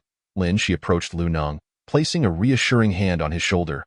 The root of the issues lies within Lu Sanyuan's burial site and the divine sparrow locking the celestial gate. With these matters now largely resolved, Lu Jinshui's condition should gradually improve. The priority is to have Lu Jinshui readmitted to the hospital, as only there can he receive the necessary care and assistance.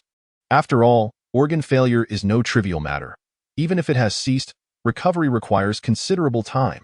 At this juncture, Lu Neng understood that both matters could not be delayed. After exchanging a few more pleasantries with Lin Shi, he hurried back home. Come on, my friend. I know you are eager to retrieve the phoenix tree. Lin Shi shot a glance at Zhang Zhan, who appeared somewhat sheepish. Do not say that. I am the only child in my family. If I cannot establish a foothold in the city, my mother's support and my future marriage will both be in jeopardy. Regarding this matter, Lin Shi naturally had little to say in today's society. The overwhelming desires of individuals lead to an exhausting existence. However, this is the current state of affairs. One can only adapt to the progression of the times and strive to move forward. Before long, the two arrived at the original burial site of Lu Sanyuan. The parasol tree, having been uprooted by Lin Shi and Lu Neng, remained unplanted and appeared to be withering and yellowing. Oh dear, Zhang Zhan exclaimed upon seeing the tree's feeble condition, rushing forward to embrace it already dead. The tree seemed to have lost all vitality, yet through Lin Shi's celestial vision, he discerned that a flicker of life still resided within it. If it were truly dead, why would I have brought you here? If we plant it properly, it won't be long before it regains its former vigor. Zhang Zhan observed that the parasol tree was not tall, barely reaching 2 meters, and its girth was also lacking. Can such a small tree truly alter my fate? Zhang Zhan's skeptical attitude irked Lin Shi somewhat. You, young man, if you doubt me, then don't bother bringing this tree back. Upon hearing Lin Shi's words, Zhang Zhan tightened his embrace around the tree. Who said I don't believe you? I just think a sturdier parasol tree would yield better results. Zhang Zhan's reasoning was indeed valid. Yet in reality, many varieties of parasol trees are still protected species. Finding an older parasol tree is no simple task. While relying on this particular tree might be somewhat unrealistic, it would certainly suffice to counteract any malevolent spirits or harmful energies. Other matters at work must still be pursued through one's own efforts and diligence. After a brief exchange, Lin Shi assisted Zhang Zhan in carrying the parasol tree down the mountain, placing it in the trunk of the car. However, due to its size, a portion of it remained outside. Drive carefully. I wish to accompany Master Lu to examine the blind man's corpse, just in case anything unexpected arises. Indeed, all other locations seemed secure, and Lin Shi was eager to uncover the true cause of the blind man's death. Was it the work of a high-level spirit? Had he been slain due to betrayal? Or was there another reason? Perhaps all would be revealed when Lin Shi laid eyes upon the blind man's remains. Wait, if you're going, I must accompany you as well. After all, this was my lead. Lin Shi was momentarily speechless. He wanted to label Zhang Zhan as a mere shadow, yet perhaps having him around would facilitate his actions. After all, with a murder scene at hand, a mere civilian like Lin Shi would have no chance of approaching without assistance. With Zhang Zhan's presence, he might gain access to the body. Had he known it would be this troublesome, Lin Shi would have preferred to investigate the blind man's corpse himself from the outset. Let us park the car here. Otherwise, one might mistake you for a lumberjack. Lumberjack was indeed a rather appealing term, and Zhang Zhan comprehended the implication, nodding in agreement. We certainly cannot allow the public to misunderstand. This is merely a salvaged parasol tree. I intend to find it a more suitable place to thrive. As expected, Zhang Zhan was quite adept at weaving tales. Can the police lie? He retorted. Isn't this parasol tree lying by the roadside? I can't very well claim that you uprooted it, can I? Besides, I did indeed seek out a good home for this tree. Lin Shi had no counterarguments to Zhang Zhan's claims and continued on toward Lu Neng's residence. The distance was short, a mere 10-minute walk would suffice. From afar, Lin Shi spotted 2 or 3 police vehicles stationed at Lu Neng's doorstep. The moment Lu Neng caught sight of Lin Shi, he rushed over. Master Lin, what instructions do you have? Lin Shi quickly waved his hand. With the police present, there's no talk of instructions. I merely wish to see the blind man's corpse to ascertain if there are any new discoveries. After all, The blind man's death was quite mysterious, occurring right after the grave of Lu Sanyuan had been attended to. If a high-level spirit was indeed involved, it seemed unlikely they would wait until the blind man finished all his tasks before striking. Excellent! With Master Lin here, we will surely uncover the truth. You must be Lu Nong, correct? Where is the body of the vagrant? At that moment, a middle-aged police officer stepped forward, and Lin Shi recognized him as the very officer who had previously taken him from the Haukalai Inn. Chapter 61. The missing corpse. At this juncture, Lin Shi had activated his celestial vision, scrutinizing the middle-aged officer closely. Soon, he detected a faintly glowing, yellowish spirit emanating from the officer's waist. The officer seemed to sense someone observing him. Glancing around until his gaze settled on Lin Shi immediately averted his eyes, avoiding direct contact. What are you doing here? We still Haven T cleared up the incident at the Haukalai Inn. You cannot roam freely. The officer's demeanor was cold and serious, genuinely treating Lin Shi as a suspect. This scrutiny left Lin Shi feeling quite uncomfortable. After all, who would enjoy being regarded with such disdain? I am fully cooperating with the investigation into the happenings at the Haukalai Inn. Please, do not regard me with such suspicion. I am not a criminal.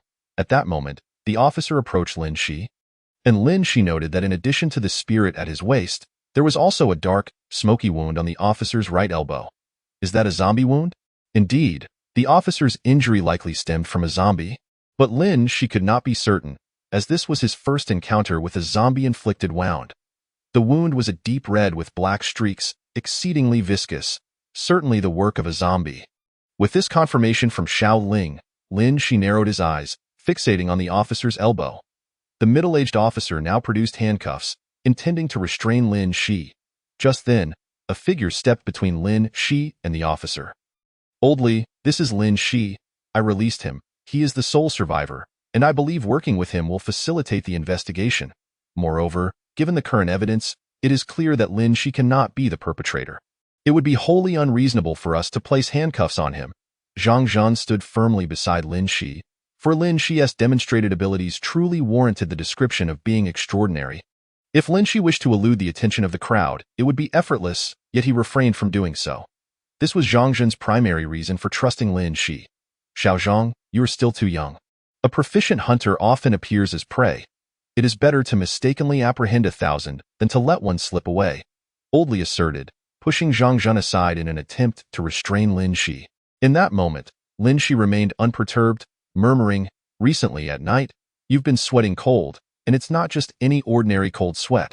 Sometimes it's a pale yellow, and at other times, it appears somewhat black. You must have consulted a doctor, only to find no issues and return home, correct? Upon hearing this, Oldly paused, momentarily taken aback, yet it bore no significant effect. What is it to you? I didn't expect you to have the time to follow me. Stop your games. Let us see how long you can keep this up. With that, Oldly proceeded to cuff Lin Shi. Lin Shi offered no resistance, standing quietly as Oldly acted upon him. Seeing Lin Shi being handcuffed by the police, Lu Nung hurried over to Oldly, tugging at his arm. Officer, this boy is no criminal. Why are you restraining him? Lu Nung's plea garnered no attention from Oldly, who was already fixated on the spirit afflicting him, making it difficult to alter his perception of anyone. Lu Nung, all you need to do is cooperate fully with the police investigation. Now, where is the body of the vagrant? Lin Shi exchanged a glance with Lu Nung, signaling that he was fine. Lu Nung timidly replied, it's nearby, at the Zhongkue Temple. The Zhongkue Temple. This revelation sent a shiver through Lin Shi. Why would the blind man choose the Zhongkue Temple? Had he truly encountered some peril? After all, Zhongkue was a master of exorcism, a celestial teacher. If one sought his protection, it indicated a formidable challenge and a rather troublesome spirit. Could it be that the blind man's demise was indeed connected to a high-level spirit? Though the blind man possessed impressive feng shui techniques, this did not imply that he had the cultivation necessary to combat a high-level spirit. Even Lin Shi estimated that one would need to be around level 15 to contend with such spirits. The blind man's abilities likely exceeded Lin Shi's, but the gap could not have been vast. Otherwise, he might have directly harnessed the forces of heaven and earth to subdue Lu Sanyuan. The middle-aged officer cast a glance at Zhang Zhan and then at Lin Shi. Xiao Zhang, you are still young. I advise you to remain vigilant against suspicious individuals. Do not easily trust those who dabble in the supernatural. In this world, there are only charlatans. If someone attempts to deceive you, it is likely they are eyeing your purse. As for Lin Shi, I will keep an eye on him for now. I must first address the issue of the vagrant S-corps. As he spoke, the middle-aged man ushered Lu Neng into the car. And in an instant, 2 police vehicles roared to life, racing towards the Zhongkue temple. Lin Shi, you'll have to free yourself. I don't have the key for these handcuffs, and I'm unable to unlock them, Zhang Jin bluntly remarked, having witnessed Lin Shi's remarkable ability to unlock handcuffs in just a second. Lin Shi shook his head. It's fine. Let's leave it as it is. Perhaps that middle-aged officer prefers to see me this way. Upon hearing this, Zhang Jin felt a deep sense of helplessness. He was baffled by old Li's increasingly irrational behavior lately. Let us get in the car and see what's going on. Zhang Jin observed another police vehicle parked nearby, where a young officer in uniform signaled for him to hurry inside. Zhang Jin nodded, helping Lin Shi into the vehicle. I'm sorry, but I have no idea why Old Li has been so irritable lately, harboring biases against many suspects. This significantly impacts the investigation. After they boarded, Zhang Jin immediately apologized, yet his words held little weight for Lin Shi. Xiao Zhang, have you noticed something amiss with Old Li?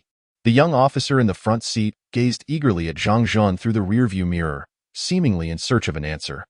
Zhang Jin took a deep breath and sighed heavily. Indeed, although Old Li has always had a volatile temperament, he used to approach cases with meticulousness, never hastily condemning suspects. Now, it seems that any suspect is automatically treated as an accomplice by him.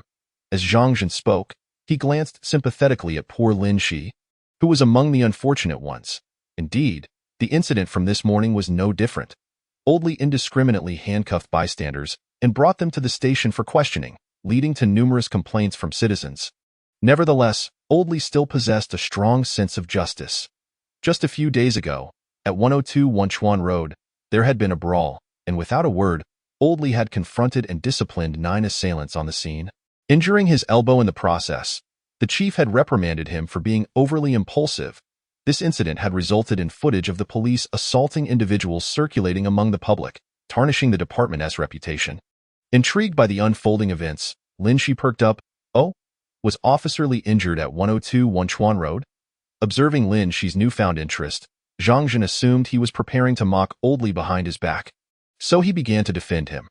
Let us not forget, Old Li has been diligent in his duties as a police officer. He has no faults in that regard, Lin Shi. While Old Li made mistakes this time, you shouldn't ridicule him from behind. After all, he merely despises evil. Upon hearing Zhang Jin's words, Lin Shi realized he had been cast in the role of a petty backbiter. He chose not to explain, simply nodding. There are certain matters I will discuss with you privately later. He leaned close to Zhang Jin's ear, as there was still a police officer in the driver's seat, and Lin Shi did not wish for too many to overhear.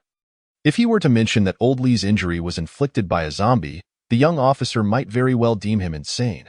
After all, zombies were creatures that most had only seen on television, typically depicted in Qing dynasty garb, which was far from accurate. In reality, a zombie would wear whatever it was dressed in at the time of death, generally in burial attire. However, some nobles might indeed be interred in dragon robes or official garments. Though such occurrences were exceedingly rare, Zhang Jin understood that Lin Shi's mysterious tone was likely tied to esoteric knowledge and superstitions, thus refraining from pressing further. Soon, the police vehicle carrying Lin Shi and Zhang Jin came to a halt, as the road ahead was blocked by 2 parked police cars, complete with caution tape. Lin Shi and Zhang Jin exited the vehicle, observing Old Li interrogating Lu Neng. Are you certain this is where he was buried? Old Li questioned, suspicion etched on his face.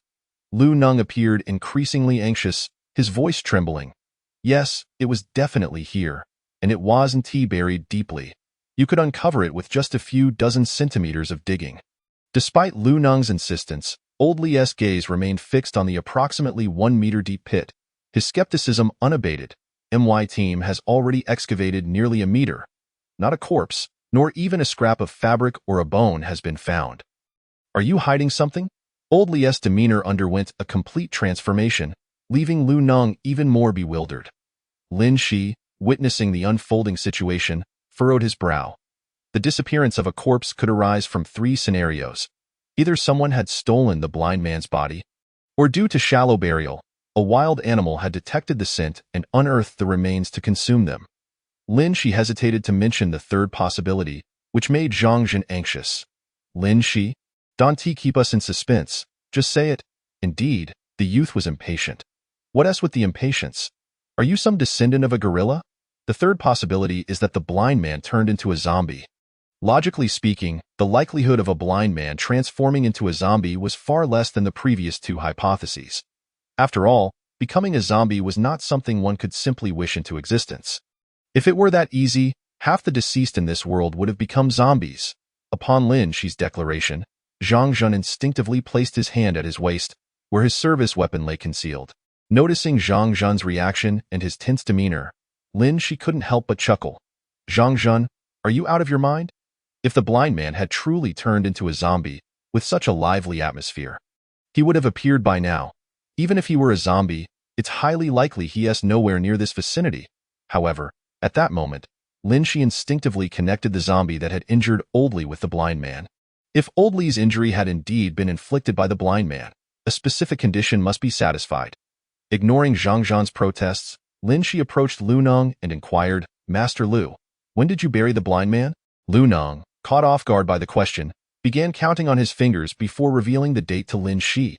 Upon comparison, the blind man's burial occurred 7 days prior to Old Li's injury. This meant that if the blind man had transformed into a zombie, it was quite plausible he had attacked Old Li. Seeing Lin Shi cross the caution line without authorization, Old Li could no longer contain himself. He shoved Lin Shi, who stood firm, unmoving. No wonder you dare to oppose the police. It seems you have some capability. Zhang Zhan attempted to intervene, but Lin Shi rejected his offer. Officer Li, now that the body is missing, I might know where it has gone. My cooperation in this investigation should allow me to temporarily cross this caution line, right? Upon hearing Lin Shi's words, Old Li snorted derisively. How could a suspect know what we police officers do not? Could it be that you are the one who stole the body? Lin Shi was rendered speechless by Old Li's illogical reasoning. Officer Li, your deductive skills would be well suited for writing suspenseful novels. I stole the body and then came here to help you search for it? Wouldn't that be an act of self-sabotage? Yet, Old Li was evidently not swayed by such logic. Don't try to play tricks on me.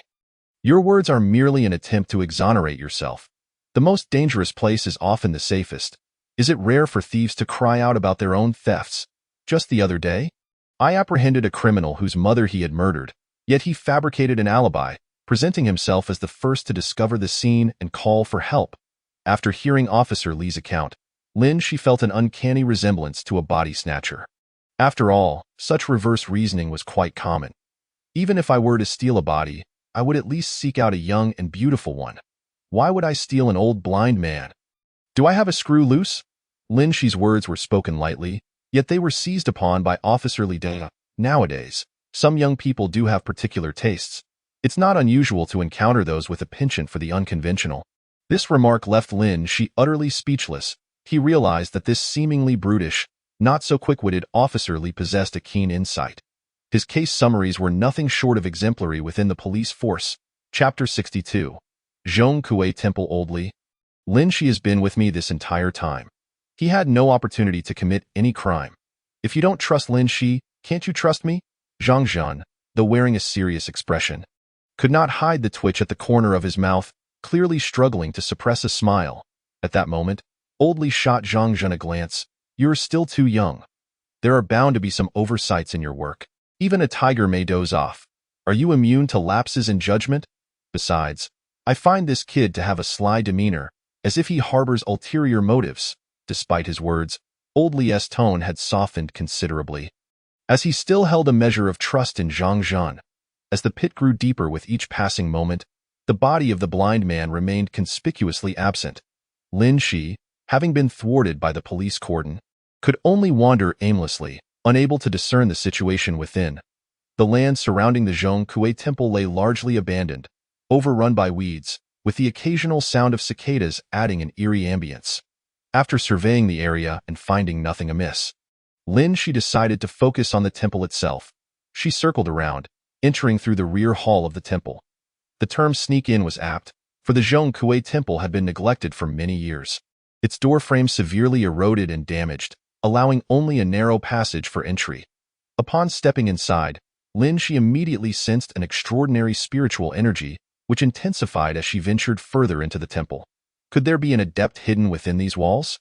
This rich aura was enough to humble even Lin Shi, who had reached the 5th level of celestial mastery.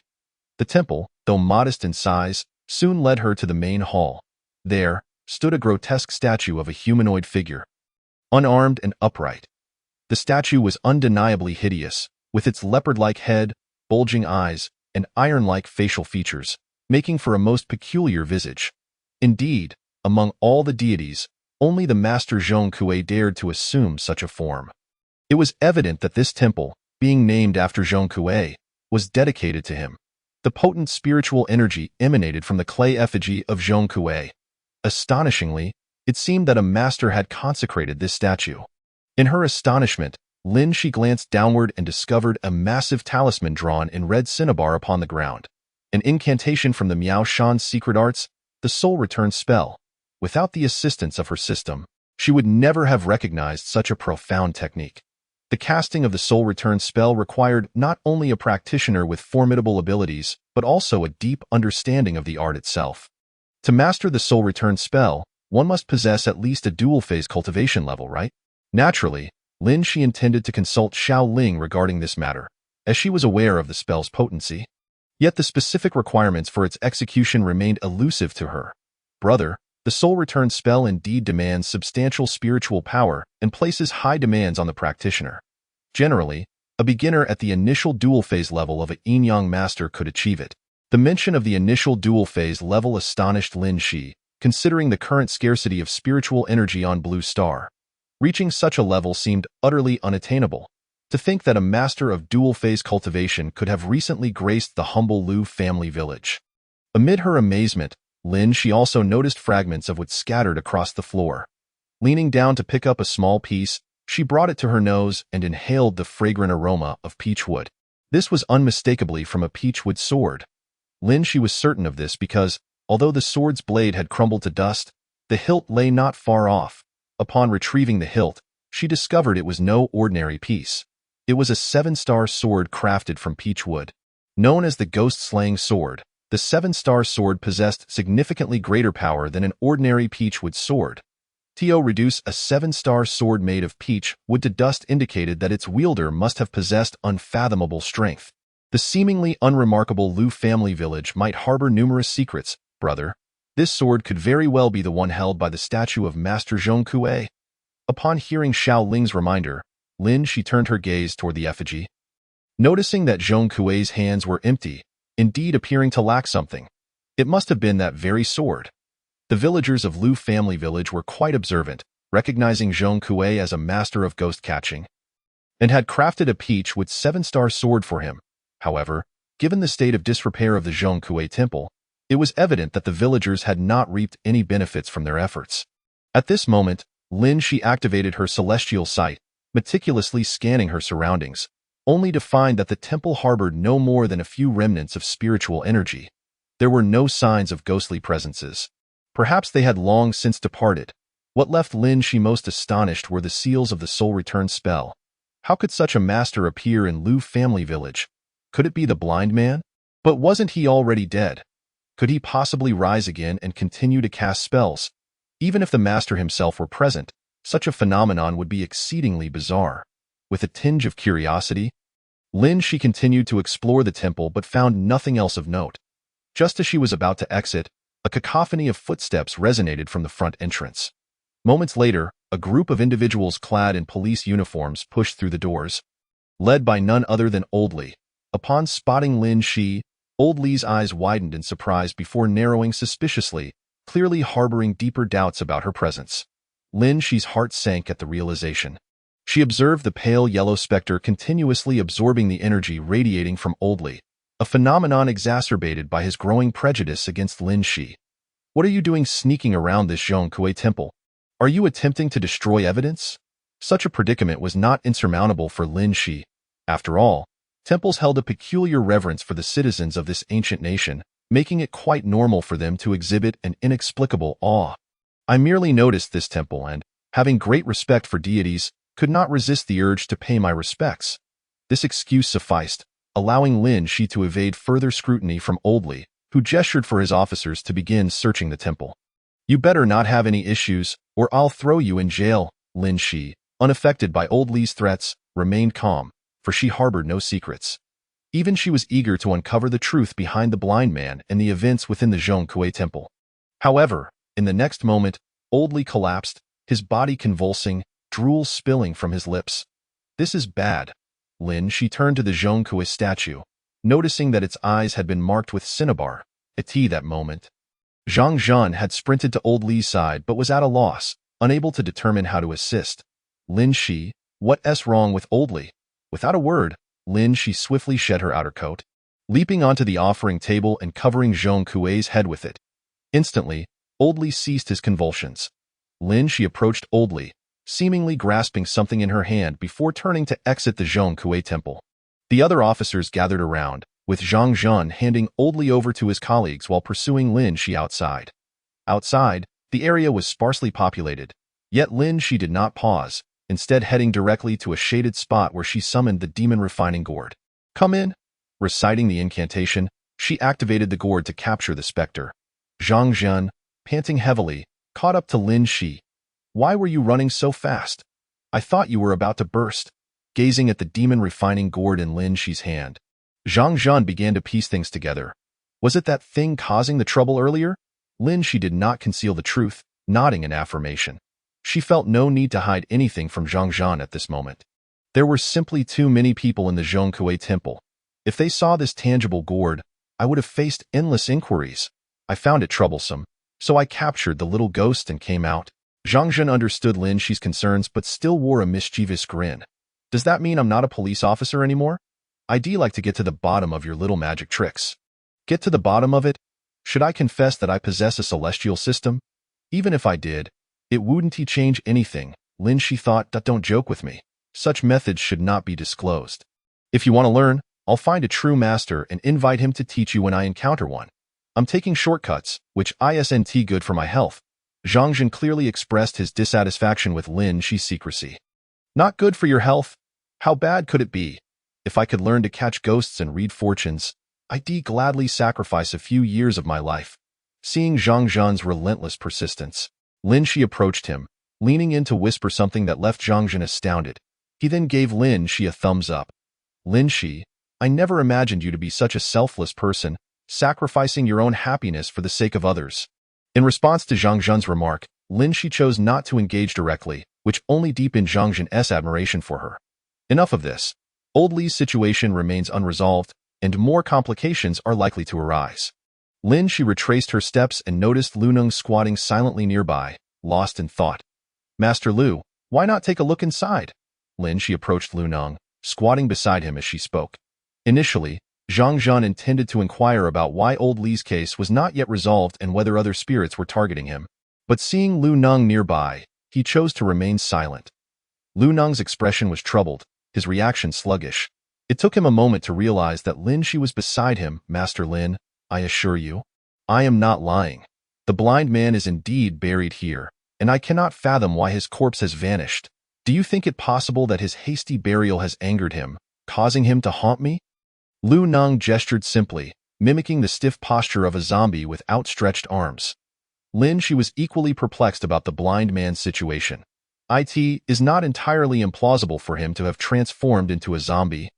Given the peculiarities surrounding Lu family village, I have a method to ascertain whether a body was ever interred here. Indeed, it is imperative to determine if the blind man was genuinely buried in this location. As our memories of places can often become distorted, however, it is impractical to excavate the entire perimeter of this Zhongkui temple. What method do you propose, Master Lin? You must assist me. Lin Shi patted Lu Neng on the shoulder and straightened up. Xiao Ling, fetch some yellow paper and vermilion. I apologize, brother, but I do not possess yellow paper or vermilion. After all, celestial masters typically have no need for such items. Xiao Ling, it is said that lying incurs the wrath of the pig cage. Such commonplace items, I know you must have some. Brother, I do have them, but I cannot lend both items simultaneously. It is limited to one per day, or else a fee will be incurred. A fee? Hearing the word fee, Lin Shi was somewhat incredulous. Are you an ATM, demanding money from me? The mention of money struck a chord with Lin Shi, as he was currently in dire need of funds. He had acquired some skills and made acquaintances, Yet his pockets remained woefully empty. Brother, it is not as you think. Should you use my provided talismans and tools a second time within a single day, you will incur a deduction of 5 experience points. Since you just gained 5 experience points, should I deduct them? Naturally, Lin Shi was reluctant, knowing that capturing a ghost was no simple feat. To sacrifice a few sheets of yellow paper and a bit of vermilion for a mere minor spirit felt excessively unfair. After much deliberation, Lin Shi made his decision. Then I shall take 2 sheets of yellow paper. In an instant, 2 sheets of yellow paper appeared in Lin Shi's hands. Brother, for the next use of the talismans, you must wait 24 hours. Otherwise, you will incur an experience fee. Acknowledging the rules, Lin Shi vowed to use them judiciously. Upon seeing the 2 sheets of yellow paper in Lin Shi's hands, both men displayed expressions of astonishment. Truly a remarkable trick. I cannot discern any flaws. Zhang Jin chimed in, but this time Lin Shi responded with greater enthusiasm. Officer Zhang, will you assist the people in their time of need? Faced with this question, Zhang Zhan showed no hesitation. Of course. My salary is funded by the people. Without them, I would have long been unemployed. After receiving a positive answer, Lin Shi grasped Zhang Zhan's right hand and squeezed his middle finger forcefully. A drop of blood fell onto Lin Shi's left palm. Zhang Zhan winced. Lin Shi, you are injuring my finger again. Can you not use your own blood? Lin Shi dipped his right index finger in the blood and began to draw symbols on the yellow paper. Disregarding Zhang Zhan's protests, Chapter 63. The Dead Fish's Mouth. In no time, one of the sheets of yellow paper in Lin Shi's hand erupted with a brilliant white light, signifying the successful drawing of the talisman. Lin Shi, what exactly are you drawing? It appears quite intricate. Zhang Zhan's curiosity piqued as he scrutinized the symbols, attempting to decipher their meaning. Why only draw one? Lin Shi remained silent and walked directly to the deep pit previously excavated by the police, tossing the 2 sheets of paper into the air. This is a corpse-restraining talisman. It will allow us to detect whether a body was ever placed here. The 3 men watched as the yellow paper fluttered down, each harboring differing thoughts. After a brief interval, the unmarked yellow paper was the first to touch the ground, while the corpse-restraining talisman lingered in the air for several seconds longer before finally descending into the pit. How should this be interpreted? Lu Neng's interest was piqued. Could 2 sheets of yellow paper truly reveal the past? Clearly, Lin Shi did not possess such extraordinary powers. Perhaps Lin Shi's grandfather might have been capable of such feats.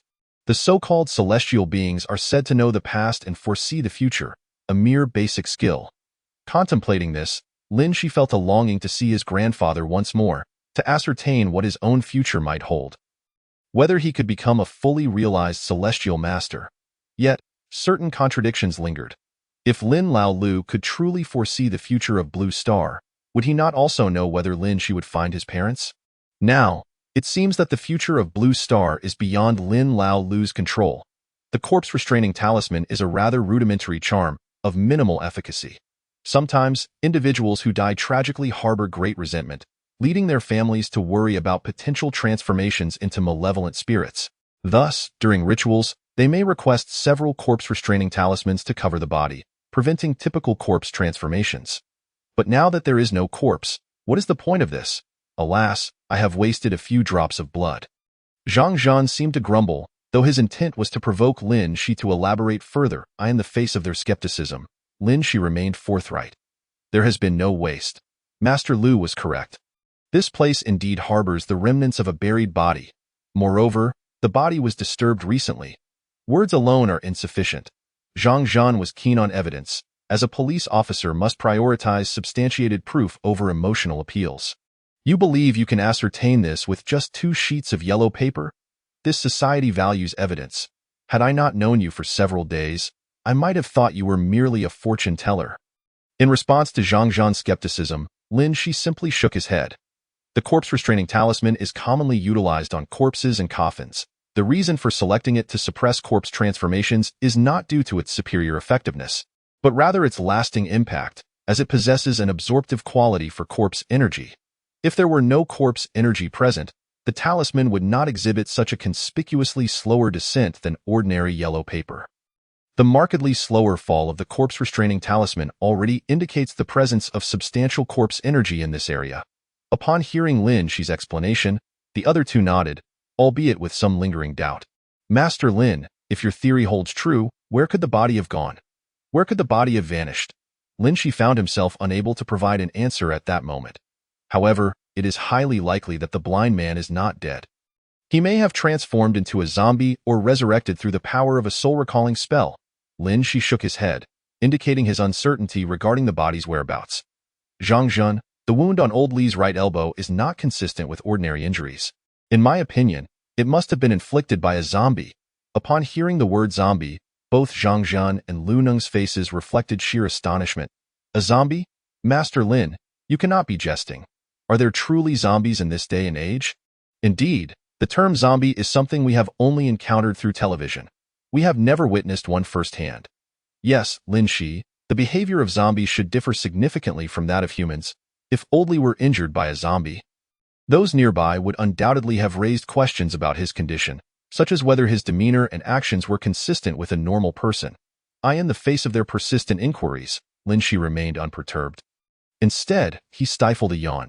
Even if it is a genuine zombie, its level should not be too high. Otherwise, it would be exceedingly difficult for Oldly to emerge unscathed. It is imperative to ascertain whether it is a purple zombie or a white zombie. Observing Lin Shi's mutterings without answering their inquiries, Zhang Zhen grew impatient. According to television, those injured by zombies will eventually transform into zombies themselves, correct? Will Oldly? At that moment, Lin Shi conjured a talisman and forcefully struck it against Zhang Zhen's forehead. Instantly, Zhang Zhen felt a dizzying sensation. Oldly will not transform for the time being.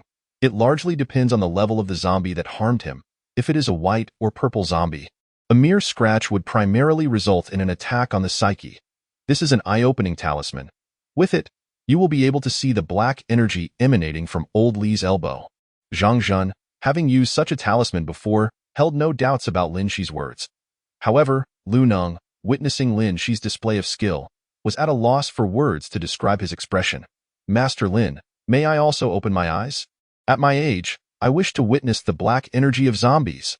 Lin Shi nodded and was about to draw a talisman in midair when Lu Neng interrupted him. Might there be any side effects? Lu Neng was indeed cautious. If there were any potential repercussions, Lin Shi was uncertain. As for side effects, there should be none. However, should one encounter bizarre and frightening entities, the shock could lead to illness. Furthermore, to a certain extent, if these entities realize you can see them, you may become their primary target for attack. Upon hearing Lin Shi's words, Lu Neng seemed to have made a significant resolution. Come on, having reached this age, it's high time I broaden my horizons. For Lin Shi, although drawing talismans would deplete his own spiritual energy, such energy could be quickly replenished. Since Lu Neng expressed a desire for enlightenment, Lin Shi was more than willing to oblige. Soon, an eye-opening talisman appeared out of thin air and landed on Lu Neng. It was evident that Lu Neng's physique was not as robust as Zhang Zhen's. So Lin Shi indicated for Zhang Zhen to stand behind Lu Neng to prevent him from falling due to a momentary bout of dizziness. All of Lin Shi's concerns were validated. Lu Neng indeed lost his balance due to his age, and at that critical moment, Zhang Zhen caught him. Master Lu, if there are any ghosts or monsters nearby, you will now be able to see them. Lin Shi continued, we will check on Old Li's situation shortly. If you see anything unusual, you must remain calm. Lu Neng appeared to have just regained his composure and readily accepted Lin Shi's instructions. After that, Lin Shi proceeded towards the Zhong Kuei Temple, where the police were meticulously searching. The individuals who had previously surrounded Old Li had dispersed, leaving him alone to rest on a mat. Officer Li, are you feeling any better? Upon hearing the voice, Old Li laboriously lifted his head to look at Lin Xi. As their eyes met, Lin Shi noticed that Old Li now bore heavy dark circles under his eyes, indicating that the deathly aura had begun to permeate his internal organs. Urgent treatment was imperative. Kid, don't go running about and disturbing the evidence nearby. Can you bear the consequences? Lin Shi couldn't help but twitch his lips. Old Li was indeed diligent in his duties. Even at this juncture, he still had the energy to admonish Lin Shi. However, at that moment, a sharp scream pierced the air. Lin Shi turned to find that the scream had emanated from Lu Neng, whose mouth was covered by Zhang Zhen's hand, yet muffled sounds still escaped through the gaps between Zhang Zhen's fingers. Lin Shi once again gestured for Lu Neng to be quiet, and after a while, Lu Neng managed to calm down. That Old Li is surrounded by black energy. He is a monster. Lu Neng's voice was faint, yet Lin Shi could hear him distinctly. Master Lu, You must stay calm. Lin Shi will handle it. Lin Shi reassured him. If we let others discover these strange occurrences, they would undoubtedly deem us insane. Of course, Zhang Zhan was not concerned about being perceived as insane. His real fear was disturbing other entities. If those beings realized they could be seen, who knew what actions they might take? Since learning about the issues in the underworld and the leakage of spiritual energy, Lin Shi felt that bizarre occurrences on Blue Star were becoming increasingly frequent. Naturally, the emergence of zombies could not be solely attributed to the underworld's energy leakage. Even without the underworld's troubles, Lin Shi firmly believed in the existence of gods and spirits in this world. Furthermore, zombies were indeed real. However, their numbers were scarce, or they were confined to specific areas, rendering them invisible to ordinary people. At the very least, the leakage of spiritual energy from the underworld had a tangible impact on Blue Star. After all, the likelihood of zombies naturally arising in Lu family village was virtually non-existent. Noting Old Li's unfriendly demeanor, Lin Shi understood that attempting to inform Old Li of his possession would be futile. Ultimately, Lin Shi opted for a more roundabout approach and moved closer to Zhang Zhan. Officer Zhang, you must find me a bowl of rooster blood and a funnel. Old Li seems to be particularly wary of me, and I plan to knock him out and force him to drink the rooster blood. Rooster blood? Zhang Zhan appeared astonished. What connection does rooster blood have with corpse poison? Can it truly work? Moreover, if you assault an officer, you'll be facing serious jail time. Officer Zhang should have faith.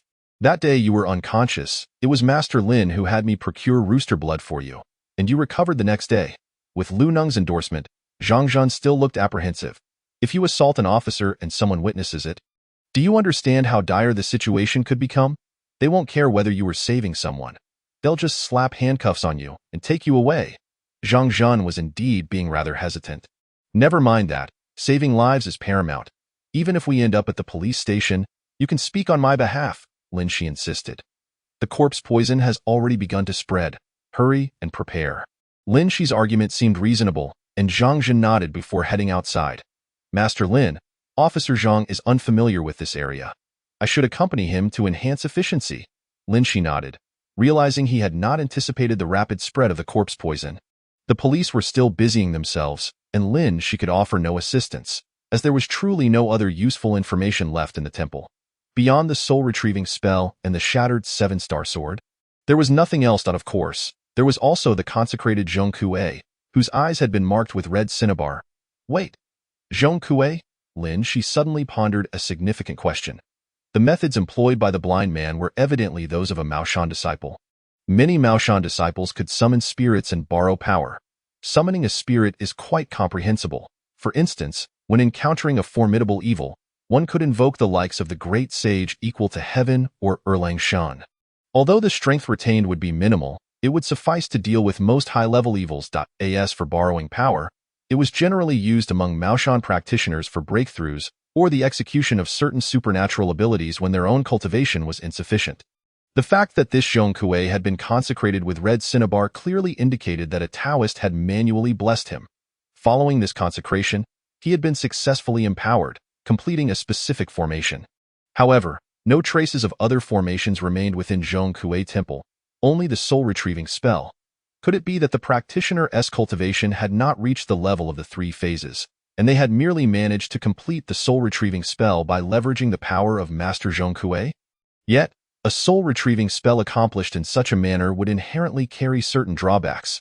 As for what those drawbacks were, Lin Shi could only speculate, with a multitude of uncertainties swirling in his mind. Lin Shi stepped out of Zhong Kue Temple and noticed a small river not far off.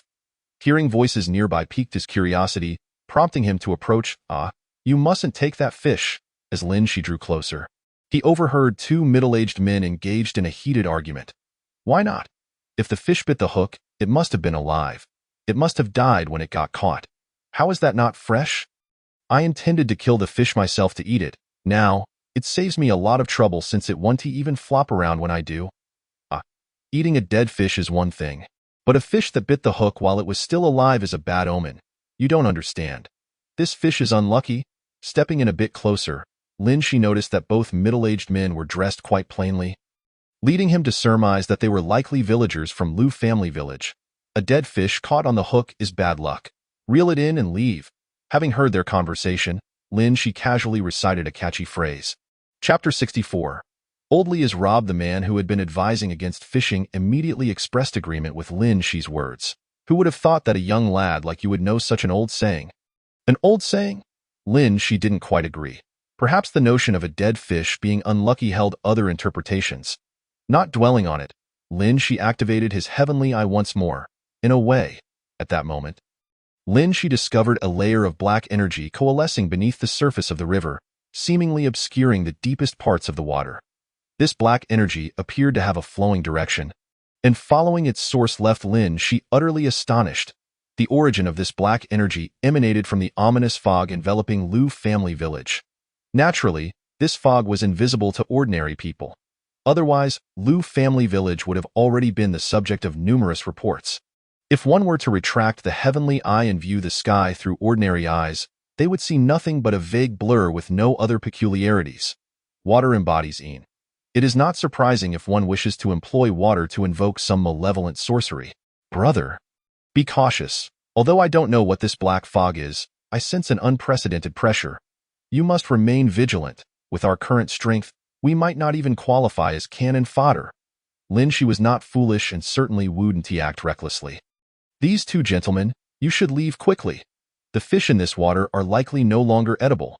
Lin Shi was certain of this, for the river had long been shrouded in black fog, leading to the abnormality of the aquatic life beneath. What kind of changes might occur, Lin Shi could not ascertain. You little brat, what do you know? Just because you caught a dead fish, you claim that the fish in this river are all inedible. This Lu family river has existed for hundreds of years. My family has relied on it for generations, and there has never been any trouble. The middle-aged fisherman was evidently irate. From his words, it was clear that Lu family river had likely existed since the establishment of Lu family village. Youngjia, this is no trivial matter.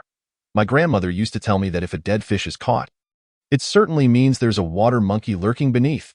The water monkey is the one who dangles a dead fish on your hook to have a laugh at your expense. The water monkey is not human. Its mood is as fickle as the weather. Such a malevolent creature, if it were to be in a foul mood, could drag you beneath the surface and drown you. It's laughable, Lu Chenggong. Do you think I, Lu Yongjia, am such a timid and fearful person? If there were truly a water monkey lurking beneath, it would be a double blessing, a delightful evening feast. As he spoke, Lu Yongjia displayed his muscles, asserting that he was utterly unafraid of such malevolent entities. At this moment, Lin Shi finally grasped the names of the two men. The middle-aged man who caught the dead fish was named Lu Yongjia, while the one advising caution was Lu Chenggong. Both bore the surname Lu, confirming Lin Shi's suspicion that they were indeed from Lu family village. Amidst their bickering, Lin Shi attempted to peer into the depths of the river with her spiritual vision, but was thwarted by a thick, black mist. Simply put, she was unable to see what lay beneath the murky waters. In the next moment, a piercing, ghastly scream pierced the air. The fish is not dead. The fish hooked on the line suddenly opened its blood-red eyes, revealing a set of sharp teeth, and lunged at Lu Yongjia's neck. This caused Lu Chenggong, standing nearby, to crouch down in terror. The water monkey has possessed the fish. Lu Yongjia, with all his muscles, was still unable to pry the fish away from his neck. Lin Shi, refusing to stand idly by, swiftly conjured a talisman and hurled it at the mutated fish. In an instant, a series of sharp, crackling sounds erupted as the 2-kilogram mutated fish was obliterated, flying several meters away, leaving behind the tantalizing aroma of grilled fish. Lu Chenggong was momentarily dumbfounded, exclaiming, "A master! You are indeed a master!" Lin Shi remained silent. By now, Lu Yongjia had succumbed to unconsciousness. Upon inspection, Lin Shi discovered a continuous seepage of necrotic energy from the wound on Lu Yongjia's neck. Could this fish be a zombie? Lin Shi had never contemplated that a fish could transform into a zombie. What on earth had transpired in Lu family village to become so bizarre? Xiao Ling, bring me some glutinous rice. Otherwise, he may not survive. Brother, using the system's provided items now costs 5 experience points. At such a critical moment, human lives are at stake. Experience points are of no consequence. Ling Er understood Lin Shi's urgency, and soon a small pouch of glutinous rice appeared in Lin Shi's right hand. Without hesitation, Lin Shi poured the rice into his palm and pressed it against Lu Yongjia's wound. Sizzling! The moment the glutinous rice made contact with the wound, black smoke billowed from Lu Yongjia's neck, and the rice darkened at a visible rate. Brother, you have successfully consumed 5 experience points. Your level is now Master of Heaven, level 5, experience 0. Lin Shi turned to Lu Chenggong, who had regained his composure. You know him, don't you? Quickly call for an ambulance. He is losing too much blood and may be in grave danger. Hearing Lin Shi's words, Lu Chenggong fully recovered from his shock and swiftly pulled out his phone to dial emergency services.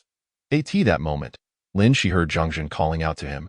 Without hesitation, he instructed Lu Chenggong, come here and press the glutinous rice against his wound.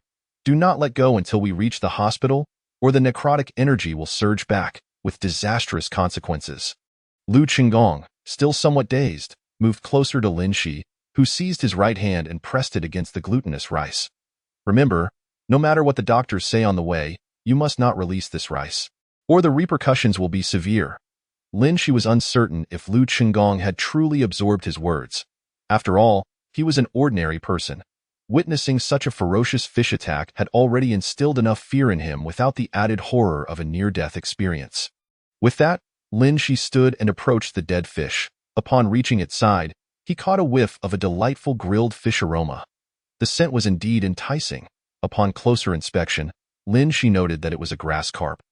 Yet its scales appeared significantly thicker than those of an ordinary grass carp, and its elongated teeth on both upper jaws were particularly pronounced. It was clear that it had undergone a process of zombification. Without further ado, Lin Shi gathered some dry twigs and grass nearby, ignited them with a spark, and incinerated the zombified grass carp completely. Once the fish was reduced to nothing but ash, Lin Shi felt a sense of relief in departing. Clearly, the issues plaguing Lu family village were far from over. However, given Lin Shi's current limited strength, conducting an in-depth investigation into Lu family village was evidently beyond his capabilities. Under the present circumstances, if he could manage to reduce the probability of illness and death among the villagers, it would be a stroke of fortune amidst misfortune. Reflecting on Lu Jianshui's illness and his daughter Lu Ruoshui, Lin Shi pondered what her intentions were. Did the strange occurrences in Lu family village truly relate to her? How much malice must one possess to curse and slaughter their own homeland? Lu Ruoshui, you must still be alive. After all, her mastery of Yin-Yang arts likely reached a level of considerable proficiency, and a practitioner of such caliber would not easily meet with disaster. As Lin Shi's thoughts raced, he found himself standing before Zhang Zhen. Has Master Lu not returned? Lin Shi glanced at Zhang Zhen, who appeared invigorated. Master Lu went home to change. Since it was my first time killing a chicken, I accidentally splattered blood all over him. Look at me. I'm a mess too. Lin Shi nodded, surprised that Zhang Zhen had never killed a chicken. After all, killing a chicken is notably simpler than slaughtering a pig. Tell your colleagues to check by the river and claim they found human blood there. Lin Shi's gaze shifted toward the riverbank. With the enhancement of his spiritual vision, he easily spotted Lu Yongjia and Lu Chenggong, who had successfully boarded the ambulance that arrived just in time. Initially, Lin Shi had hoped to have Zhang Zhen employ some clever rhetoric to lure the police out, but it seemed unnecessary now. Given the peculiar situation near Lu family river, human blood? Is it true? What could possibly be the cause? Zhang Zhen appeared to detect an odd odor and pointed at Lin Shi, saying, Were you secretly roasting fish there? Whatever blood is there, you may claim it is fish blood, Lin Shi replied with a nonchalant smile. Soon, Zhang Zhen called all his colleagues out, reporting a discovery by the riverbank. The officers from the Nujiang police station had searched this dilapidated temple for quite some time without finding substantial evidence, and they were beginning to lose hope. However, upon hearing Zhang Zhen's report, they were suddenly filled with renewed interest and rushed out en masse toward the river. Old Li, who had yet to fully recover, lagged behind the group. Just as he was about to step out of the temple, Lin Shi appeared behind him and swiftly knocked him unconscious. The next moment, Old Li's body went limp, and Lin Shi dragged him into a corner. Give me the chicken blood. Zhang Zhen hesitated, unsure if they should truly give it to Old Li. Lin Shi shot him a glance. Have you forgotten what Master Lu said? You were saved with a bowl of rooster blood. If you want Old Li to return to normal, stop hesitating. Zhang Zhen appeared to waver, but Lin Shi had already seized the chicken blood. Without further ado, Lin Shi poured the blood into Old Li's mouth. However, he soon realized that it was difficult to administer. Where's the funnel? The funnel I asked you to prepare. Zhang Jian frantically searched his person and finally retrieved an object from his waist. You hid it away? Lin, she took the funnel and inserted it into Old Li's mouth, beginning to pour in the chicken blood. The effect was promising. Old Li's Adam's apple began to move slowly, indicating he was swallowing the blood bit by bit. That of course I had to hide it.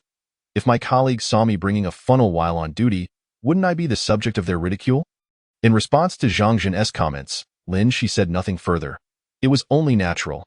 After finishing the bowl of chicken soup, Lin, she retrieved the remaining glutinous rice from his pocket, unwrapped the bandage from Old Li's elbow, placed the rice on the wound, and rebandaged it. What is that? It's glutinous rice. Have you never seen a pig run if you've never eaten pork? You've seen it on TV. Glutinous rice can counteract zombie poison. Can it? Upon hearing Lin Xi's explanation, Zhang Jian nodded. Stay here with Old Li and keep him company while I keep an eye on them from outside. That river is suspicious. I fear they may run into trouble. Upon concluding her words, Lin Xi exited the temple, making her way toward the riverbank. Zhang Jian had initially intended to follow Lin Xi to partake in the unfolding excitement. However, a fleeting glance at Old Li led him to reconsider, realizing it was unsafe to leave Old Li alone in this dilapidated temple. Thus, he abandoned that thought and returned to the riverbank. Lin Xi noticed several forensic experts had already arrived, commencing the collection of blood samples from the riverside for examination. She was well aware of the nature of this blood, rendering her indifferent to the forthcoming results. At that moment, Lin Xi observed a young police officer washing his hands by the river, yet he seemed unable to withdraw them.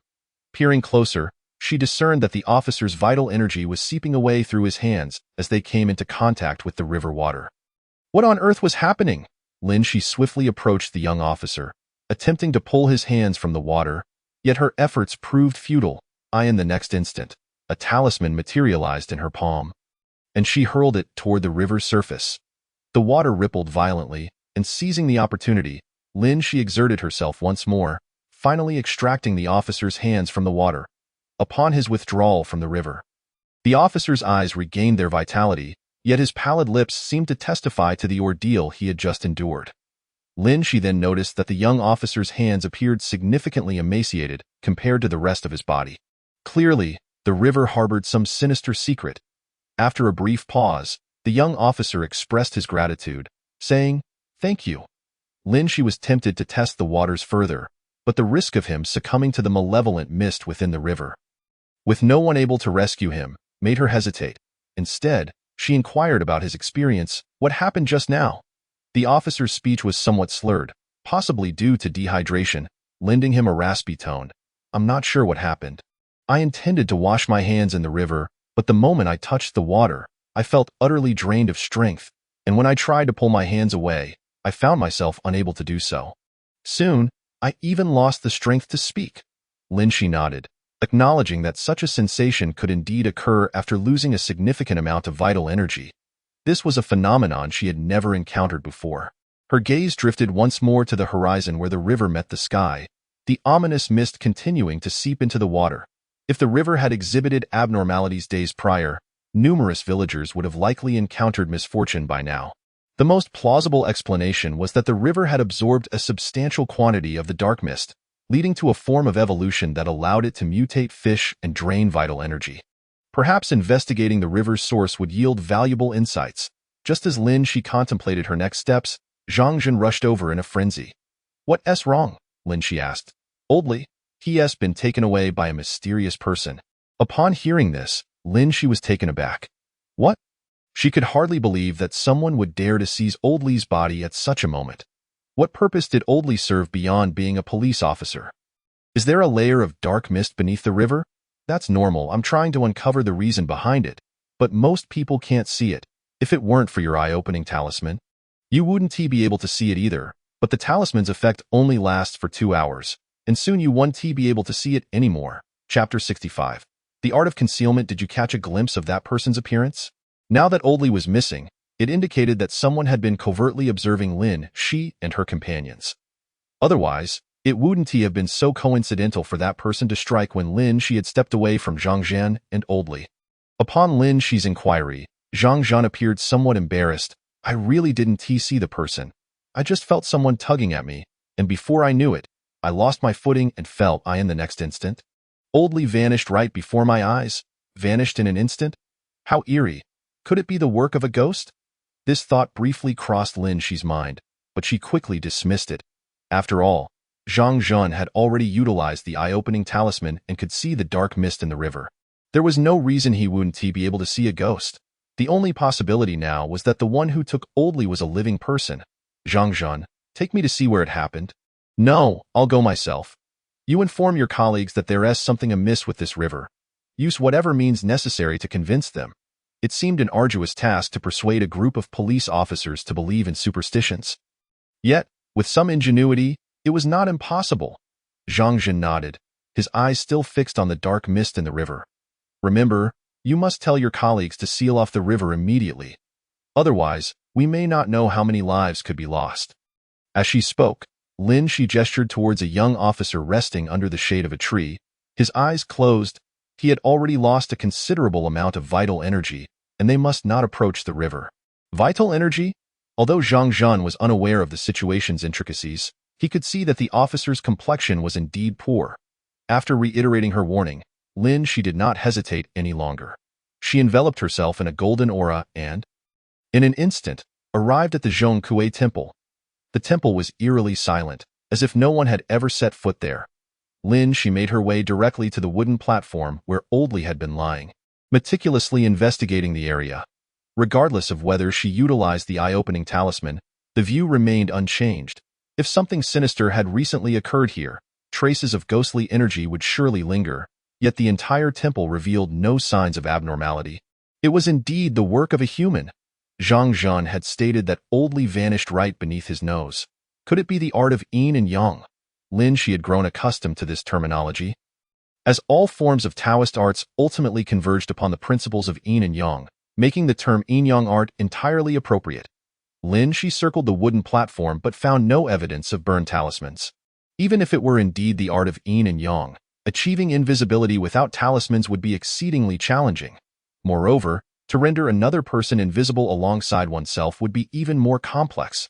Furthermore, such an invisibility technique would need to be executed within the confines of the Zhongkue Temple. Otherwise, only the practitioner could become invisible.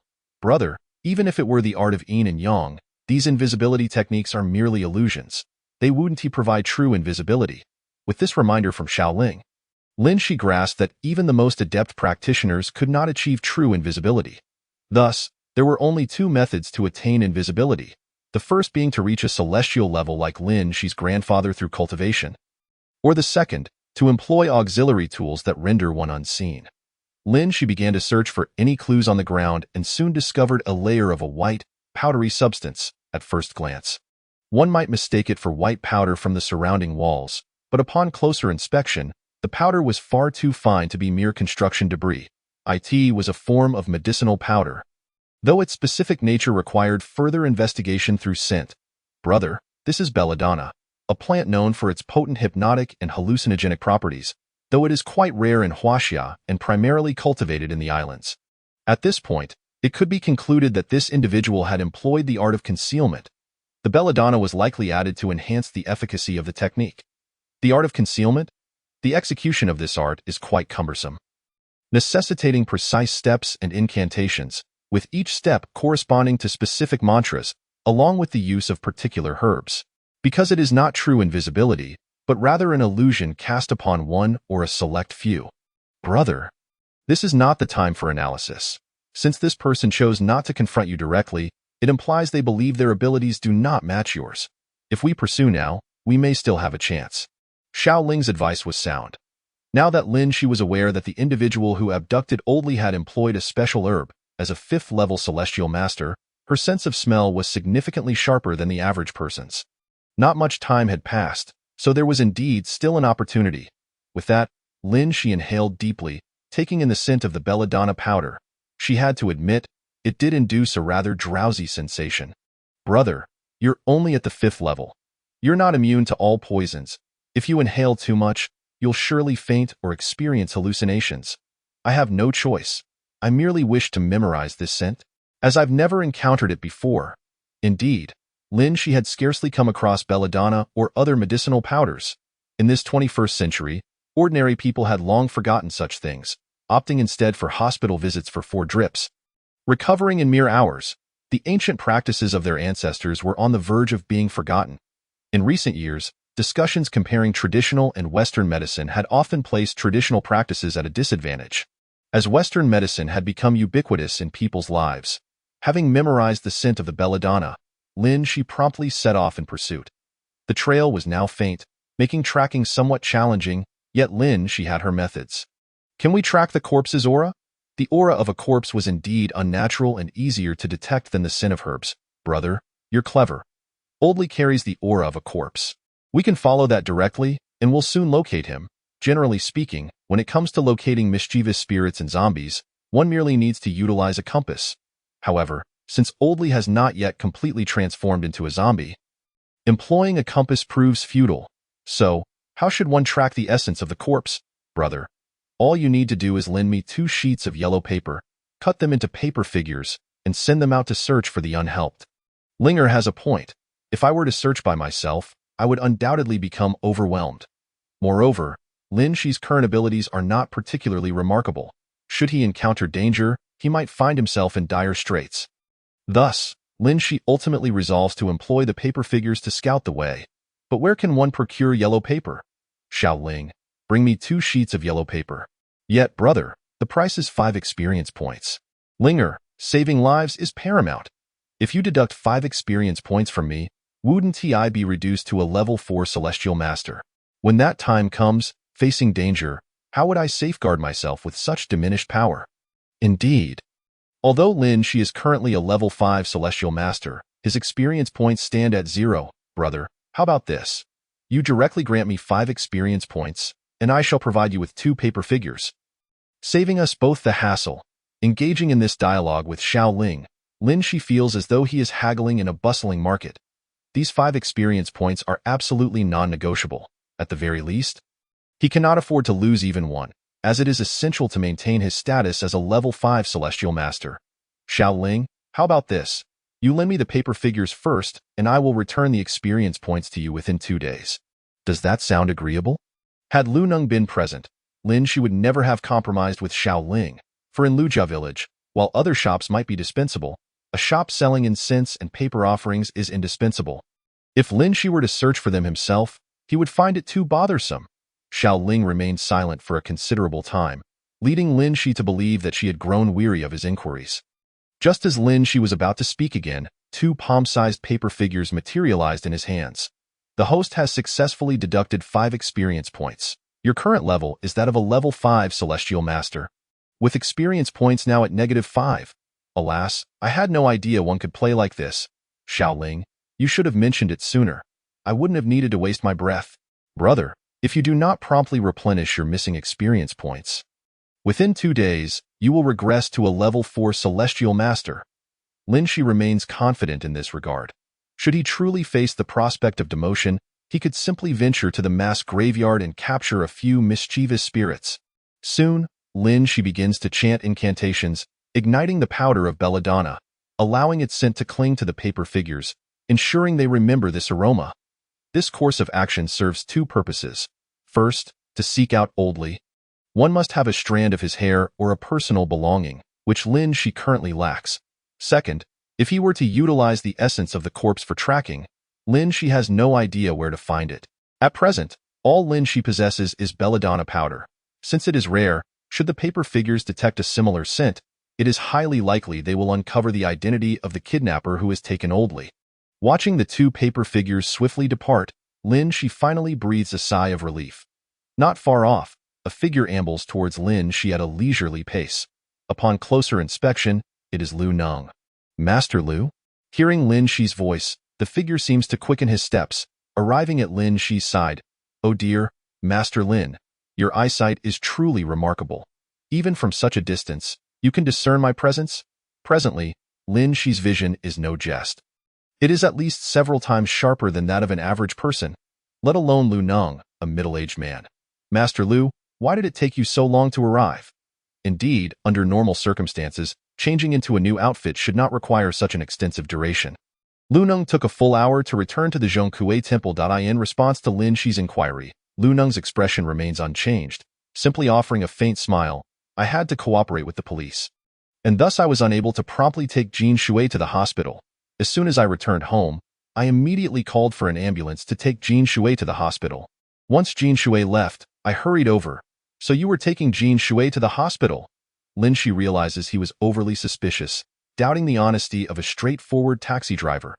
A hint of embarrassment flickers across Lin Shi's face. But it vanishes almost instantly, likely unnoticed by Lu Neng is officerly feeling better. Finding a rooster is no easy task. Since the villagers' living conditions have improved, who would want to raise chickens or ducks? It is both troublesome and tends to make a mess of the home. Speaking of Old Li, Lin Shi feels compelled to keep his disappearance under wraps for the time being. Officer Li should have recovered. I have not seen him around lately. He must be engrossed in his work.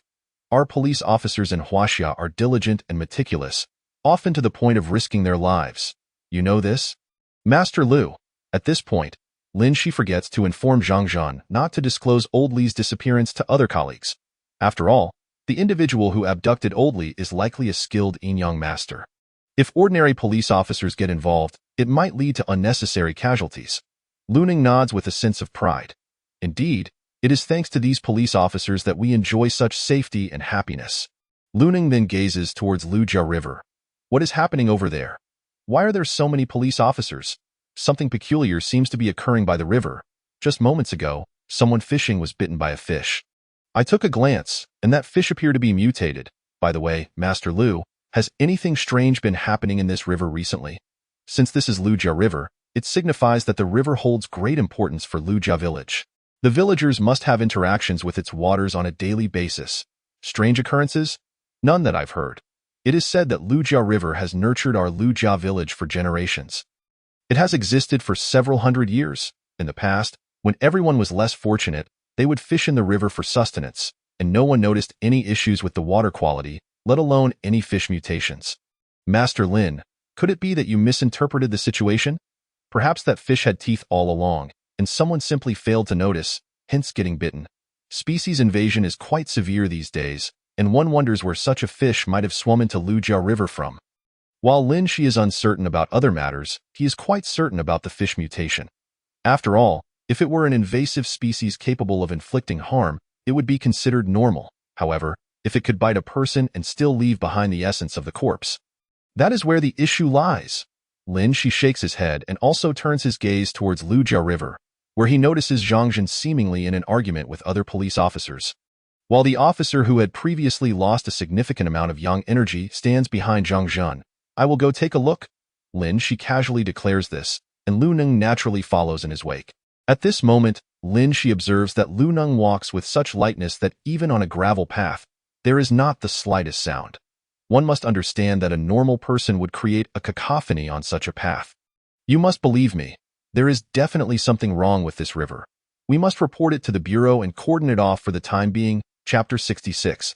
The sin indeed, Xiao Zhang is correct. Just now, I intended to wash my hands, but unexpectedly, the river water seemed to act like a magnet, and I could not pull my hand out.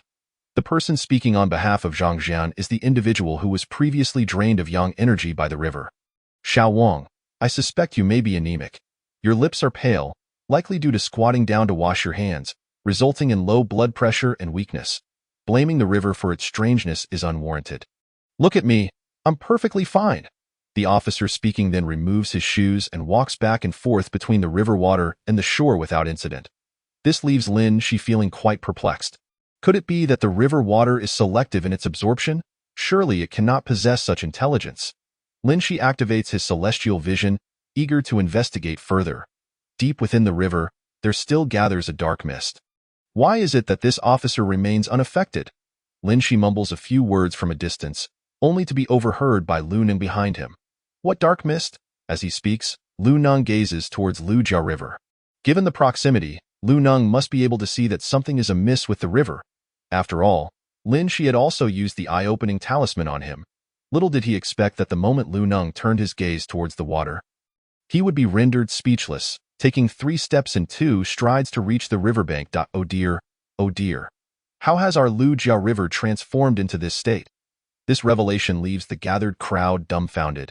With the exception of Zhang Zhan, who is also able to perceive that the depths of the river seem troubled, the dark mist stirring restlessly, just as Lu Neng reaches out to touch Lu Jia River. Lin Shi swiftly steps forward to intercept him. Master Lu, I have yet to ascertain the cause. It is best not to act rashly. Lu Neng's eyes glisten with tears, seemingly lamenting the changes that have befallen Lu Jia River. Alas, this river has nurtured our Lu Jia village for hundreds of years. How has it come to this?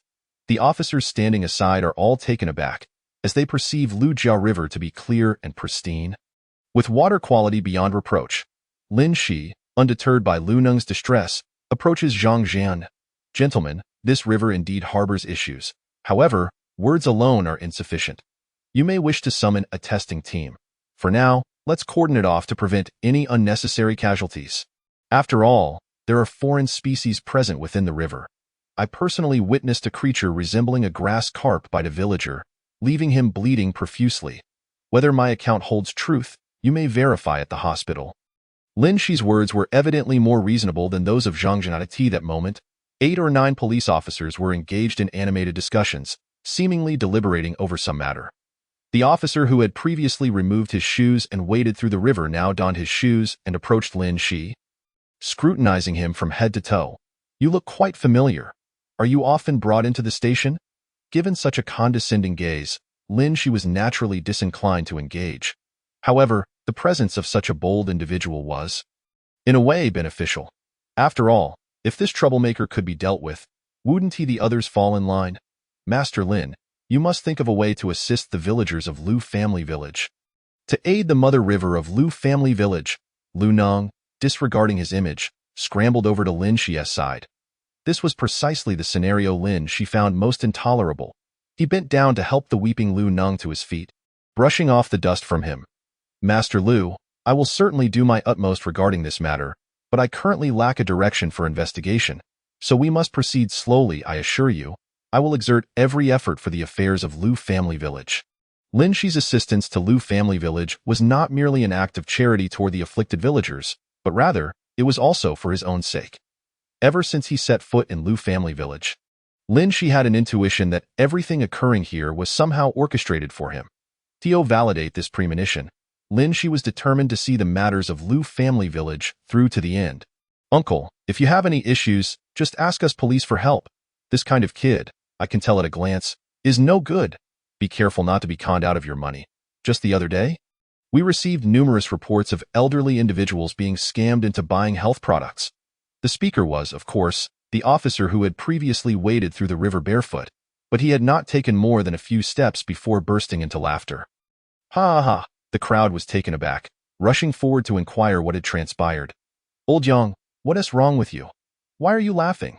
Yet Old Yang continued to laugh, showing no signs of stopping. I don't know. I just want to laugh. Soon, Old Yang was laughing so hard he fell to the ground. Quick, call an ambulance. I told you the river water was peculiar. You didn't believe me, and now look. Upon hearing Lin Shi's words and witnessing Old Yang, who lay sprawled on the ground still giggling, the crowd finally believed him. Some officers began calling for an ambulance, while others fetched tools to cordon off Lu Family River. The ambulance arrived with remarkable speed, and Old Yang was swiftly taken away. The medical personnel, still perplexed, complained, "What in the world is going on here? Why are there so many strange patients today? One has been bitten by fish." And another can't stop laughing. However, no one responded. Only Lin Shi understood the entirety of the situation. All the officers had dispersed, joining the efforts to secure Lu Family River, leaving only Zhang Jian, Lu Neng, and the unfortunate Xiao Wang, who had lost some of his vitality, by Lin Shi's side. Brother, is there truly something wrong with this river water? Could there be any after effects? Xiao Wang inquired of Lin Shi. Lin Shi shook his head. There shouldn't be any after effects, but for the next few days, you must take care to rest. If it weren't for your decent physique as a police officer, you would have collapsed long ago. Drink some chicken soup to nourish your body. A few days of rest will suffice. Upon hearing Lin Shi's words, Xiao Wang appeared to feel considerably reassured. Xiao Wang, you should go rest in the police car for a while. Once we finish our tasks, I will call for you. With that, Zhang Jian supported Xiao Wang into the police vehicle and soon returned to Lin Shi's side. Just tell me the truth. That state Old Yang was in didn't seem like poisoning. Did you have a hand in this? Zhang Jian's keen observational skills had uncovered Lin Shi's covert machinations. Officer Zhang, Surely you jest. How could Master Lin possibly engage in such actions? There must be some mistake. Lin Shi felt there was no need to conceal anything, and instead wore a look of candidness. This is a Taoist spell, the laughing charm. I saw that those young officers behind were following Old Young's lead. So in order for everyone to expedite the cordoning of Lu family river and prevent further harm, I had no choice but to resort to this tactic. Lin Shi openly admitted to casting the charm that caused Old Yang to assume his current state. Then how do we undo this laughing charm? Old Yang can't keep laughing indefinitely, can he? Keep laughing indefinitely? If only such a powerful charm existed. After 2 hours, the laughing charm will lose its effect, and at that time, Old Yang will return to normal. You need not worry about that. Lin Shi then expressed his curiosity. What puzzles me is why Old Yang showed no reaction upon coming into contact with this river water.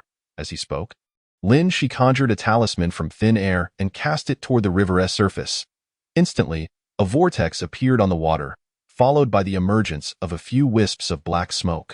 This river water indeed harbors issues. Indeed, since the talisman was effective, it confirms that the river water conceals malevolent energy. This is indisputable. Zhang Zhan seemed to be deep in thought, remaining silent. In contrast, Lu Nong gazed intently at the river's surface, muttering, "Why is this happening? Why is this happening?" Just as Lin Shi intended to offer some words of comfort, he caught a whiff of an unusual scent as he approached, so that a faint smile flickered across Lin Shi's face, but quickly transformed into a mask of calm. He proceeded to comfort Lu Nong, and together they quietly observed the river. At that moment, Zhang Zhan suddenly clapped his hands, his excitement palpable. Lin Shi, could it be that possessing a protective talisman would allow one to avoid the river's corrupting influence? A protective talisman? Lin Shi mused, stroking his chin before replying, "Indeed. As long as the talisman has been consecrated by a legitimate temple or an accomplished individual, it is possible to ward off general malevolent energies." Zhang Zhan appeared quite pleased. Continuing, "It seems I am indeed more attentive to detail.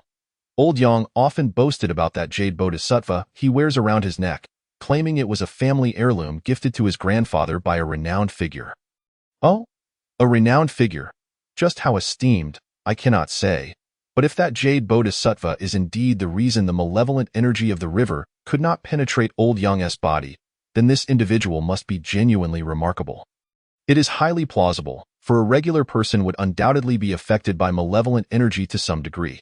He must be carrying some protective artifact. All of this could be reasonably hypothesized, yet the black mist in the river and the black fog above Lu family village remained entirely enigmatic. Lin Shi had initially thought these mists were related to the high-ranking spirit, but it now seemed that such a spirit lacked the capability to manifest this. If not a high-ranking spirit, then perhaps there were other formidable entities at play, entities more powerful than a mere high-ranking spirit. Lin Shi pondered to himself, while Zhang Zhan grew somewhat impatient. "Lin Shi, what are you mumbling about? Have you found Old Li?" As soon as Zhang Zhan posed the question, Lin Shi glanced at Lu Nong, noticing that Lu Nong had also been looking at him moments prior. After all, Lin Shi had not disclosed to Lu Nong the matter of Old Li's disappearance. Wasn't he Old Li occupied with other work and left earlier? As he spoke, Lin Shi repeatedly gestured subtly to Zhang Zhan. However, Zhang Zhan remained somewhat oblivious, mistakenly thinking Lin Shi's discomfort was due to his eyes. "Lin Shi, are your eyes bothering you?" Little did he know, Lin Shi had already cursed Zhang Zhan 100 times in his heart. This fellow truly lacked flexibility when it mattered. "I encountered Old Li earlier. He left in a hurry, saying there was something at the station that required his attention." Zhang Zhan found Lin Shi's statements rather disjointed. Old Li had clearly been taken away, so why did Lin Shi claim to have seen him? It was only then that Zhang Zhan realized there were others present, including Lu Nong. Was Lin Shi being cautious of Lu Nong? Although Zhang Zhan could not fathom why he would spare Lu Nong, Lin Shi was indeed a peculiar character, full of quirks. Given the circumstances, Zhang Zhan chose to go along with his narrative, planning to seek clarity later. "I thought Old Li was just slacking off. Since you've seen him, that's excellent." At the most crucial moment, Zhang Zhan finally had an epiphany, prompting Lin Shi to secretly breathe a sigh of relief. Lu Nong's expression was clearly somewhat odd, though he could not articulate what was peculiar about it.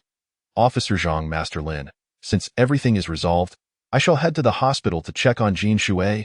After all, I haven't seen him since he was taken away in the ambulance." Luneng intended to leave, which was good news for Lin Shi. Indeed, I would appreciate it if Master Lu could keep a close eye on Master Jin Shui's condition. If his situation improves, it would suggest that the aftereffects triggered by Lu Sanyuan have been thoroughly resolved. In the future, the villagers of Lu Family Village can maintain their health and continue to prosper through their own efforts. After hearing Lin Shi's words, Luneng nodded in agreement, affirming that indeed, money mattered little compared to life. As long as the health of future generations was ensured, that was of utmost importance. As long as one has breath in their body, with courage to venture and strive, opportunities for prosperity will undoubtedly arise.